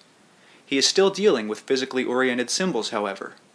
Now, since we are using this discussion as a case in point, we will continue to follow it even further. He may form images of dream cities or people that are of a very joyful nature, translate the emotion itself into whatever symbols are pertinent to him. An exuberance may be translated into images of playing animals, flying people, or animals or landscapes of great beauty. Again, the logical connections will be lacking, but the entire episode will be connected by this emotion. The physical body, all the while, is greatly benefited, because the beneficial feelings automatically renew and replenish its recuperative abilities. The feelings of joy now may lead to images of Christ, Buddha, or the prophets. These symbols are the changing scenes characteristic of consciousness at various stages. The experiences are to be considered as creations, creative acts, all native to consciousness at various stages. Beyond this are states in which the symbols themselves begin to fade away, become indistinct, distant. Here you begin to draw into regions of consciousness in which symbols become less and less necessary, and it is a largely unpopulated area indeed. Representations blink off and on, and finally disappear. Consciousness is less and less physically oriented. In this stage of consciousness, the soul finds itself alone with its feelings, stripped of symbolism and representations, and begins to perceive the gigantic reality of its own knowing. It feels direct experience. If we use joy as our example, all mental symbols and images of it would finally disappear. They had emerged from it and would fall away from it, not being the original experience, but byproducts. The soul would then begin to explore the reality of this joy in terms that can hardly be explained, and in so doing would learn methods of perception, expression, and actualization that would have been utterly incomprehensible to it before. Now, physical objects are the most obvious of your symbols, and precisely for that reason you do not realize that they are symbols at all. At different levels, consciousness works with different kinds of symbols. Symbols are a method of expressing inner reality. Working in one direction, the soul, using its consciousness, expresses inner reality through as many symbols as possible, through living, changing symbolism. Each symbol itself, then, is to its own extent conscious, individual, and aware. In so doing, the soul continually creates new varieties of inner reality to be explored. Working in the opposite direction, so to speak, the soul divests itself of all symbols, all representations, and using its consciousness in a different way, learns to probe its own direct experience. Without symbols to come between it and experience, it perfects itself in a kind of value fulfillment that you presently cannot understand except symbolically. Now, these efforts go on whether you are awake or asleep. Once you are aware of these activities, however, it is possible to catch yourself in various stages of consciousness, and even at times to follow your own progress, particularly through dream states. Your body is your most intimate symbol at this point, and again your most obvious. You will use the idea of a body in most stages of consciousness.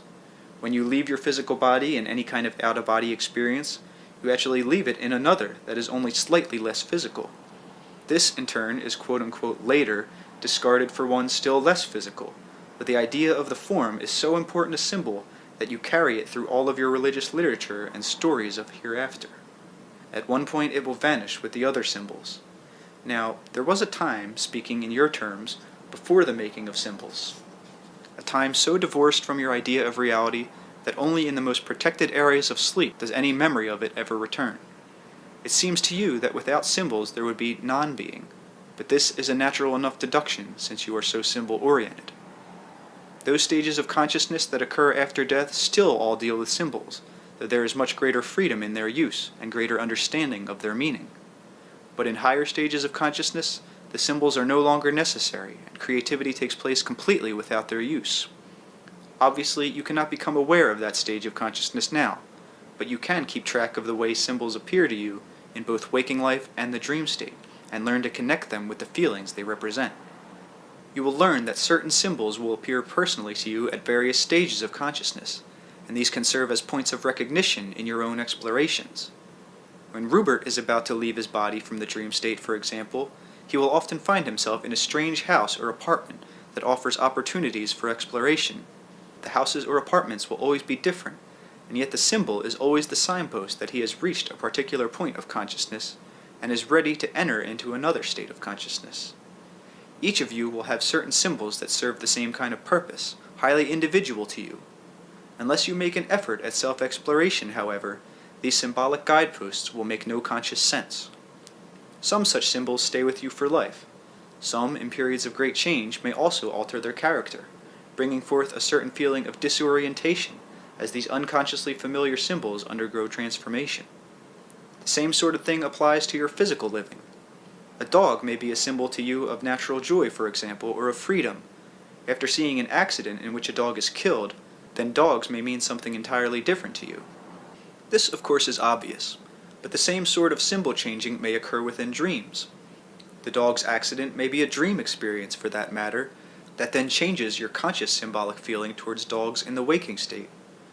One person may symbolize fear as a demon, as an unfriendly animal, or even as some perfectly simple, ordinarily harmless object.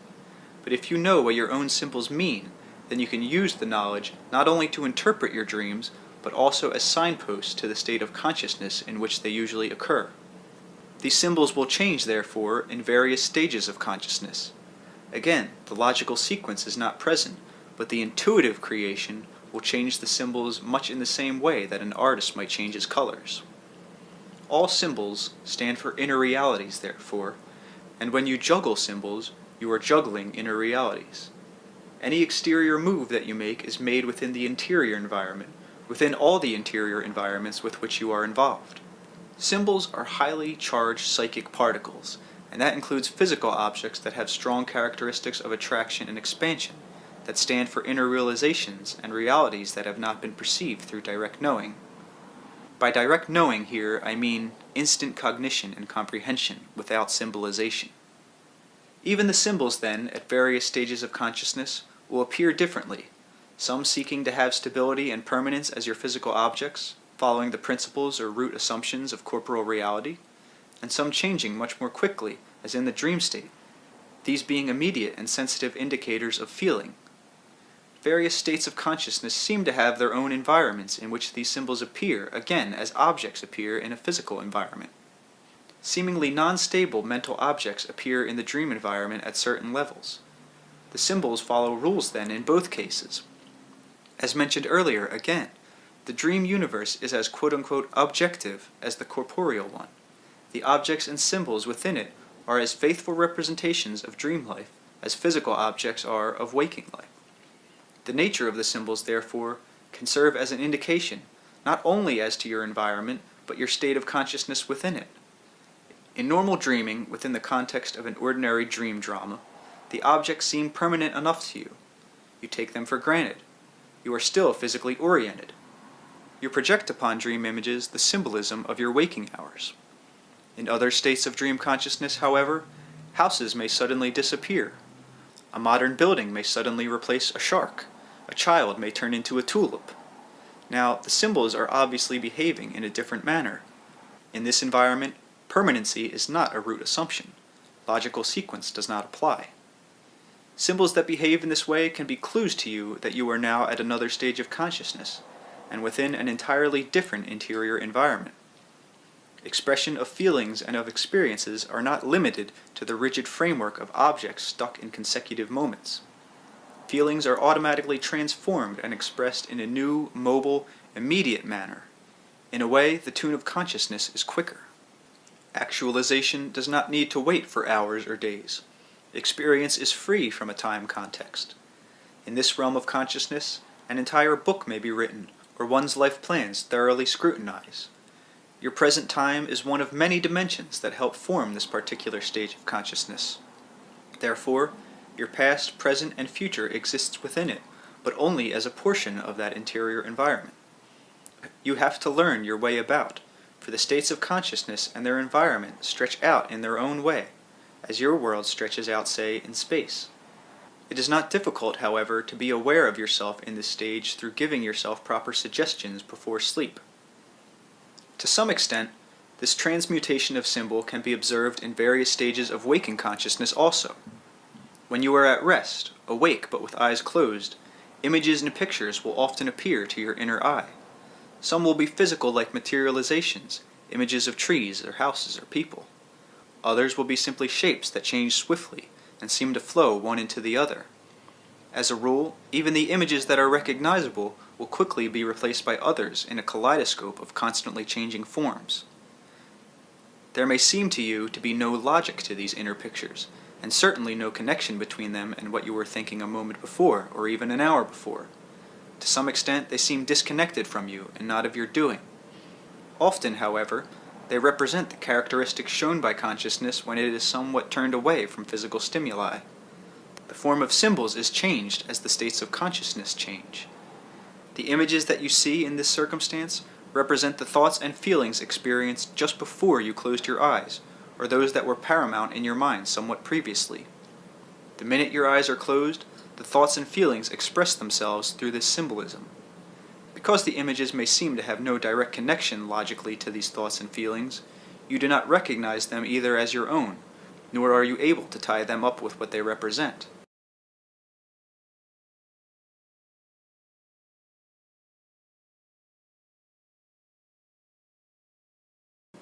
I am putting this rather simply here.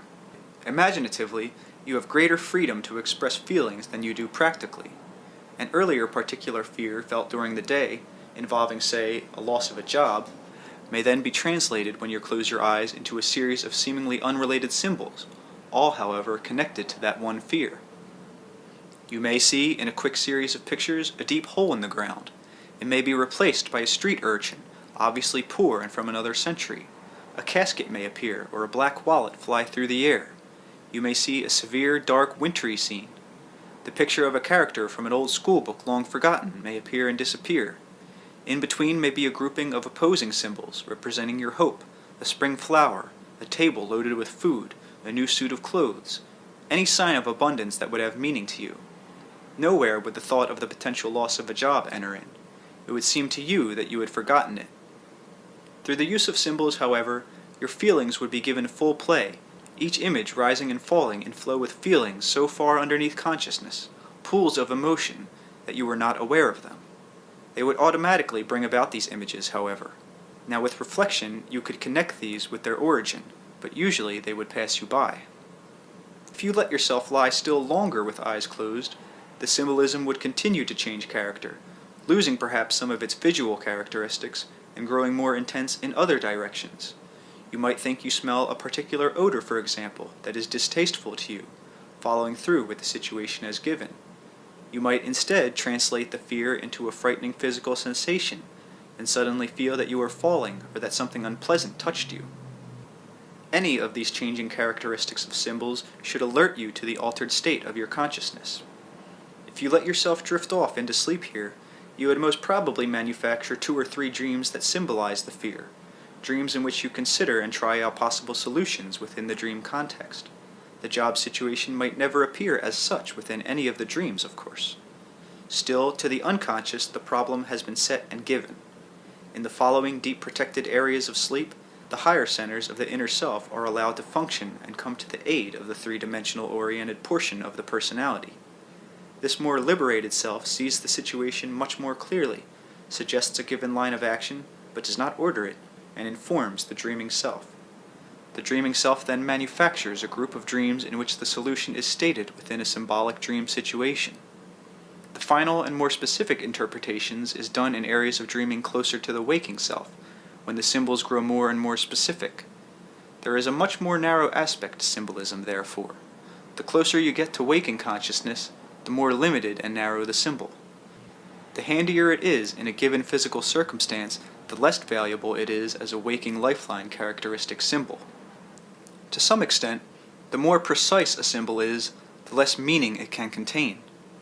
In the most important dream work, done in the deep protected sleep periods, the symbols are powerful enough and yet condensed enough so that they can be broken down, used in a series of seemingly unrelated dreams as connectives, retain their original strength and still appear in different guises, becoming in each succeeding dream layer more and more specific. Now, even as you go about your day, your consciousness fluctuates, and you can catch yourself symbolizing in these different ways, if you get in the habit of observing but not interpreting the state of your mind. Each physical event that has happened to you is filed away within your psyche as a definite group of symbols. These do not represent the experience, they contain the experience. These represent your personal symbol bank as far as your present life is concerned. There is a great unity between your daytime symbols and your dreaming ones. In a miraculous shorthand, many symbols carry the burden of far more than one experience, of course, and one symbol will therefore evolve not only one given experience, but similar ones. Personal association, therefore, is highly involved with your personal bank of symbols, and it operates in the dream states precisely as in waking life, but with greater freedom, and drawing from the future in your terms as well as from the past. Therefore, you have greater use of symbolism in the dream state, for you are aware of past and future symbols. These vary in intensity, often they cluster together. But such multidimensional symbols will appear then in many ways, not simply visually. They will affect not only your own physical reality, but all realities in which you are involved. In a matter of speaking, the symbols that you know are but the tail end of greater symbols. Now, when I refer to your personal bank of symbols, I mean to specify that this bank was yours from the day of your birth and before. It contained the symbols of your past existences in your terms, and in your terms you add to it in this life. This bank of symbols must be activated, however. For example, you have images when you are born, internal visual images, symbols that are activated the moment you open your eyes for the first time. These serve you as learning mechanisms. You keep trying to utilize your eyes properly until exterior images conform with the inner patterns. This is extremely important and not understood by your scientists. The eye opening activates the inner mechanism. If there is something wrong physically with the eyes, if they are blind for example, then that particular mechanism is not activated at that time. The personality may have chosen to be born blind for its own reasons. If those reasons change, or if inner psychic developments occur, then the physical eyes will be healed, and the inner mechanism activated. There are endless varieties of behavior along these lines. The inner banks of symbols, however, operate as a drawing account, latent unless you take advantage of them. You think before you learn a language, as I mentioned earlier in this book, but you already have at your psychic fingertips past experiences from other lifetimes to guide you. Those who are born into the same nationality, say, twice consecutively, learn to speak much quicker the second time around. Some infants will think in the language of a past life before the new language is learned. All of this has to do with the use of symbols. Sound is itself a symbol. You understand that from a given point of silence, sound begins and grows louder. What you do not understand is that from that given point of silence, which is your point of non-perception, sounds also begin that grow deeper and deeper into silence, yet still have meaning and as much variety as the sounds that you know, and these are also symbols. The thought unspoken has a quote-unquote sound that you do not hear, but that is very audible at another level of reality and perception. Trees, as they stand, are a sound that again you do not perceive. In your dreams, and particularly beyond those dreams that you recall, are areas of consciousness in which these sounds are automatically perceived and translated into visual images. They operate as a sort of shorthand. Given certain sounds, you could recreate your universe as you know it unconsciously, and any other multidimensional symbol can contain all the reality that you know. Now, physically, smell, sight, and sound are combined together to give you your main sense data and compose your physical senses. At other levels, however, these are separated. Odors, therefore, have a visual reality, and as you know, visual data can also be perceived in terms of other sense perceptions. The symbols can come together or fly apart, can be perceived separately or as a unity. As each event has its own symbol for you, so you have your characteristic way of combining these. These symbols can be translated and perceived in many terms, as a series of notes, for example, as a combination of senses, as a series of images. At various stages of consciousness, you will perceive the symbols in different terms. The multidimensional symbol in its entirety, then, has a reality in other states of consciousness, but also at other levels of reality entirely. You operate as if your thoughts were secret, though you should know by now that they are not. Not only are your thoughts apparent through telepathic communications, for example, but without your conscious awareness, they also form what you may call pseudo-images, quote-unquote, beneath the range of physical matter as you normally perceive it in some cases, or quote-unquote above the same range. It is, therefore, as if your thoughts appeared within other realities as objects, alive and vital in themselves, growing into other systems as flowers or trees grow up seemingly from nothing within physical reality. These can then be used as the raw material, so to speak, in certain other systems. They are the given, quote-unquote natural data, the raw materials of creativity in the realities that you help seed but do not perceive. In this manner of speaking, your thoughts then follow laws. Their behaviors follow laws, and their activities that you do not understand, though you call your thoughts your own. They are then manipulated independently of you by other kinds of consciousness as ever-changing natural phenomena. The native consciousness within such systems is not aware of the origin of this phenomena, nor of your own reality. They take the evidence that appears to their senses as reality, as most of you do. It would not occur to them that this phenomena originated outside of their own system. If I were to make the same statement, for example, to any of my readers, I would be accused of saying that physical reality was composed of the discards of the universe. I am not saying that, nor implying it in the case just mentioned. In your system, you have a direct hand in the formation of physical reality. Your natural given data is the result of individual, mass, and collective thoughts, feelings, and emotions materialized. Your system, in this respect, is more creative than the systems just mentioned. On the other hand, within these other systems, there is a strong, innovative group consciousness developing, in which identity is retained, but greater interplay allowed between individuals, a large creative interchange of symbol pools, a drawing upon mental and psychic symbols with greater facility. Because of this, these individuals recognize more clearly the connection between creative image and given sense data. They purposefully alter and change their given sense data and experiment with it. All of this involves a working with symbols in a most intimate manner. At certain levels of your personality, you are aware of all the different ways in which symbols are used, not only in your system, but in others. As mentioned earlier, no system of reality is closed. Your thoughts and images and feelings, therefore, alter the given sense data in some other systems. The innovative patterns developed in those systems, however, can be to some extent perceived within your own. There are constant bleed-throughs. In your various stages of consciousness, you pass through areas that can be correlated with many of these systems.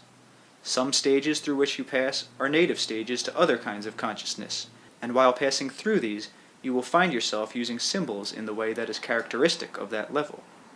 Now, symbols should be fluid, ever-changing in their form. Some can be used as casements to house original experiences, as methods of deception, therefore, rather than illumination. When this happens, fear is always involved. Fear, taken into the various stages of consciousness, acts as a distorting lens, hiding the natural dimensions of all symbols, acting as a barrier and as an impediment to free flow. Symbols of an explosive nature serve as releasing agents, setting loose that which has been encased. Without physical storms, you would all go insane. The aggressive nature of symbols is little understood, nor the relationship between aggression and creativity. These are far from opposing characteristics, and without an aggressive thrust, symbols would lack their high mobility. They would exist in a permanent kind of environment.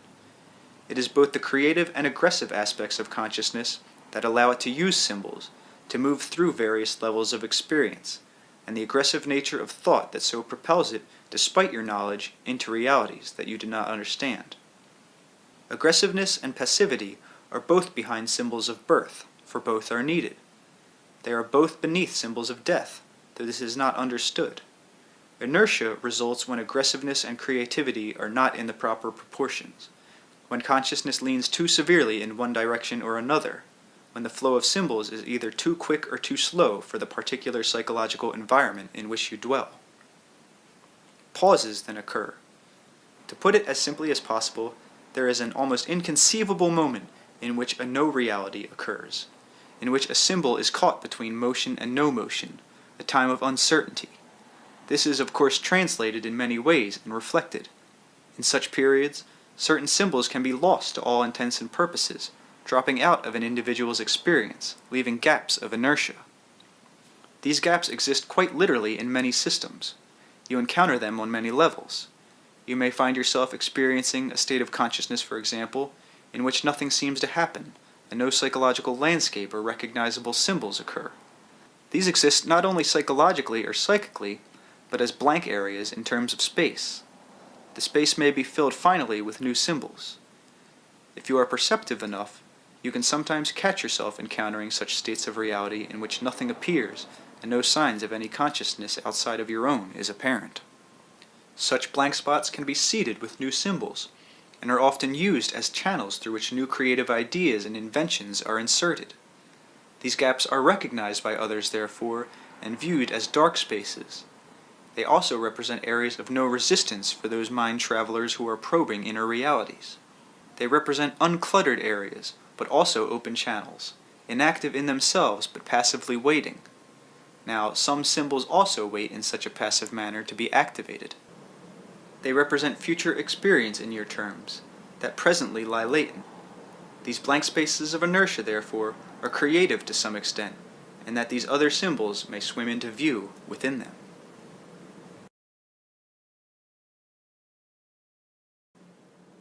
Chapter 19. Alternate Presence and Multiple Focus.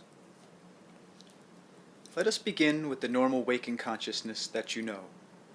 But one step away from this is another level of consciousness into which you all slip without knowing. We will call it A1. It is adjacent to your normal consciousness, separated from it very slightly, and yet in it very definite effects can appear that are not present in your usual state.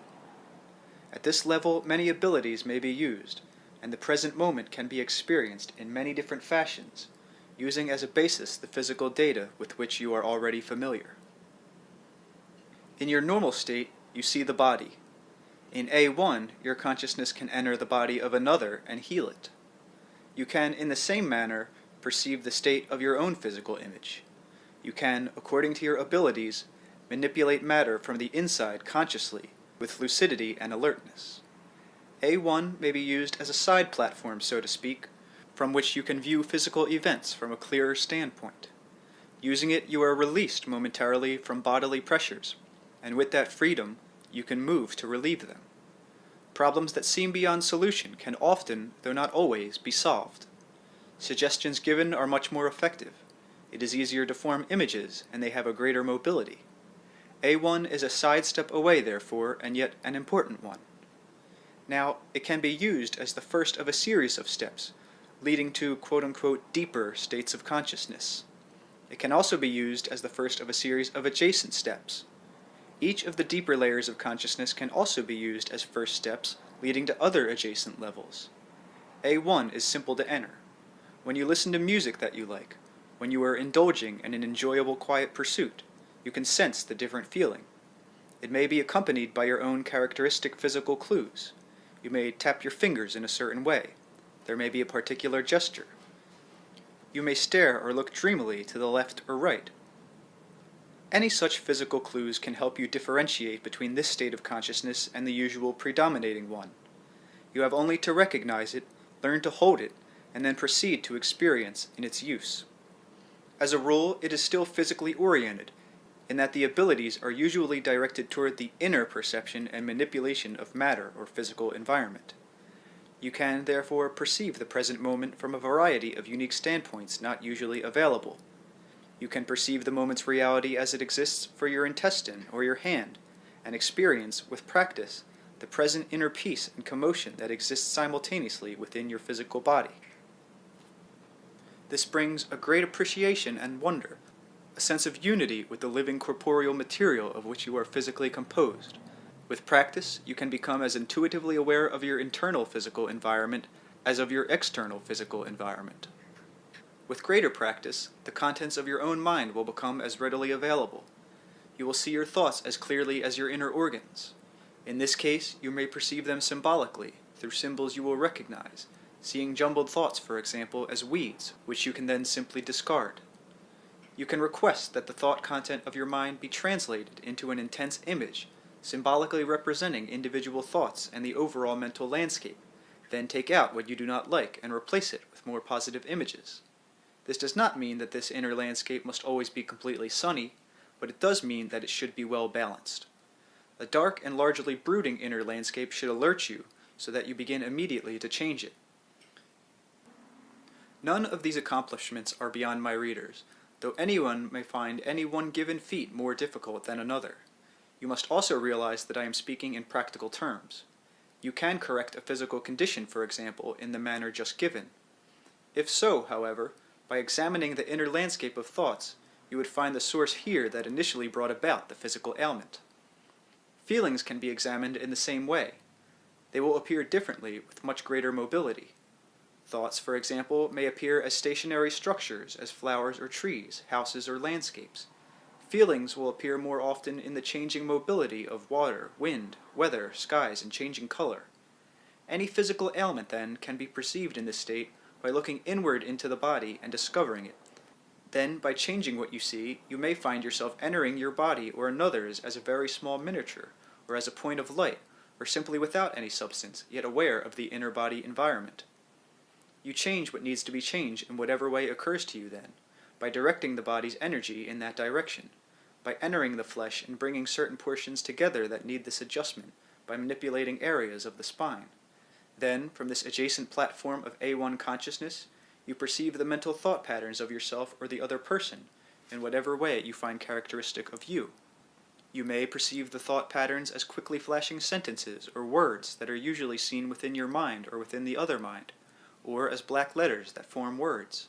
Or you may hear the words and thoughts being expressed, or you may see the earlier mentioned quote-unquote landscape, in which the thoughts symbolically form into a picture.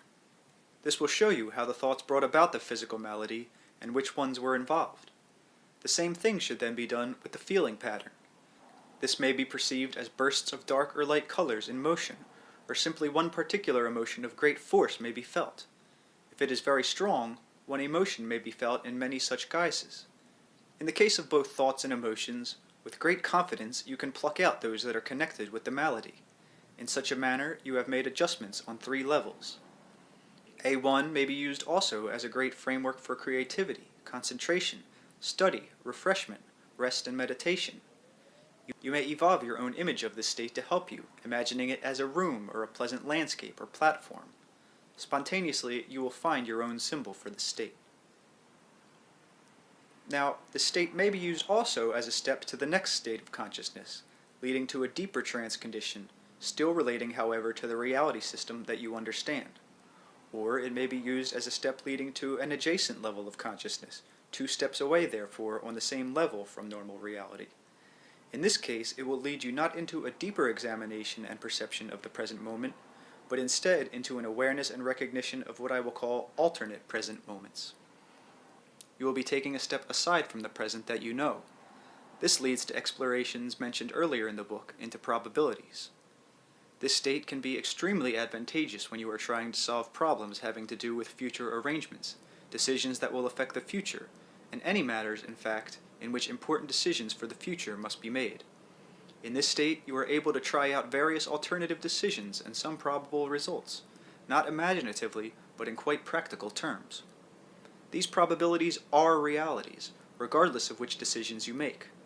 Say, for example, that you have 3 choices and it is imperative that you select one. Using this state, you take the first choice. The alternate present is the moment in which you make that choice. Having made it, the present is changed, and quite clearly you perceive exactly the way it is changed, and what actions and events will flow from the change into the future that belongs to that particular alternate present. You do the same with each of the other choices, all from the framework of that state of consciousness. The methods in each case are the same. You make the decision, you then become aware in whatever way you choose of the physical effect within your body. You enter the body as you did in the way I gave earlier for healing. With great sensitivity, you are able to see what physical effect the decision will have, whether the state of the body remains the same, whether there is a great sense of health within it, or the incipient beginnings of great difficulties. In like manner, you explore the mental and feeling aspects. Then you turn your attention quote-unquote outward, toward the environment that results from this alternate present. Mentally, events will appear to you. You may experience these strongly or merely view them. They may become so vivid that you momentarily forget yourself, but if you maintain your contact with this level of consciousness, this will happen seldom. As a rule, you are very aware of what you are doing. According to the situation, you can do the same thing to find out the effect of this situation on others specifically. You then return to normal consciousness, going through the A1 state that you used as a preliminary. After a period of rest, return and make the second decision, and again for the third, following through in the same manner. Then, in your normal state of consciousness, of course, you make the decision that you want from the information and experience that you have received. The names make little difference. For simplicity's sake, call this level of consciousness A1A. There is an A1B, you see, still adjacent to this one, and still starting off from an alternate present that can be used for many other purposes. It is not as easy for the ordinary individual to enter, and it deals with group presence, with mass probabilities, racial matters, the movement of civilization. It is the one that would be most beneficial to politicians and statesmen, and it also can be used to probe into probable pasts as well. Here it would be of benefit in learning of old ruins, for example, and vanished civilizations, but only if the specific probable past were probed in which these existed. The next adjacent level now would be A1C, which is an extension of the one just given, in which there is greater freedom of action, mobility, and experience. Here, to some extent, there is some participation in the events perceived. There is no need to go deeply into any of these beyond this point, because ordinarily you will not be involved with them, and they lead into realities that have little reference to your own. They are states of consciousness too divorced, and under usual circumstances, this is as far as your present consciousness is able to go in that particular direction. The first state, A1A, is the most practical and the easiest for you, but often you must still have a good feeling for the A1 level before you are willing to take that next adjacent step. It allows for great expansion, however, within its limitations. Using it, you can discover, for example, what would have happened if, quote-unquote, I did this or the other. Remember, these are all adjacent levels, going out horizontally. Directly beneath A1 now, you will have A2, which is a slightly deeper state, using the analogy of up and down direction. It is less physically oriented than A1. You still have excellent lucidity and awareness. This state can be used to explore the past in your terms of reference within the probable system that you know.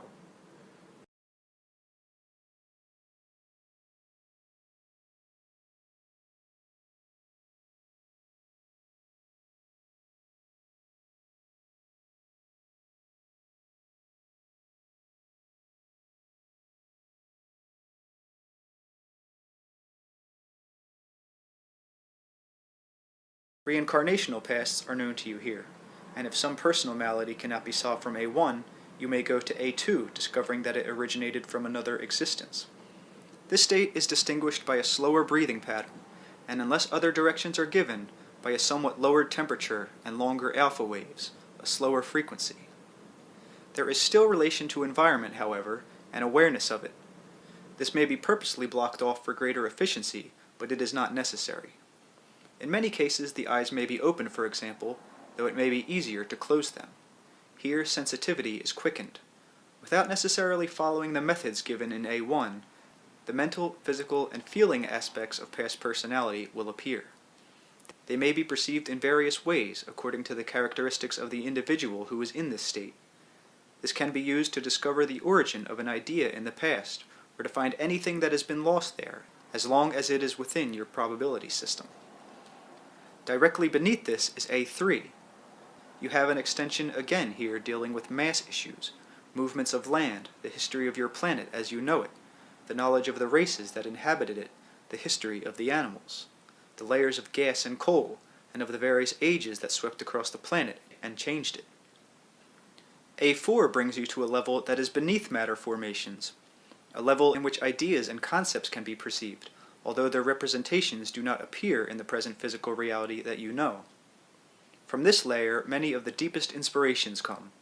These ideas and concepts, having their own electromagnetic identity, nevertheless appear as the symbolic landscape at this level of consciousness. This is difficult to explain. The thoughts do not appear as pseudo-images, for example, or assume any pseudo-materialization, yet they are felt vividly, perceived and picked up by portions of the brain, those seemingly unused portions for which science has found no answer. These ideas and concepts obviously came from consciousness. However, they represent incipient, latent developments that may or may not occur in physical reality. They may or may not be perceived by any given individual. The characteristic interest and abilities of the personality involved will have much to do with his recognition of the realities within this layer of consciousness. The material available, however, represents building blocks for many probable systems. It is an open area into which many other dimensions have access. It often becomes available in sleep states. Complete innovations, world-shattering inventions, these all lie waiting, so to speak, in this huge reservoir. Strong personal quote-unquote conversions are often effected from this level. Now, any individual can pass through these levels and remain relatively untouched and unaware, can travel through them unperceiving. The overall intentions and characteristics of the personality will determine the quality of perception and understanding. The material mentioned is available in each of the levels of consciousness given, but it must be sought out, either through conscious desire or strong unconscious desire. If it is not, then the gifts available and the potentials simply remain unused and unclaimed. The states of consciousness merge also, one into the other, and it is obvious that I am using the terms of depth to make the discussion easier. Starting with the ego or waking consciousness as the outer self focused toward exterior reality, these states are broad, more like planes to be explored. Each one, therefore, opens its great adjacent areas also, and there are many quote-unquote paths to be taken according to your interest and desire. As your ordinary waking state perceives an entire universe of physical data, so each of these other states of consciousness perceive realities as complicated, varied, and vivid. It is for this reason that it is so difficult to explain the experiences possible within any given one. A5 opens up a dimension in which the vital consciousness of any personality can at least theoretically be contacted. This involves communicating not only with past personalities in your terms, but future ones. It is a level of consciousness very seldom reached.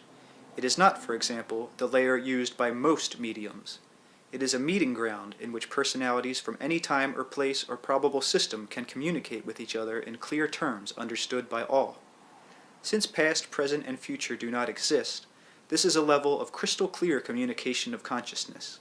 Those involved have an excellent knowledge of their own backgrounds and histories, of course, but in this state possess also a much larger perspective, in which private and historical backgrounds are seen as a portion of a greater perceivable whole. At this level, messages literally flash through the centuries, from one great man or woman to another. The future speaks to the past. The great artists have always been able to communicate at this level, and while living, literally operated at this level of consciousness a good deal of the time. Only the most exterior portions of their personalities bowed to the dictates of historical period. For those who reach the state and utilize it, communication is clearest. It must be understood that this communication works in both ways. Leonardo da Vinci knew of Picasso, for example. There are great men and women who go unknown. Their contemporaries ignore them. Their achievement may be misunderstood or physically lost, but at this level of consciousness, they share in these communications, and at another level of existence, their achievements are recognized. I do not mean to imply, however, that only the great share in this communication of consciousness.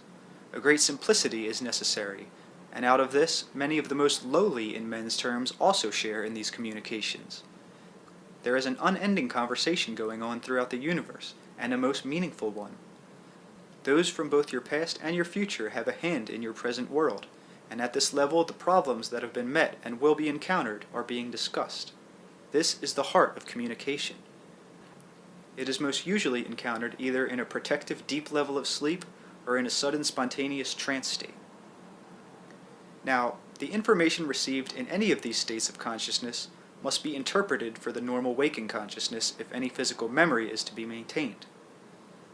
In many cases, memory remains unconscious as far as the waking self is concerned, but the experiences themselves can completely change the structure of an individual life.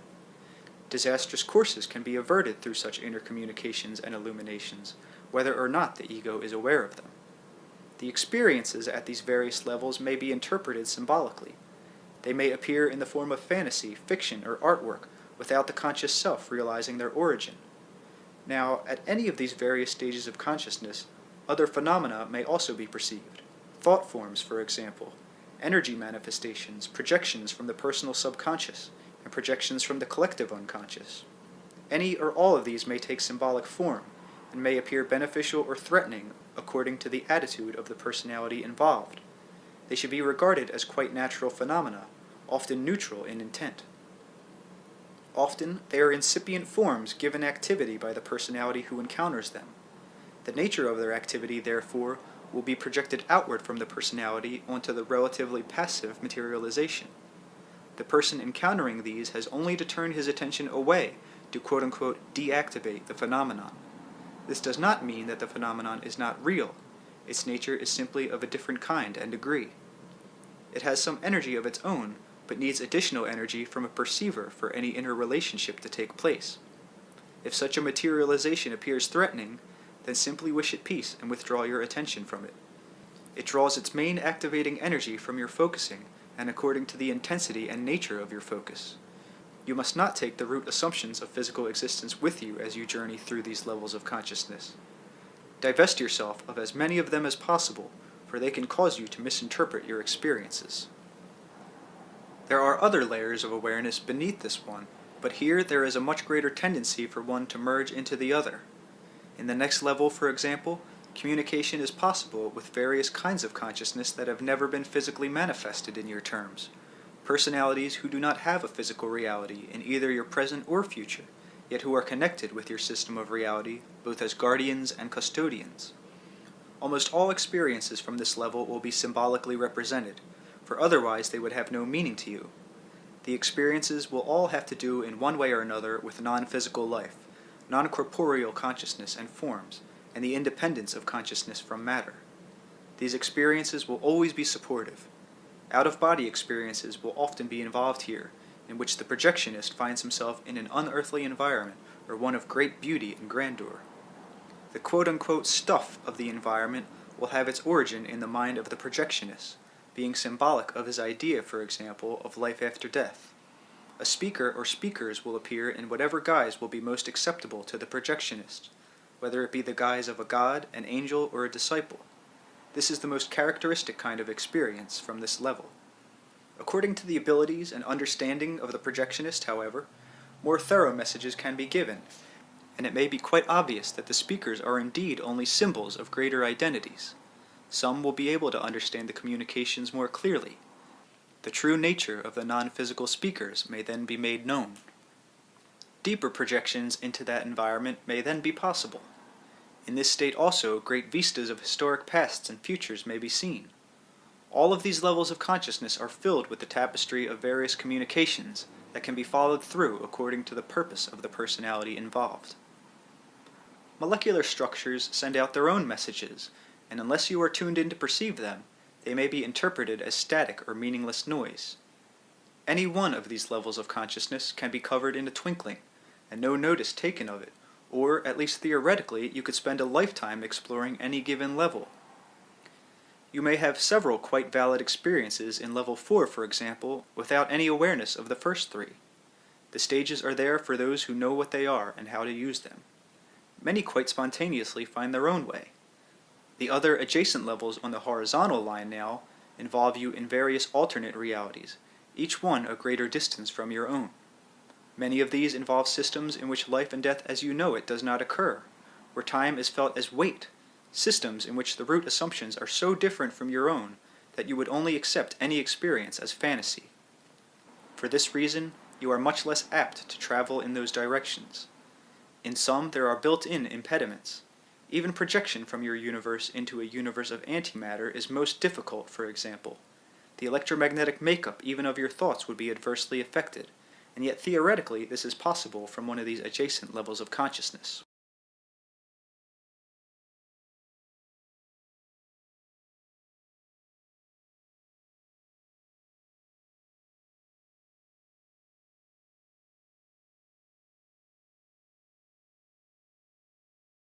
Often, you visit such areas of consciousness in the dream state, where you fall into them spontaneously, remembering in the morning a fantastic dream. Consciousness must use all of its parts and activities, even as the body must. When you are sleeping, therefore, your consciousness turns itself in many of these directions, often perceiving willy-nilly bits and pieces of reality that are available to it at different stages. This also happens beneath your normal physical focus to some extent. even as you go about your waking activities.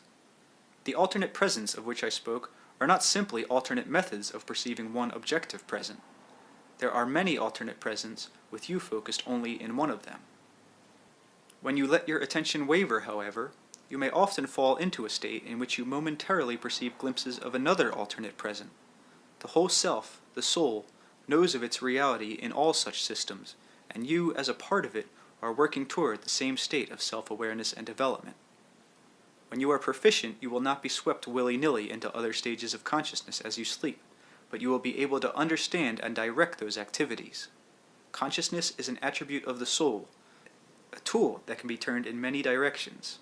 You are not your consciousness. It is something that belongs to you and to the soul. You are learning to use it. To the extent that you understand and utilize the various aspects of consciousness, you will learn to understand your own reality, and the conscious self will truly become conscious. You will be able to perceive physical reality because you want to, knowing it to be one of many realities. You will not be forced to perceive it alone out of ignorance. The various levels of consciousness discussed here may appear to be very divorced from ordinary waking ones. The divisions are quite arbitrary. These various stages all represent different attributes and directions inherent within your own soul. Clues and hints of them, shadows and reflections appear even in the consciousness that you know.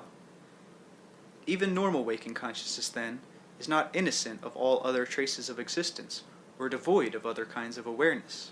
It is only because you usually use your waking consciousness in a limited way that you do not encounter these clues with any regularity. They are always present. Following, then, can give you some idea of those other directions, and those other levels of which we have spoken. Often, for example, seemingly unrelated symbols or images may rise into your mind. Usually, you ignore them. If instead you acknowledge them and turn your attention to them, then you can follow them to several other layers, at least, for example, A1 and A2, with ease. The symbols and images may change as you do so that you perceive little similarity between, say, the initial image and the next one. The connection may be highly intuitional, however, associative, and creative. Often, a few moments' reflection afterward will allow you to see why the one image merged into the other. A single image may suddenly open up into an entire mental landscape, but you will know none of this if you do not acknowledge the first clues that are just beneath present awareness, and almost transparent if you are only willing to look. Alternate focus is merely a state in which you turn your consciousness in other than its habitual direction, in order to perceive quite legitimate realities that exist simultaneously with your own. You must alter your perception to perceive any reality that is not geared practically toward material form. This is something like looking out of the corner of your eye or mind rather than straight ahead. Using alternate focus, with practice it is possible to perceive the different physical formations that have filled any given area of space, or that will fill it in your terms. In some dream states, you may visit a particular location and then perceive the location as it was, say, 3 centuries ago and 5 years hence, and never understand what the dream meant. It seems to you that space can be filled only by a given item at a time, that one must be removed to make room for another. Instead, you only perceive in this fashion. In alternate focus, you can dispense with the root assumptions that usually guard, direct, and limit your perception. You are able to step aside from the moment as you know it, and return to it and find it there. Consciousness only pretends to bow to the idea of time. At other levels, it enjoys playing with such concepts and perceiving great unity from events that occur outside of a time concept. Mixing, for example, events from various centuries, finding harmony and points of contact by examining both historical and private environments, plucking them out of the time framework. Again, you even do this in your sleep. If you do not do it in the waking state, it is because you have held your consciousness in too tight a rein. Now, as mentioned somewhat earlier in this book, while your normal waking consciousness seems continual to you, and you are aware usually of no blank spots, nevertheless, it has great fluctuations. To a large extent, it has memory only of itself and its own perceptions. In normal consciousness, then, it seems as if there are no real other kinds of consciousness, no other areas or levels. When it encounters quote-unquote blank spots and quote-unquote returns, it blots out awareness that the moment of non-function occurred. It forgets the stumble.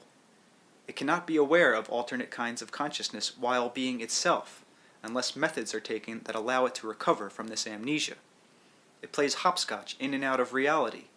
It is gone sometimes and you are not aware of it. On such occasions, your attention is focused elsewhere, in what you might call mini-dreams or hallucinations, or associative and intuitive processes of thought that go quite beyond normal focus. In these lapses, you are perceiving other kinds of reality, with other than normal waking consciousness. When you return, you lose the thread. Normal waking consciousness pretends there never was any break. This happens with some regularity and to varying degrees, from 15 to 50 times an hour, according to your activities. At various times, many people do catch themselves, the experience being so vivid that it leaps the gap, so to speak, with perception so intense that even normal waking consciousness is made aware of it.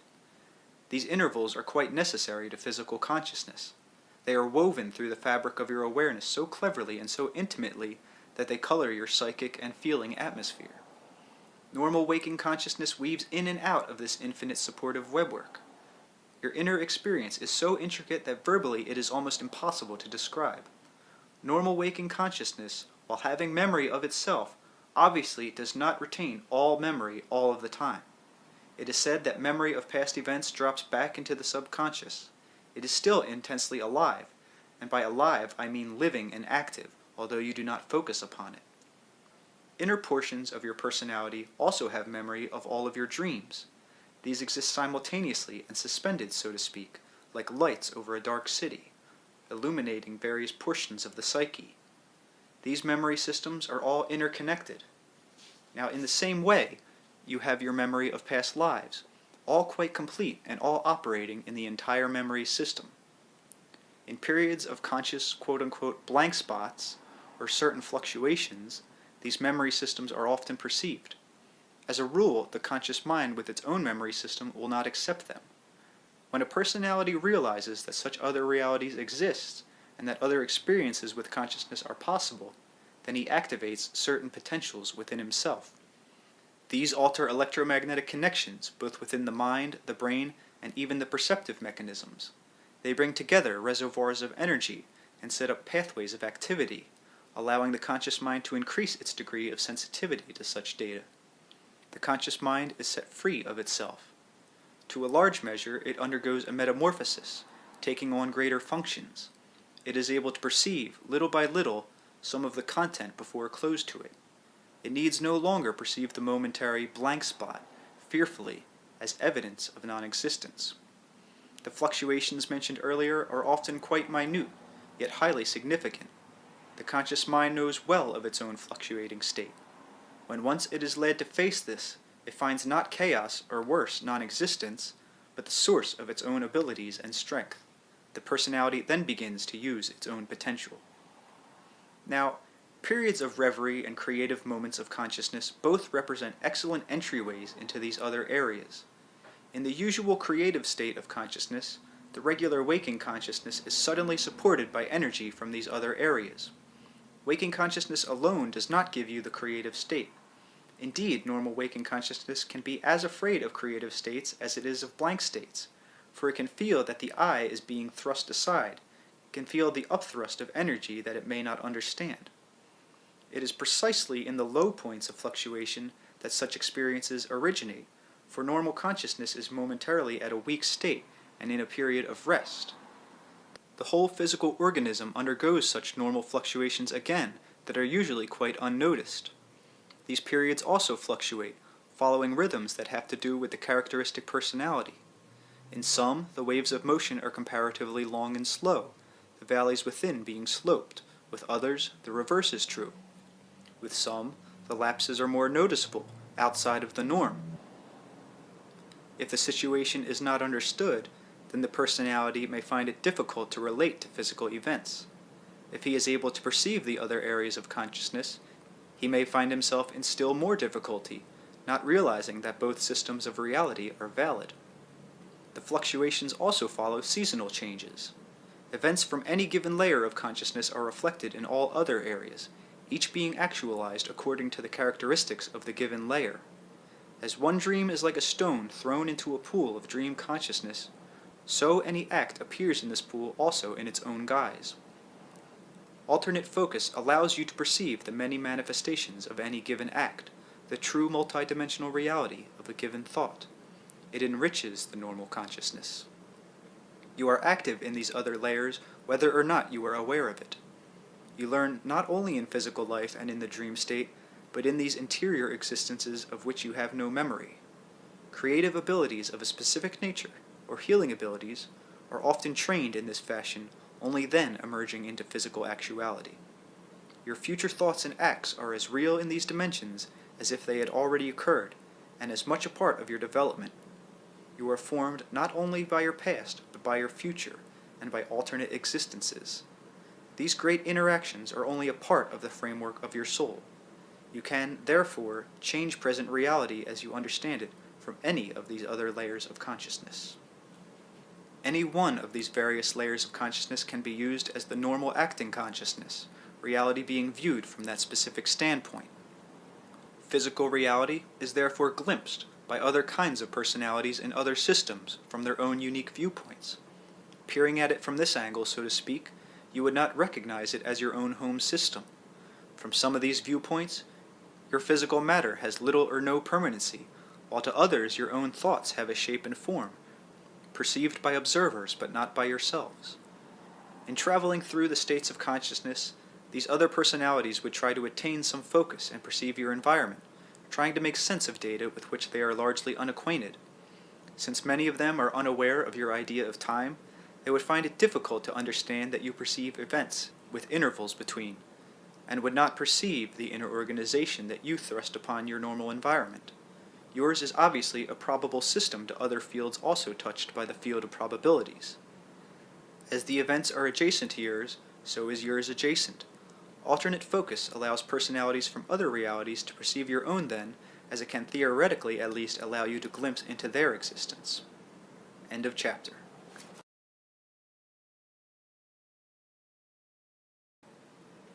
Chapter 20. Questions and Answers. Question. Was the statement given by Jane while speaking for you correct, that there have been millions of speakers, or was that distorted? Answer. It was not distorted. The speakers are gifted according to their own characters, some having far more abilities than others, but all playing roles in the communication of inner data. In your terms, therefore, some speakers would be much more accomplished than others. For example, there have been a far smaller number of truly prominent speakers than the number given. There have been less than 30 great speakers. The Christ entity was one. The Buddha was another. These speakers are as active when they are non-physical as when they are physical. The Christ entity had many reincarnations before the emergence of the Christ quote-unquote personality as known, as did the Buddha. The greatest speakers do not only translate and communicate inner data, but also go much further into these inner realms of reality than others connected with your physical system. They add then to the basic inner data. The greatest speakers have not needed the intensive training necessary for most. Their unique combination of characteristics has made this unnecessary. At another level, Emerson was a speaker. A man named Marbundo in Africa, 14 BC. The speakers, more than most, are highly active through all aspects of existence, whether physical or non-physical, waking or sleeping, between lives or at other levels of reality. As certain physical data are carried along in the gene structure, so this inner information is codified within whatever psychological structures the speakers may inhabit, but far more readily available than it is to other personalities. It needs often trigger points to release it, however. These can take place either in the waking or dream state, and they serve to open up the reservoirs of knowledge and make past training available. I know that one of your questions has to do with the first speaker. Yes. Question. Is it possible to name or describe a first speaker? Answer. Now, in greater terms, there was no first speaker. Imagine that you wanted to be 10 places at once, and that you actually sent one portion of yourself to each of these 10 places. Imagine that you could scatter yourself in those 10 directions, and that each of the 10 portions were conscious, alert, and aware. You, being the 10 of you, would be aware of existence in each of the 10 places. It would be impossible to ask which of the 10 arrived first, except to say that all began with the original who decided to visit the 10 locations. So it is with the speakers, in the same way who do not originate in the locations or in the times in which they may appear. Do you have any more speaker questions? Question: what is the original source of the speaker data? Where did it come from, and when? Answer: the original source of the speaker data is the inner knowledge of the nature of reality that is within each individual. The speakers are to keep the information alive in physical terms, to see that men do not bury it within and dam it up, to bring it, the information, to the attention of the conscious self. They speak the inner secrets, in other words. In some civilizations, as mentioned earlier in this book, they played a much stronger part, practically speaking. At times, they were consistently, consciously, and egotistically aware of this information. It was then that it was mentioned. They realized it was always available at an unconscious level. They imprinted it, however, upon the physical brain through the use of memory. There was always great interaction, however, between inner and outer existence for them, as there is today. Valid information gained in the dream state was memorized in the morning. One speaker heard another's lesson in the dream state. On the other hand, pertinent physical data was also communicated one to another in the dream state, and both states were utilized to a high degree. Do you have any more speaker questions? Question: were any of the disciples speakers? Answer: I will save that one for the religious chapter. It can be handled more simply. Question: can speakers work with us while they are between physical lives? Answer: I believe that has been answered. They can and do indeed. Both of you are being trained by other speakers who are themselves between lives, this occurring in your dream states. The speakers themselves obviously attain varying degrees of efficiency. Question: who is training us? Have we known them in past lives, etc.? Answer: the large amount of their work is done from a non-physical state, earthly existences being somewhat like very important field trips. Question: wouldn't you say then that these sessions are speaker training for Jane and me, raised to a conscious level? Answer: they are indeed. The inner information must be consciously recognized.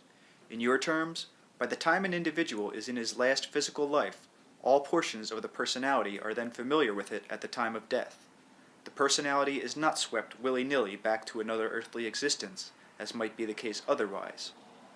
The consciously, physically oriented portions of the self become acquainted with the inner information. To some extent, the reality of the thought is consciously perceived as the innovator behind physical matter. Such an individual then can understand the nature of hallucinations at the point of death, and with full conscious awareness enter into the next plane of existence. The information made conscious is then passed on to others where it can be physically recognized and applied. Question: you told us you were going to elaborate upon what you perceive when you are speaking through Jane to a room full of people. In that ESP class session, you mentioned going into a trance yourself and the effort required by you to pinpoint us in our time and space. Answer: I perceive people in a room in a far different manner than they perceive themselves. Their various past and future reincarnated personalities, but not their probable selves, are perceivable to me. I quote-unquote see the reincarnated aspects, the various manifestations taken in that regard. In your terms, it would be as if you saw a series of quickly moving pictures, all representing various poses of one personality.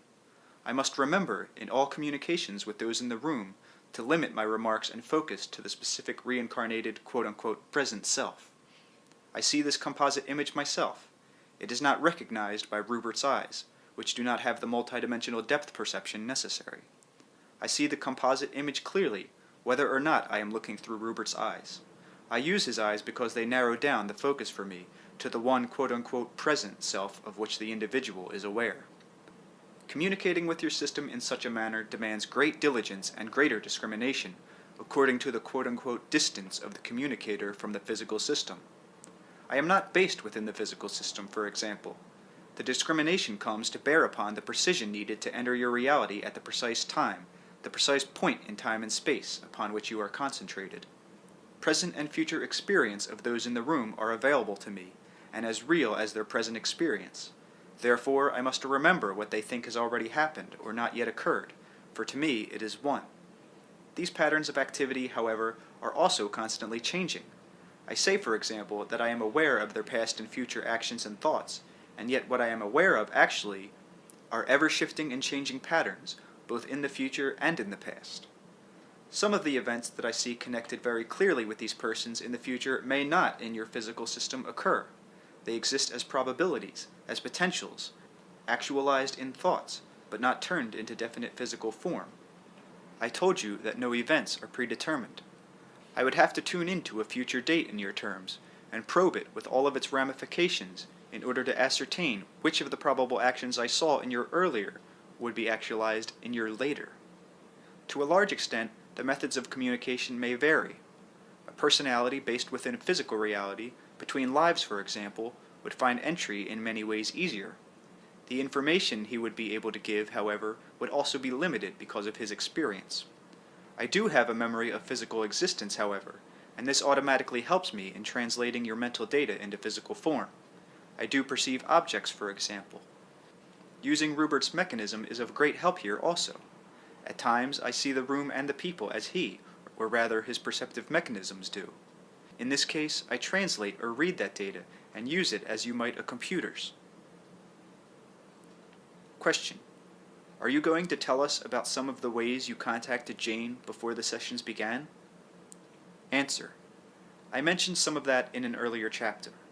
Much of her training as Jane took place in the dream state. There were frequent out-of-body projections in which she attended classes, taught initially by various speakers. The information gained was often brought to conscious layers through the poetry. There was concentrated training that allowed her to focus inward, an exterior environment that forced her to look inward for answers, and a strong religious structure in which initial growth could take place. Question: do you have any interest in perceiving our daily lives when you are not speaking through Jane? Is it possible? Answer: I do not make it a practice to observe. We are connected, however, in one psychological gestalt, and so I am aware of any intense feelings on your part or strong reactions of any kind. This does not mean that I am necessarily aware of all events within your lives, or that I always break down the feelings I receive from you into specifics. I am generally aware, therefore, of your condition. If anything upsets Rupert, he automatically sends me messages about it. I am aware, within the limitations mentioned, of future events in your lives. I am much more concerned with your overall spiritual vitality than I am with what you had for breakfast.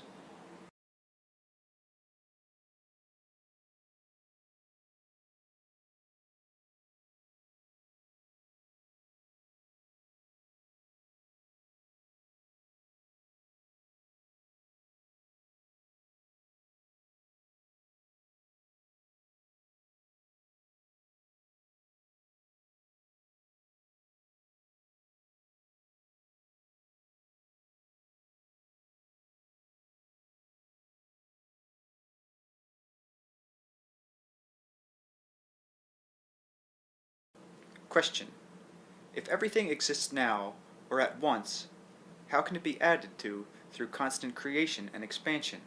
Or to put it another way, if we are constantly reacting, how can all that is exist as a complete now? Answer: all that is not done and finished. Everything within your three-dimensional system occurs simultaneously. Each action creates other possibilities of itself, or other actions from the infinite energy of the universe, which itself is never still. The answer is that the whole is more than the sum of its parts. All that is simultaneously and unendingly creates itself. Only within your particular frame of reference does there seem to be a contradiction between action that is simultaneous and yet unending.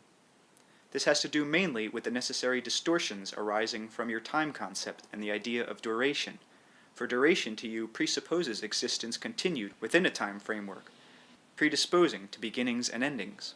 Experience existing outside of that reference is not dependent upon duration in your terms. There is no quote-unquote perfect ending, no completed perfection beyond which further experience is impossible or meaningless. All that is a source of infinite and unending simultaneous action, Everything happens at once, and yet there is no beginning and end to it in your terms, so it is not completed in your terms at any given point. Your idea of development and growth again implies a one-line march toward perfection, so it would be difficult for you to imagine the kind of order that pervades. Ultimately, a completed or finished God, or all that is, would end up smothering his creation, for perfection presupposes the point beyond which development is impossible and creativity at an end. There would be an order in which only predestination could rule, each part fitting in with a particular order without freedom to change the pattern given it. There is order, but within this order there is freedom, the freedom of creativity, that characteristic of all that is that guarantees its infinite becoming. Now, in that infinite becoming, there are states that you would call perfected, but had creativity rested within them, all of experience would be destined to grind to a halt. Yet this great complexity is not unwieldy. It is as simple, in fact, as a seed. All that is inexhaustible. Infinity rests within simultaneous action in a way that you cannot presently understand. All that is alive within the least of itself, aware within, for example, the molecule. It endows all of its parts, or its creations, with its own abilities, and then acts as inspiration, impetus, guiding lines and principles by which these parts then seek to further create themselves, their own worlds and systems. This is freely given. These powers and abilities will be used by these creations in various ways. In your own case, mankind is forming his reality through the use of these gifts. He is learning to use them efficiently and well. He uses them to exist. They form the basis of his reality. Within that framework, individually and as a whole, mankind may seem to make errors, to bring ill health, death, or desolation upon himself, but he is still using those abilities to create a world. Through observing his creations, he learns how to use these abilities better. He checks on his inner progress by seeing the physical materialization of his work. The work, the reality, is still a creative achievement, although it may portray a tragedy or unspeakable terror in your terms at any given time.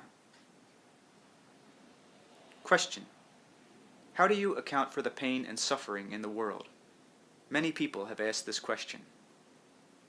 Answer: a great painting of a battle scene, for example, may show the ability of the artist as he projects it in all its appalling drama and inhuman and yet all too human conditions of war. The artist is using his abilities. In the same way, man is using his abilities, and they are apparent when he creates a real war. The artist who paints such a scene may do so for several reasons, because he hopes, through portraying such inhumanity, to awaken people to its consequences, to make them quail and change their ways, because he is himself in such a state of disease and turmoil that he directs his abilities to that particular manner, or because he is fascinated with the problem of destruction and creativity, and of using creativity to portray destruction. In your wars, you are using your creativity to create destruction, but you cannot help being creative. Illness and suffering are not thrust upon you by God, or by all that is, or by an outside agency. They are byproducts of the learning process, created by you, in themselves quite neutral. On the other hand, your existence itself, the reality and nature of your planet, the whole existence in which you have these experiences, are also created by you, using the abilities of which I have spoken. Illness and suffering are the results of the misdirection of creative energy. They are a part of the creative force, however. They do not come from a different source than, say, health and vitality. Suffering is not good for the soul unless it teaches you how to stop suffering. That is its purpose. Within your particular plane of activity, and speaking practically, no one fully or completely can use all of the energy available to them, or completely materialize the inner-sensed identity that is multidimensional. This inner identity is the blueprint, however, against which you judge ultimately your physical actions. You strive to express as best you can the entire potential that is within you. Within that framework, it is possible to have sane and healthy minds within healthy bodies, to have a sane planet. The release and use of creative energy expended simply to maintain your planet and your existence is impossible to conceive of. The great amount of energy available to you gives you great leeway in its use. I have mentioned before that everyone within your system is learning to handle this creative energy, and since you are still in the process of doing so, you will often misdirect it. The resulting snarl in activities automatically brings you back to inner questions. Question: According to the theory of relativity, no particle can be accelerated to the speed of light because its mass would become infinitely large as it approached light's velocity, but this barrier is bypassed by stating that the particles in question have an imaginary proper mass, not rest mass, that is never less than the speed of light. It is asked then, are these faster than light particles as or like the electromagnetic energy units Seth discusses in the appendix of the Seth material? Answer. I told you some time ago that there were many gradations of matter or form that you did not perceive.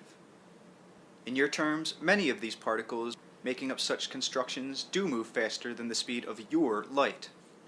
Your light, again, represents only a portion of an even larger spectrum than that of which you know, and when your scientists study its properties, they can only investigate light as it intrudes into the three-dimensional system. The same, of course, applies to the study of the structure of matter or form.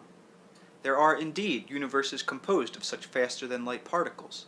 Some of these, in your terms, share the same space as your own universe. You simply would not perceive such particles as mass.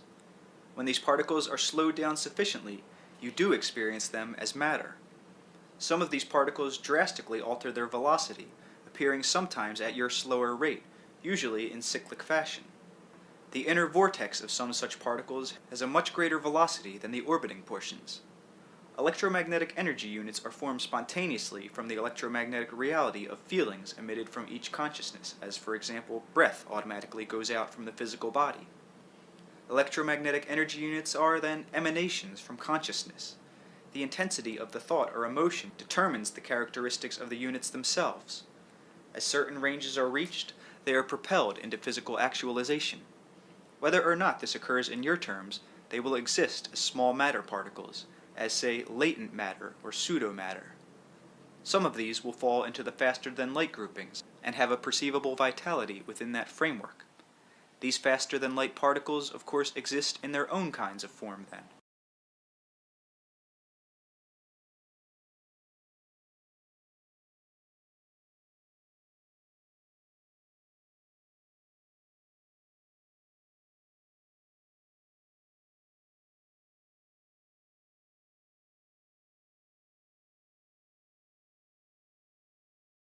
There are many ranges and great varieties of such units, all existing behind your perceivable reach.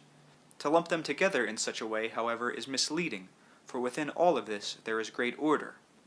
You are not utterly unaware of the existence of some of these units, though you do not experience them as mass. You interpret some of them as events, dream events, so-called hallucinations, and sometimes certain ranges of these units are interpreted by you as movement through time. All of them cast certain quote-unquote atmospheric conditions, or reflections that color physical events as you know them. Some of your own feelings are propelled into a reality within such systems, adopting within that framework their own mass and form.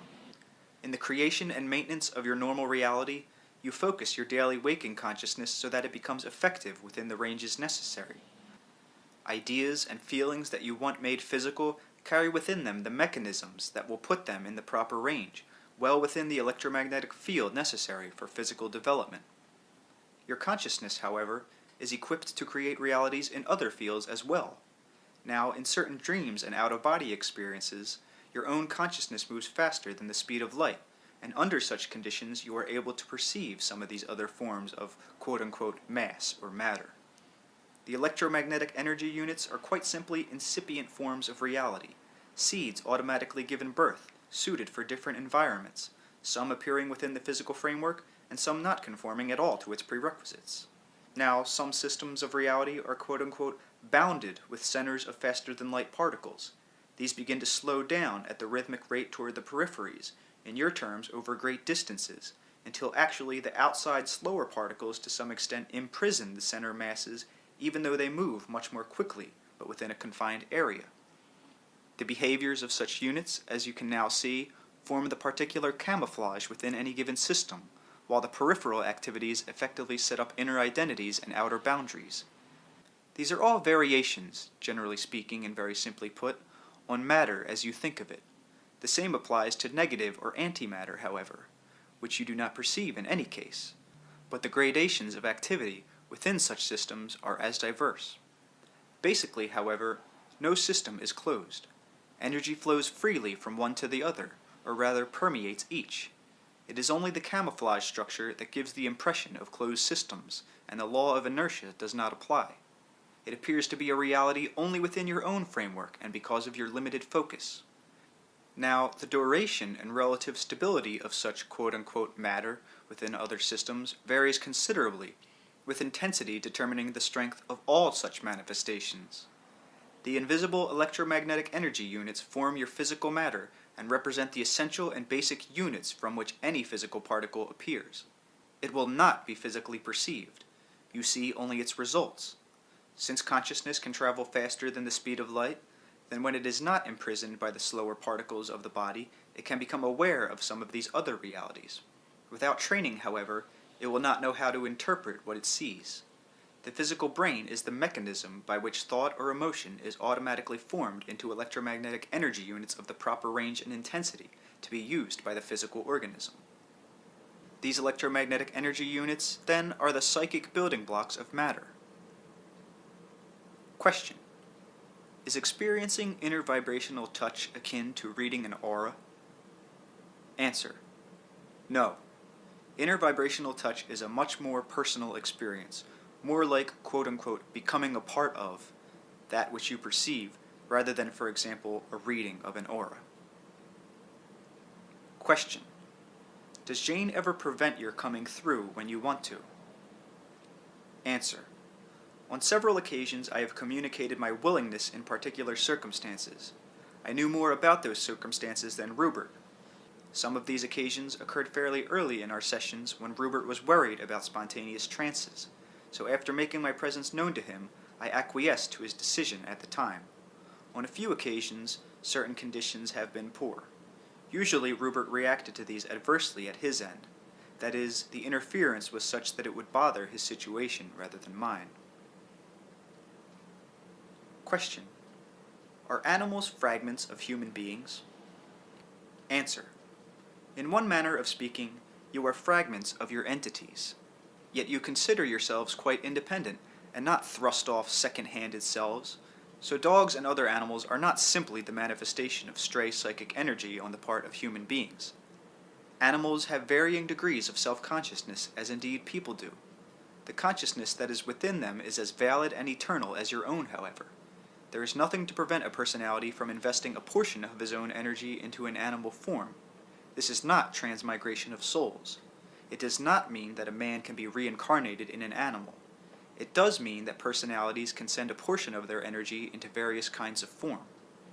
Perhaps reincarnations are over for a given individual, for example, yet within him is still some sense of yearning for the natural earth with which he has so often been involved. So he may project a fragment of his consciousness in such a way into an animal form. When this is done, the earth is then experienced in the way natural for the form. A man is not an animal then, nor does he invade, say, the body of one. He simply adds some of his energy to that present in the animal, mixing this vitality with the animal's own. This does not mean that all animals are fragments in this manner, however. Animals, as any pet owner knows, have their own personalities and characteristics, and individual ways of perceiving the reality available to them. Some gobble experience. Their consciousness can be immeasurably quickened by contact with friendly humans, and emotional involvement with life is strongly developed. The mechanics of consciousness remain the same. They do not change for animals or men. Therefore, there are no limitations set upon the development of any individual consciousness or growth of any identity.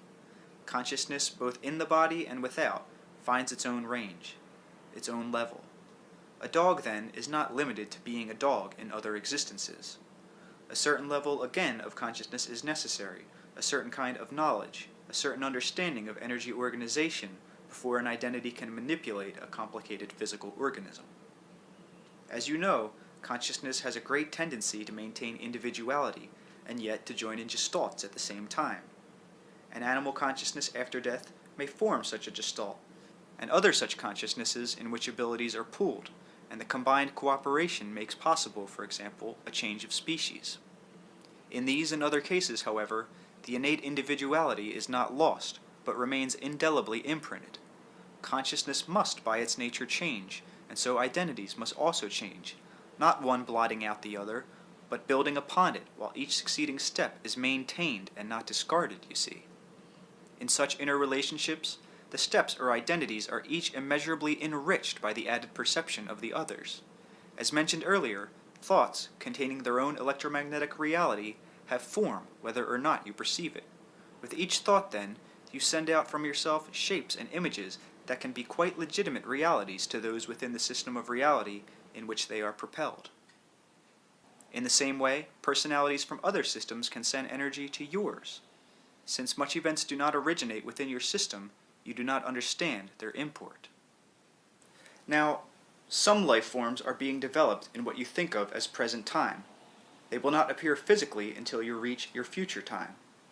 They exist now, however, as certainly as do, say, the dinosaurs.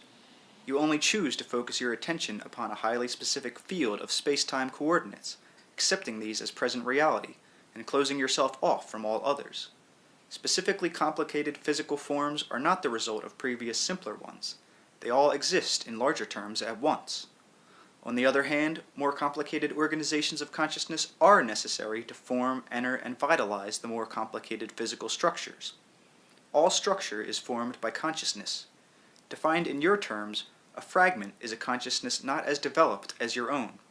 The living portions of nature are the result of your own creativity, projections, and fragments of your own energy, energy that comes to you from all that is, and goes outward from you, forming its own image manifestations as you form yours.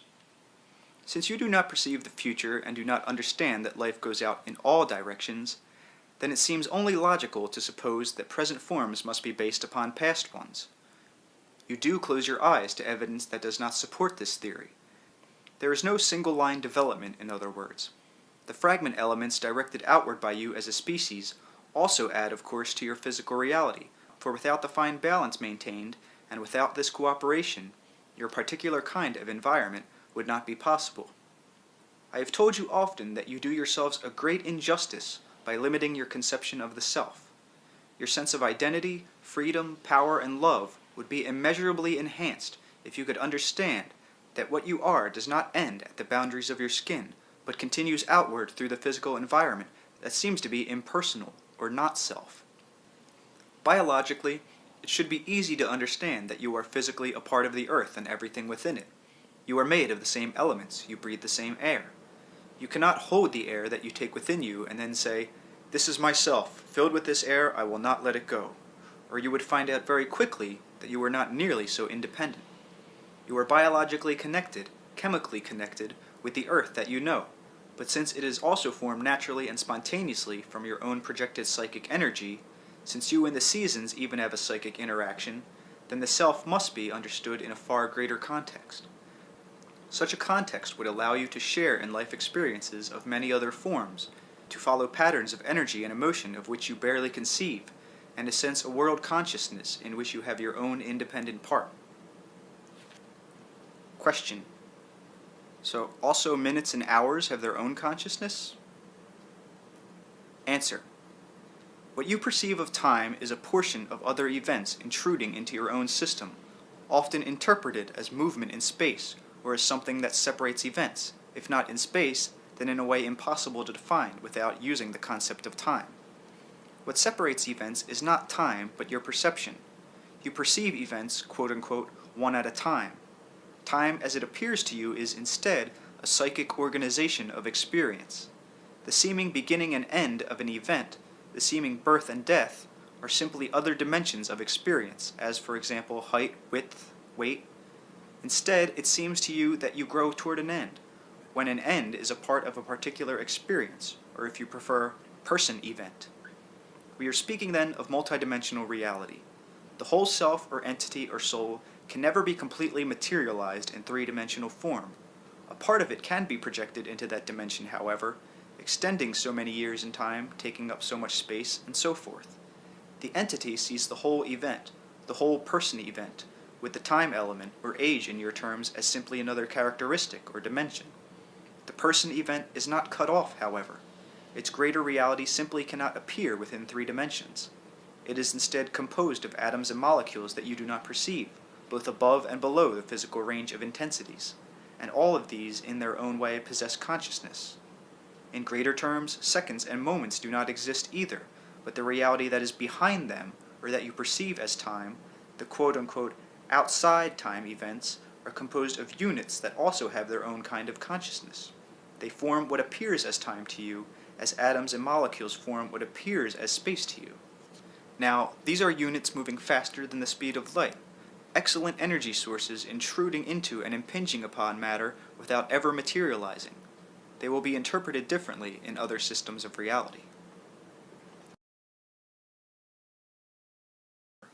Question. My own projection was so enjoyable, but more importantly, contained so many potentials that I wonder why Western man isn't more aware of these abilities.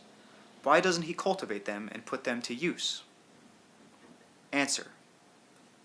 Western man has chosen to focus his energy outward and largely ignore inner realities. The social and cultural aspects, and even the religious ones, automatically inhibit such experiences from childhood on. There is no social benefit at all connected with projections in your society, and many taboos against it. This is, of course, chosen by those involved in that civilization. There are also balances that exist before moderation and understanding are reached. Some personalities choose to be reincarnated in exteriorly oriented societies, in compensation for lives that were lived with great concentration inward and very poor physical manipulation. Man learns, you see, that inner reality and outer reality must both be understood and used constructively. Projections occur, of course, in the sleep state constantly, whether or not they are remembered. They are recalled when there is some reason to do so, some merit or obvious achievement involved, as in societies where it is considered highly advantageous to use dreams and projections. If you are presently experiencing a life in which you have chosen high emphasis upon physical locomotion, for example, then through vague dream memories of flying, you can be inspired towards, say, the invention of airplanes or rockets. But if you actually understood the fact that your own consciousness can indeed travel outside of the body, then the impetus toward physical development and locomotion is not nearly so intense. Question. In the 429th session for August 14, 1968, you said that some personalities can be a part of more than one entity. Answer. I have mentioned this many times. There are no boundaries to the self, and no barriers upon its development. A personality may, quote-unquote, originally be a part of a given entity, and on its own develop interests quite different. It can on its own take a lonely way, or it can instead attach itself or gravitate toward other entities with interests like its own. The original connection will not be severed, but new ones made and formed. Question. In Chapter 19 of the Seth material, you gave a list of inner senses. Are there more of these that you haven't told us about? There are indeed. They have to do, however, with experiences that you will not normally encounter in your particular system, that lie latent. Almost any cell has the capacity for growing into any given organ, or forming any part of the body. It has the capacity for developing sense organs that, practically speaking, will not be developed if the cell becomes an elbow or a knee, but the capacity is there. This applies not only to your own species, but in many cases between species, and there are basic units in living matter capable of forming animal or vegetable life, capable of developing the perceptive mechanisms inherent in any of these. It is therefore theoretically possible for you to see the world through a frog's eye, or a bird's, or an ant's. We are speaking here of physical senses. The inner self has also latent inner senses besides the ones that it normally uses while the consciousness is tuned into a particular camouflage system. Some, however, are inexpressible in physical terms, and only analogies could be used to hint of their nature. In this book there is no need to discuss them. They belong in a book given more specifically to interior methods of perception. Question. If you hadn't been able to speak through Jane, would you try to do it through another? Or are you doing so anyhow? Answer. I have spoken through others. The arrangements this time were already made, you see. It is true that Rupert need not have accepted the arrangement. If so, the material would have been given, but in a different fashion.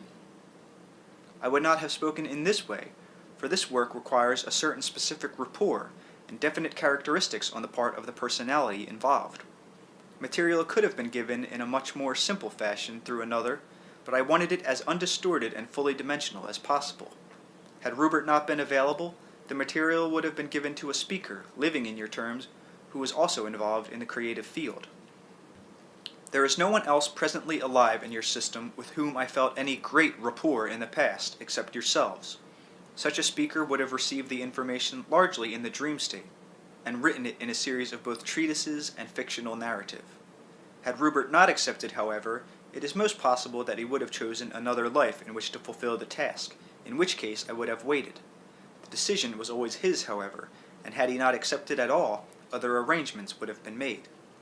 Now, you early foresaw your part in these sessions, and our work. One of the paintings you did many years ago clearly foreshadowed the development of your psychic endeavors. This was the one you sold, of the man that hung for some time in the position in which my portrait now hangs. That was a portrait of Joseph, in other words, of your own inner identity as you intuitively perceived it at the time. You were not consciously aware of the connection, but you were consciously aware of the painting's strong impact. It represented also the searching, creatively dissatisfied portion of you looking for further understanding and knowledge. The peculiar relationship existing between you and Rupert was also a prerequisite, and so your permission and acceptance was also needed. Had you remained apart, the sessions would not have begun. You have been connected with the same entity, though you have sprung apart from it, but the inner relationship adds to the power available. You help steady the circuit, so to speak. You also generated initial energy and impetus to help Rupert's own. Such work does not only necessitate the choosing of one individual, but is also an endeavor in which many other elements are taken into consideration. It was known, for example, that Rupert would need your support, as it is also known that the work itself would help your own creative abilities. All of this was decided by you both, and by me, before you began this particular lifetime. Even Rupert's intellectual questioning and often deep reluctance was known in advance, and adapted to aid in the work involved. The information was not to be given to quote-unquote born believers, but to intelligent people, and to a quote-unquote medium who often questioned it, not only for himself, but for all of those given to the same kind of questioning. As Rupert grows to understand, therefore, and as he continues to develop, he triumphs not only for himself, but for all those who follow his ventures. And yet he wanted a balance also, and so you stand as a man who intuitively recognized the value of inner transformation and the importance of the material, even though you were unacquainted with such ideas. It goes without saying that on much deeper levels there is no reluctance on Rupert's part, or the abilities would not have developed in this fashion. His criticism in the beginning served also as a reassurance to the ego, in its first experiences, that it would not be shoved aside or damaged in any fashion. The characteristics needed for quote-unquote mediumship are much like those needed for any strong creative person. A strong supportive ego is a necessity, particularly in initial stages. In periods of severe personality disturbances that can occur simultaneously with great creativity, the ego becomes terrified of the strength of the creative ability, fearing that it can be crushed underneath. In such cases, the ego is too rigid and does not expand with the nature of the personality's whole creative experience. Of course, this could happen with mediumship, as with any other such activity. In this case, however, Rupert's ego gradually began to let its rigidity go, in a gradual process that allowed the whole personality, itself included, to expand.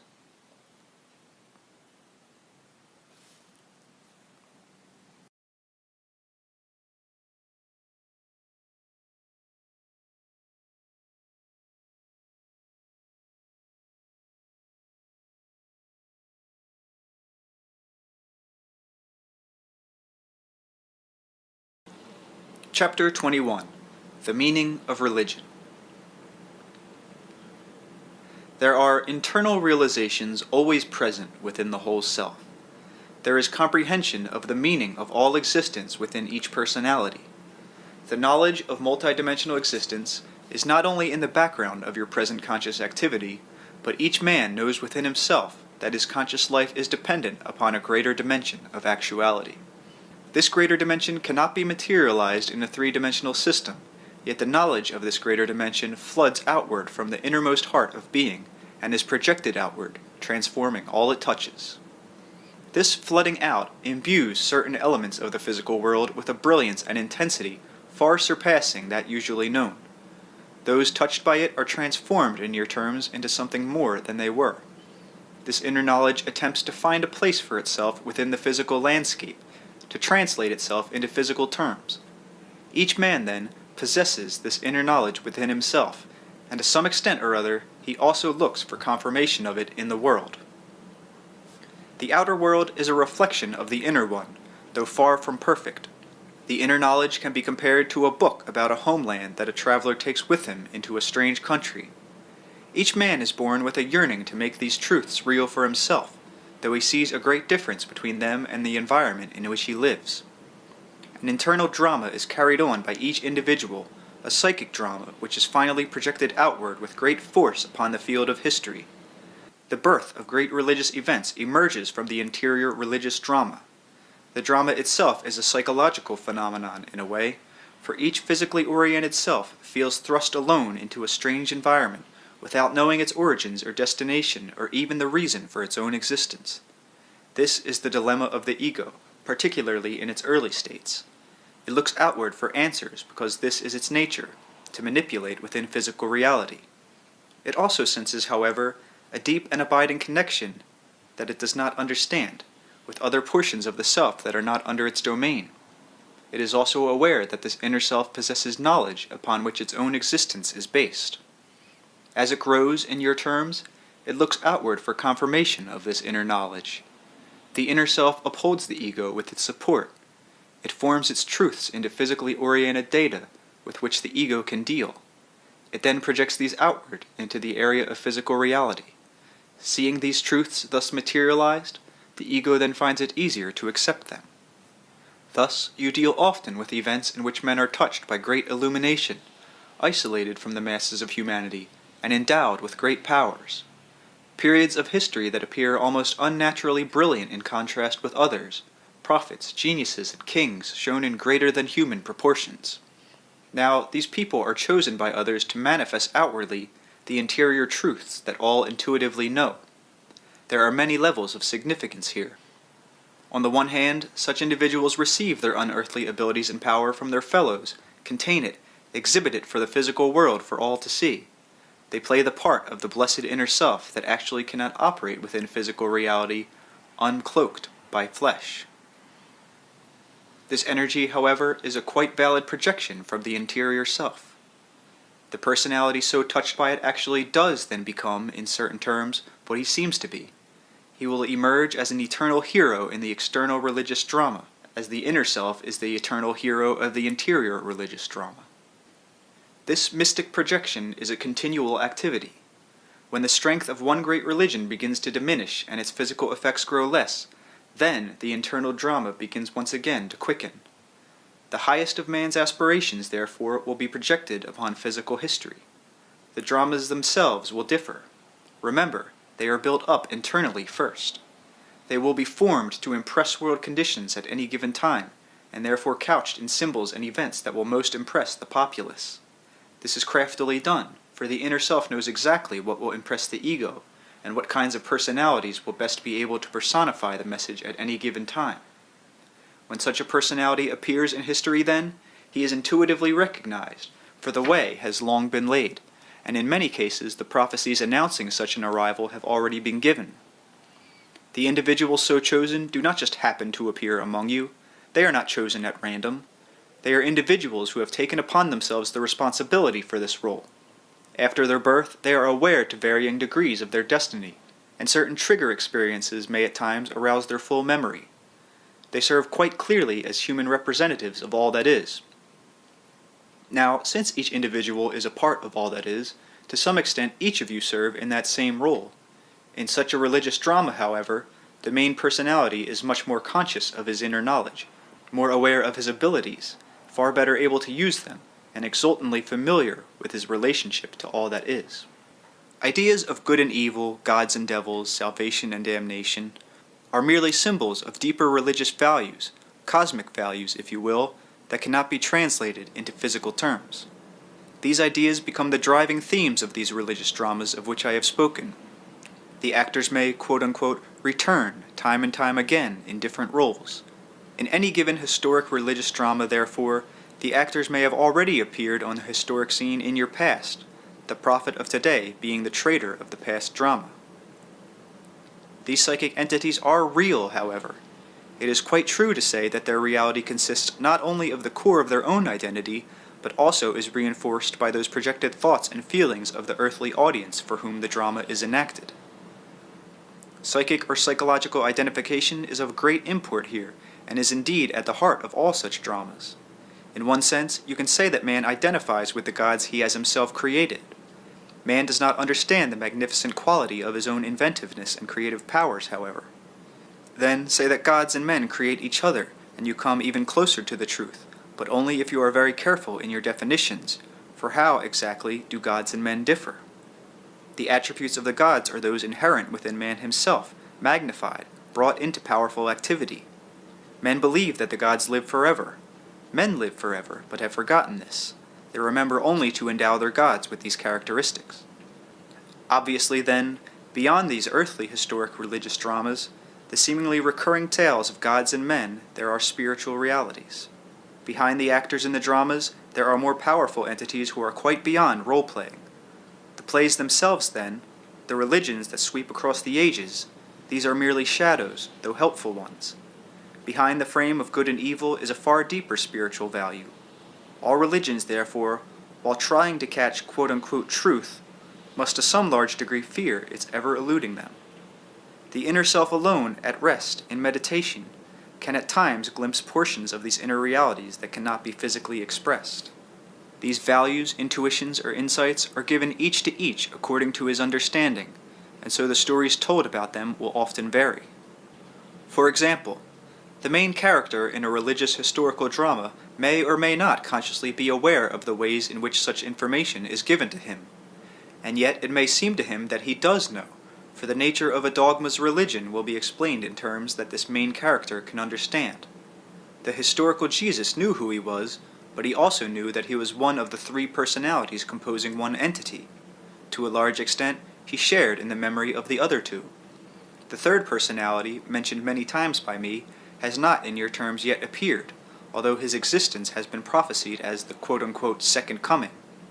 Now, these prophecies were given in terms of the current culture at the time, and therefore, while the stage has been set, the distortions are deplorable, for this Christ will not come at the end of your world, as the prophecies have been maintaining. He will not come to reward the righteous and send evildoers to eternal doom. He will, however, begin a new religious drama. A certain historical continuity will be maintained. As happened once before, however, he will not be generally known for who he is. There will be no glorious proclamation to which the whole world will bow. He will return to straighten out Christianity, which will be in shambles at the time of his arrival, and to set up a new system of thought when the world is sorely in need of one. By that time, all religions will be in severe crisis. He will undermine religious organizations, not unite them. His message will be that of the individual in relation to all that is. He will clearly state methods by which each individual can attain a state of intimate contact with his own entity, the entity to some extent being man's mediator with all that is. By 2075, all of this will be already accomplished. You may make a note here that Nostradamus saw the dissolution of the Roman Catholic Church as the end of the world. He could not imagine civilization without it. Hence many of his later predictions should be read with this in mind. The third personality of Christ will indeed be known as a great psychic, for it is he who will teach humanity to use these inner senses that alone make true spirituality possible. Slayers and victims will change roles as reincarnational memories rise to the surface of consciousness. Through the development of these abilities, the sacredness of all life will be intimately recognized and appreciated. Now there will be several born before that time who in various ways will re-arouse man's expectations. One such man has already been born in India, in a small province near Calcutta, but his ministry will seem to remain comparatively local for his lifetime. Another will be born in Africa, a black man whose main work will be done in Indonesia. The expectations were set long ago in your terms, and will be fed by new prophets until the third personality of Christ does indeed emerge. He will lead man behind the symbolism upon which religion has relied for so many centuries. He will emphasize individual spiritual experience, the expansiveness of soul, and teach man to recognize the multitudinous aspects of his own reality. The third historical personage, already born in your terms, and as a portion of the entire Christ personality, took upon himself the role of a zealot. The person had superior energy and power and great organizing abilities, but it was the errors that he had made unwittingly that perpetrated some dangerous distortions. The records of that historical period are scattered and contradictory. The man historically now was Paul or Saul. It was given to him to set up a framework, but it was to be a framework of ideas, not of regulations, of men, nor of groups. Here he fell down, and he will return as the third personality just mentioned in your future. In that respect, however, there are not four personalities. Now, Saul went to great lengths to set himself as a separate identity. His characteristics, for example, were seemingly quite different from that of the historical Christ. He was quote-unquote converted in an intense personal experience, a fact that was meant to impress upon him the personal and not organizational aspects. Yet some exploits of his in his earlier life had been attributed to Christ, not as a young man, but earlier. All personalities have free will and work out their own challenges. The same applied to Saul. The organizational quote-unquote distortions, however, were also unnecessary within the framework of history as events are understood. Saul's tendencies were known, therefore, at another level. They served a purpose. It is for this reason, however, that he will emerge once again, this time to destroy these distortions. Now, he did not create them on his own and thrust them upon historical reality. He created them insofar as he found himself forced to admit certain facts. In that world at that time, earthly power was needed to hold Christian ideas apart from the numberless other theories and religions, to maintain them in the middle of warring factions. It was his job to form a physical framework, and even then he was afraid that the framework would strangle the ideas, but he saw no other way. When the third personality re-emerges historically, however, he will not be called the old Paul, but will carry within him the characteristics of all the three personalities. Paul tried to deny knowing who he was until his experience with conversion. Allegorically, he represented a warring faction of the self that fights against its own knowledge and is oriented in a highly physical manner.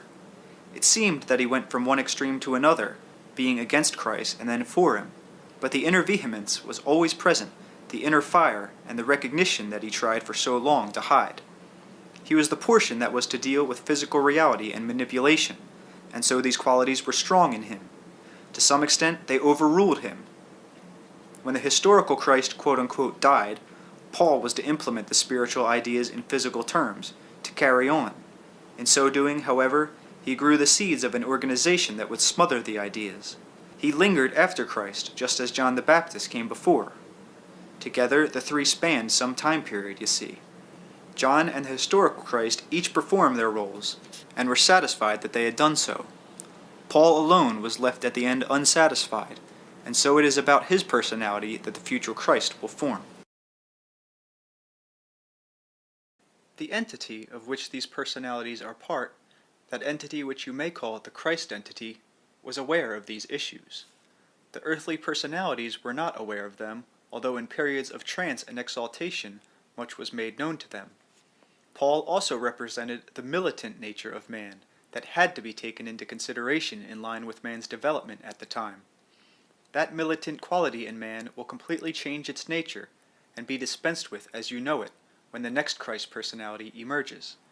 It is therefore appropriate that Paul be present. In the next century, the inner nature of man, with these developments, will free itself from many constraints that have bound it. A new era will indeed begin, not now a heaven on earth, but a far more sane and just world, in which man is far more aware of his relationship with the planet and of his freedom within time. I would like to make certain points clear. The quote-unquote new religion following the second coming will not be Christian in your terms, although the third personality of Christ will initiate. The personality will refer to the historical Christ, will recognize his relationship with that personality, but within him, the three personality groupings will form a new psychic entity, a different psychological gestalt. As this metamorphosis takes place, it will initiate a metamorphosis on a human level also, as man's inner abilities are accepted and developed. The results will be of a different kind of experience. Many of your problems now result from spiritual ignorance. No man will look down upon an individual from another race when he himself recognizes that his own existence includes such membership also. No sex will be considered better than the other, or any role in society, when each individual is aware of his own or her own experience at many levels of society and its many roles. An open-ended consciousness will feel its connections with all other living beings. The continuity of consciousness will become apparent. As a result of all this, the social and governmental structure will change, for they are based upon your current beliefs. Human personality will reap benefits that now would seem unbelievable. Human personality will reap benefits that would now seem unbelievable. An open-ended consciousness will imply far greater freedom. From birth, children will be taught that basic identity is not dependent upon the body, and that time as you know it is an illusion. The child will be aware of many of its past existences, and will be able to identify with the old man or woman that in your terms it will become. Many of the lessons, quote-unquote, that come with age will then be available to the young, but the old will not lose the spiritual elasticity of their youth. This itself is important, but for some time, future incarnations will still be hidden for practical reasons. As these changes come about, new areas will be activated in the brain to physically take care of them. Physically then, brain mapping will be possible in which past life memories are evoked. All of these alterations are spiritual changes in which the meaning of religion will escape organizational bounds, become a living part of individual existence, and where psychic frameworks rather than physical ones form the foundations for civilization. Man's experience will be so extended that to you the species will seem to have changed into another. This does not mean there will not be problems. It does mean that man will have far greater resources at his command. It also presupposes a richer and far more diverse social framework. Men and women will find themselves relating to their brethren not only as the people that they are, but as the people that they were. Family relationships will show perhaps the greatest change. There will be room for emotional interactions within the family that are now impossible. The conscious mind will be more aware of unconscious material. I am including this information in this chapter on religion because it is important that you realize that spiritual ignorance is at the basis of so many of your problems, and that indeed your only limitations are spiritual ones.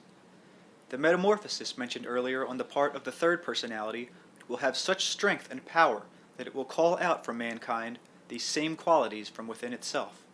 The qualities have always been present.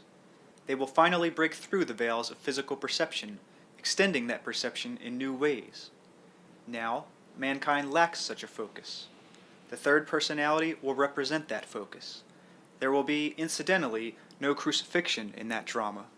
That personality will indeed be multidimensional, aware of all its incarnations. It will not be oriented in terms of one sex, one color, or one race.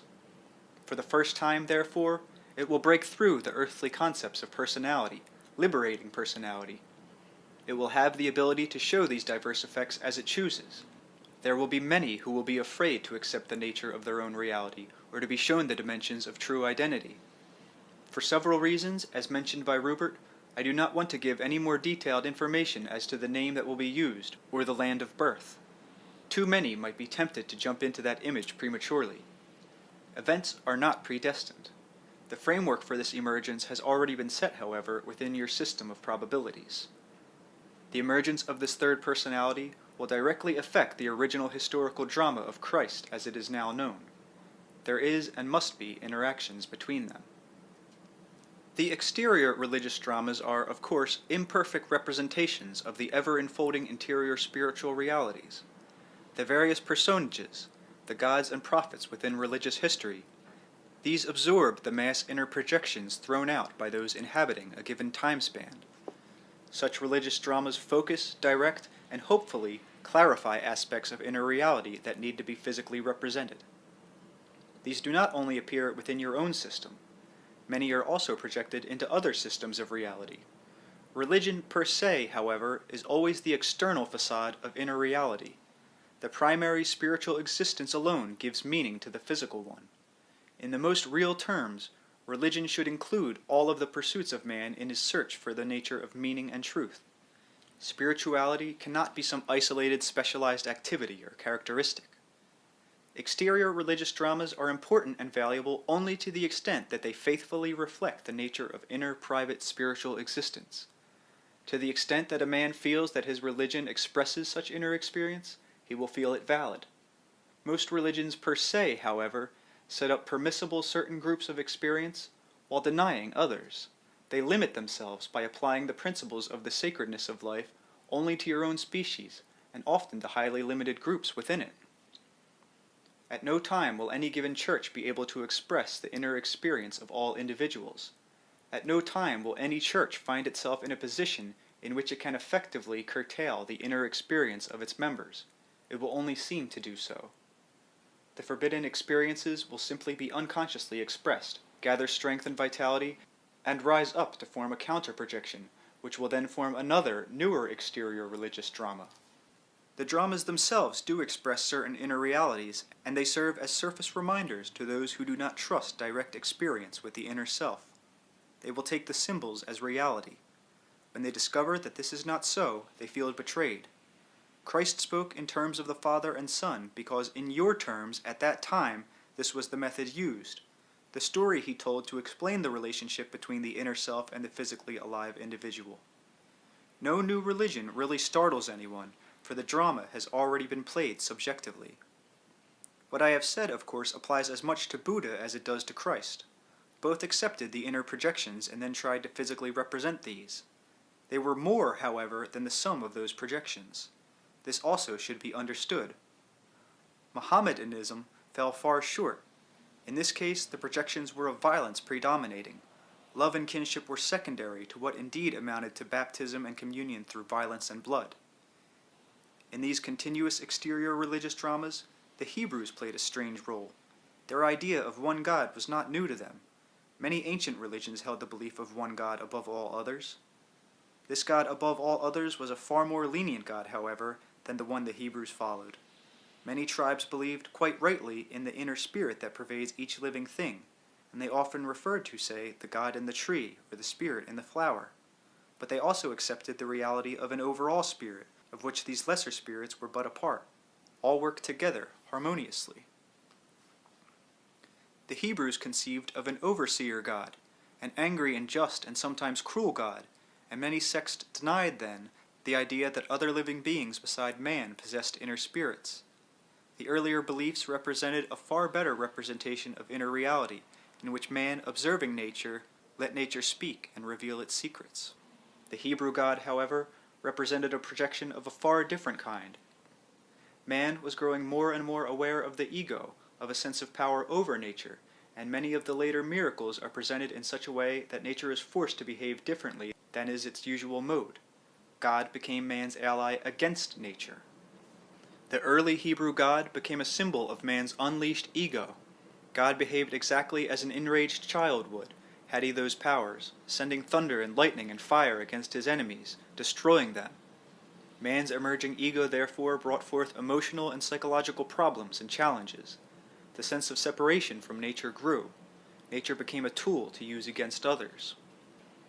Sometime before the emergence of the Hebrew God, these tendencies were apparent. In many ancient, now forgotten tribal religions, recourse was also made to the gods to turn nature against the enemy. Before this time, however, man felt a part of nature, not separated from it. It was regarded as an extension of his being, as he felt an extension of its reality. One cannot use oneself as a weapon against oneself in those terms. In those times, men spoke and confided to the spirits of birds, trees, and spiders, knowing that in the interior reality beneath, the nature of these communications was known and understood. In those times, death was not feared as it is in your terms now, for the cycle of consciousness was understood.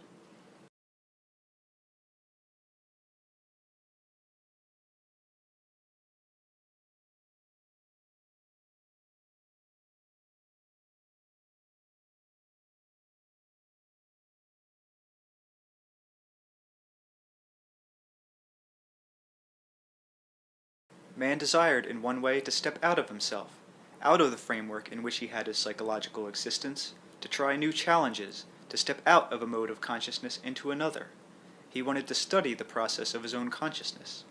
In one way, this meant a giant separation from the inner spontaneity that had given him both peace and security.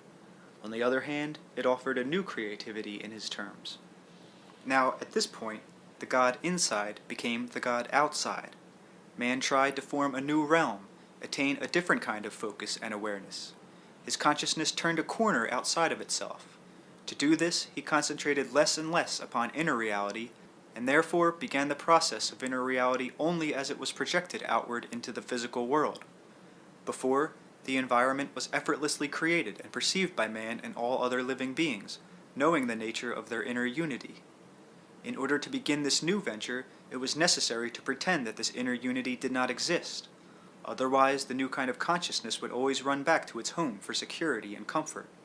So it seemed that all bridges must be cut, while of course it was only a game because the inner reality always remained. The new kind of consciousness simply had to look away from it to maintain initially an independent focus. I am speaking here in more or less historic terms for you. You must realize that the process has nothing to do with time as you know it, however. This particular kind of adventure in consciousness has occurred before, and in your terms, will again. Perception of the exterior universe then changed, however, and it seemed to be alien and apart from the individual who perceived it.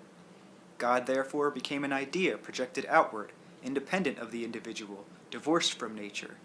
He became the reflection of man's emerging ego, with all of its brilliance, savagery, power, and intent for mastery. The adventure was a highly creative one despite the obvious disadvantages, and represented an quote-unquote evolution of consciousness that enriched man's subjective experience, and indeed added to the dimensions of reality itself. To be effectively organized, however, inner and outer experience had to appear as separate, disconnected events. Historically, the characteristics of God changed as man's ego changed. These characteristics of the ego, however, were supported by strong inner changes. The original propulsion of inner characteristics outward into the formation of the ego could be compared with the birth of innumerable stars, an event of immeasurable consequences that originated on a subjective level and within inner reality.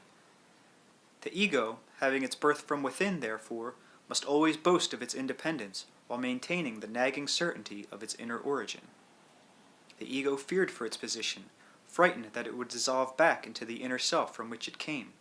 Yet in its emergence, it provided the inner self with a new kind of feedback, a different view not only of itself, but through this the inner self was able to glimpse possibilities of development of which it had not previously been aware. In your terms, by the time of Christ, the ego was sure enough of its position so that the projected picture of God could begin to change. The inner self is in a state of constant growth. The inner portion of each man, therefore, projected this knowledge outward.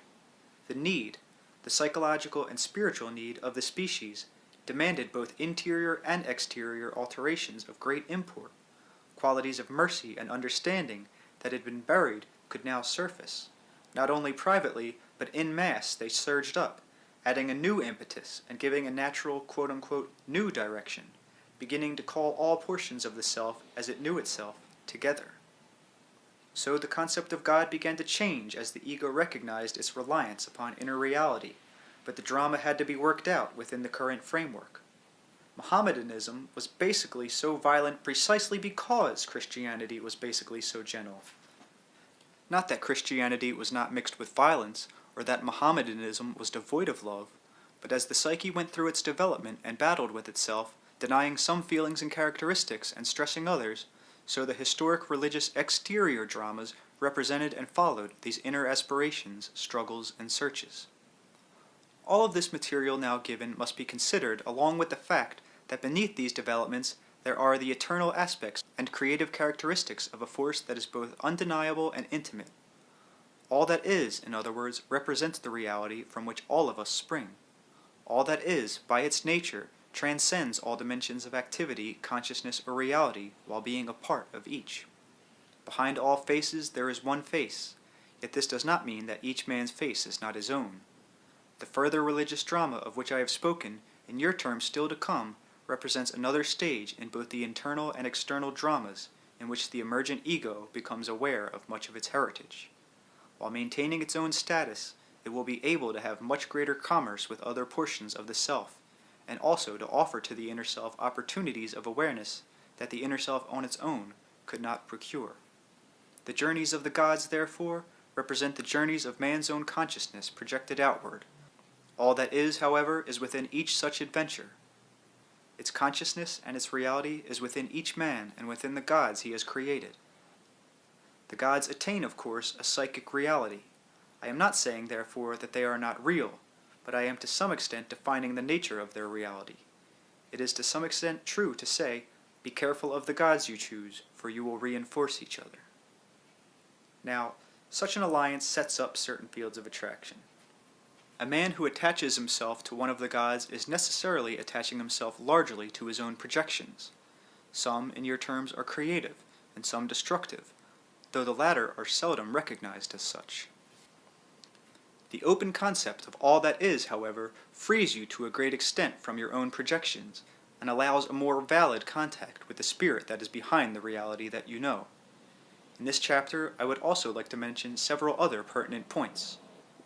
Some ancient tales have come down through the centuries that tell of various gods and demons who guard the gates, so to speak, of other levels of reality and stages of consciousness.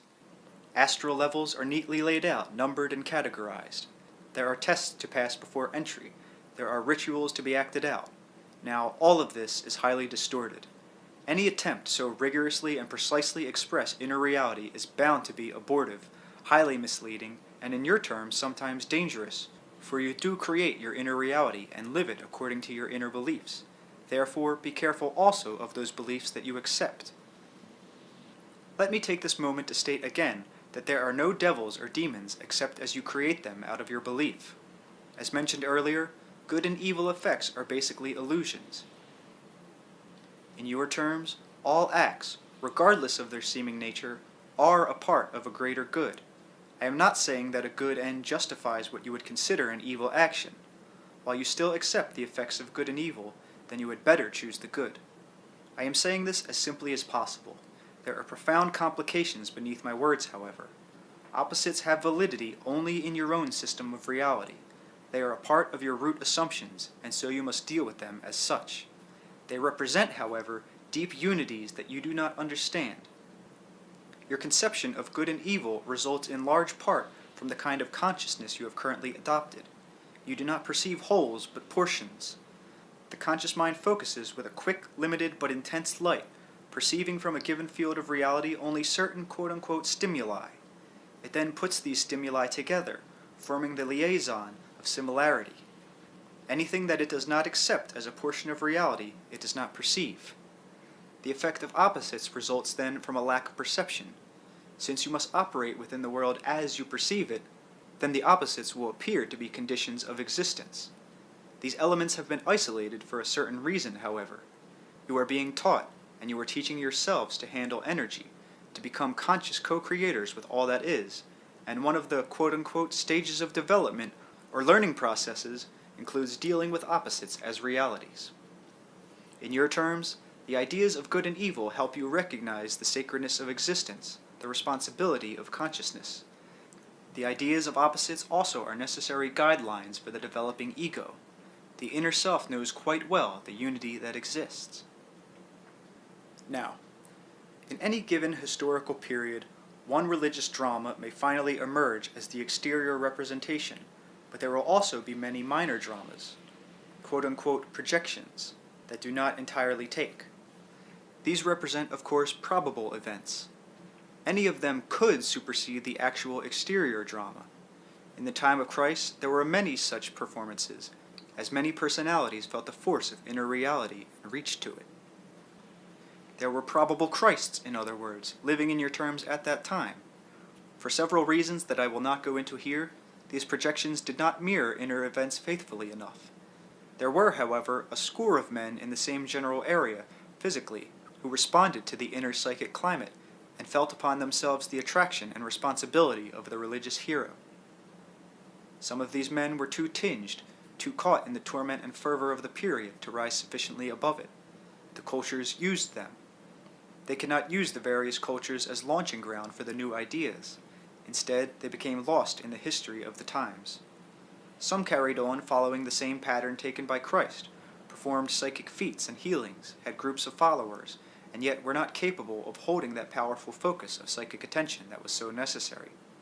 The Lord of Righteousness, so called, was such a person, but his overzealous nature held him back. His rigidity prevented the spontaneity necessary for any true great religious release. He fell instead into the trap of provincialism. Had he performed the role possible, he could have been of benefit to Paul. He was a probable personality of the Paul portion of the Christ entity. These men innately understood their part in the drama and also their position within all that is. They were all highly clairvoyant and telepathic, given to visions and hearing of voices. In their dreams they were in contact. Consciously, Paul remembered many of these dreams until he felt pursued by Christ. It was because of a series of recurring dreams that Paul persecuted the Christians. He felt that Christ was a kind of devil who pursued him in his sleep. On an unconscious level, however, he knew the meaning of the dreams, and his quote-unquote conversion, of course, was only a physical event following an inner experience. John the Baptist, Christ, and Paul were all connected in the dream state, and John was well aware of Christ's existence before Christ was born.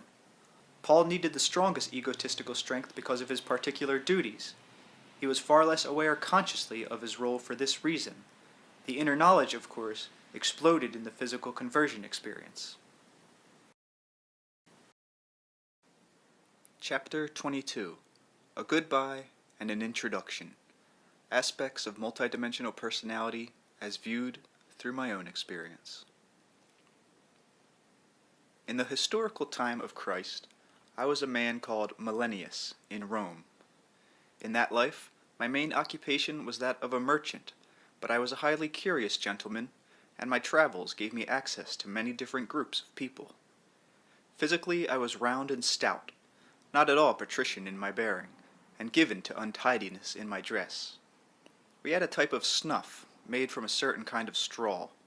I used it constantly, often spilling some upon my robe.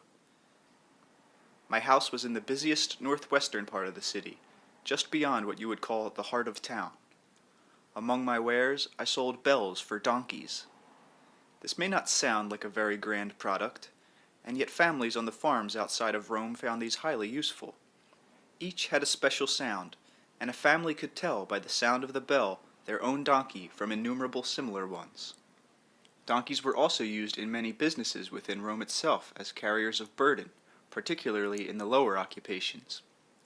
The number of bells, their particular pitch, even the colors, all had meaning. In the tumult of the city, the particular bells could be recognized, therefore, by the poor and by the slaves who waited to buy products, often wilted foods from the laden carts. The bells were only a small portion of my business, which dealt largely with cloths and dyes, but they fascinated me. Because of my interest in them, I did far more traveling about the countryside and the region than any prudent man should. The bells became my hobby. My curiosity drove me to journey in search of different kinds of bells, and led me into contact with many people I would not otherwise have encountered. While I was not literate, I was shrewd and lively of mind. Special bells, I discovered, were used by various sects of Jews, both within Rome and without. While I was a Roman and a citizen, my citizenship meant little except for providing me with minimal safety as I went about my daily way, and in my business I encountered as many Jews as Romans. I was not too far above them socially. The Romans had no clear idea of the number of Jews in Rome at that time. They went by guesswork. The bells on donkeys belonging to the Zealots had upon them the symbol of an eye. They came secretly into town, hiding as much from other Jews as from Romans. They were good bargainers, and often did me out of more than I deserved to lose. I learned about the Lord of Righteousness from a cousin of his named Sharaba, who was, as clearly as I could figure out at the time, a quote-unquote sacred assassin. He was drunk the night I spoke to him in a stinking stall outside of Jerusalem. It was he who told me about the symbol of the eye. He also told me that the man Christ was kidnapped by the Essenes. I did not believe him. Nor at the time he told me did I know who Christ was. At the time that Christ lived, his experience was known to very few, comparatively speaking. To put it bluntly, I knew that someone had the ball, but I was not certain of the person. In dream states, the situation finally became known to me and to many others. The Christians, generally speaking, did not want Roman converts. I was later one of these, and because of my nationality was never trusted. My part in that drama was simply to acquaint myself with its physical foundation, to be a participant, however small, in that era. Much later, in year terms, I would end up as a minor pope in the 3rd century, meeting again some of those I had known, and, if you will forgive a humorous note, once more familiar with the sound of bells. It is not my purpose to go into my past existences in any great detail, but to use them to make certain points. First of all, I have been many times both man and woman, and I have immersed myself in various occupations, but always with the idea of learning so that I could teach. I had a firm background in physical existence, therefore, as a prerequisite for my present quote-unquote work. I did not play the part of any towering personality of historical note, but became experienced in the homey and intimate details of daily life, the normal struggle for achievement, the need for love. I learned the unutterable yearning of father for son, son for father, husband for wife, wife for husband, and fell headlong into the intimate webs of human relationships. Before your idea of history, I was a Lumanian, and was later born in Atlantis. Using your historical reference, I returned at the time of the cavemen, operating as a speaker. Now, I have always been a speaker, regardless of my physical occupation. I have been a spice merchant in Denmark, where I knew Rupert and Joseph. In several lives I was black, once in what is now called Ethiopia, and once in Turkey.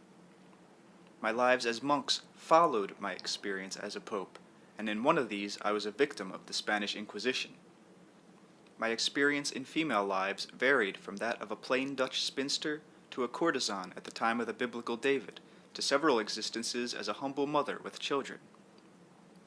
Now, when I began contacting Rupert and Joseph, I hid from them the fact of my numerous lives. Rupert, in particular, did not accept reincarnation, and the idea of such multiple life experiences would have been highly scandalous to him. The times and names and dates are not nearly as important as the experiences, and they are too numerous to list here. However, I will see to it at some time that they are made fully available. Some have been given in Rupert's class sessions, and some, though few, have appeared in the Seth material itself.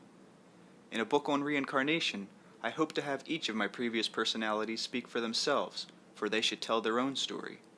You should understand, therefore, that those personalities still exist and are independent. While what I am once seemed to be contained within those personalities, I was but the seed for them. In your terms, I can remember who I was. In greater terms, however, those personalities should speak for themselves. Perhaps you will see an analogy here when you compare the situation with age regression under hypnosis. Those personalities are not locked up inside of what I am, however. They have progressed according to their own fashion. They are not negated. In my terms, they coexist with me, but at another layer of reality. In several lives, I was consciously aware of my quote-unquote past existences. Once, as a monk, I found myself copying a manuscript that I myself had written in another life. Often, I was given to the love of weight and possessed it. Twice I died of starvation. I always found my deaths highly educational, in your terms, afterwards.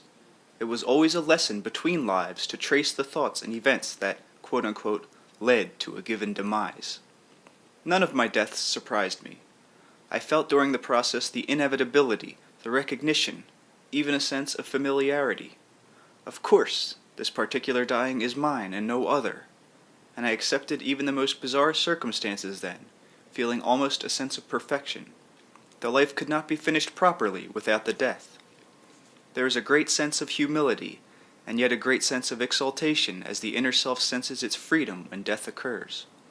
All my deaths were the complement of my lives, in that it seemed to me that it could not be otherwise. If I choose, in your terms, I can relive any portion of those existences, but those personalities go their own way.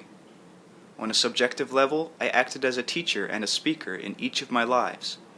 In a few highly intuitive existences, I was aware of this fact.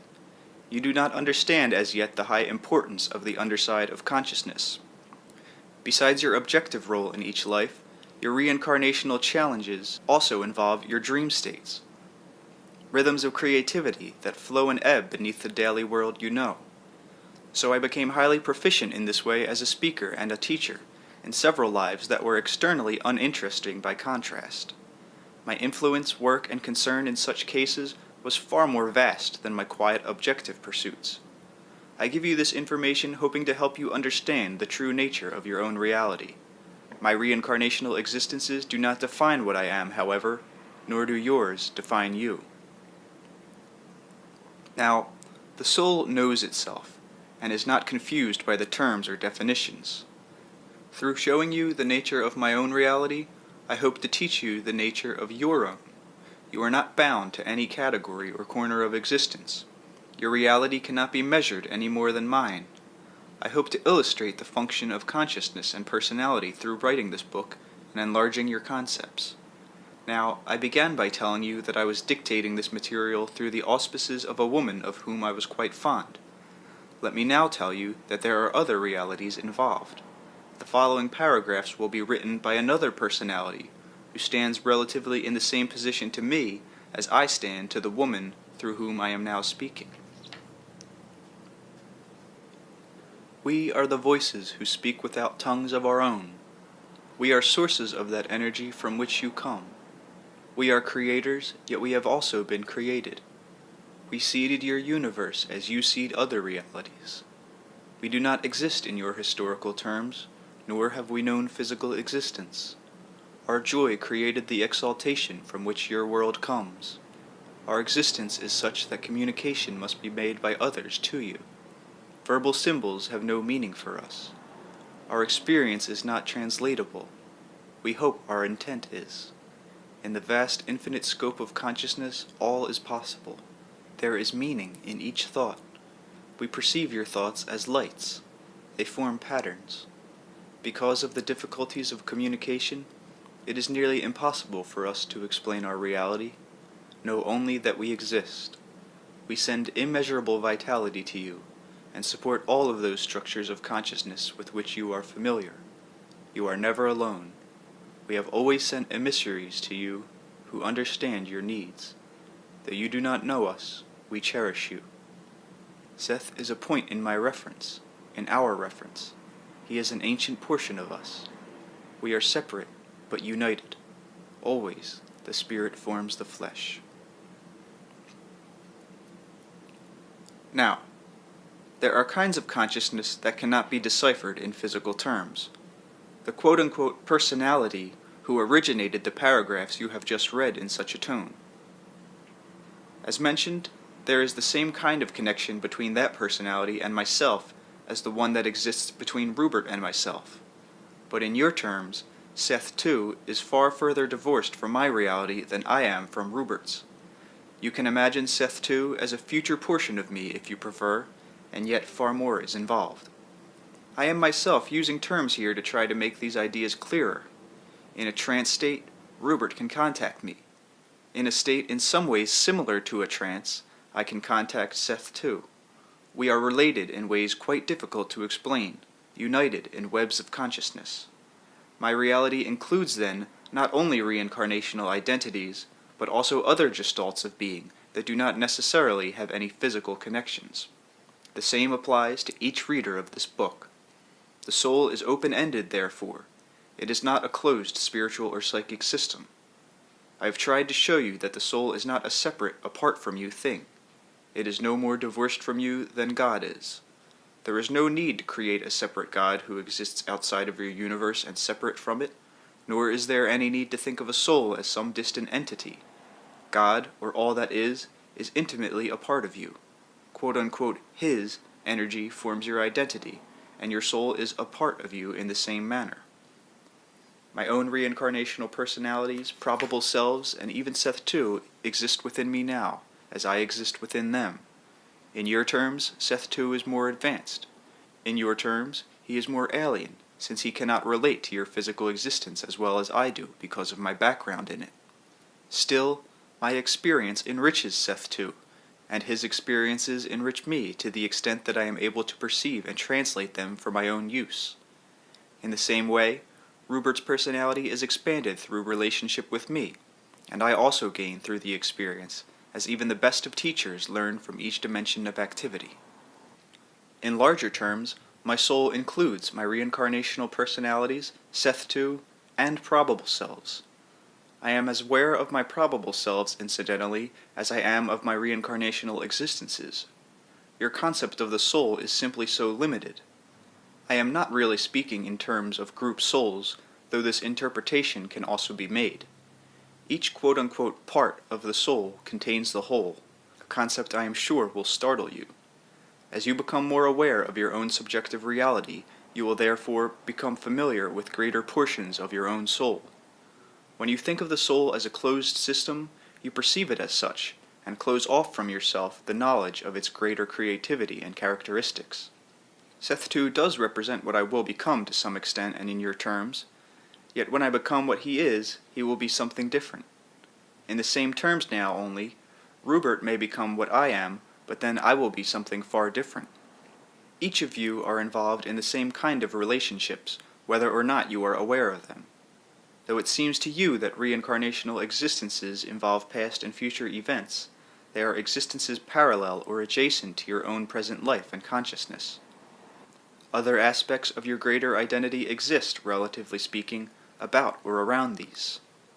The answers to the nature of reality, the intimate knowledge of all that is that you all seek, is within your present experience. It will not be found outside of yourselves, but through an inner journey into yourself, through yourself, and through the world that you know. I was once a mother with 12 children, ignorant in terms of education, far from beautiful, particularly in the later years, with a wild temper and raucous voice. This was around Jerusalem in the 6th century. The children had many fathers. I did my best to provide for them. My name was Marshaba. We lived wherever we could, squatting in doorways, and finally all begging. Yet in that existence, physical life had a contrast, a sharpness greater than any I had known. A crust of bread was far more delicious to me than any piece of cake, however well frosted, had ever been in lives before. When my children laughed, I was overwhelmed with delight, and despite our privations, each morning was a triumphant surprise that we had not died in our sleep, that we had not succumbed to starvation. I chose that life deliberately, as each of you choose each of yours, and I did so because my previous lives had left me too blasé. I was too cushioned. I no longer focused with clarity upon the truly spectacular physical delights and experiences that Earth can provide. Though I yelled at my children and screamed sometimes in rage against the elements, I was struck through with the magnificence of existence, and I learned more about true spirituality than I ever did as a monk. This does not mean that poverty leads to truth, or that suffering is good for the soul. Many who shared those conditions with me learned little. It does mean that each of you choose those life conditions that you have for a purpose, knowing ahead of time where your weaknesses and strengths lie. In the gestalt of my personality, as in your terms I lived later, richer lives, that woman was alive in me again, as for example the child is alive in the adult and filled with gratitude comparing later circumstances to the earlier existences. She urged me to use my advantages better. So in you, your various reincarnational existences in a large manner co-occur. Using the analogy of adulthood again, it is as if the child within you is a part of your own memory and experience, and yet in another way has left you, gone apart from you, as if you were only one adult that the child quote-unquote turned into. So the people that I have been have gone their own way, and yet are a part of me, and I of them. I am alive in Seth's 2 memory, as a self from which he sprang, yet the self I am now is not the self from which he sprang. Only your rigid ideas of time and consciousness make these statements seem strange to you, for in a larger context, again, I can remember Seth 2. All of these connections, therefore, are open. All psychological events affect all others. All of existence and consciousness is interwoven. Only when you think of the soul as something different, separate, and therefore closed, are you led to consider a separate God, a personality that seems to be apart from creation. All that is a part of creation, but more than what creation is. There are pyramid gestalts of being impossible to describe, whose awareness includes knowledge and experience of what would seem to be to you a vast number of other realities. In the terms of which I am speaking for your benefit, their present might, for example, include the life and death of your planet in a moment of their time. Seth 2's existence is at the outer fringes of one such galaxy of consciousness. When Seth 2 speaks, Rupert initially is aware of the following. His consciousness strains upward, following an inner psychic pathway, an energized funnel, until quite simply it can go no further. It seems to him, then, that his consciousness goes out of his body through an invisible pyramid whose open top stretches far up into space. Here, he seems to make contact with impersonal symbols whose message is somehow automatically translated into words. That point actually represents a warp in dimensions, a space between systems that has far more to do with energy and psychological reality than it has to do with space, for space is meaningless. I am almost always present as a translator at such times. My knowledge of both realities is necessary for the communication. Seth, too, is familiar with an entirely different set of symbols and meanings, so that, in this case, two translations are being given, one by me and one by Rupert. Hopefully, certain concepts will be delivered in this way that could not be delivered otherwise. These minglings of reality and experience, these messages from one system to another, occur in various ways continually, emerging in your world in one guise or another, as inspiration of many kinds. You are being helped, in other words. You are also using your own abilities, however, for your own characteristics largely determine the amount of help you receive. The symbolism apparent to Rupert when Seth II speaks works well, but outward is also inward, and so consciousness travels as far inward as it seems to him to go outward. Such contacts and knowledge are available to each individual. All that is speaks to all of its parts, not with sounds, trumpets, and fanfare from without, but communicates its messages through the living soul stuff of each consciousness. You are not fated to dissolve into all that is. The aspects of your personality as you presently understand them will be retained. All that is the creator of individuality, not the means of its destruction. My own quote-unquote previous personalities are not dissolved into me any more than your quote-unquote past personalities. All are living and vital. All go their own way. Your quote-unquote future personalities are as real as your past ones. After a while, this will no longer concern you. Out of the reincarnational framework, there is no death as you think of it. My own frame of reference, however, is no longer focused on my reincarnational existences. I have turned my attention in other directions. Since all lives are simultaneously, all happening at once, then any separation is a psychological one. I exist as I am, while my reincarnational lives, in your terms, still exist. Yet now I am not concerned with them, but turn my concentration into other areas of activity. Personality changes whether it is within a body or outside of it, so you will change after death as you change before it. In those terms, it is ridiculous to insist upon remaining as you are now after death. It is the same as a child saying, "I am going to grow up, but I am never going to change the ideas that I have now." The multidimensional qualities of the psyche allow it to experience an endless realm of dimensions. Experience in one dimension in no way negates existence in another. You have been trying to squeeze the soul into tight concepts of the nature of existence, making it follow your limited beliefs. The door to the soul is open, and it leads to all dimensions of experience. If you think, however, that the self as you know it is the end or summation of yourself, then you also imagine your soul to be a limited entity bound by its present ventures in one life alone, to be judged accordingly after death on the performance of a few paltry years. In many ways this is a cozy concept, though to some it can be quite frightening with its connotations of eternal damnation. It is far too tidy an idea, however, to hint at the rich embellishments that are at the heart of divine creativity. The soul stands both within and without the fabric of physical life as you know it. You are not separated from the animals and the rest of existence by virtue of possessing an eternal inner consciousness. Such a consciousness is present within all living beings and in all forms. Now, I titled this chapter A Goodbye and an Introduction. The goodbye is my own, since I am now finishing this book. The introduction applies to each reader, for I hope that you will now be able to meet yourself face to face with a greater understanding of who and what you are. I would like, therefore, to introduce you to yourself. You will not find yourself by running from teacher to teacher, from book to book. You will not meet yourself through following any particular specialized method of meditation. Only by looking quietly within the self that you know can your own reality be experienced, with those connections that exist between the present or immediate self and the inner identity that is multidimensional. There must be a willingness, an acquiescence, a desire. If you do not take the time to examine your own subjective states, then you cannot complain if so many answers seem to elude you.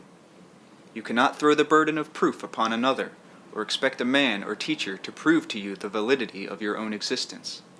Such a procedure is bound to lead you into one subjective trap after another.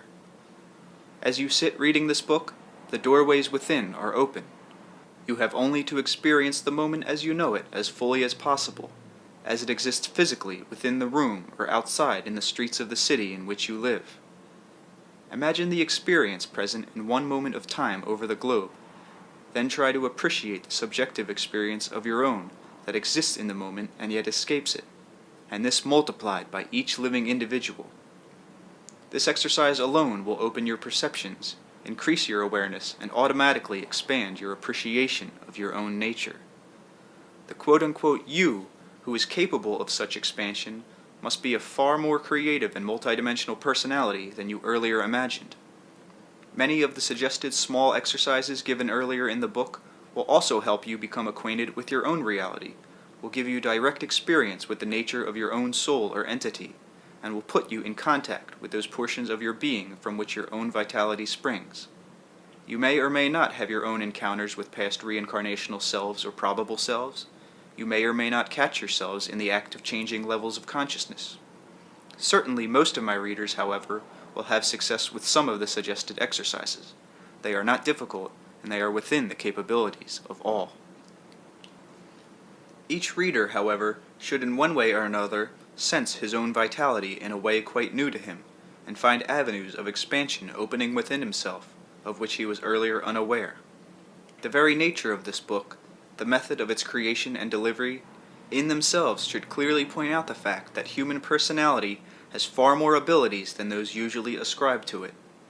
By now you should understand that all personalities are not physically materialized. As this book was conceived and written by a non-physical personality and then made physical, so do each of you have access to greater abilities and methods of communication than those usually accepted. I hope that in one way or another this book of mine has served to give each of you an introduction to the inner multidimensional identity that is your own. And that, my dear friend, is the end of dictation, and the book is finished.